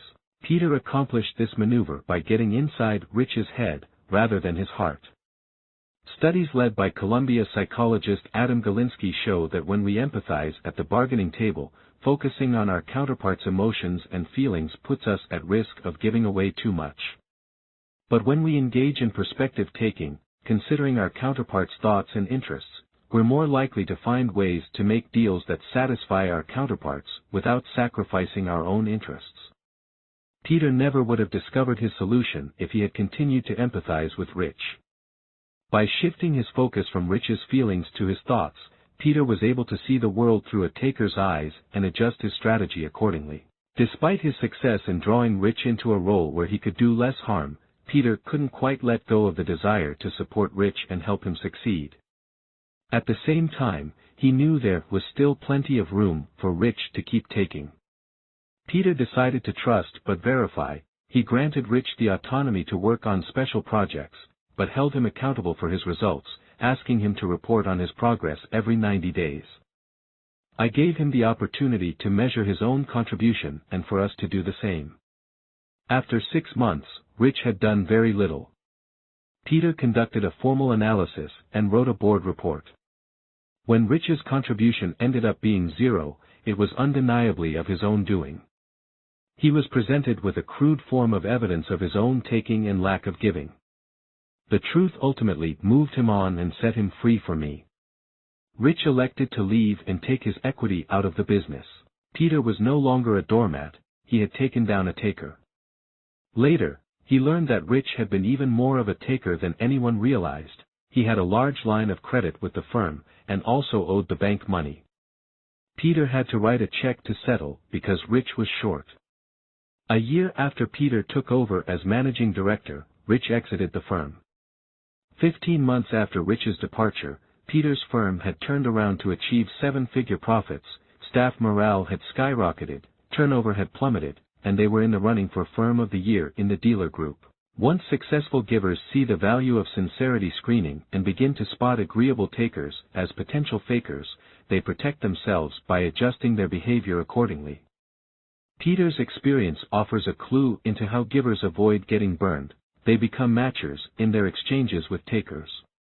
It's wise to start out as a giver, since research shows that trust is hard to build but easy to destroy.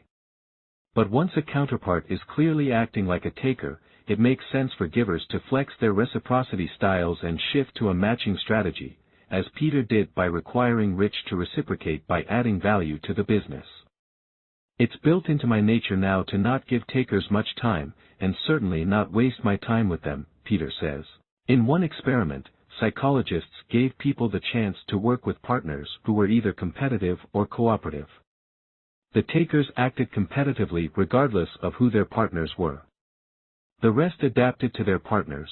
They were cooperative when working with cooperative partners, but once a partner was competitive, they matched their behavior, responding in a more competitive manner. Game theorists call this tit for tat, and it's a pure matcher strategy. Start out cooperating, and stay cooperative unless your counterpart competes. When your counterpart competes, match the behavior by competing too. This is a wildly effective form of matching that has won many game theory tournaments. But tit for tat suffers from a fatal flaw, writes Harvard mathematical biologist Martin Nowak, of not being forgiving enough to stomach the occasional mishap. Nowak has found that it can be more advantageous to alternate between giving and matching. In generous tit for tat, the rule is, never forget a good turn, but occasionally forgive a bad one. You start out cooperating and continue cooperating until your counterpart competes. When your counterpart competes, instead of always responding competitively, generous tit for tat usually means competing 2/3 of the time, acting cooperatively in response to one of every 3 defections. Generous tit for tat can easily wipe out tit for tat and defend itself against being exploited by defectors, Nowak writes. Generous tit for tat achieves a powerful balance of rewarding giving and discouraging taking, without being overly punitive. It comes with a risk. Generous tit for tat encourages most people to act like givers, which opens the door for takers to rise up again by competing when everyone else is cooperating. But in a world where relationships and reputations are visible, it's increasingly difficult for takers to take advantage of givers. According to Nowak, the generous strategy dominates for a very long time. Generous tit for tat is an otherish strategy. Whereas selfless givers make the mistake of trusting others all the time, otherish givers start out with trust as the default assumption, but they're willing to adjust their reciprocity styles in exchanges with someone who appears to be a taker by action or reputation. Being otherish means that givers keep their own interests in the rearview mirror, taking care to trust but verify. When dealing with takers, shifting into matcher mode is a self-protective strategy. But 1 out of every 3 times, it may be wise to shift back into giver mode, granting so-called takers the opportunity to redeem themselves. This is what Peter Audit did with Rich by offering him the chance to earn his keep. Otherish givers carry the optimistic belief that Randy Pausch expressed in the last lecture: wait long enough, and people will surprise and impress you. The value of generous tit for tat as an otherish approach was demonstrated by Abraham Lincoln in the Samson story from the opening chapter. After Lincoln fell on his sword so that Lyman Trumbull could defeat James Shields in the Illinois Senate race, Trumbull came under fire for trying to sabotage Lincoln's career. Lincoln's wife, Mary Todd, said Trumbull had committed selfish treachery, and she cut ties with Trumbull's wife, who had been one of her closest friends. Mary was a bridesmaid at the Trumbull wedding. Lincoln, however, was more inclined to forgive. He expressed faith to Trumbull, "Any effort to put enmity between you and me is as idle as the wind." At the same time, wanting to protect himself against defection, Lincoln warned Trumbull not to cross him. "While I have no more suspicion against you than I have of my best friend living, I am kept in a constant struggle against suggestions of this sort." Trumbull reciprocated, helping Lincoln in his next Senate bid. In 1859, Chicago Mayor John Wentworth accused Norman Judd of plotting against Lincoln to support Trumbull and advance his own political career. Whereas his wife never forgave Judd. Lincoln reminded Judd that, "You did vote for Trumbull against me, but interpreted Judd's decision generously, I think, and have said 1,000 times, that was no injustice to me." Lincoln helped Judd mediate the conflict with Wentworth, but then asked for reciprocity. "It would hurt some for me to not get the Illinois delegation," Lincoln wrote. "Can you not help me a little in this matter, in your end of the vineyard?" Judd matched. He landed a major editorial supporting Lincoln in the Chicago Tribune the following week, secured the Republican convention in Chicago where Lincoln had supporters, and made sure that Lincoln's detractors were seated in the back, limiting their influence. Although Lincoln's default was in line with a giver style, he recognized the value of occasional matching, and benefited from generous tit-for-tat. Lincoln's acute attention to others' perspectives gave him the power to forecast with uncanny accuracy what his opponents were likely to do, explained his secretary's daughter, and used this forecast to checkmate them. Since Jason Geller first started mentoring new hires at Deloitte, he has adopted a version of generous tit-for-tat. At the end of the first meeting with a new hire, Geller makes an offer: "If this conversation was helpful, I'm happy to do it on a monthly basis." If the person agrees, Geller sets up a recurring monthly meeting in his calendar, with no end date. In addition to creating opportunities for Geller to give, the monthly meetings offer the side benefit of helping him understand who might be a taker. Part of the value of the ongoing dialogue is you can tell pretty quickly who's faking it, because the good conversations and relationships build upon each other, Geller explains. It's easy to fake it every 6 months, but not on a regular basis. That's part of why I encourage people to schedule that time. It's part of how you sort out who's genuine while making the biggest impact. Once Geller identifies a colleague as a taker, he keeps giving, but becomes more cautious in his approach. "I don't help them less, but the help starts to look different. I'll listen and engage, but we're not having a dialogue, there's not as much mentoring and coaching. It's not that I will consciously be less available to support them, but human nature leads you to invest your time where there is the biggest return, for both of us." Initially, Lillian Bauer didn't vary her investment as a function of the requester's reciprocity style. Before she began sincerity screening, she was generous with every audience. That changed after she helped a family friend who sought her advice about landing a position at a top-tier consulting firm.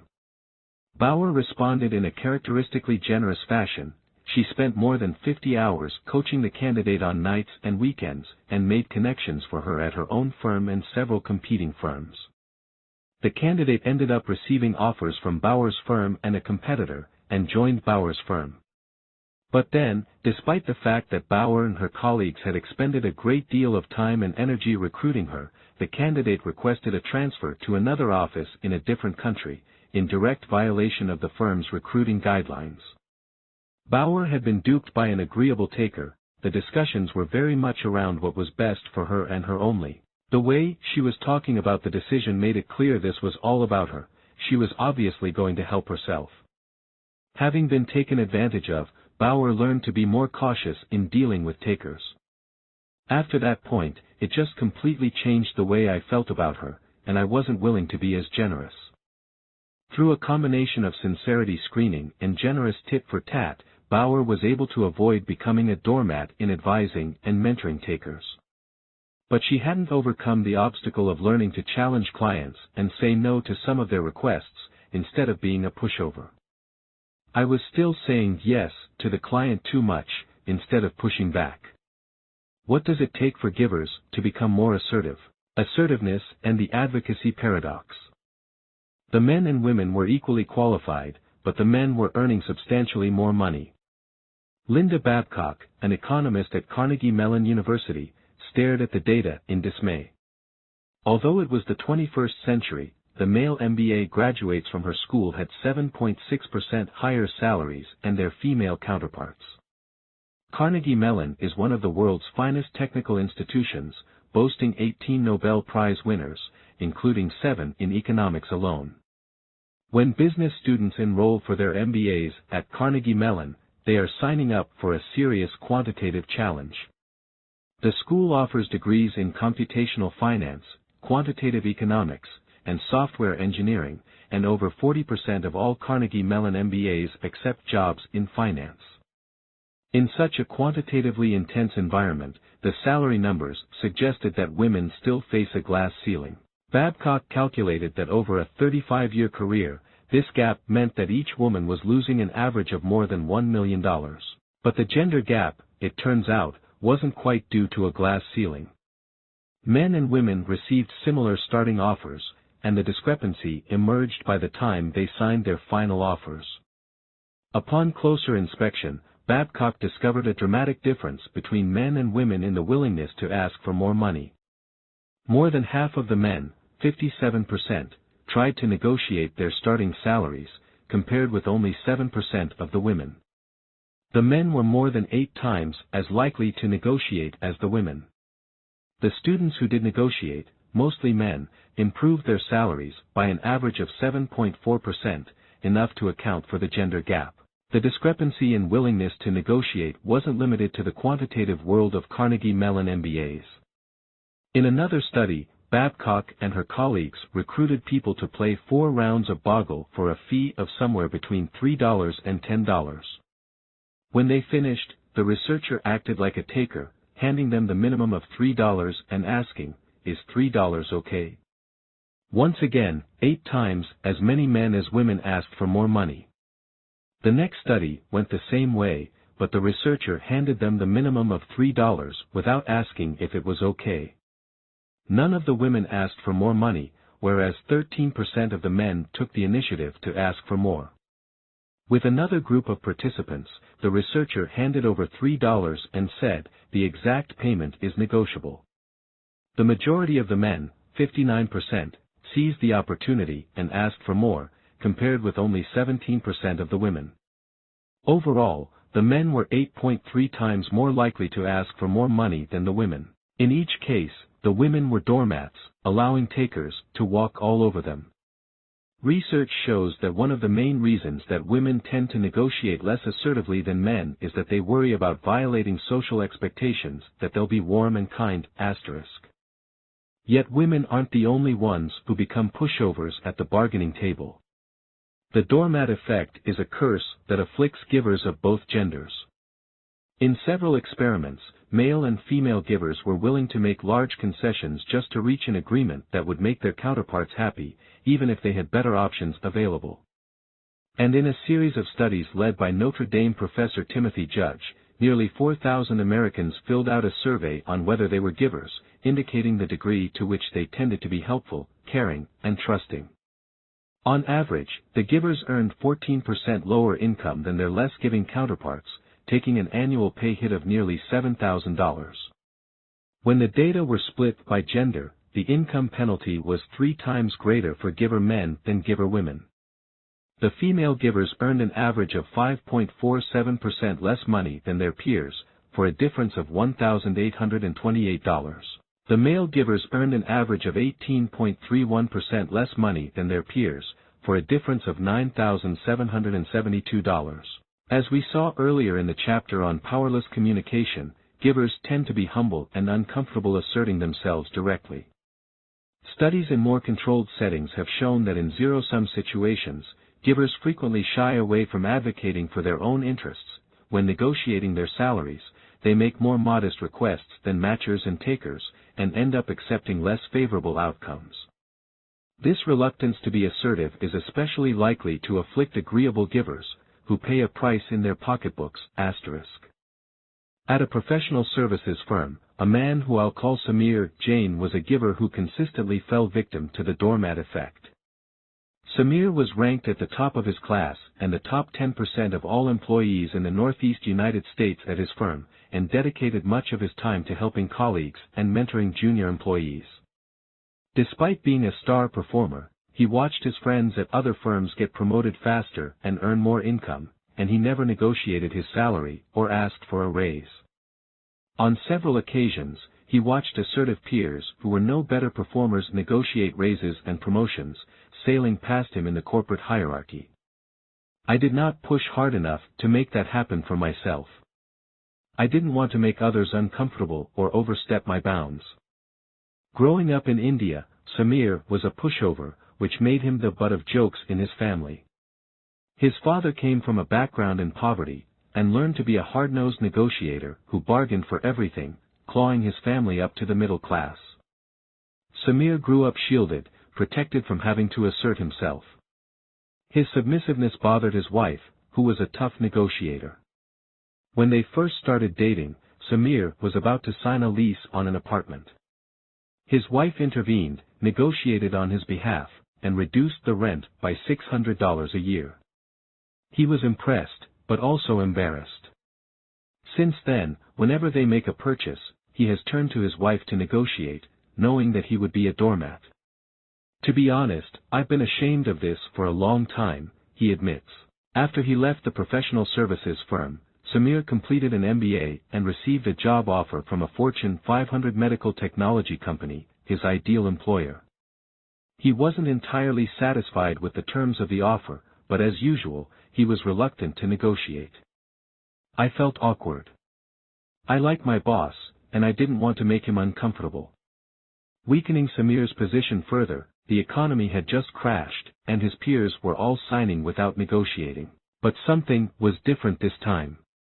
By a couple months later, Samir had negotiated increases in his total compensation to the tune of more than $70,000.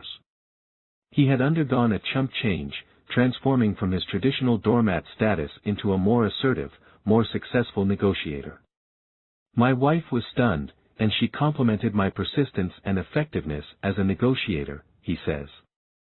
For her to see me as a good negotiator is the ultimate validation. What was it that drove Samir to step up to the plate? The answer can be found in an ingenious experiment conducted by Linda Babcock and her colleagues. The participants were 176 senior executives from private and public organizations, with titles ranging from CEO and COO to President, General Manager, and Chairman. The executives all started with the same information: an employee in a software company was being promoted, and they were negotiating compensation for the new position. The male executives playing the role of the employee landed an average of $146,000, 3% higher than the women's average of $141,000.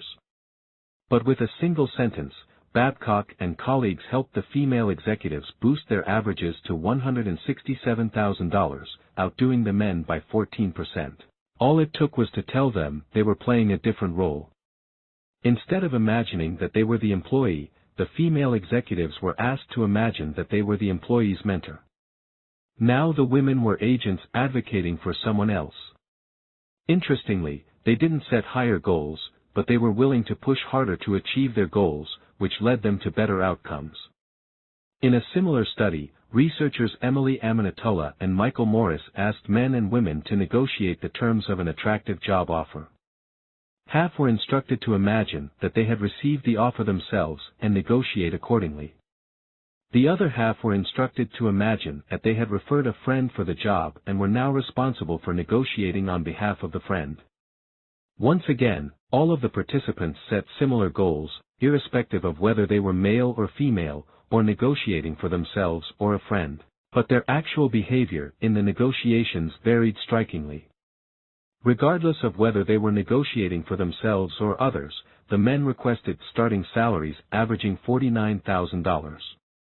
The women followed a different path.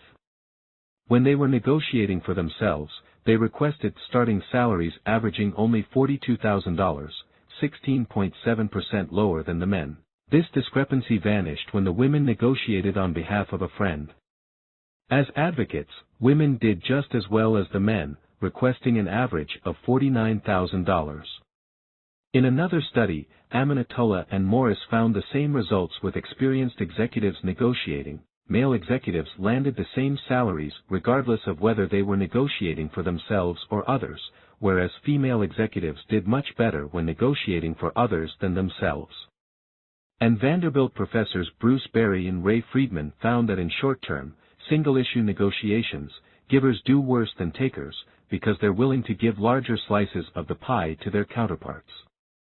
But this disadvantage disappears entirely when the givers set high goals and stick to them, which is easier for givers to do when advocating for someone else.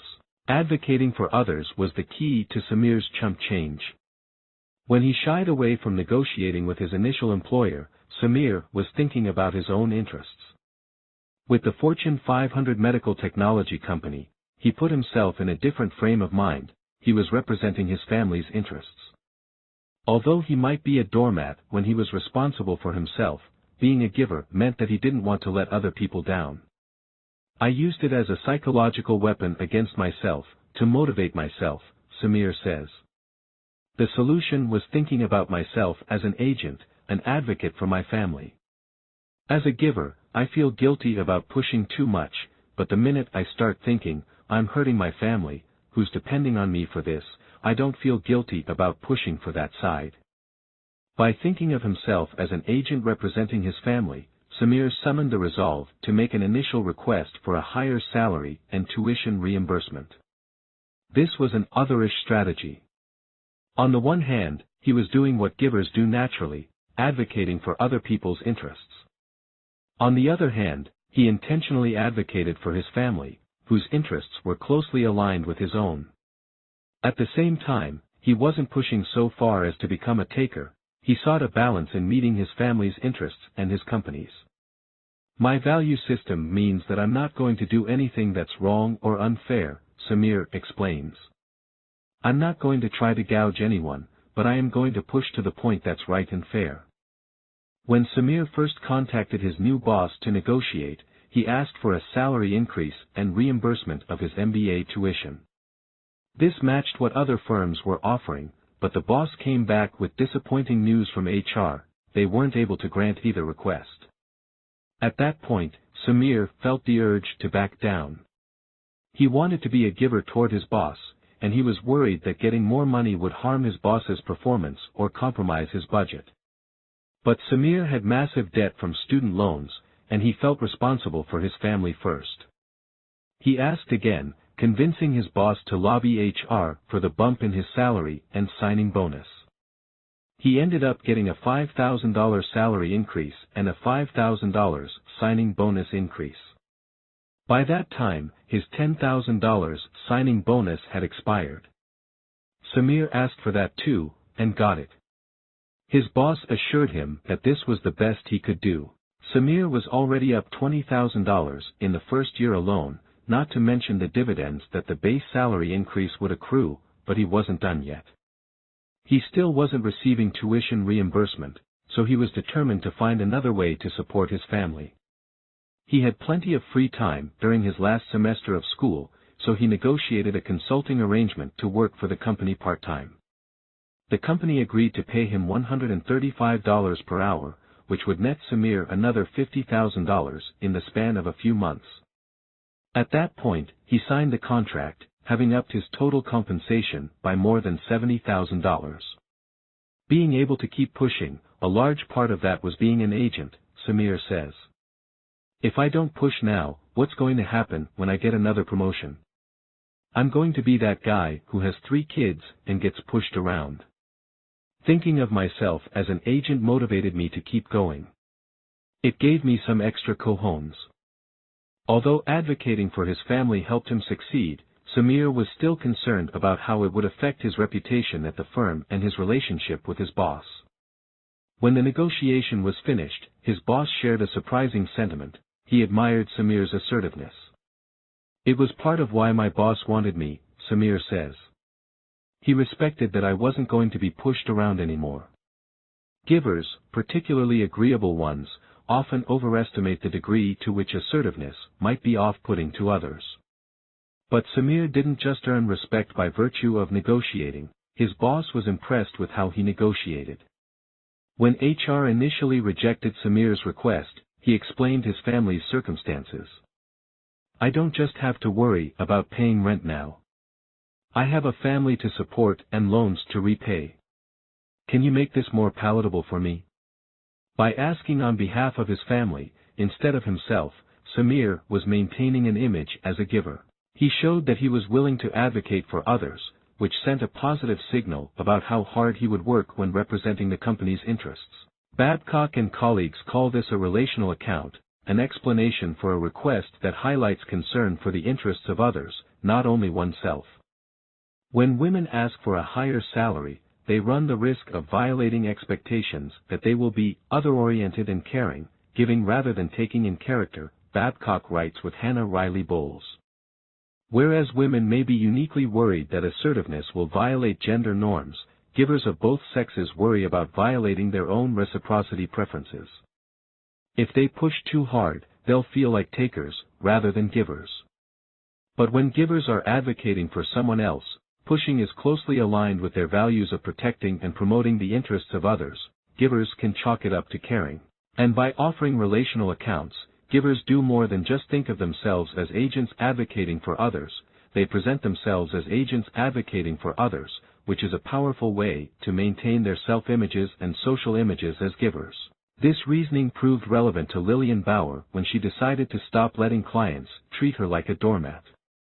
"I want to be generous, and I build trust with clients, but that doesn't mean they can walk all over me," Bauer notes. To decline requests from clients that fell outside the scope of a project, she used a combination of advocacy and relational accounts. Starting with advocacy, Bauer began to think about herself as an agent for the consultants on her team. Givers have a protective side. In negotiating with a client, I feel a lot of responsibility for my team, and it makes me more willing to draw a hard line. Then, she developed a habit of articulating this responsibility to her clients. When a client makes an unreasonable request, I explain that it's going to stretch my team, or kill them working crazy hours. The client knows I will bend over backward to do what's right for them, so when I do push back, it has a lot more impact. There's a good reason for it. Pushing past pushover. Lillian's progress struck a chord with me. As a freshman in college, I accepted a job selling advertisements for the Let's Go travel guides. Written and produced entirely by Harvard students, the Let's Go guides were billed as the Bible of the budget traveler, rivaling Lonely Planet, Frommer's, and Rick Steves as the go-to resource for getting around a foreign country on the cheap. On my first day, my manager handed me a list of clients and said, "These people spent about $300,000 last year on ads in the Let's Go books. Just call them up and convince them to advertise again." Then, she turned around and walked away. As I realized that I wouldn't get any training, I began to panic. I had no product knowledge and no relevant experience, and I had never left North America. I was only 18 years old, and I had no business making sales pitches to senior vice presidents at major international companies, *. I mustered up the courage to call one of Let's Go's longtime advertisers, a man named Stephen who ran a travel agency. The moment he started talking, it was clear he was furious. At first, I was glad to see that my agency was written up in the books, separate from my ad, he snarled, until I saw that outdated contact information was listed. "So your readers can reach me, I've had to pay hundreds of dollars to maintain old postal addresses and email accounts." I gently explained that advertising and editorial are separate departments. I could ensure the accuracy of his ads, but I had no influence over the content of the books themselves. Stephen didn't care. He demanded an advertising discount to make up for the editorial error and threatened not to renew his ad if I didn't comply. Feeling bad for him, I granted him a 10% discount. This violated a Let's Go policy that appeared in my contract, prohibiting all discounts that didn't appear in our media kit, and it was a preview of more mistakes to come. After contacting several dozen clients, I had given 3 more discounts and signed very few contracts, which became mortifying when I learned that Let's Go had a 95% client renewal rate. Along with bringing in no revenue, when a client demanded a refund on the previous year's ad, I caved, becoming the first employee to give away money that was already on the books. In empathizing with clients and trying to meet their needs in any way possible, I was helping them at my own expense, not to mention my company's. I was a disaster, and I was ready to quit. It wasn't the first time I had been a giver to a fault. When I was 14, I decided to become a springboard diver. I was determined to master the art of hurling myself into the air, doing somersaults and twists, and entering the water gracefully without a splash. Never mind that I could hardly jump, flip, or twist, I was terrified to try new dives, and my teammates called out my lack of flexibility by nicknaming me Frankenstein. One day, my coach brought a metronome to practice in the hopes of improving my timing. After several hours of effort, he declared me incapable of rhythm. For the next 4 years, I trained 6 hours a day. Eventually, I became a 2-time state finalist, a 2-time Junior Olympic national qualifier, and an All-American diver. I would go on to compete at the NCAA varsity level at Harvard. But along the way, I sacrificed my own success. Several months before the biggest meet of my life, I volunteered to coach 2 of my competitors. I taught them new dives, critiqued their form, and revealed the secret of the rip entry, showing them how to disappear into the water at the end of a dive. They returned the favor by beating me at the state championships by just a handful of points. At Let's Go, I was once again benefiting others at a personal cost. Although I was helping my clients save money, I was a pushover, losing revenues for the company and sacrificing my own commission. But the following week, I happened to meet a new assistant manager at Let's Go whose position was created as a result of the advertising revenue that my predecessor generated.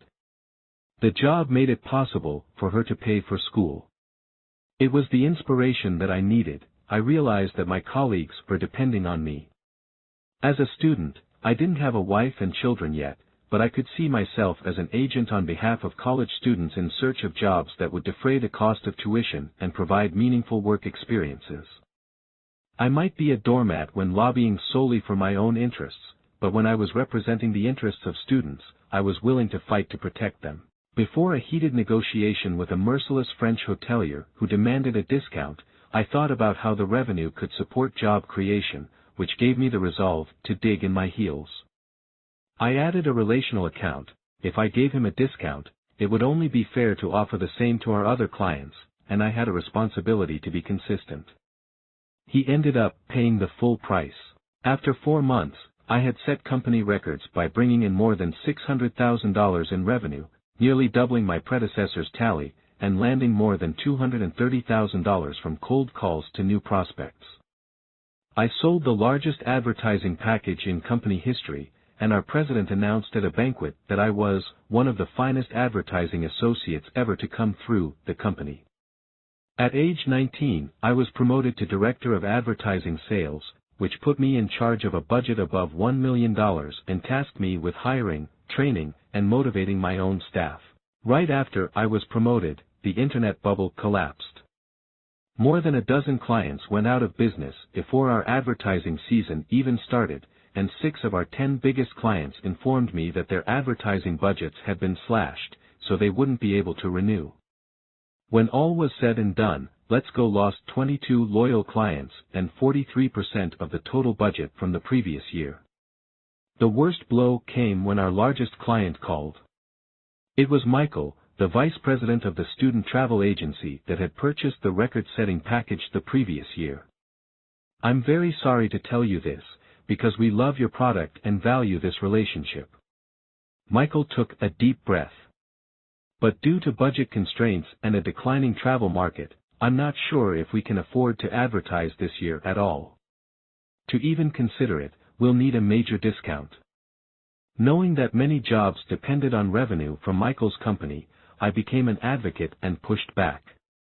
Because his rivals were pulling their ads, I told Michael, it was an opportunity to gain a leg up on the competition, and what better time to invest than during a recession. He said he would check with his boss and get back to me. The following week, he called with bad news. he had authorization to advertise in our books only if he could have the same package as the prior year, and only with a 70% discount. This would slash his expenditure of just under $120,000 to below $40,000. While I was trying to figure out how much of a discount we could afford, I went to coach a diving practice. Sitting on the pool deck, it dawned on me that there was a major difference between diving and let's go. Individual sports involved zero-sum contests, where helping competitors win meant that I would be more likely to lose. In business, though, win-win was possible. My clients' interests didn't have to be at odds with my own. When I began to contemplate Michael's interests, I realized that he might value products to give away for free in his store. I learned from colleagues that our publishing contract gave Let's Go the rights to sell or license any content that didn't exceed 20 pages, so I offered him sponsorship of a new product, 20-page Let's Go travel booklets that he could hand out to customers. Customers would appreciate the free travel tips and might stay longer in the store or be more likely to return. Since the funds would come from his distribution budget rather than his advertising budget, he was able to consider the possibility. When I gave further thought to Michael's interests, I realized that the booklets would be more valuable to him if he could sponsor them exclusively, rather than featuring other companies' ads. We agreed on a mutually beneficial deal for exclusive sponsorship, and he ended up spending more than $140,000, topping my own previous record for the largest ad package in company history. Whereas advocacy and relational accounts enabled me to become more assertive in win-lose negotiations, it was perspective-taking that helped me expand the pie and succeed in win-win negotiations. Ultimately, despite the dot-com bust, this approach led more than half of our renewal clients to increase their ad packages. Our team brought in more than $550,000 in profits, making it possible to increase the size of our staff and introduce new marketing initiatives. After months of hounding delinquent clients to send their payments, I became the only manager in recent history to bring in 100% of accounts receivable, leaving no bad debt. I was elected to the company's board of directors and earned the Manager of the Year award for leadership, commitment, and business acumen. The lessons I learned at Let's Go stuck with me, and I decided to spend the rest of my career teaching other givers what I had discovered about overcoming the doormat effect. For a number of years, researchers have known that successful negotiators tend to operate in an otherish fashion. In a comprehensive analysis of 28 different studies led by Dutch psychologist Karsten de Dreux, the best negotiators weren't takers or selfless givers. The takers focused on claiming value, they saw negotiations as zero-sum, win-lose contests, and didn't trust their opponents, so they bargained aggressively, overlooking opportunities to create value through developing an understanding of their counterparts' interests. The selfless givers made too many concessions, benefiting their counterparts at a personal cost. The most effective negotiators were otherish. They reported high concern for their own interests and high concern for their counterparts' interests. By looking for opportunities to benefit others and themselves, otherish givers are able to think in more complex ways and identify win-win solutions that both takers and selfless givers miss. Instead of just giving away value like selfless givers, otherish givers create value first. By the time they give slices of pie away, the entire pie is big enough that there's plenty left to claim for themselves. They can give more and take more. This notion of expanding the pie captures a turning point in Lillian Bauer's career. Although she had learned to push back with clients and place boundaries on the time she spent mentoring and helping takers, she wasn't willing to let go of helping givers and matchers. When junior associates who didn't seem like takers needed help, she still gave in a selfless manner, sacrificing inordinate amounts of her time regardless of her own schedule and demands. Jason Geller adopted a more otherish approach. He found a way to expand the amount of giving that he could accomplish without increasing the demands on his time. Geller engaged others in sharing the workload, creating opportunities for them to become givers, while keeping himself from becoming overloaded. As a senior manager, when junior analysts asked him for help, Geller would suggest a lunch, and invite a couple newer managers to come along. This opened the door for the managers to have access to him, and for them to provide mentoring to the junior analysts. It's a great way for them to build the support of folks more junior to them, he says. Instead of doing all of the giving himself, he was able to connect junior analysts with multiple mentors, who provided a broader base of knowledge and advice. After being told she was too generous, Bauer adopted an approach that resembled Geller's. She started doing group mentoring sessions instead of only one-on-ones. I asked myself, am I really the only person who can help in this particular instance? I tried not to think about myself as the only resource I was optimizing, and started connecting people to help each other. Now, I'm quite explicit with my ments. I tell them, people did this for me, and you need to do this for other people. There is an expectation that when you receive that kind of generosity from people, you need to pay it forward. By deciding not to carry the burden alone, Bauer expanded the pie, enabling her giving to have a broader impact while protecting her own time. If you have a natural mix of givers, takers, and matchers in your company, Bauer says, you can do a lot to magnify the giver tendency, suppress the more aggressive taker tendencies, and shift the matchers toward giving. There's an energy and a satisfaction that you get out of it. In its own way, it's addictive. Instead of assuming that they're doomed to become doormats, successful givers recognize that their everyday choices shape the results they achieve in competitive, confrontational situations. The dangers lie less in giving itself, and more in the rigidity of sticking with a single reciprocity style across all interactions and relationships.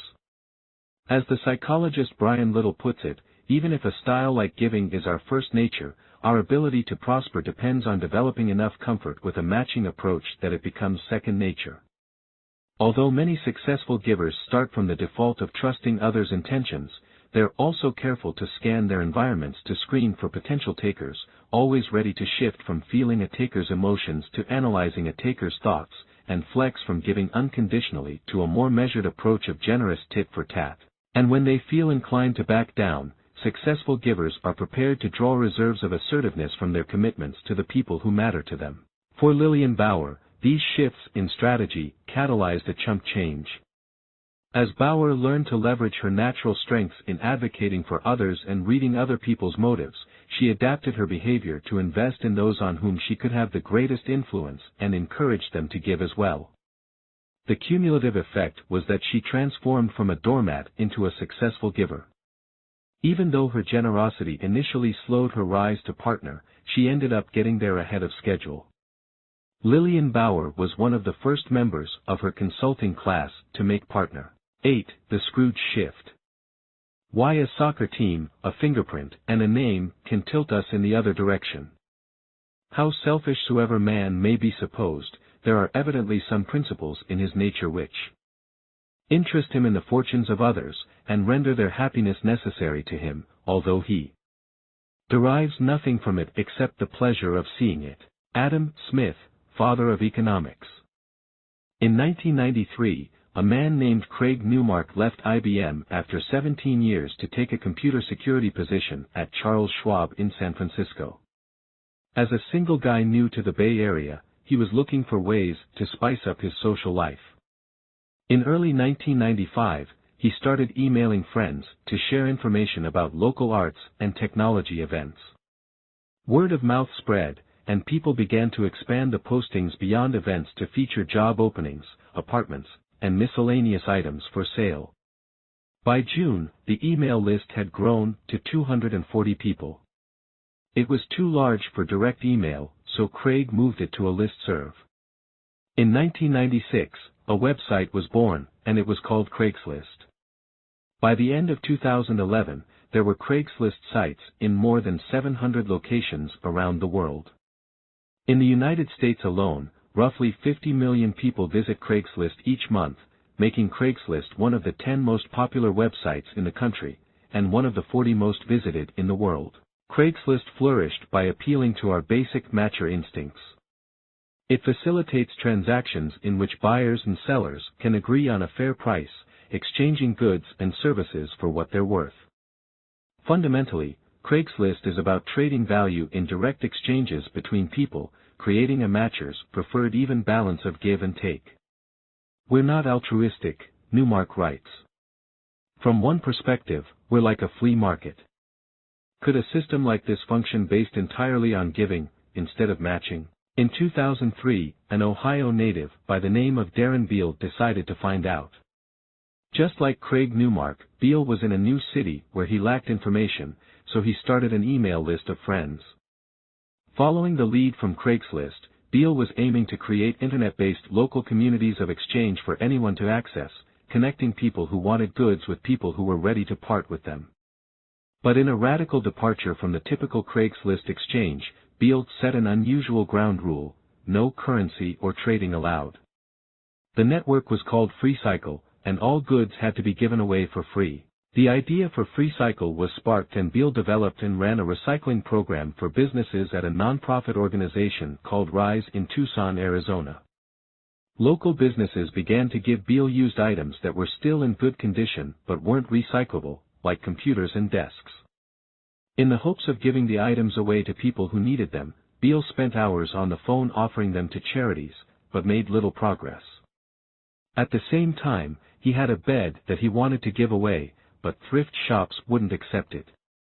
He realized that he might be able to solve both of these problems with an online community that matched givers and receivers more efficiently. Beal sent an initial email announcing FreeCycle to about 40 friends, inviting them to join and spread the word. When some of the earliest FreeCycle members started posting items to give away, Beal was caught off guard. One woman offered to give away a partially used bottle of hair dye, which would expire in a matter of hours. "It needs to be used really soon," she wrote, "so if anyone has an urge to go darker, tonight is the night." A Texas man posted a more desirable item, fishing tackle, but had a string attached.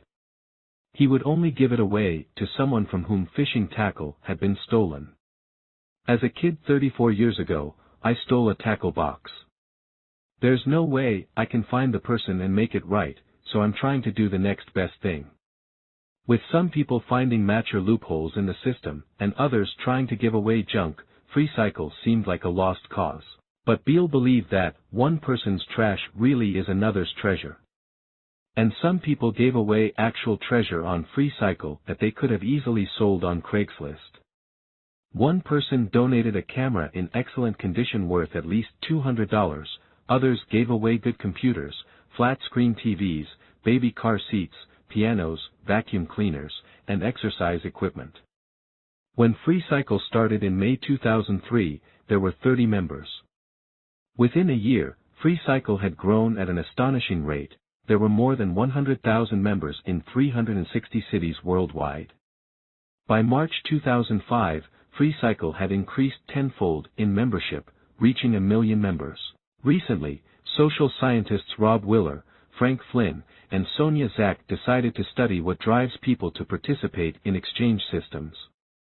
They were striving to get to the bottom of a vigorous debate among social scientists, many of whom believed that the types of direct exchanges that take place on Craigslist were the optimal way of exchanging resources.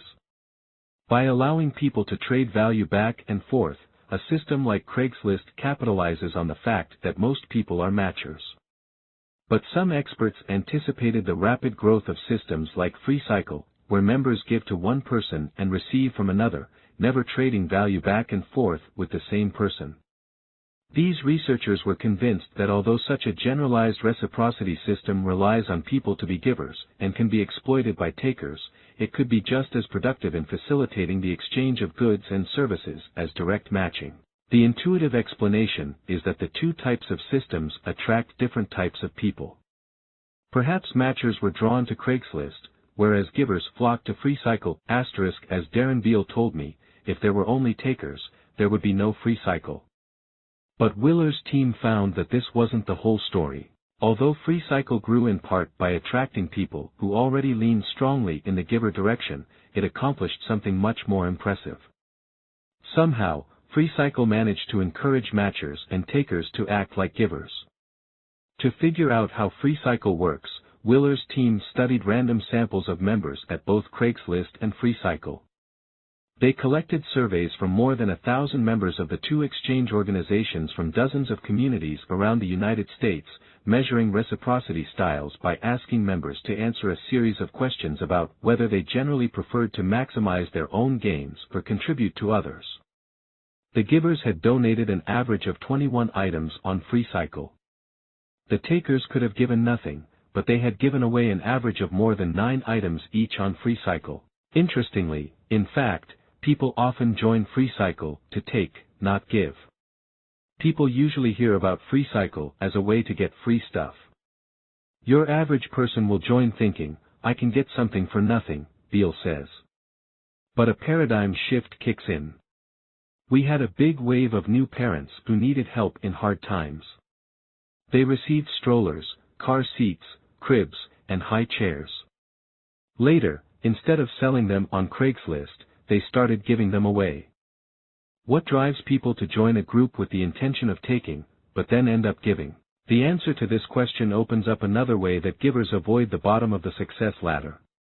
When dealing with individuals, it's sensible for givers to protect themselves by engaging in sincerity screening, acting primarily like matchers in exchanges with takers. But in group settings, there's a different way for givers to make sure that they're not being exploited: get everyone in the group to act more like givers. The strategy was foreshadowed by Jason Geller and Lillian Bauer, who directly asked their ments to pay it forward in mentoring groups of more junior colleagues. Earlier, Adam Rifkin, the Silicon Valley giver who was named Fortune's best networker, did the same thing in his entire network. He invited the people who benefited from his giving to help other people in his web of relationships, and a giving norm evolved. As I noted in the opening chapter, people rarely have a single reciprocity style that they apply uniformly to every domain of their lives. If a group develops a norm of giving, members will uphold the norm and give, even if they're more inclined to be takers or matchers elsewhere. This reduces the risks of giving. When everyone contributes, the pie is larger, and givers are no longer stuck contributing far more than they get. What is it about groups that can tilt members in the giver direction? At the end of this chapter, I'll introduce you to a powerful activity that some of the world's leading companies and business schools have started using to motivate giving among takers and matchers, as well as givers. But first, by unpacking FreeCycle's success in motivating matchers and takers to give, we can gain a deeper understanding of what individuals and organizations can do to foster greater levels of giving. The starting point is to ask why people give in the first place. The altruism debate. For nearly 40 years, two of the world's most distinguished psychologists have locked horns over whether the decision to give can be purely altruistic, or whether it's always ultimately selfish. Rather than debate philosophy, each has come to battle wielding a deadlier weapon: the psychological experiment. The defendant of pure altruism is C. Daniel Batson, who believes that we engage in truly selfless giving when we feel empathy for another person in need.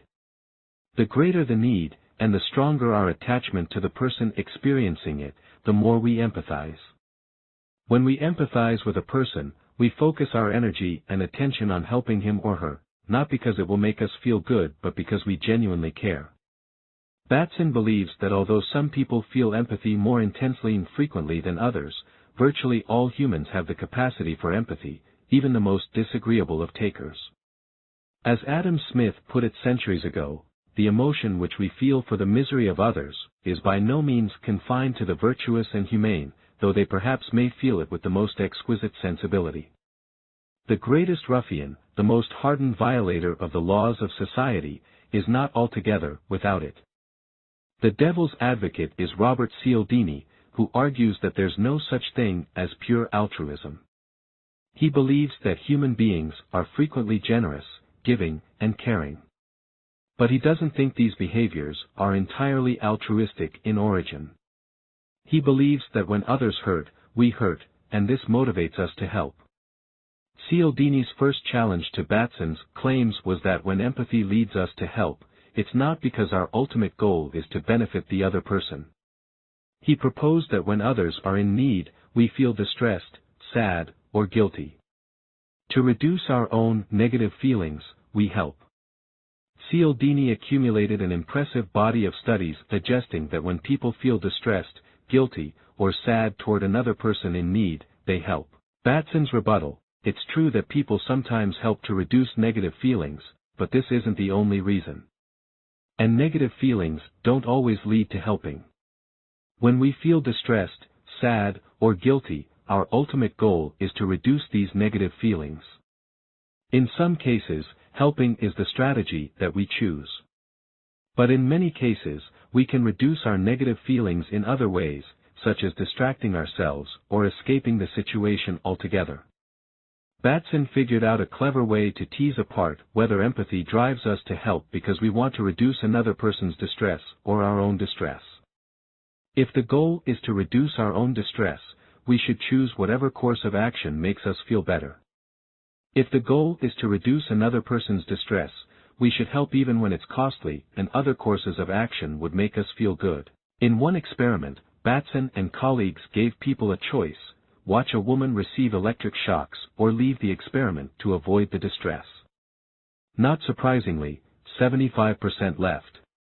But when they felt empathy for the woman, only 14% left, the other 86% stayed and offered to take the shocks in her place. And of the people who stayed to help, the ones who empathized the most strongly were willing to endure 4 times as many shocks as those who felt less empathy. Batson and colleagues demonstrated this pattern in more than half a dozen experiments. Even when people can reduce their negative feelings by escaping the situation, if they're feeling empathy, they stay and help anyway, at a personal cost of time and pain. On the basis of this evidence, Batson concluded that reducing bad feelings is not the only reason people help, and a comprehensive analysis of 85 different studies backed him up. But Cialdini, one of the greatest social thinkers of our time, wasn't done yet. He acknowledged that empathy can drive helping. Feelings of concern and compassion certainly motivate us to act for the benefit of others at a personal cost. But he wasn't convinced that this reflects pure altruism. He argued that when we empathize with a victim in need, we become so emotionally attached that we experience a sense of oneness with the victim. We merge the victim into our sense of self. We see more of ourselves in the victim. And this is why we help: we're really helping ourselves. Quoting Adam Smith again, by the imagination we place ourselves in his situation, we conceive ourselves enduring all the same torments, we enter as it were into his body, and become in some measure the same person with him, and thence form some idea of his sensations, and even feel something. Cialdini and colleagues conducted numerous experiments supporting this idea. Empathy leads to a sense of oneness, or self-other overlap, and this leads to greater helping. Batson's team came back with another rebuttal: that is altruism. If we empathize with other people to the point of merging our own identities with theirs, we care about them as much as we care about ourselves. Because we no longer place our interests above theirs, helping them is purely altruistic. Stalemate. Both camps agree that empathy leads to helping. Both camps agree that a sense of oneness is a key reason why. But they fundamentally differ about whether oneness is selfish or altruistic. I believe there's a middle ground here, and it's one that Darren Beale discovered early on.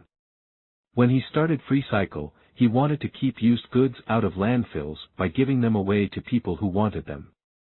But he also had some personal interests at stake. In his recycling program, he had a warehouse full of stuff he couldn't use or recycle, and his boss wanted the warehouse emptied. In addition, Beale was hoping to get rid of an old mattress that he owned. None of his friends needed it, and it was too big to throw away. To dump it, he would need to borrow a truck and drive the mattress to a landfill, where he would be charged for disposal. Beale realized it would be easier and cheaper if he could just give it away to someone on FreeCycle. This is why many takers and matchers started giving on FreeCycle. It's an efficient way to get rid of things they don't want and probably can't sell on Craigslist. But soon, Beale knows from personal experience, people who initially give things away for selfish reasons begin to care about the people they're helping. When the recipient arranged to pick up his mattress, Beale was thrilled. "I thought I was getting away with giving a mattress away, that I was the one benefiting," he says. "But when the person showed up at my door and thanked me, I felt good.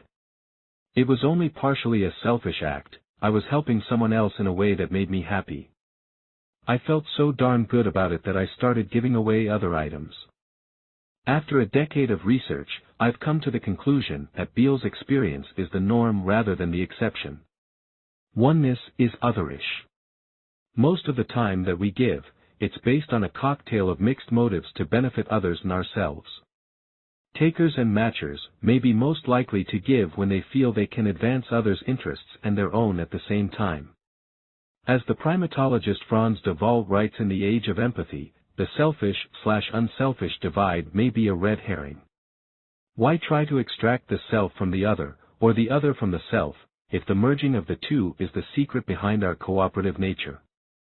Consider Wikipedia, the online encyclopedia written for free by upwards of 3 million volunteers, with more than 100,000 of them contributing regularly.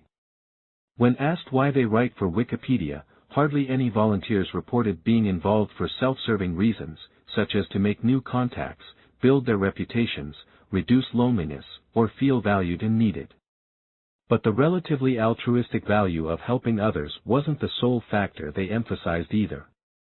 Wikipedia contributors aren't necessarily givers across the different domains of their lives, but they're volunteering their time to exhaustively summarize and cross-reference Wikipedia entries.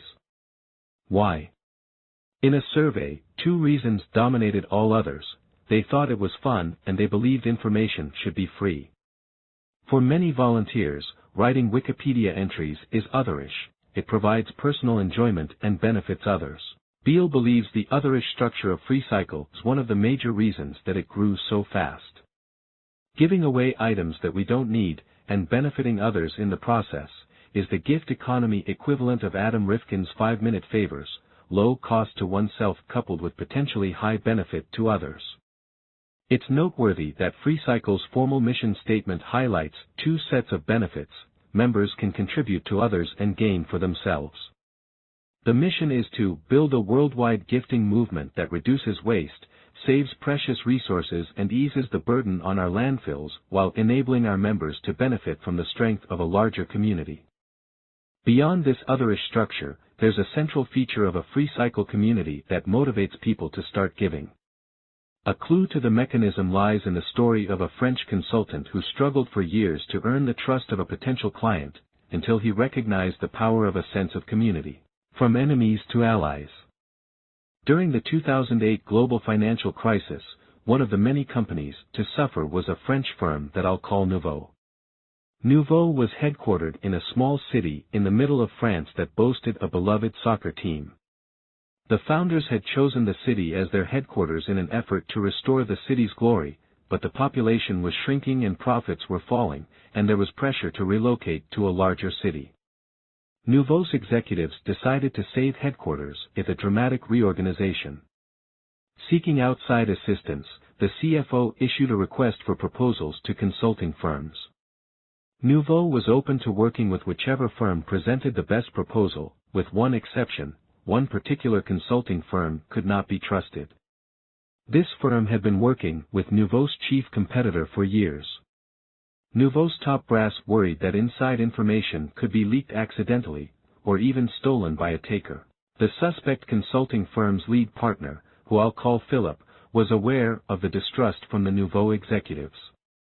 Philip's firm had submitted proposals to Nouveau in the past, and they were always rejected. The consultants had repeatedly explained the firm's strict confidentiality policies, but the Nouveau executives didn't buy it. Eventually, the consultants concluded that it was a waste of time to continue making proposals. But Philip was genuinely interested in contributing to Nouveau's success, so he led his team in preparing and submitting a proposal for the reorganization. Then they sat down to brainstorm: how can we prove to Nouveau that we're trustworthy? Philip's firm was the last to pitch to Nouveau. At the pitch meeting, Philip arrived at Nouveau's headquarters with 5 consultants in tow. They were escorted into a large room where 10 Nouveau executives sat across from them. Philip's team presented the proposal, and the Nouveau executives were unmoved. "We like your proposal," one executive said, "but we can't trust you. Why should we enter into a relationship with you? How can we be sure that you will put our interests first?" Philip reminded them of his firm's confidentiality policies and code of honor, reinforcing that its reputation hinged on upholding the highest standards for clients, but his promise fell on deaf ears. Philip had run out of logical arguments, so he resorted to the only other ammunition that he had. He reached into his briefcase and pulled out the blue scarf of the city's famed soccer club. Donning the scarf as a symbol of hometown pride, he made a plea: "We've been trying to convince you for many years that our confidentiality policies can be trusted. Since we're not managing to say that with words, we'd like to show our commitment in a different way." The 5 members of Philip's team followed suit, putting the soccer scarves around their necks. The nouveau executives were surprised. They asked which partner would take the lead on the project. Philip stepped up: "I am going to take the lead, and we will begin our work over the August break. I can commit to this because your headquarters is next to my home." A few hours later, Philip's firm landed the project. The nouveau executives had not known that Philip was from their city. This was a reorganization task, Philip explains, and having someone care about this city, and the people living in it, was a plus for the employees and the company. It was a bit of common ground. Common ground is a major influence on giving behaviors. In one experiment, psychologists in the United Kingdom recruited fans of the Manchester United soccer team for a study. When walking from one building to another, the soccer fans saw a runner slip on a grass bank, where he fell holding his ankle and screaming in pain. Would they help him? It depended on the t-shirt that he was wearing. When he wore a plain t-shirt, only 33% helped. When he wore a Manchester United t-shirt, 92% helped. Yale psychologist Jack Dovidio calls this activating a common identity. When people share an identity with another person, giving to that person takes on an otherish quality. If we help people who belong to our group, we're also helping ourselves, as we're making the group better off. A common identity was a key active ingredient behind the rapid growth of FreeCycle and the unusually high levels of giving. When Berkeley professor Rob Willer's team compared Craigslist and FreeCycle members, they were interested in the degree to which each group experienced identification and cohesion. The more members identified, the more they saw Craigslist or FreeCycle as an important part of their self-images, as reflecting their core values. The more cohesion members reported, the more they felt part of a meaningful Craigslist or FreeCycle community. Would members experience greater identification and cohesion with Craigslist or FreeCycle? The answer depends on how much a member has received from the site. For members who received or bought few items, there were no differences in identification and cohesion between Craigslist and FreeCycle. People were equally attached and connected to both sites. But for members who received or bought many items, there were stark differences. Members reported substantially greater identification and cohesion with FreeCycle than Craigslist. This was true even after accounting for members' tendencies toward giving. Regardless of whether they were givers or not, members who participated frequently felt more attached to FreeCycle than to Craigslist.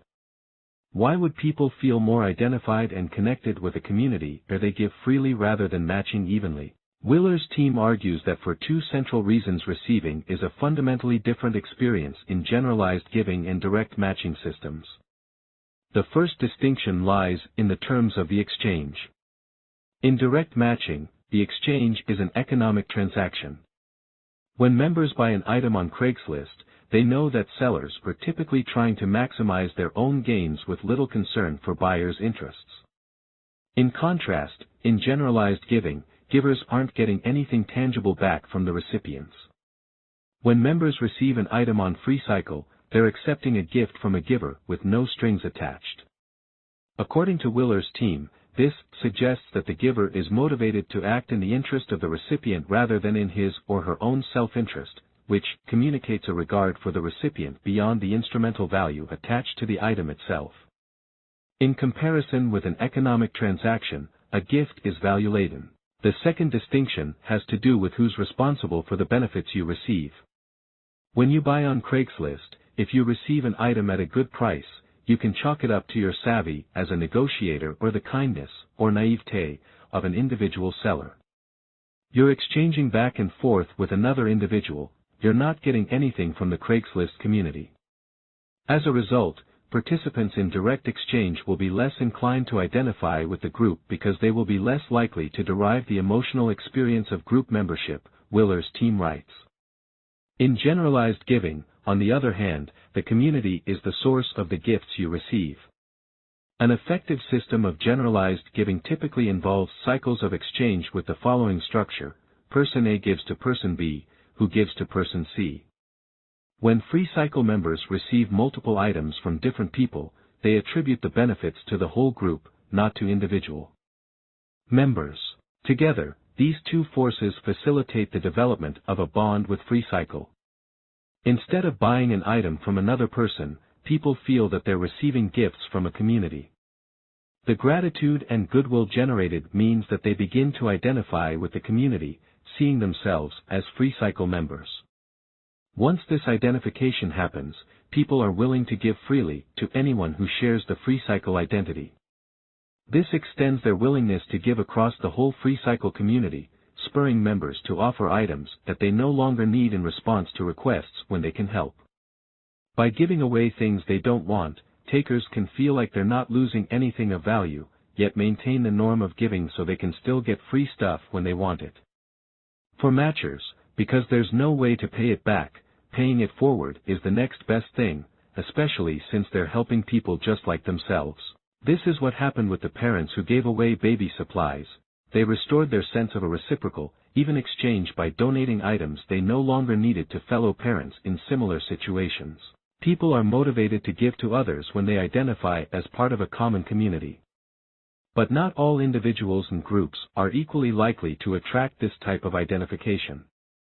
There's something else about the free cycle community that fosters identification, and it's a factor well understood by Adam Rifkin: the search for optimal distinctiveness. When I first met Adam Rifkin, I asked him to tell me about the most interesting contacts in his network.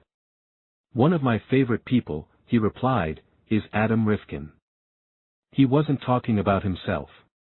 Adam Rifkin has developed a strong connection with another man named Adam Rifkin, a Hollywood writer, director, producer, and actor who has been a major contributor to films such as Detroit Rock City and He-Man.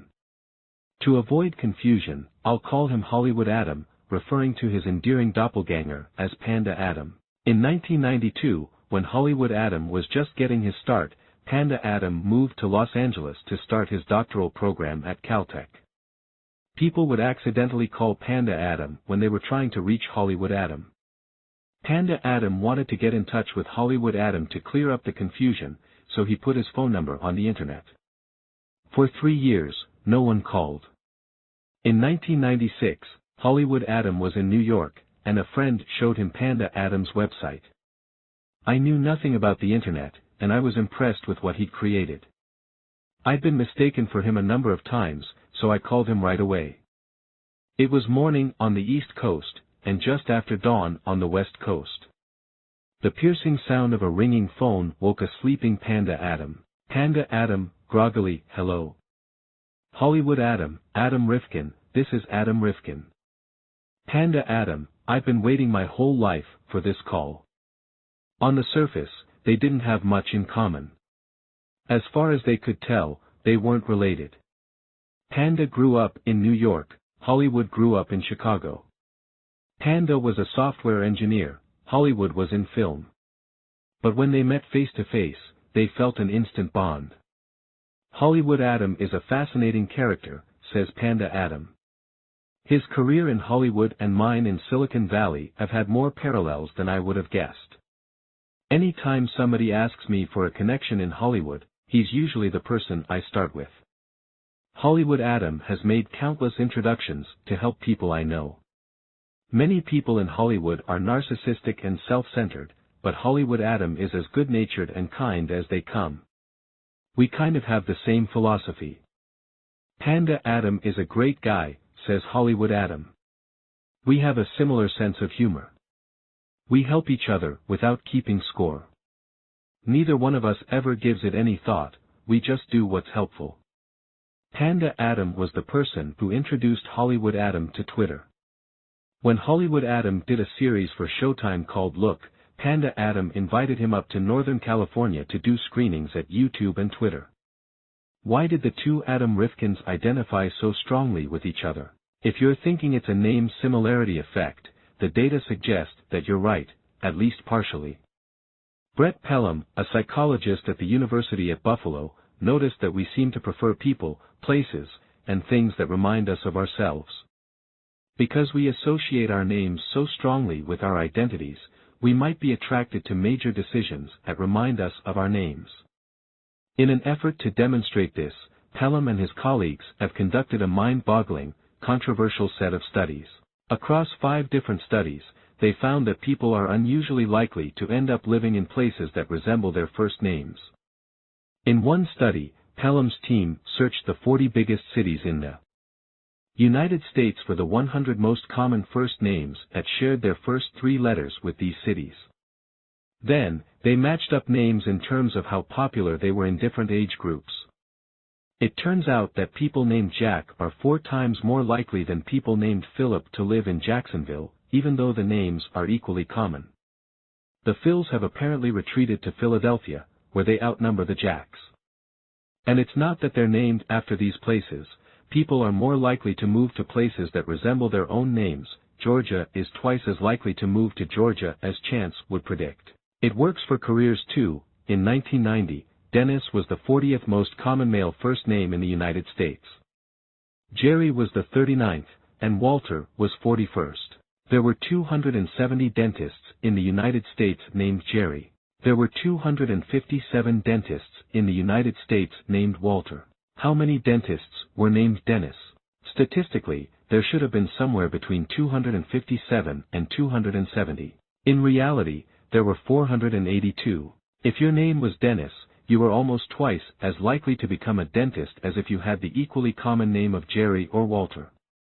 Other studies show that people with the last name Lawyer are more likely to become lawyers than doctors, at rates 44% higher than chance. The opposite is true for people named Doctor, at 38% greater than chance rates. The attraction also holds for products and people that we associate with ourselves. Pelham and colleagues have found that people prefer chocolates, crackers, and teas that include the letters of their own names, and that they're more attracted to potential dates who have similar initials, even though they insist that this similarity doesn't influence their attraction. And evidence shows that similarity can influence whom we decide to help. Researchers Jeff Gallick, Deborah Small, and Andrew Stevens studied more than 289,000 loans to more than 23,000 borrowers on Kiva, a microfinance website where people can give loans as small as $25 to help people in the developing world escape poverty and start businesses. People were more likely to give microloans to borrowers who shared their first initials or their occupations, asterisk. It appears that similarity to the self adds a bit of grease to the attraction process. People are just a bit more enthusiastic, friendly, and open-minded when they meet someone who reminds them of themselves. This is what happened to the two Adam Rifkins when they first met. They initially clicked based on a superficial similarity, which opened the door for them to connect based on real similarities, and start helping each other. But the bond between the two Adam Rifkins goes beyond the fact that they have the same name. To illustrate, imagine that you show up for a study along with a college student. A researcher takes your fingerprints, under the guise of studying whether they reveal anything about your personality. You both fill out a personality questionnaire.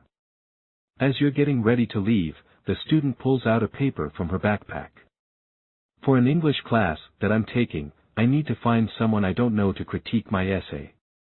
I wonder if you could read this 8-page essay for me and give me 1 page of written feedback on whether my arguments are persuasive and why. I need the written feedback by this time tomorrow. Would you help her? You were just in the control group in a study led by the psychologist Jerry Berger, where 48% of participants helped. But other participants were led to believe that they had something in common with the student making the request. After they filled out the questionnaire, the researcher examined a fingerprint evaluation sheet and remarked, "This is interesting. You both have type E fingerprints. Now, would you be more likely to help?" It depends on how the similarity was framed. Half of the time, the researcher mentioned that type E fingerprints are common, about 80% of the population has them. The other half of the time, the researcher mentioned that type E fingerprints are very rare, only about 2% of the population has them. When the similarity was common, 55% of participants helped, hardly more than the control group. But when the similarity was rare, 82% of participants helped. It was not just any commonality that drove people to act like givers. It was an uncommon commonality.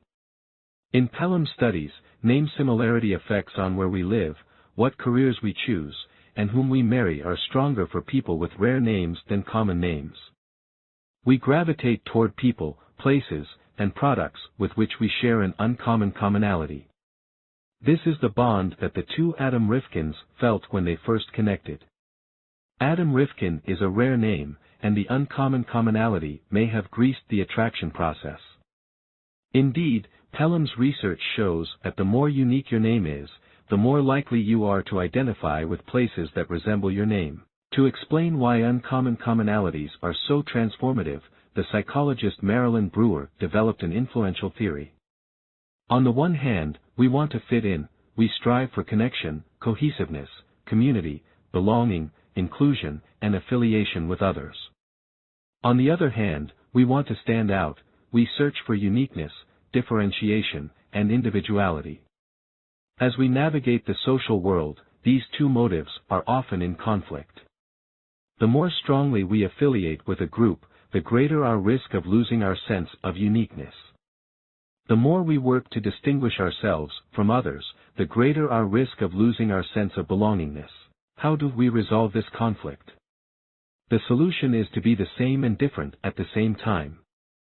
Brewer calls it the principle of optimal distinctiveness. We look for ways to fit in and stand out. A popular way to achieve optimal distinctiveness is to join a unique group.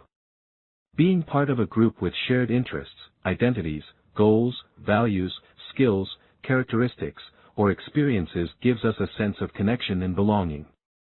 At the same time, being part of a group that is clearly distinct from other groups gives us a sense of uniqueness. Studies show that people identify more strongly with individuals and groups that share unique similarities. The more rare a group, value, interest, skill, or experience is, the more likely it is to facilitate a bond. And research indicates that people are happier in groups that provide optimal distinctiveness, giving a sense of both inclusion and uniqueness. These are the groups in which we take the most pride, and feel the most cohesive and valued. FreeCycle initially provided a sense of optimal distinctiveness through its emphasis on protecting the environment. The central goal was different from most recycling movements. Instead of reprocessing old materials into new ones, members found recipients who wanted goods that couldn't be reprocessed, keeping them out of landfills. This common purpose created a shared identity within the FreeCycle community, fostering a sense of connection across diverse ideologies. The original group of FreeCycle volunteers in Tucson included a liberal Democrat who was passionate about environmental sustainability, a conservative Republican who didn't believe in waste, and a libertarian who wanted to empower people to do things themselves, rather than relying on governmental support.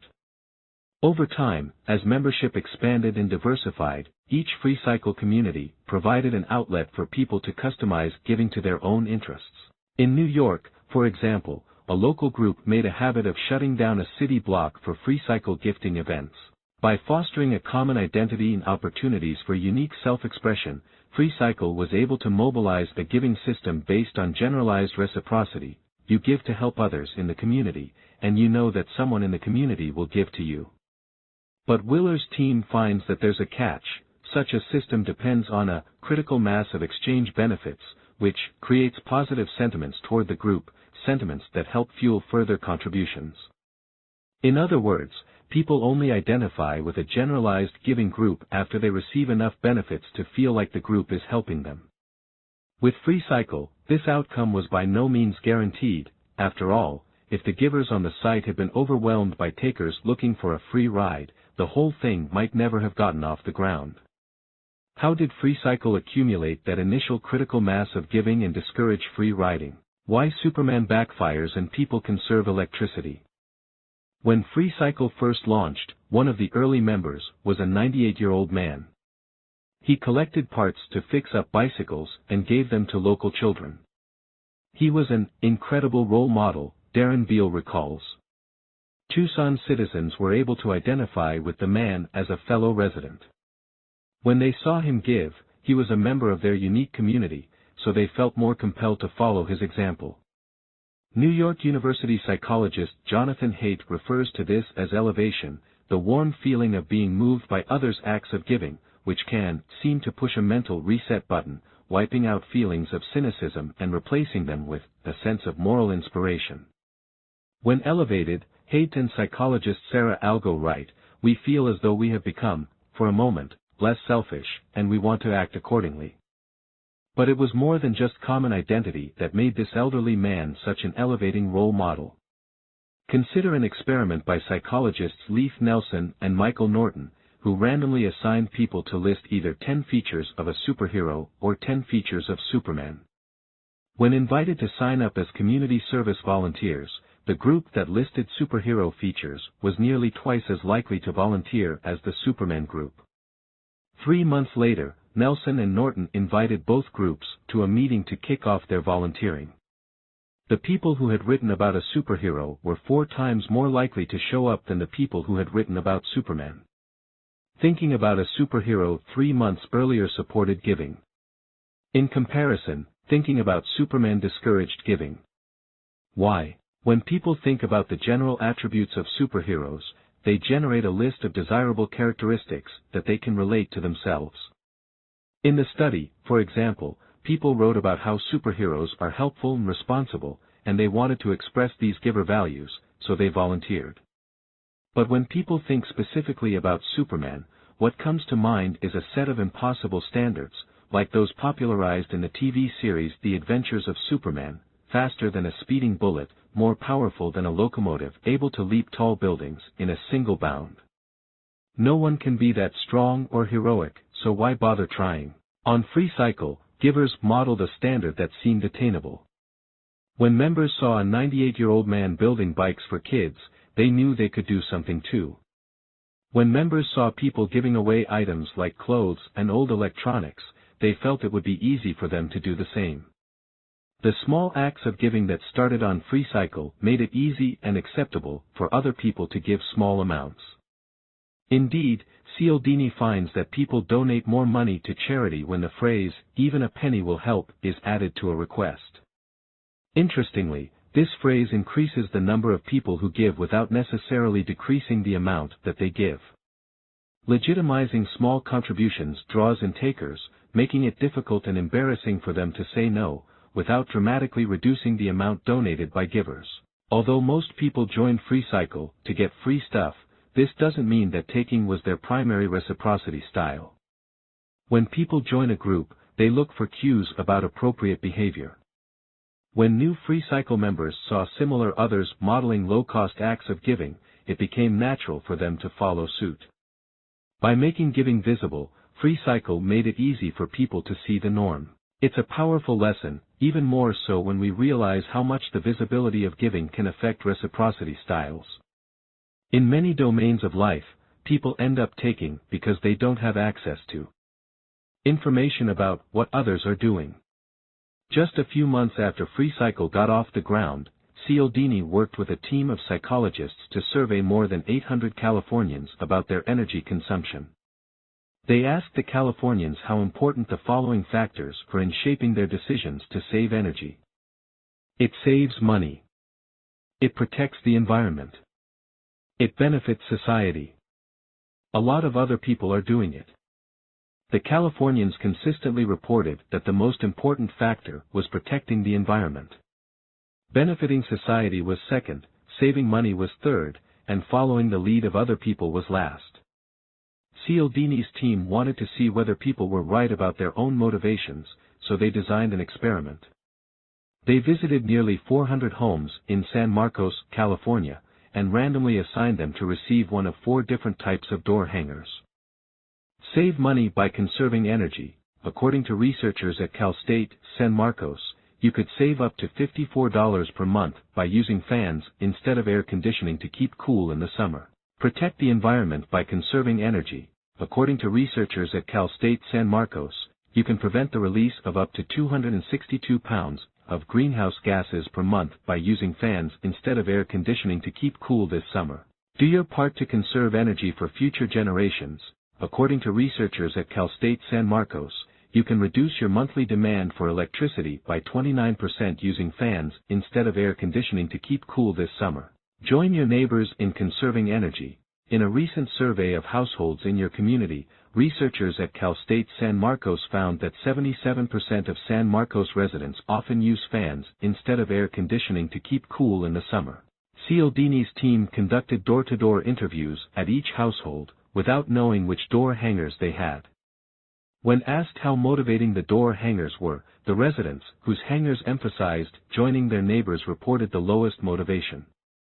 They reported 18% lower desires to conserve energy than residents with the Protect the Environment hangers, 13% lower than residents with the Future Generations hangers, and 6% lower than residents with the Save Money hangers.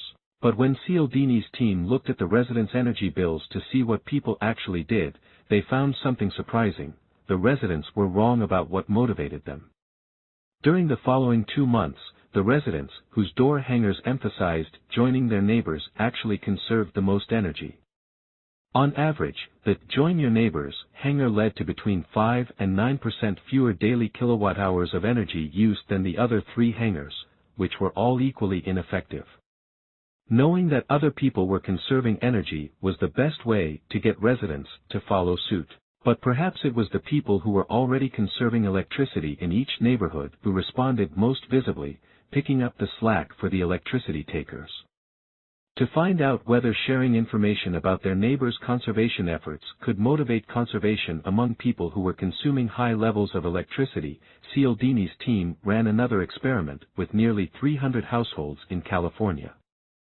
This time, they gave residents door hangers that provided feedback on how their electricity consumption compared with similar households in their neighborhood over the past week or 2. These door hangers provided feedback on whether residents were consuming less, giving, or more, taking, than their neighbors. Over the next few weeks, the electricity takers significantly reduced their energy consumption by an average of 1.22 kilowatt-hours per day. Seeing that they were taking more than the average in their neighborhood motivated them to match the average, decreasing their energy consumption, but this only works when people are compared with their neighbors. As Cialdini's team explains, the key factor was which other people, other Californians, other people in their city, or other residents in their specific community. Consistent with the idea that people are most influenced by similar others, the power of social norms grew stronger the closer and more similar the group was to the residents. The decision to conserve was most powerfully influenced by those people who were most similar to the decision-makers, the residents of their own community. Inspired by this evidence, the company Opower sent home energy report letters to 600,000 households, randomly assigning about half of them to see their energy use in comparison with that of their neighbors. Once again, it was the takers, those consuming the most, who conserved the most after seeing how much they were taking. Overall, just showing people how they were doing relative to the local norm caused a dramatic improvement in energy conservation. The amount of energy saved by this feedback was equivalent to the amount of energy that would be saved if the price of electricity increased by up to 28%. People often take because they don't realize that they're deviating from the norm. In these situations, showing them the norm is often enough to motivate them to give, especially if they have matcher instincts. Part of the beauty of FreeCycle is that members have constant access to the norm. Every time a member offers to give something away, it's transparent, others can see how frequent giving is, and they want to follow suit. Because FreeCycle is organized in local communities, members are seeing giving by their neighbors, which provides feedback on how their own giving stacks up relative to the local norm. Whether people tend to be givers, takers, or matchers, they don't want to violate the standards set by their neighbors, so they match. Today, according to Yahoo, only 2 environmental terms in the world are searched more often than FreeCycle: global warming and recycling.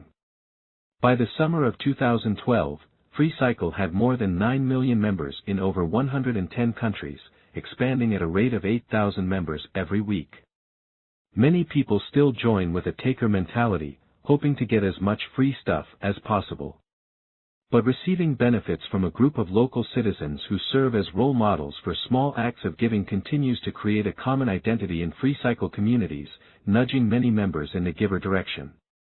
Together, the 9 million free cycle members give away more than 30,000 items a day weighing nearly 1,000 tons. If you piled together the goods given away in the past year, they'd be 14 times taller than Mount Everest. As Charles Darwin once wrote, a tribe with many people acting like givers, who were always ready to aid one another, and to sacrifice themselves for the common good, would be victorious over most other tribes, and this would be natural selection. When I learned about the success of Free Cycle, I began to wonder if these principles could play out in everyday life, in an organization without an environmental focus. What would it take to create and sustain a giving system in a company or a school? The reciprocity ring. When I joined the faculty at Wharton, the world's oldest collegiate business school, I decided to try a giving experiment in my classroom. I announced that we would be running an exercise called the reciprocity ring, which was developed by University of Michigan sociologist Wayne Baker and his wife Cheryl at HUMAX. Each student would make a request to the class, and the rest of the class would try to use their knowledge, resources, and connections to help fulfill the request. The request could be anything meaningful in their professional or personal lives, ranging from job leads to travel tips. In a matter of minutes, I was facing a line of students, some cynical, others anxious. One student pronounced that the exercise wouldn't work, because there aren't any givers at Wharton. Givers study medicine or social work, not business. Another admitted that he would love advice from more experienced peers on strengthening his candidacy for consulting jobs, but he knew they wouldn't help him, since they were competing with him for these positions. Soon, these students watched in disbelief as their peers began to use their networks to help one another. A junior named Alex announced that he loved amusement parks, and he came to Wharton in the hopes of one day running Six Flags. He wasn't sure how to get started. Could anyone help him break into the industry? A classmate, Andrew, raised his hand and said he had a weak tie to the former CEO of Six Flags. Andrew went out on a limb to connect them, and a few weeks later, Alex received invaluable career advice from the ex-CEO. A senior named Michelle confided that she had a friend whose growth was stunted due to health problems, and couldn't find clothes that fit. A fellow senior, Jessica, had an uncle in the fashion business, and she contacted him for help. 3 months later, custom garments arrived at the doorstep of Michelle's friend. Wayne Baker has led reciprocity rings at many companies, from GM to Bristol-Myers Squibb. Oftentimes, he brings leaders and managers together from competing companies in the same industry and invites them to make requests and help one another. In one session, a pharmaceutical executive was about to pay an outside vendor $50,000 to synthesize a strain of the PCS alkaloid. The executive asked if anyone could help find a cheaper alternative. One of the group members happened to have slack capacity in his lab, and was able to do it for free. The reciprocity ring can be an extremely powerful experience.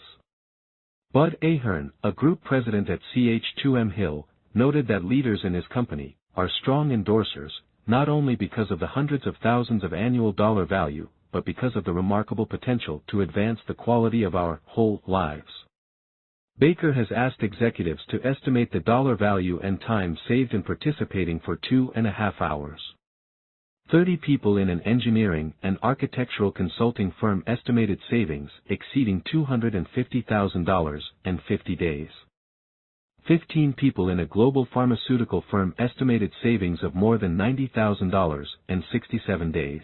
Personally, after running the reciprocity ring with leaders, managers, and employees from companies such as IBM, Citigroup, Estée Lauder, UPS, Novartis, and Boeing, I've been amazed by the requests that have been fulfilled, from landing a coveted job at Google to finding a mentor to receiving autographed memorabilia from a child's favorite professional football player.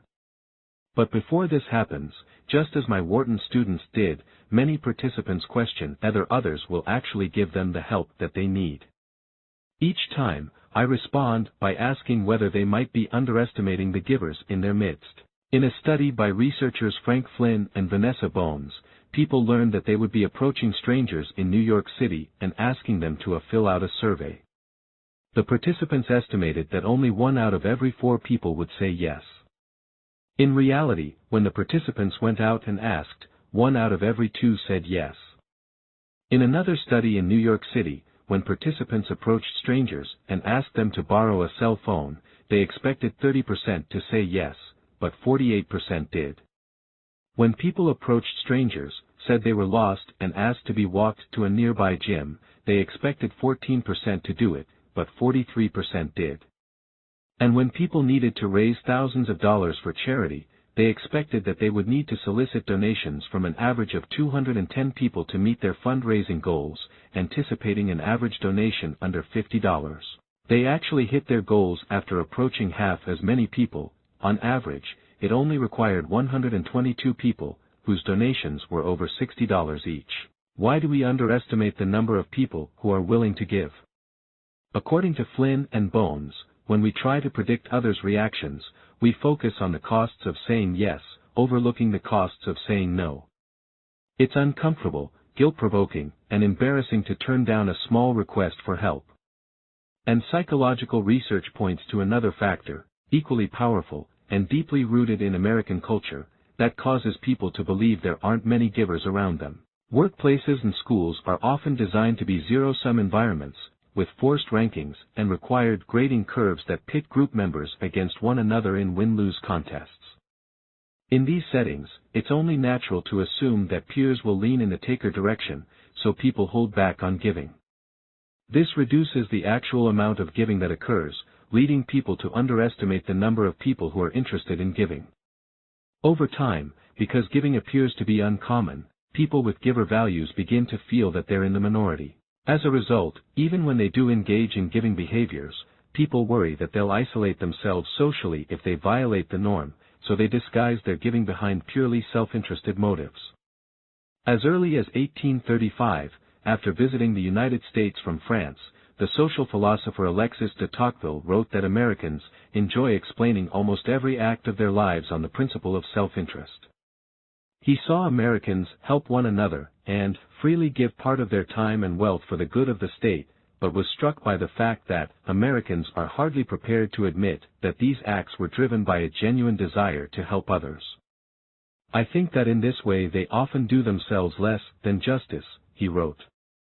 A century and a half later, the Princeton sociologist Robert Wuthnow interviewed a wide range of Americans who chose helping professions, from cardiologists to rescue workers. When he asked them to explain why they did good deeds, they referenced self-interested reasons, such as, I like the people I was working with, or it gets me out of the house. They didn't want to admit that they were genuinely helpful, kind, generous, caring, or compassionate. We have social norms against sounding too charitable, Wuthnow writes, such that we call people who go around acting too charitable, bleeding hearts, do-gooders. In my experience, this is what happens in many businesses and universities. Plenty of people hold giver values, but suppress or disguise them under the mistaken assumption that their peers don't share these values. As the psychologists David Kreck and Richard Crutchfield explained many years ago, this creates a situation where no one believes, but everyone thinks that everyone believes. Consider a 2011 survey of Harvard freshmen. They consistently reported that compassion was one of their top values, but near the bottom of Harvard's values. If many people personally believe in giving, but assume that others don't, the whole norm in a group or a company can shift away from giving. Ideas can have profound effects even when they are false, when they are nothing more than ideology, writes the psychologist Barry Schwartz.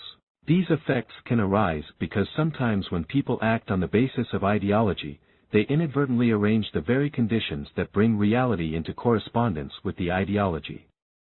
When people assume that others aren't givers, they act and speak in ways that discourage others from giving, creating a self-fulfilling prophecy. As a structured form of giving, the reciprocity ring is designed to disrupt this self-fulfilling prophecy. The first step is to make sure that people ask for help. Research shows that at work, the vast majority of giving that occurs between people is in response to direct requests for help. In one study, managers described times when they gave and received help. Of all the giving exchanges that occurred, roughly 90% were initiated by the recipient asking for help. Yet when we have a need, we're often reluctant to ask for help. Much of the time, we're embarrassed, we don't want to look incompetent or needy, and we don't want to burden others. As one Wharton dean explains, the students call it game face. They feel pressure to look successful all the time. There can't be any chinks in their armor, and opening up would make them vulnerable. In the reciprocity ring, because everyone is making a request, there's little reason to be embarrassed. By making requests explicit and specific, participants provide potential givers with clear direction about how to contribute effectively. As in Free Cycle, the reciprocity ring often starts with givers stepping up as role models for contributions. But in every reciprocity ring, there are likely to be many matchers and some people who prefer to operate as takers. For a generalized giving system to achieve sustainable effectiveness, as in Free Cycle, these matchers and takers need to contribute. Otherwise, the givers will end up helping everyone while receiving little in return, placing themselves at risk for getting burned or burning out. Do matchers and takers step up? Because people often present meaningful requests in reciprocity rings, many matchers are drawn in by empathy. When I heard a powerful CEO's voice tremble as he sought advice and connections to fight a rare form of cancer, the empathy in the room was palpable. I was surprised by how much I wanted to help, one financial services executive confides. My job requires me to be very task-focused and financially oriented. I didn't expect to care that much, especially about a stranger I'd never met. But I really felt for his need, and wanted to do whatever I could to contribute and fulfill his request. Even when they don't empathize, matchers still end up making plenty of contributions. It's very difficult to act like a pure matcher in the reciprocity ring, since it's unlikely that the people you help will be the same people who can help fulfill your request. So the easiest way to be a matcher is to try to contribute the same amount that other people do. The reciprocity ring creates a miniature version of Panda Adam Rifkin's network. Participants are encouraged to do 5-minute favors for anyone else in the group. To make sure that every request is granted, participants need to make multiple contributions, even to people who haven't helped them directly. By giving more than they take, participants amplify the odds that everyone in the group will have their requests fulfilled, much like Panda Adam setting a pay-it-forward norm in his network. But what about the takers? Many audiences are concerned that takers will capitalize on the opportunity to get help without contributing in return. To examine this risk, Wayne Baker and I surveyed more than 100 people about their giver and taker values. Then they participated in the reciprocity ring, and we counted the number of contributions they made.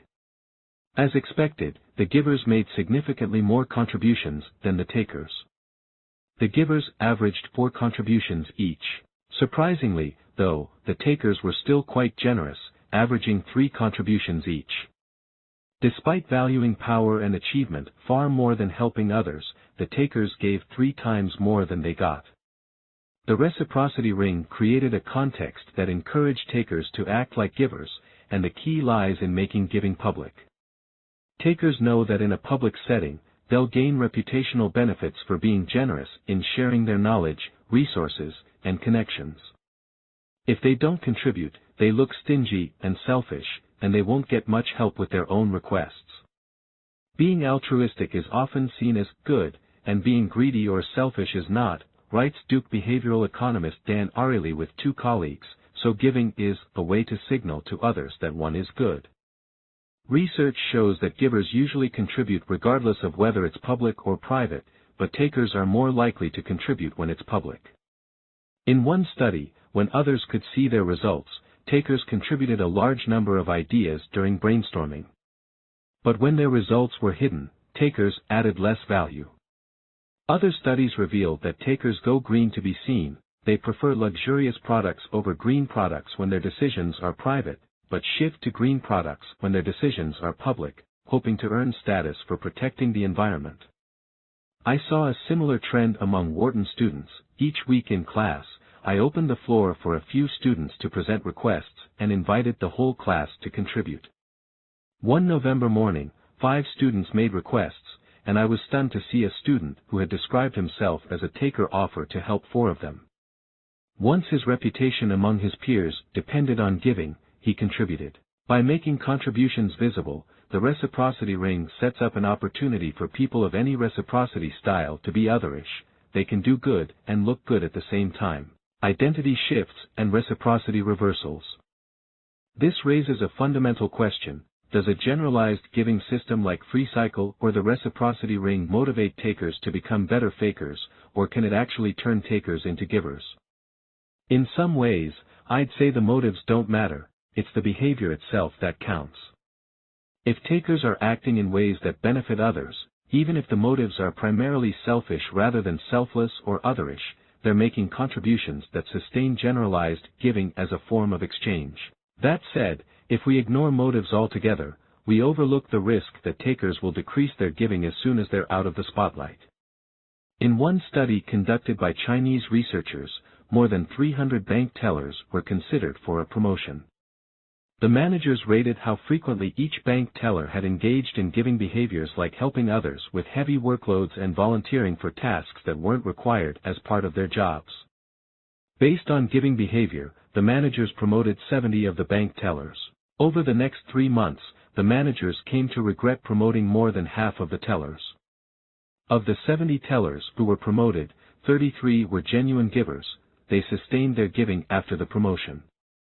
The other 37 tellers declined rapidly in their giving. They were fakers. In the 3 months before the promotion, they knew they were being watched, so they went out of their way to help others. But after they got promoted, they reduced their giving by an average of 23% each. What would it take to nudge people in the giving direction? When Harvard Dean Thomas Dingman saw that Harvard students valued compassion but thought others didn't, he decided to do something about it. For the first time in the university's 4 centuries, Harvard freshmen were invited to sign a pledge to serve society. The pledge concluded, "As we begin at Harvard, we commit to upholding the values of the college and to making the entryway and yard a place where all can thrive and where the exercise of kindness holds a place on a par with intellectual attainment." Believing in the power of a public commitment, Dingman decided to go one step beyond inviting students to sign the pledge. To encourage students to follow through, their signatures would be framed in the hallways of campus dorms. A storm of objections quickly emerged, most notably from Harry Lewis, a computer science professor and the former dean of Harvard College. "An appeal for kindness is entirely appropriate," Lewis responded. "I agree that the exercise of personal kindness in this community is too often wanting," he wrote on his blog, "but for Harvard to invite people to pledge to kindness is unwise, and sets a terrible precedent." Is Lewis right? In a series of experiments led by NYU psychologist Peter Gallwitzer, people who went public with their intentions to engage in an identity-relevant behavior were significantly less likely to engage in the behavior than people who kept their intentions private. When people made their identity plans known to others, they were able to claim the identity without actually following through on the behavior.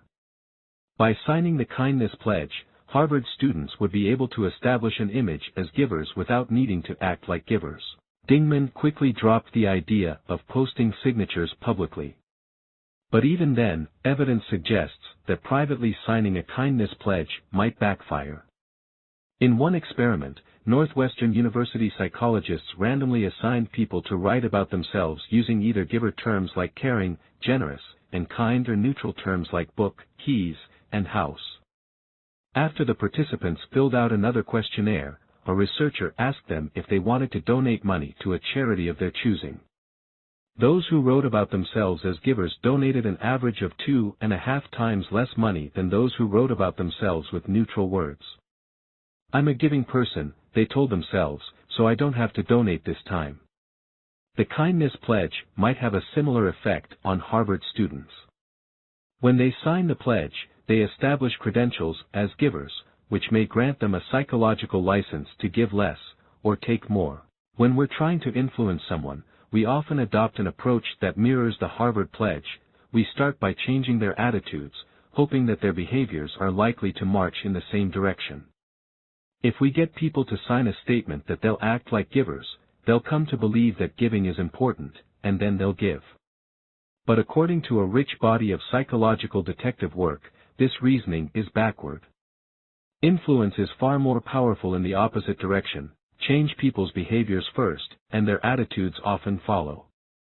To turn takers into givers, it's often necessary to convince them to start giving. Over time, if the conditions are right, they'll come to see themselves as givers. This didn't happen to the bank tellers in China. Even after 3 months of helping colleagues, once they got promoted, they stopped giving. Over the past 35 years, research launched by Batson and his colleagues shows that when people give, if they can attribute it to an external reason like a promotion, they don't start to think of themselves as givers. But when people repeatedly make the personal choice to give to others, they start to internalize giving as part of their identities. For some people, this happens through an active process of cognitive dissonance. Once I've made the voluntary decision to give, I can't change the behavior, so the easiest way to stay consistent and avoid hypocrisy is to decide that I'm a giver. For other people, the internalization process is one of learning from observing their own behaviors. To paraphrase the writer E. M. Forster, how do I know who I am until I see what I do? In support of this idea, studies of volunteering show that even when people join a volunteer organization to advance their own careers, the longer they serve and the more time they give, the more they begin to view the volunteering role as an important aspect of their identities. Once that happens, they start to experience the common identity with the people they're helping, and they become givers in that role. Research documents a similar process inside companies. As people make voluntary decisions to help colleagues and customers beyond the scope of their jobs, they come to see themselves as organizational citizens. Part of the wisdom behind Free Cycle and the reciprocity ring is that both of these generalized giving systems encourage giving while maintaining a sense of free choice. Although there's a strong norm of giving, it's entirely up to each participant to decide what to give and whom to help. When my Wharton class went through the reciprocity ring, as different students chose their own ways to give and peers to help, a distinctive common identity began to develop. This is a unique group of people at Wharton that cares about each other, one student said.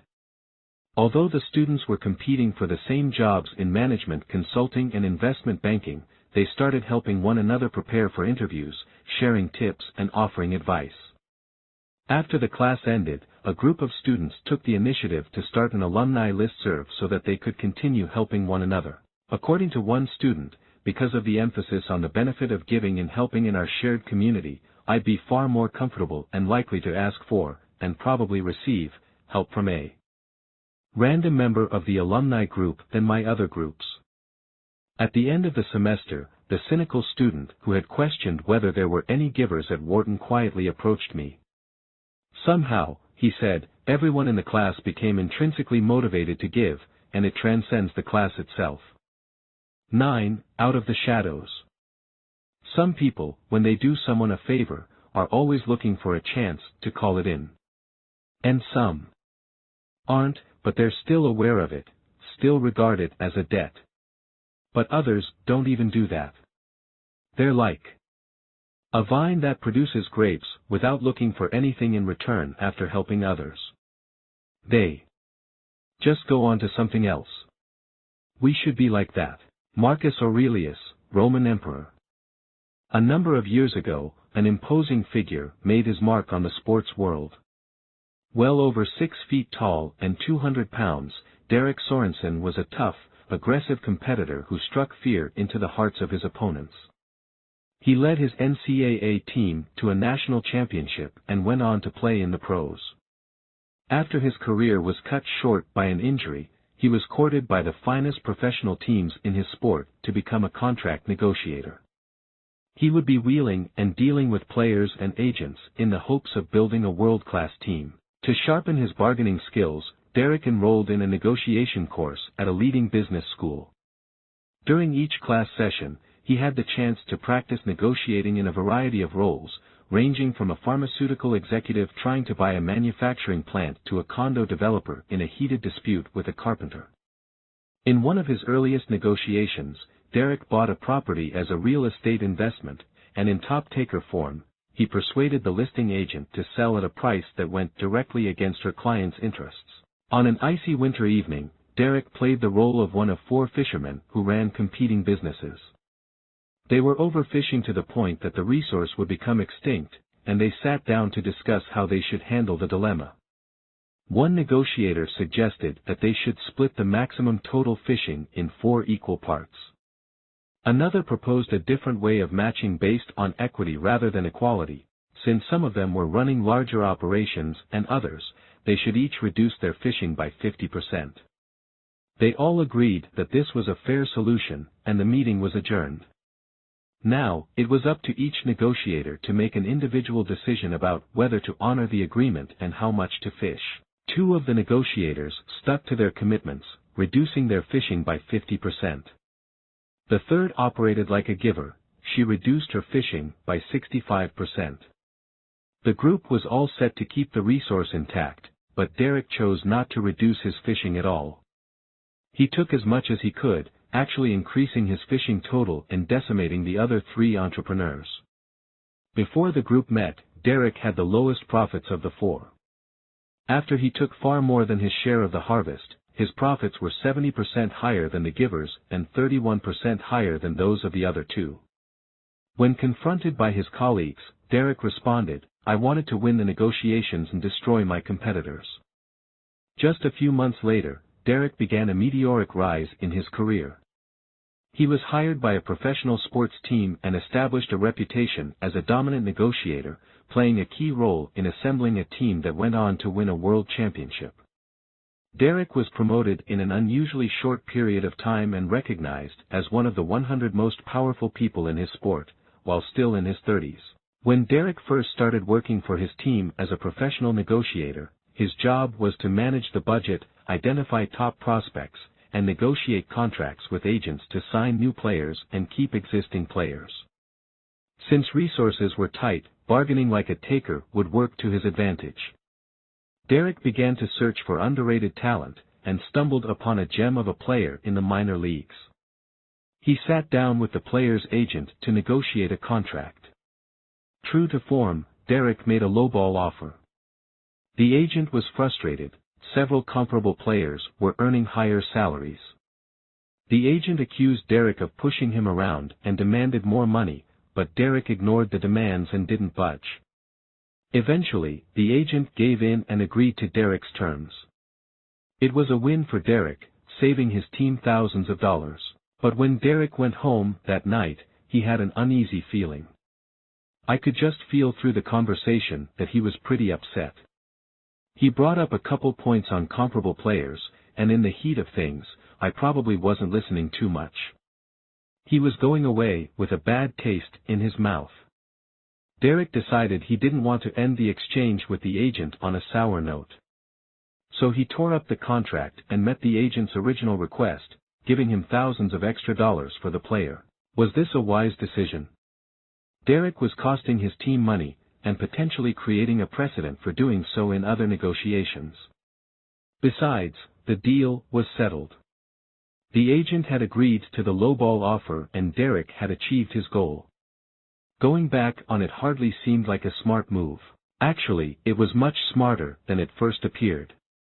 When Vanderbilt researchers Bruce Berry and Ray Friedman studied negotiations, they had a hunch that sharper negotiators would get better results, as they could gather and analyze more information, keep track of multiple issues, and generate hidden solutions. In one study, Berry and Friedman obtained data on the intelligence of nearly 100 MBA students.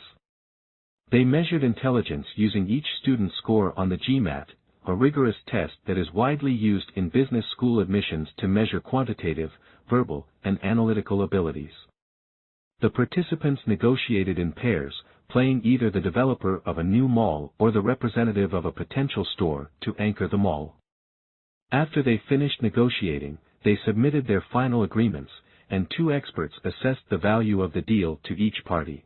As expected, the joint gains were highest and both parties were very intelligent. Berry and Friedman broke down each party's gains, expecting to find that the smarter negotiators got better deals for themselves. But they didn't. The brightest negotiators ought better deals for their counterparts. The smarter negotiator appears to be able to understand his or her opponent's true interests and thus to provide them with better deals at little cost to him or herself. Barry and Friedman write. The more intelligent you are, the more you help your counterpart succeed. This is exactly what Derek did when he gave the agent more money for the minor league player. He was giving in an otherish way that was low cost to him but high benefit to the agent and the player. A few $1,000s was small potatoes to his team, but very significant to the player. What drove Derek to shift in the giver direction? Shortly before the negotiation with the agent, Derek had gained a window into something that mattered deeply to him, his reputation. At the end of the negotiation course, every participant submitted votes for negotiation awards. Derek received 0 votes for most cooperative, 0 for most creative, and 0 for most ethical. In fact, there was only one award for which he received any votes. For this particular award, Derek received the vast majority of the votes. He was the landslide winner for most ruthless. But Derek achieved something more memorable that week. He became the only student in business school history to be voted the most ruthless negotiator in a class that he never took. At the same time that he was enrolled in his course, another negotiation class was underway. None of these students in the other class ever sat across the bargaining table from Derek. Some of them had never met him. Yet his reputation spread so quickly that they voted for him as most ruthless anyway. Derek was negotiating the way any reasonable person would in a taker's world.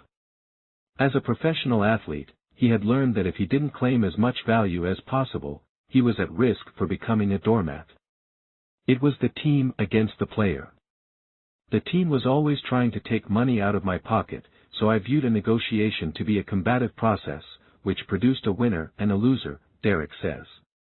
I had to try to take more and more.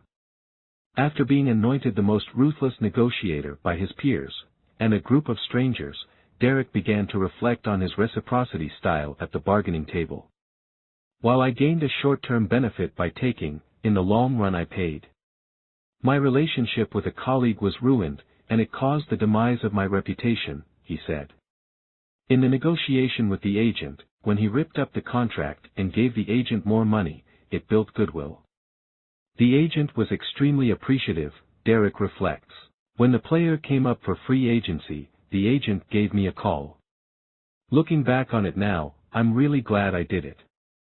It's definitely improved our relationship, and helped out our organization. Maybe most ruthless is maturing. Actually, I believe maturing is the wrong way to describe Derek's transformation.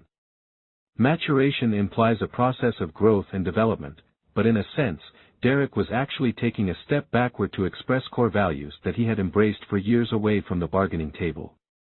Long before he ever negotiated like a taker, his peers perceived him as a generous, helpful person who would make time for anyone who asked. He spent countless hours providing advice to colleagues who were interested in sports management careers and mentoring young athletes who aspired to follow in his footsteps. Growing up, he was elected captain of virtually every team on which he played, from elementary school through high school, all the way through college. He even became captain as a rookie on his first professional team. Players twice his age respected his commitment to putting the team's interests ahead of his own. At the bargaining table, Derek's transition wasn't about learning a new set of values. It was about developing the confidence and courage to express an old set of values in a new domain. I believe this is true for most people who operate like matchers professionally, and my hope is that others like Derek won't wait for a most ruthless award to start finding ways to act in the interest of others at work. For Derek these days, a signature form of giving is helping opposing teams gather information about players. Even though they're competing in a zero-sum sport, he shares knowledge to help rival teams make good decisions about players who have been on his team in the past. On the field, I want to beat up opposing teams. But off the field, I'm always trying to help them out. Today, Derek attributes his success in building a championship-winning professional sports team to his shift from taking toward giving. Yet he still worries about what will happen if people outside his inner circle find out about his shift in the giver direction. In fact, Derek Sorensen is a pseudonym. Before sharing his story, he asked me to disguise his identity. I don't want it to get out there that I've given more money than I needed to a player, he says. These fears persist among many successful givers, but they agree not insurmountable. Consider Sherry-Ann Pless, the financial services executive from the opening chapter who hid the fact that kindness and compassion emerged as her top strengths. When I originally asked her to tell her story, like Derek, she only agreed under the condition that she would remain anonymous. 6 months later, she changed her mind. I've started an underground campaign of givers coming out of the closet, she said. Being a giver has contributed to my personal and professional success. It's liberating to talk about it. I'm not afraid anymore. What changed her mind? When Sherry-Ann first recognized her giver attributes, she was focused on the risks. People expected her to be tough and results-oriented, and might see giving as a sign of weakness.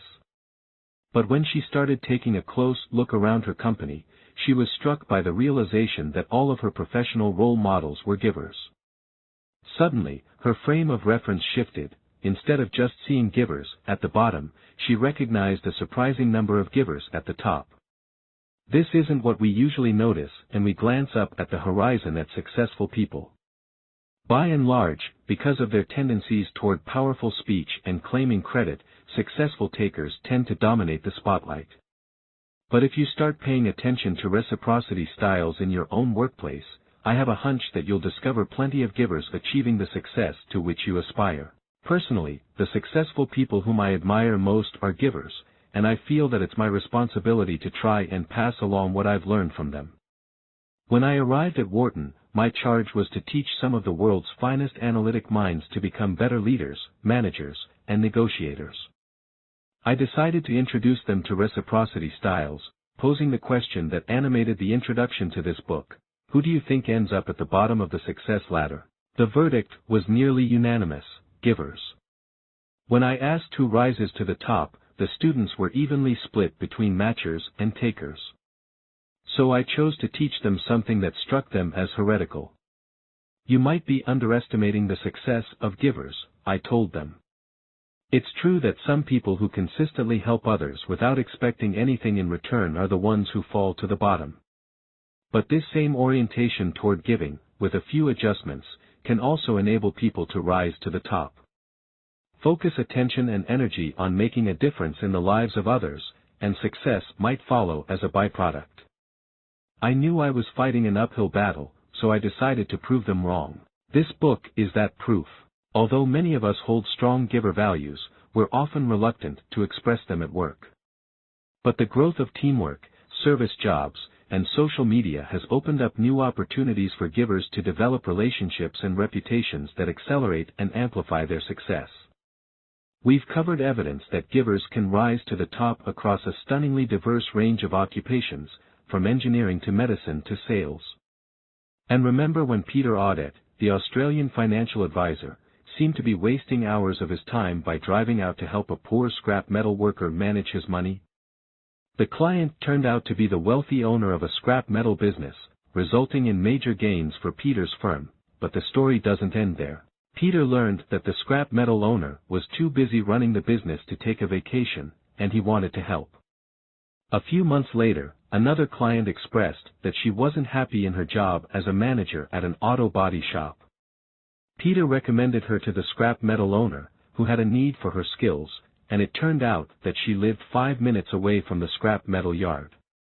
She started work 3 weeks later, and the client took his wife on their first vacation in years. Both of these clients are happy and grateful that I think about their whole lives, not just their investments, Peter says. The more I help out, the more successful I become. But I measure success in what it has done for the people around me. That is the real accolade. In the mind of a giver, the definition of success itself takes on a distinctive meaning.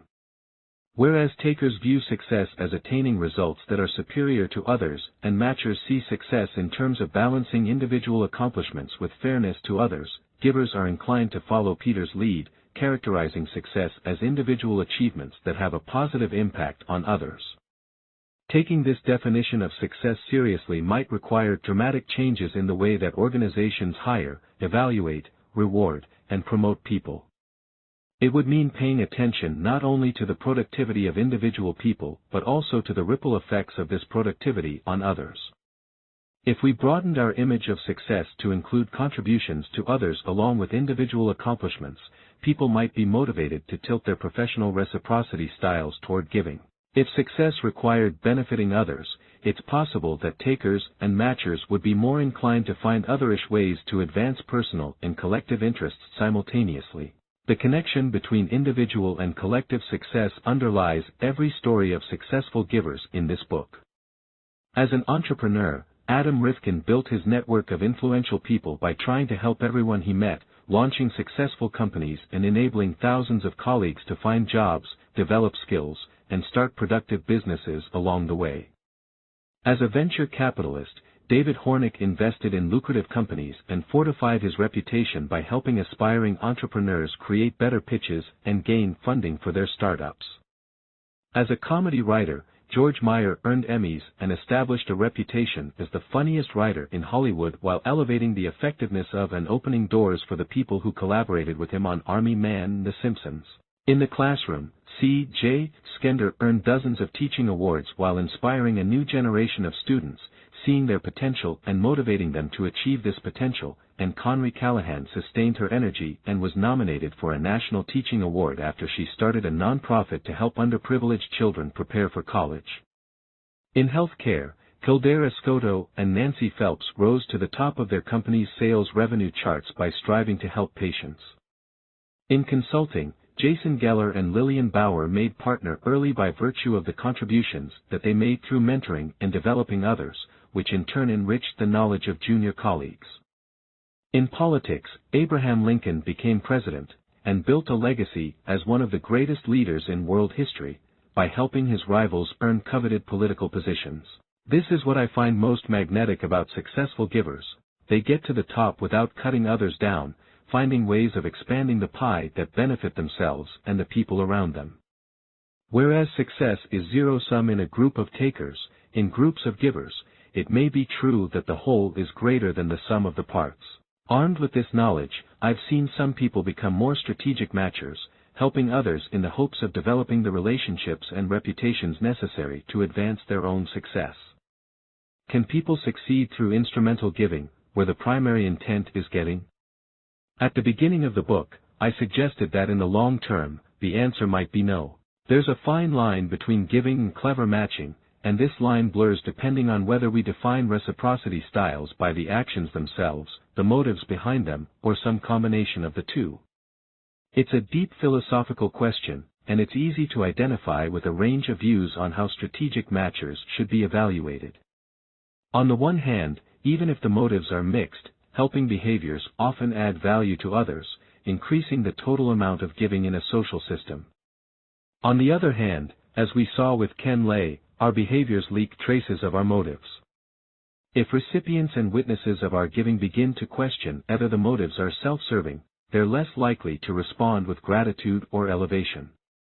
When strategic matchers engage in disingenuous efforts to help others primarily for personal gain, they may be hoisted by their own petard. Fellow matchers may withhold help, spread negative reputational information, or find other ways to impose a taker tax.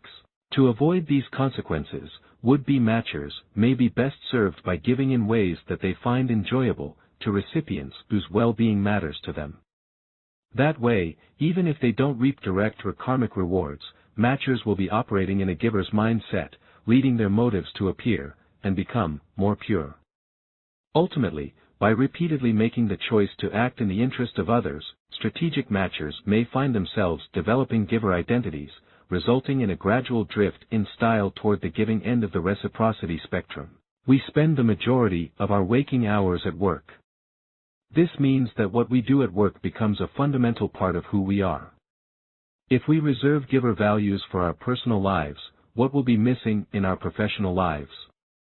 By shifting ever so slightly in the giver direction, we might find our waking hours marked by greater success, richer meaning, and more lasting impact. Actions for impact.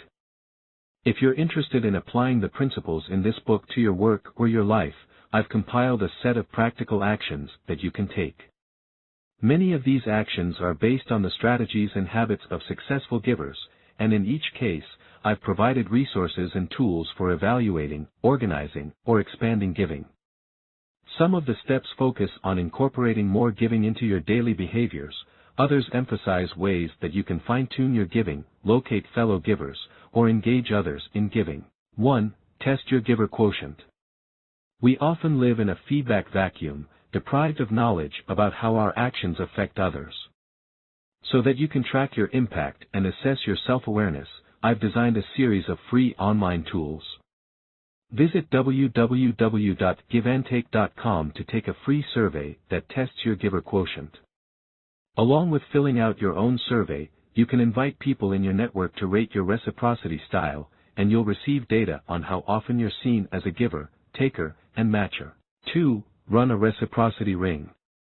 What could be achieved in your organization, and what giving norms would develop, if groups of people got together weekly for 20 minutes to make requests and help one another fulfill them?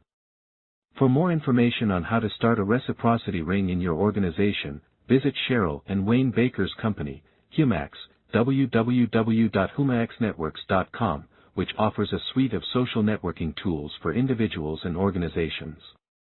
They've created materials to run a reciprocity ring in person and a ripple effect tool for running it online. People typically come together in groups of 15 to 30. Each person presents a request to the group members, who make contributions. They use their knowledge, resources, and connections to help fulfill the request. Another startup, Favo.rs, http://favo.rs, has created an online marketplace where people can make and fulfill requests for help. 3. Help other people craft their jobs, or craft yours to incorporate more giving. People often end up working on tasks that aren't perfectly aligned with their interests and skills. A powerful way to give is to help others work on tasks that are more interesting, meaningful, or developmental. In 2011, a vice president named Jay at a large multinational retailer sent emails to each of his employees announcing a top-secret mission, with details to be shared on a need-to-know basis in one-on-one meetings. When employees arrived individually for the meetings, Jay unveiled the confidential project. He asked them what they would enjoy doing that might also be of interest to other people. He inquired about their hobbies and personal interests, and what they would love to spend more time doing at the company. He then sent them out into the company to pursue their mission with 3 rules. It has to, 1. Appeal to at least one other person, 2. Be low or no cost, and 3. Be initiated by you. Throughout the year, Jay checked in to see how the secret missions were going. About 2/3 of his employees had made some effort toward making their visions a reality, and roughly half of those employees succeeded in launching them. One of Jay's favorite missions resulted in a book club where employees read books and discussed topics that were of personal interest and relevance to their jobs. People had permission to do all of that stuff before I ever asked that question, Jay reflects. But somehow, asking that question in my role gives people permission to pursue their interests in a way they didn't have before. It's planting seeds, with some percentage of them turning into real initiatives. These seeds have bloomed for many of his employees, and for Jay as well. In 2012, he was selected to become the vice president of HR for a major division of his company, where he's responsible for more than 45,000 employees. In the secret missions, Jay encouraged his employees to engage in job crafting, a concept introduced by Amy Rozesniewski and Jane Dutton, management professors at Yale and the University of Michigan, respectively. Job crafting involves innovating around a job description, creatively adding and customizing tasks and responsibilities to match personal interests and values. A natural concern is that people might craft their jobs in ways that fail to contribute to their organizations. To address this question, Amy, Justin Berg, and I partnered with Jennifer Korkowski and Brian Welly, who run a people and innovation lab at Google. In a study across the United States and Europe, we randomly assigned Google employees working in sales, finance, operations, accounting, marketing, and human resources to a job crafting workshop.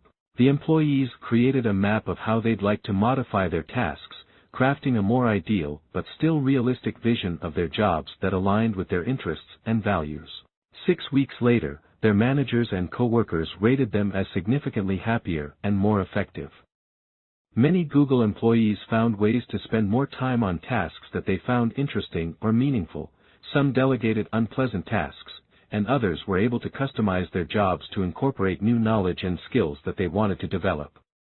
All told, Google employees found their work more enjoyable and were motivated to perform better, and in some cases, these gains lasted for 6 months. Job crafting worked across reciprocity styles, givers, takers, and matchers all became more effective. The givers saw job crafting as an opportunity to expand their impact, so they generated ways to add more value to other people and the company, such as mentoring junior colleagues, creating better products for clients, and improving training for new hires. The matchers were grateful for the opportunity to pursue more meaningful and interesting work, and reciprocated by working harder. Even the takers recognized that to advance their own careers, they needed to craft their jobs in ways that would benefit the company as well as themselves. To help people craft their jobs, Justin, Amy, and Jane have developed a tool called the Job Crafting Exercise. It's what we use to conduct the Google workshops, and it involves creating a before sketch of how you currently allocate your time and energy, and then developing a visual after diagram of how you'd like to modify your job. The booklets can be ordered online, www.jobcrafting.org, and completed in teams or individually to help friends and colleagues make meaningful modifications to their jobs. 4. Start a love machine. In many organizations, givers go unrecognized. To combat this problem, organizations are introducing peer recognition programs to reward people for giving in ways that leaders and managers rarely see. A Mercer study found that in 2001, about 25% of large companies had peer recognition programs, and by 2006, this number had grown to 35%, including celebrated companies like Google, Southwest Airlines, and Zappos. A fascinating approach called the Love Machine was developed at Linden Lab, the company behind the virtual world's Second Life.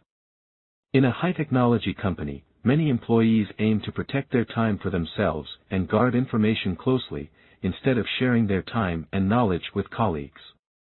The Love Machine was designed to overcome this tendency by enabling employees to send a love message and they appreciated help from a colleague. The love messages were visible to others, rewarding and recognizing giving by linking it to status and reputations. One insider viewed it as a way to get tech geeks to compete to see who could be the most helpful. Love helped to boost awareness of people who did tasks that were sometimes overlooked. Our support staff, for instance, often received the most love, says Chris Colosi, a former Linden manager. Once you introduce a certain percentage of takers into your system, you need to think about what effect an incentive will have, but I enjoyed the idea of love for tasks that were outside of someone's job description or requirements. To try out the Love Machine in your organization, look up a new electronic tool called SendLove. It's available from Love Machine, www.lovemachining.com, a new startup that asks you to start by choosing a recognition period. Team members can send each other short messages recognizing giving, and the messages are all publicly visible. 5. Embrace the 5-minute favor. If you visit a 106 miles meetup, www.meetup.com/106miles, you might see Panda Adam Rifkin in top form. He's a master of the 5-minute favor, and you can follow Panda's lead by asking people what they need and looking for ways to help at a minimal personal cost. Rifkin's 2 favorite offers are to give honest feedback and make an introduction. For example, here's a simple exercise to get started as a connector. Start by going through your Rolodex, LinkedIn, or Facebook network. Identify pairs of people who share an uncommon commonality. Then, pick one pair a week and introduce them by email. Rifkin also recommends reconnecting with dormant ties, not to get something, but to give. Once a month, reach out to one person with whom you haven't spoken in years. Find out what they're working on and ask if there are ways that you can be helpful. On a related note, you can learn more about David Hornick's approach to giving by visiting Venture Blog, www.ventureblog.com. 6. Practice powerless communication, but become an advocate. Developing greater comfort and skill with powerless communication requires a change in habits, from talking to listening, self-promoting to advice-seeking, and advocating to inquiring. Jim Quigley, a senior partner at Deloitte who previously served as CEO, decided to work on his powerless communication. He set a goal in meetings to talk no more than 20% of the time. One of my objectives is listening. Many times, you can have bigger impact if you know what to ask, rather than knowing what to say. I don't learn anything when I'm speaking. I learn a lot when I'm listening, Quigley told me. As he shifted from answers toward questions, Quigley found himself gaining a deeper understanding of other people's needs. It doesn't come naturally to everyone, but it's a habit, and you can form that habit. For more on the power of powerless communication, visit the blogs by Susan Cain, www.thepowerofintroverts.com, and Jennifer Kahnweiler, www.theintrovertedleaderblog.com. At the same time, it's important to make sure that powerless communication doesn't come at the expense of assertiveness when advocating for others' interests and our own. Get Raised is a free resource that offers advice on negotiating salary increases. According to co-founder Matt Wallert, the average pay increase is $6,726, provided that you're underpaid. About half of male users succeed in getting a raise, compared with 3/4 of female users. https://gtraced.com. 7. Join a community of givers. To find other givers, join a free cycle community to give away goods and see what other people need. www.freecycle.org. Another inspiring community of givers is ServiceSpace, www.servicespace.org, the home of a series of giftivism initiatives started by Nipun Mehta. Headquartered in Berkeley, California, ServiceSpace has over 400,000 members and sends over 50 million emails a year. Yet they still operate by 3 rules: no staff, no fundraising, and no strings attached. Through ServiceSpace, Nipun has created a platform for people to increase their giver quotients, divided into 3 categories: gift economy projects, inspirational content, and volunteer and nonprofit support. One of the gift economy projects is Karma Kitchen, where the menu has no prices. When the bill arrives, it reads $0 and contains just 2 sentences. Your meal was a gift from someone who came before you. To keep the chain of gifts alive, we invite you to pay it forward for those who dine after you. Another gift economy project is helpauthors.org, which collects stories of people playing giver tag, do something anonymously for someone else, and leave a smile card inviting them to pay it forward. Nipun describes how one woman at a Fortune 500 company went to get a drink from the vending machine, and put extra change in with a note: "Your drink has been paid for by someone you don't know. Spread the love." Then, she brought in donuts and left another smile card behind. A guy noticed this trend, and he decides to send an email to the whole building, Nipun says, laughing. The guy writes, "I've been trying to track them down for a long time, and I think it's between floors 2 and 3. Now everybody's on alert for kindness, and a bunch of people start doing it." On the ServiceSpace website, you can order smile cards, help support nonprofit causes, subscribe to the weekly newsletter, or read a thought-provoking list of ways to give, such as paying the toll for the person behind you or thanking people for helping you by writing a complimentary note to their boss. The more you give, the more you want to do it, as do others around you. It's like going to the gym, Nipun says. If you've been working out your kindness muscles, you get stronger at it. Another impressive initiative is Hope Mob, billed as the place where generous strangers unite to bring immediate hope to people with pressing needs all over the world. http://hopemob.org.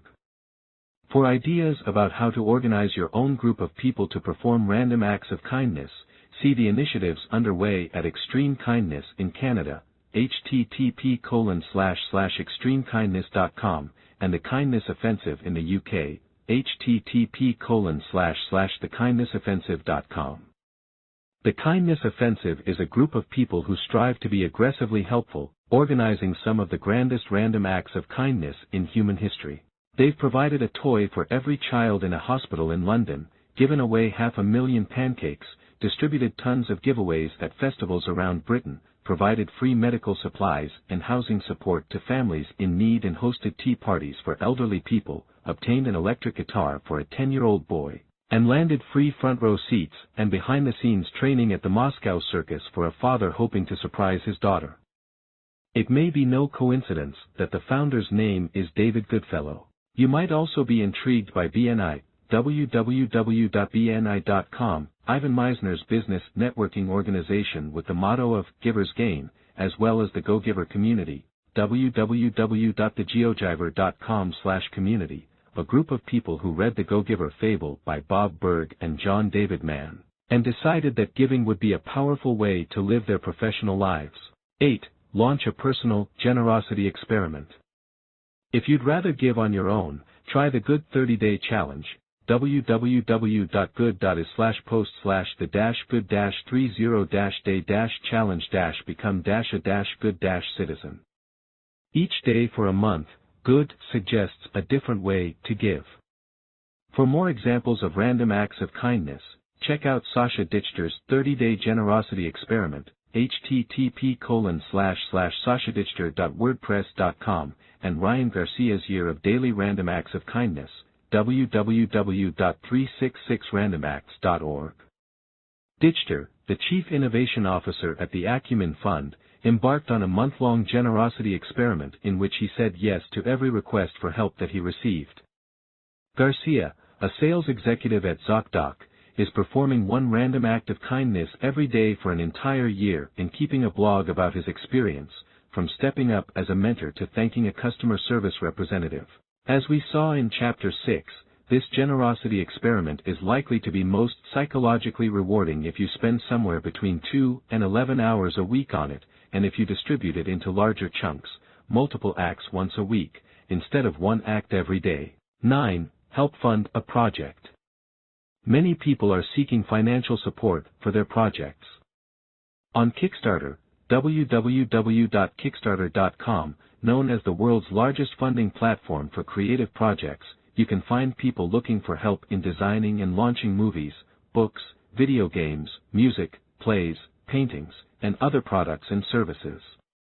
On Kiva, www.kiva.org, you can identify opportunities to make microloans of $25 or more to entrepreneurs in the developing world. Both sites give you the chance to see and follow the progress of the people you help. 10. Seek help more often. If you want other people to be givers, one of the easiest steps is to ask. When you ask for help, you're not always imposing a burden. Some people are givers, and by asking for help, you're creating an opportunity for them to express their values and feel valued. By asking for a 5-minute favor, you impose a relatively small burden, and if you ask a matcher, you can count on having an opportunity to reciprocate. Wayne and Cheryl Baker note that people can start the spark of reciprocity by making requests as well as helping others. Help generously and without thought of return, but also ask often for what you need. Acknowledgements. The seeds for this book were planted by my grandparents, Florence and Paul Borak, who tirelessly invested their time and energy in others without expecting anything in return. Growing up, my curiosity about psychology and fascination with the quality of work life were sparked by my parents, Susan and Mark. My diving coach, Eric Best, showed me that psychology was a major force behind success, introduced me to the power of giving and developing others, and encouraged me to pursue a career that combined psychology and writing. I found that career thanks to Brian Little, whose wisdom and generosity changed the course of my life. Brian embodies the very best of the human condition, and it is due to his depth of knowledge, commitment to students, and ability to captivate an audience that I became a professor. As I began to study organizational psychology, I benefited tremendously from the mentoring of Jane Dutton, Sue Ashford, Richard Hackman, Ellen Langer, and Rick Price. In particular, Jane has challenged me to think more deeply and encouraged me to reach more broadly in striving to do research that makes a difference. They say it takes an army to write a book, and mine was no exception. I felt very lucky to work with an army of givers whose fingerprints grace each page. Leading the charge was Richard Pine at Inkwell, who exemplifies every quality that an author could possibly want in an agent. Richard has a true gift for seeing the potential in ideas and people, and is uniquely skilled and passionate in connecting them in powerful ways that use the written word to make the world a better place. From helping me find my voice in writing for a popular audience and championing the topic, to offering keen insights about the substance and identifying successful givers in our midst, Richard has had an indelible impact on this book and my life. The other major creative force behind this book was editor extraordinaire Kevin Doughton. Among his many contributions, it is noteworthy that it was Kevin who put George Meyer on my radar and recognized that a unique feature of giver success lies in lifting others up. Kevin knows from personal experience, as this is the influence of his success on his authors. His perceptive, comprehensive feedback sharpened the structure, strengthened the arguments, and enriched the stories and studies, and motivated me to rewrite 3 chapters from scratch. Along with shaping every sentence in the book, Kevin's guidance has fundamentally altered the way that I approach writing more generally. At Viking, Rick Cott has gone far above and beyond the call of duty in offering his ingenuity, discerning eye, social capital, and stewardship. I feel fortunate to benefit from his support in the editorial, publicity, and marketing contributions of Catherine Boyd, Nick Bromley, Peter Chatsky, Risa Chabinsky, Carolyn Colburn, Winnie de Moya, Andrew Duncan, Claire Ferraro, Alexis Hurley, Whitney Peeling, Lindsay Prevet, Brittany Ross, Jeff Shell, Nancy Shepard, Michael Sigel, Dennis Swaim, and Jeanette Williams, and the givers at Napa Group, LLC. When I first contemplated the possibility of writing this book, many colleagues provided sage advice. I am especially grateful to Jennifer Acker, Teresa Amabel, Dan Ariely, Susan Kane, Noah Goldstein, Barry Schwartz, Marty Seligman, Richard Schell, Bob Sutton, and Dan Pink, who not only shared invaluable insights, but also came up with the title. The idea for the book itself was inspired by a discussion with Jeff Zaslow and brought to life through dialogue with Justin Berg, whose vision and expertise immensely improved the form and function. For discerning feedback on drafts, I thank Andy Bernstein, Ann Dang, Catherine Dean, Gabe Farkas, Alex Fishman, Alyssa Jelkopf, Kelsey Hilbrick, Katie Emilska, Monsi Jane, Valentino Kim, Phil Levine, Patrice Lynn, Nick Lobuglio, Michelle Liu, Sarah Lukian, Lindsay Miller, Starry Pang, Andrew Roberts, Danielle Rode, Suruchi Shrikant, Joe Tennant, Ryan Villanueva, Guy Viner, Becky Wald, Teresa Wong, Catherine Way, and Tommy Ean. For leads on stories and connections to interviewees, I sincerely appreciate the help of Cameron Anderson, Dane Barnes, Renee Bell, Tal Benchahar, Jesse Berudi, Grace Chen, Chris Colosi, Angela Duckworth, Bill Fiss, Juliet Geldy, Tom Garrity, Leah Hyamson, Dave Heckman, Dara Kritzer, Adam Lashinsky, Lawrence Lemaire, Matt Maroon, Cade Massey, Dave Mazza, Chris Myers, Meredith Myers, Gene Elwang, Bob Post, John Rifkind, Gavin Riggall, Claire Robertson Kraft, Scott Rossner, Bobby Silton, Matt Stevens, Brandon Stutt, Jeff Thompson, Mike Uzim, Jerry Wind, Amy Rozesniewski, George Zeng, and the extraordinary anonymous givers at Riley Productions, www.rileyprods.com, for sharing their wisdom, knowledge, and experiences in interviews. Along with the people quoted in the book, I thank Antoine Andrews, Peter Avis, Bernie Banks, Colleen Barrett, Margot Bergen, Bob Brooks, Reno Burkanova, Jim Canales, Virginia Canino, Bob Capers, Brian Chu, Bob Coughlin, Matt Conti, Mario DiTrapani, Atul Dubé, Nicole Dupre, Mark Elliott, Scylla Elworthy, Mark Fallon, Mike Feinberg, Christy Flanagan, Mike Fossasica, Anna Gauthier, Jeremy Gilly, Kathy Gubanik, Michelle Giles, McDonough, Kristen Holden, Beek Howell, Tom Geary, Diane and Paul Jones, Rick Jones, Melanie Katzman, Colin Kelton, Richard Lack, Larry Lavery, Eric Lipton, Teresa Loth, Nick Lump, Dan Lyons, Sergio Magistri, Susan Matthews, Tim McConnell, David McMullen, Debbie McQuinney, Rick Miller, Roy Neff, Randy Nielsen, Scott O'Neill, Jenna Osborne, Charles Pensig, Bob Post, Larry Powell, Kate Ritchie, Manfred Reach, John Rifkind, Larry Roberts, Claire Sanderson, Rebecca Schroeder, Bill Sherman, Scott Sherman, John Simon, Ron Skotarzak, Marin Spilbean, David Stewart, Craig Stock, Suzanne Sutter, Pat Sweeney, Vivek Tiwari, Vicky Tolliver, Ashley Valentine, Tony Wells, Matthew Wilkins, Yair Yoram, Johan Zeitz, and Fatima Zorzato.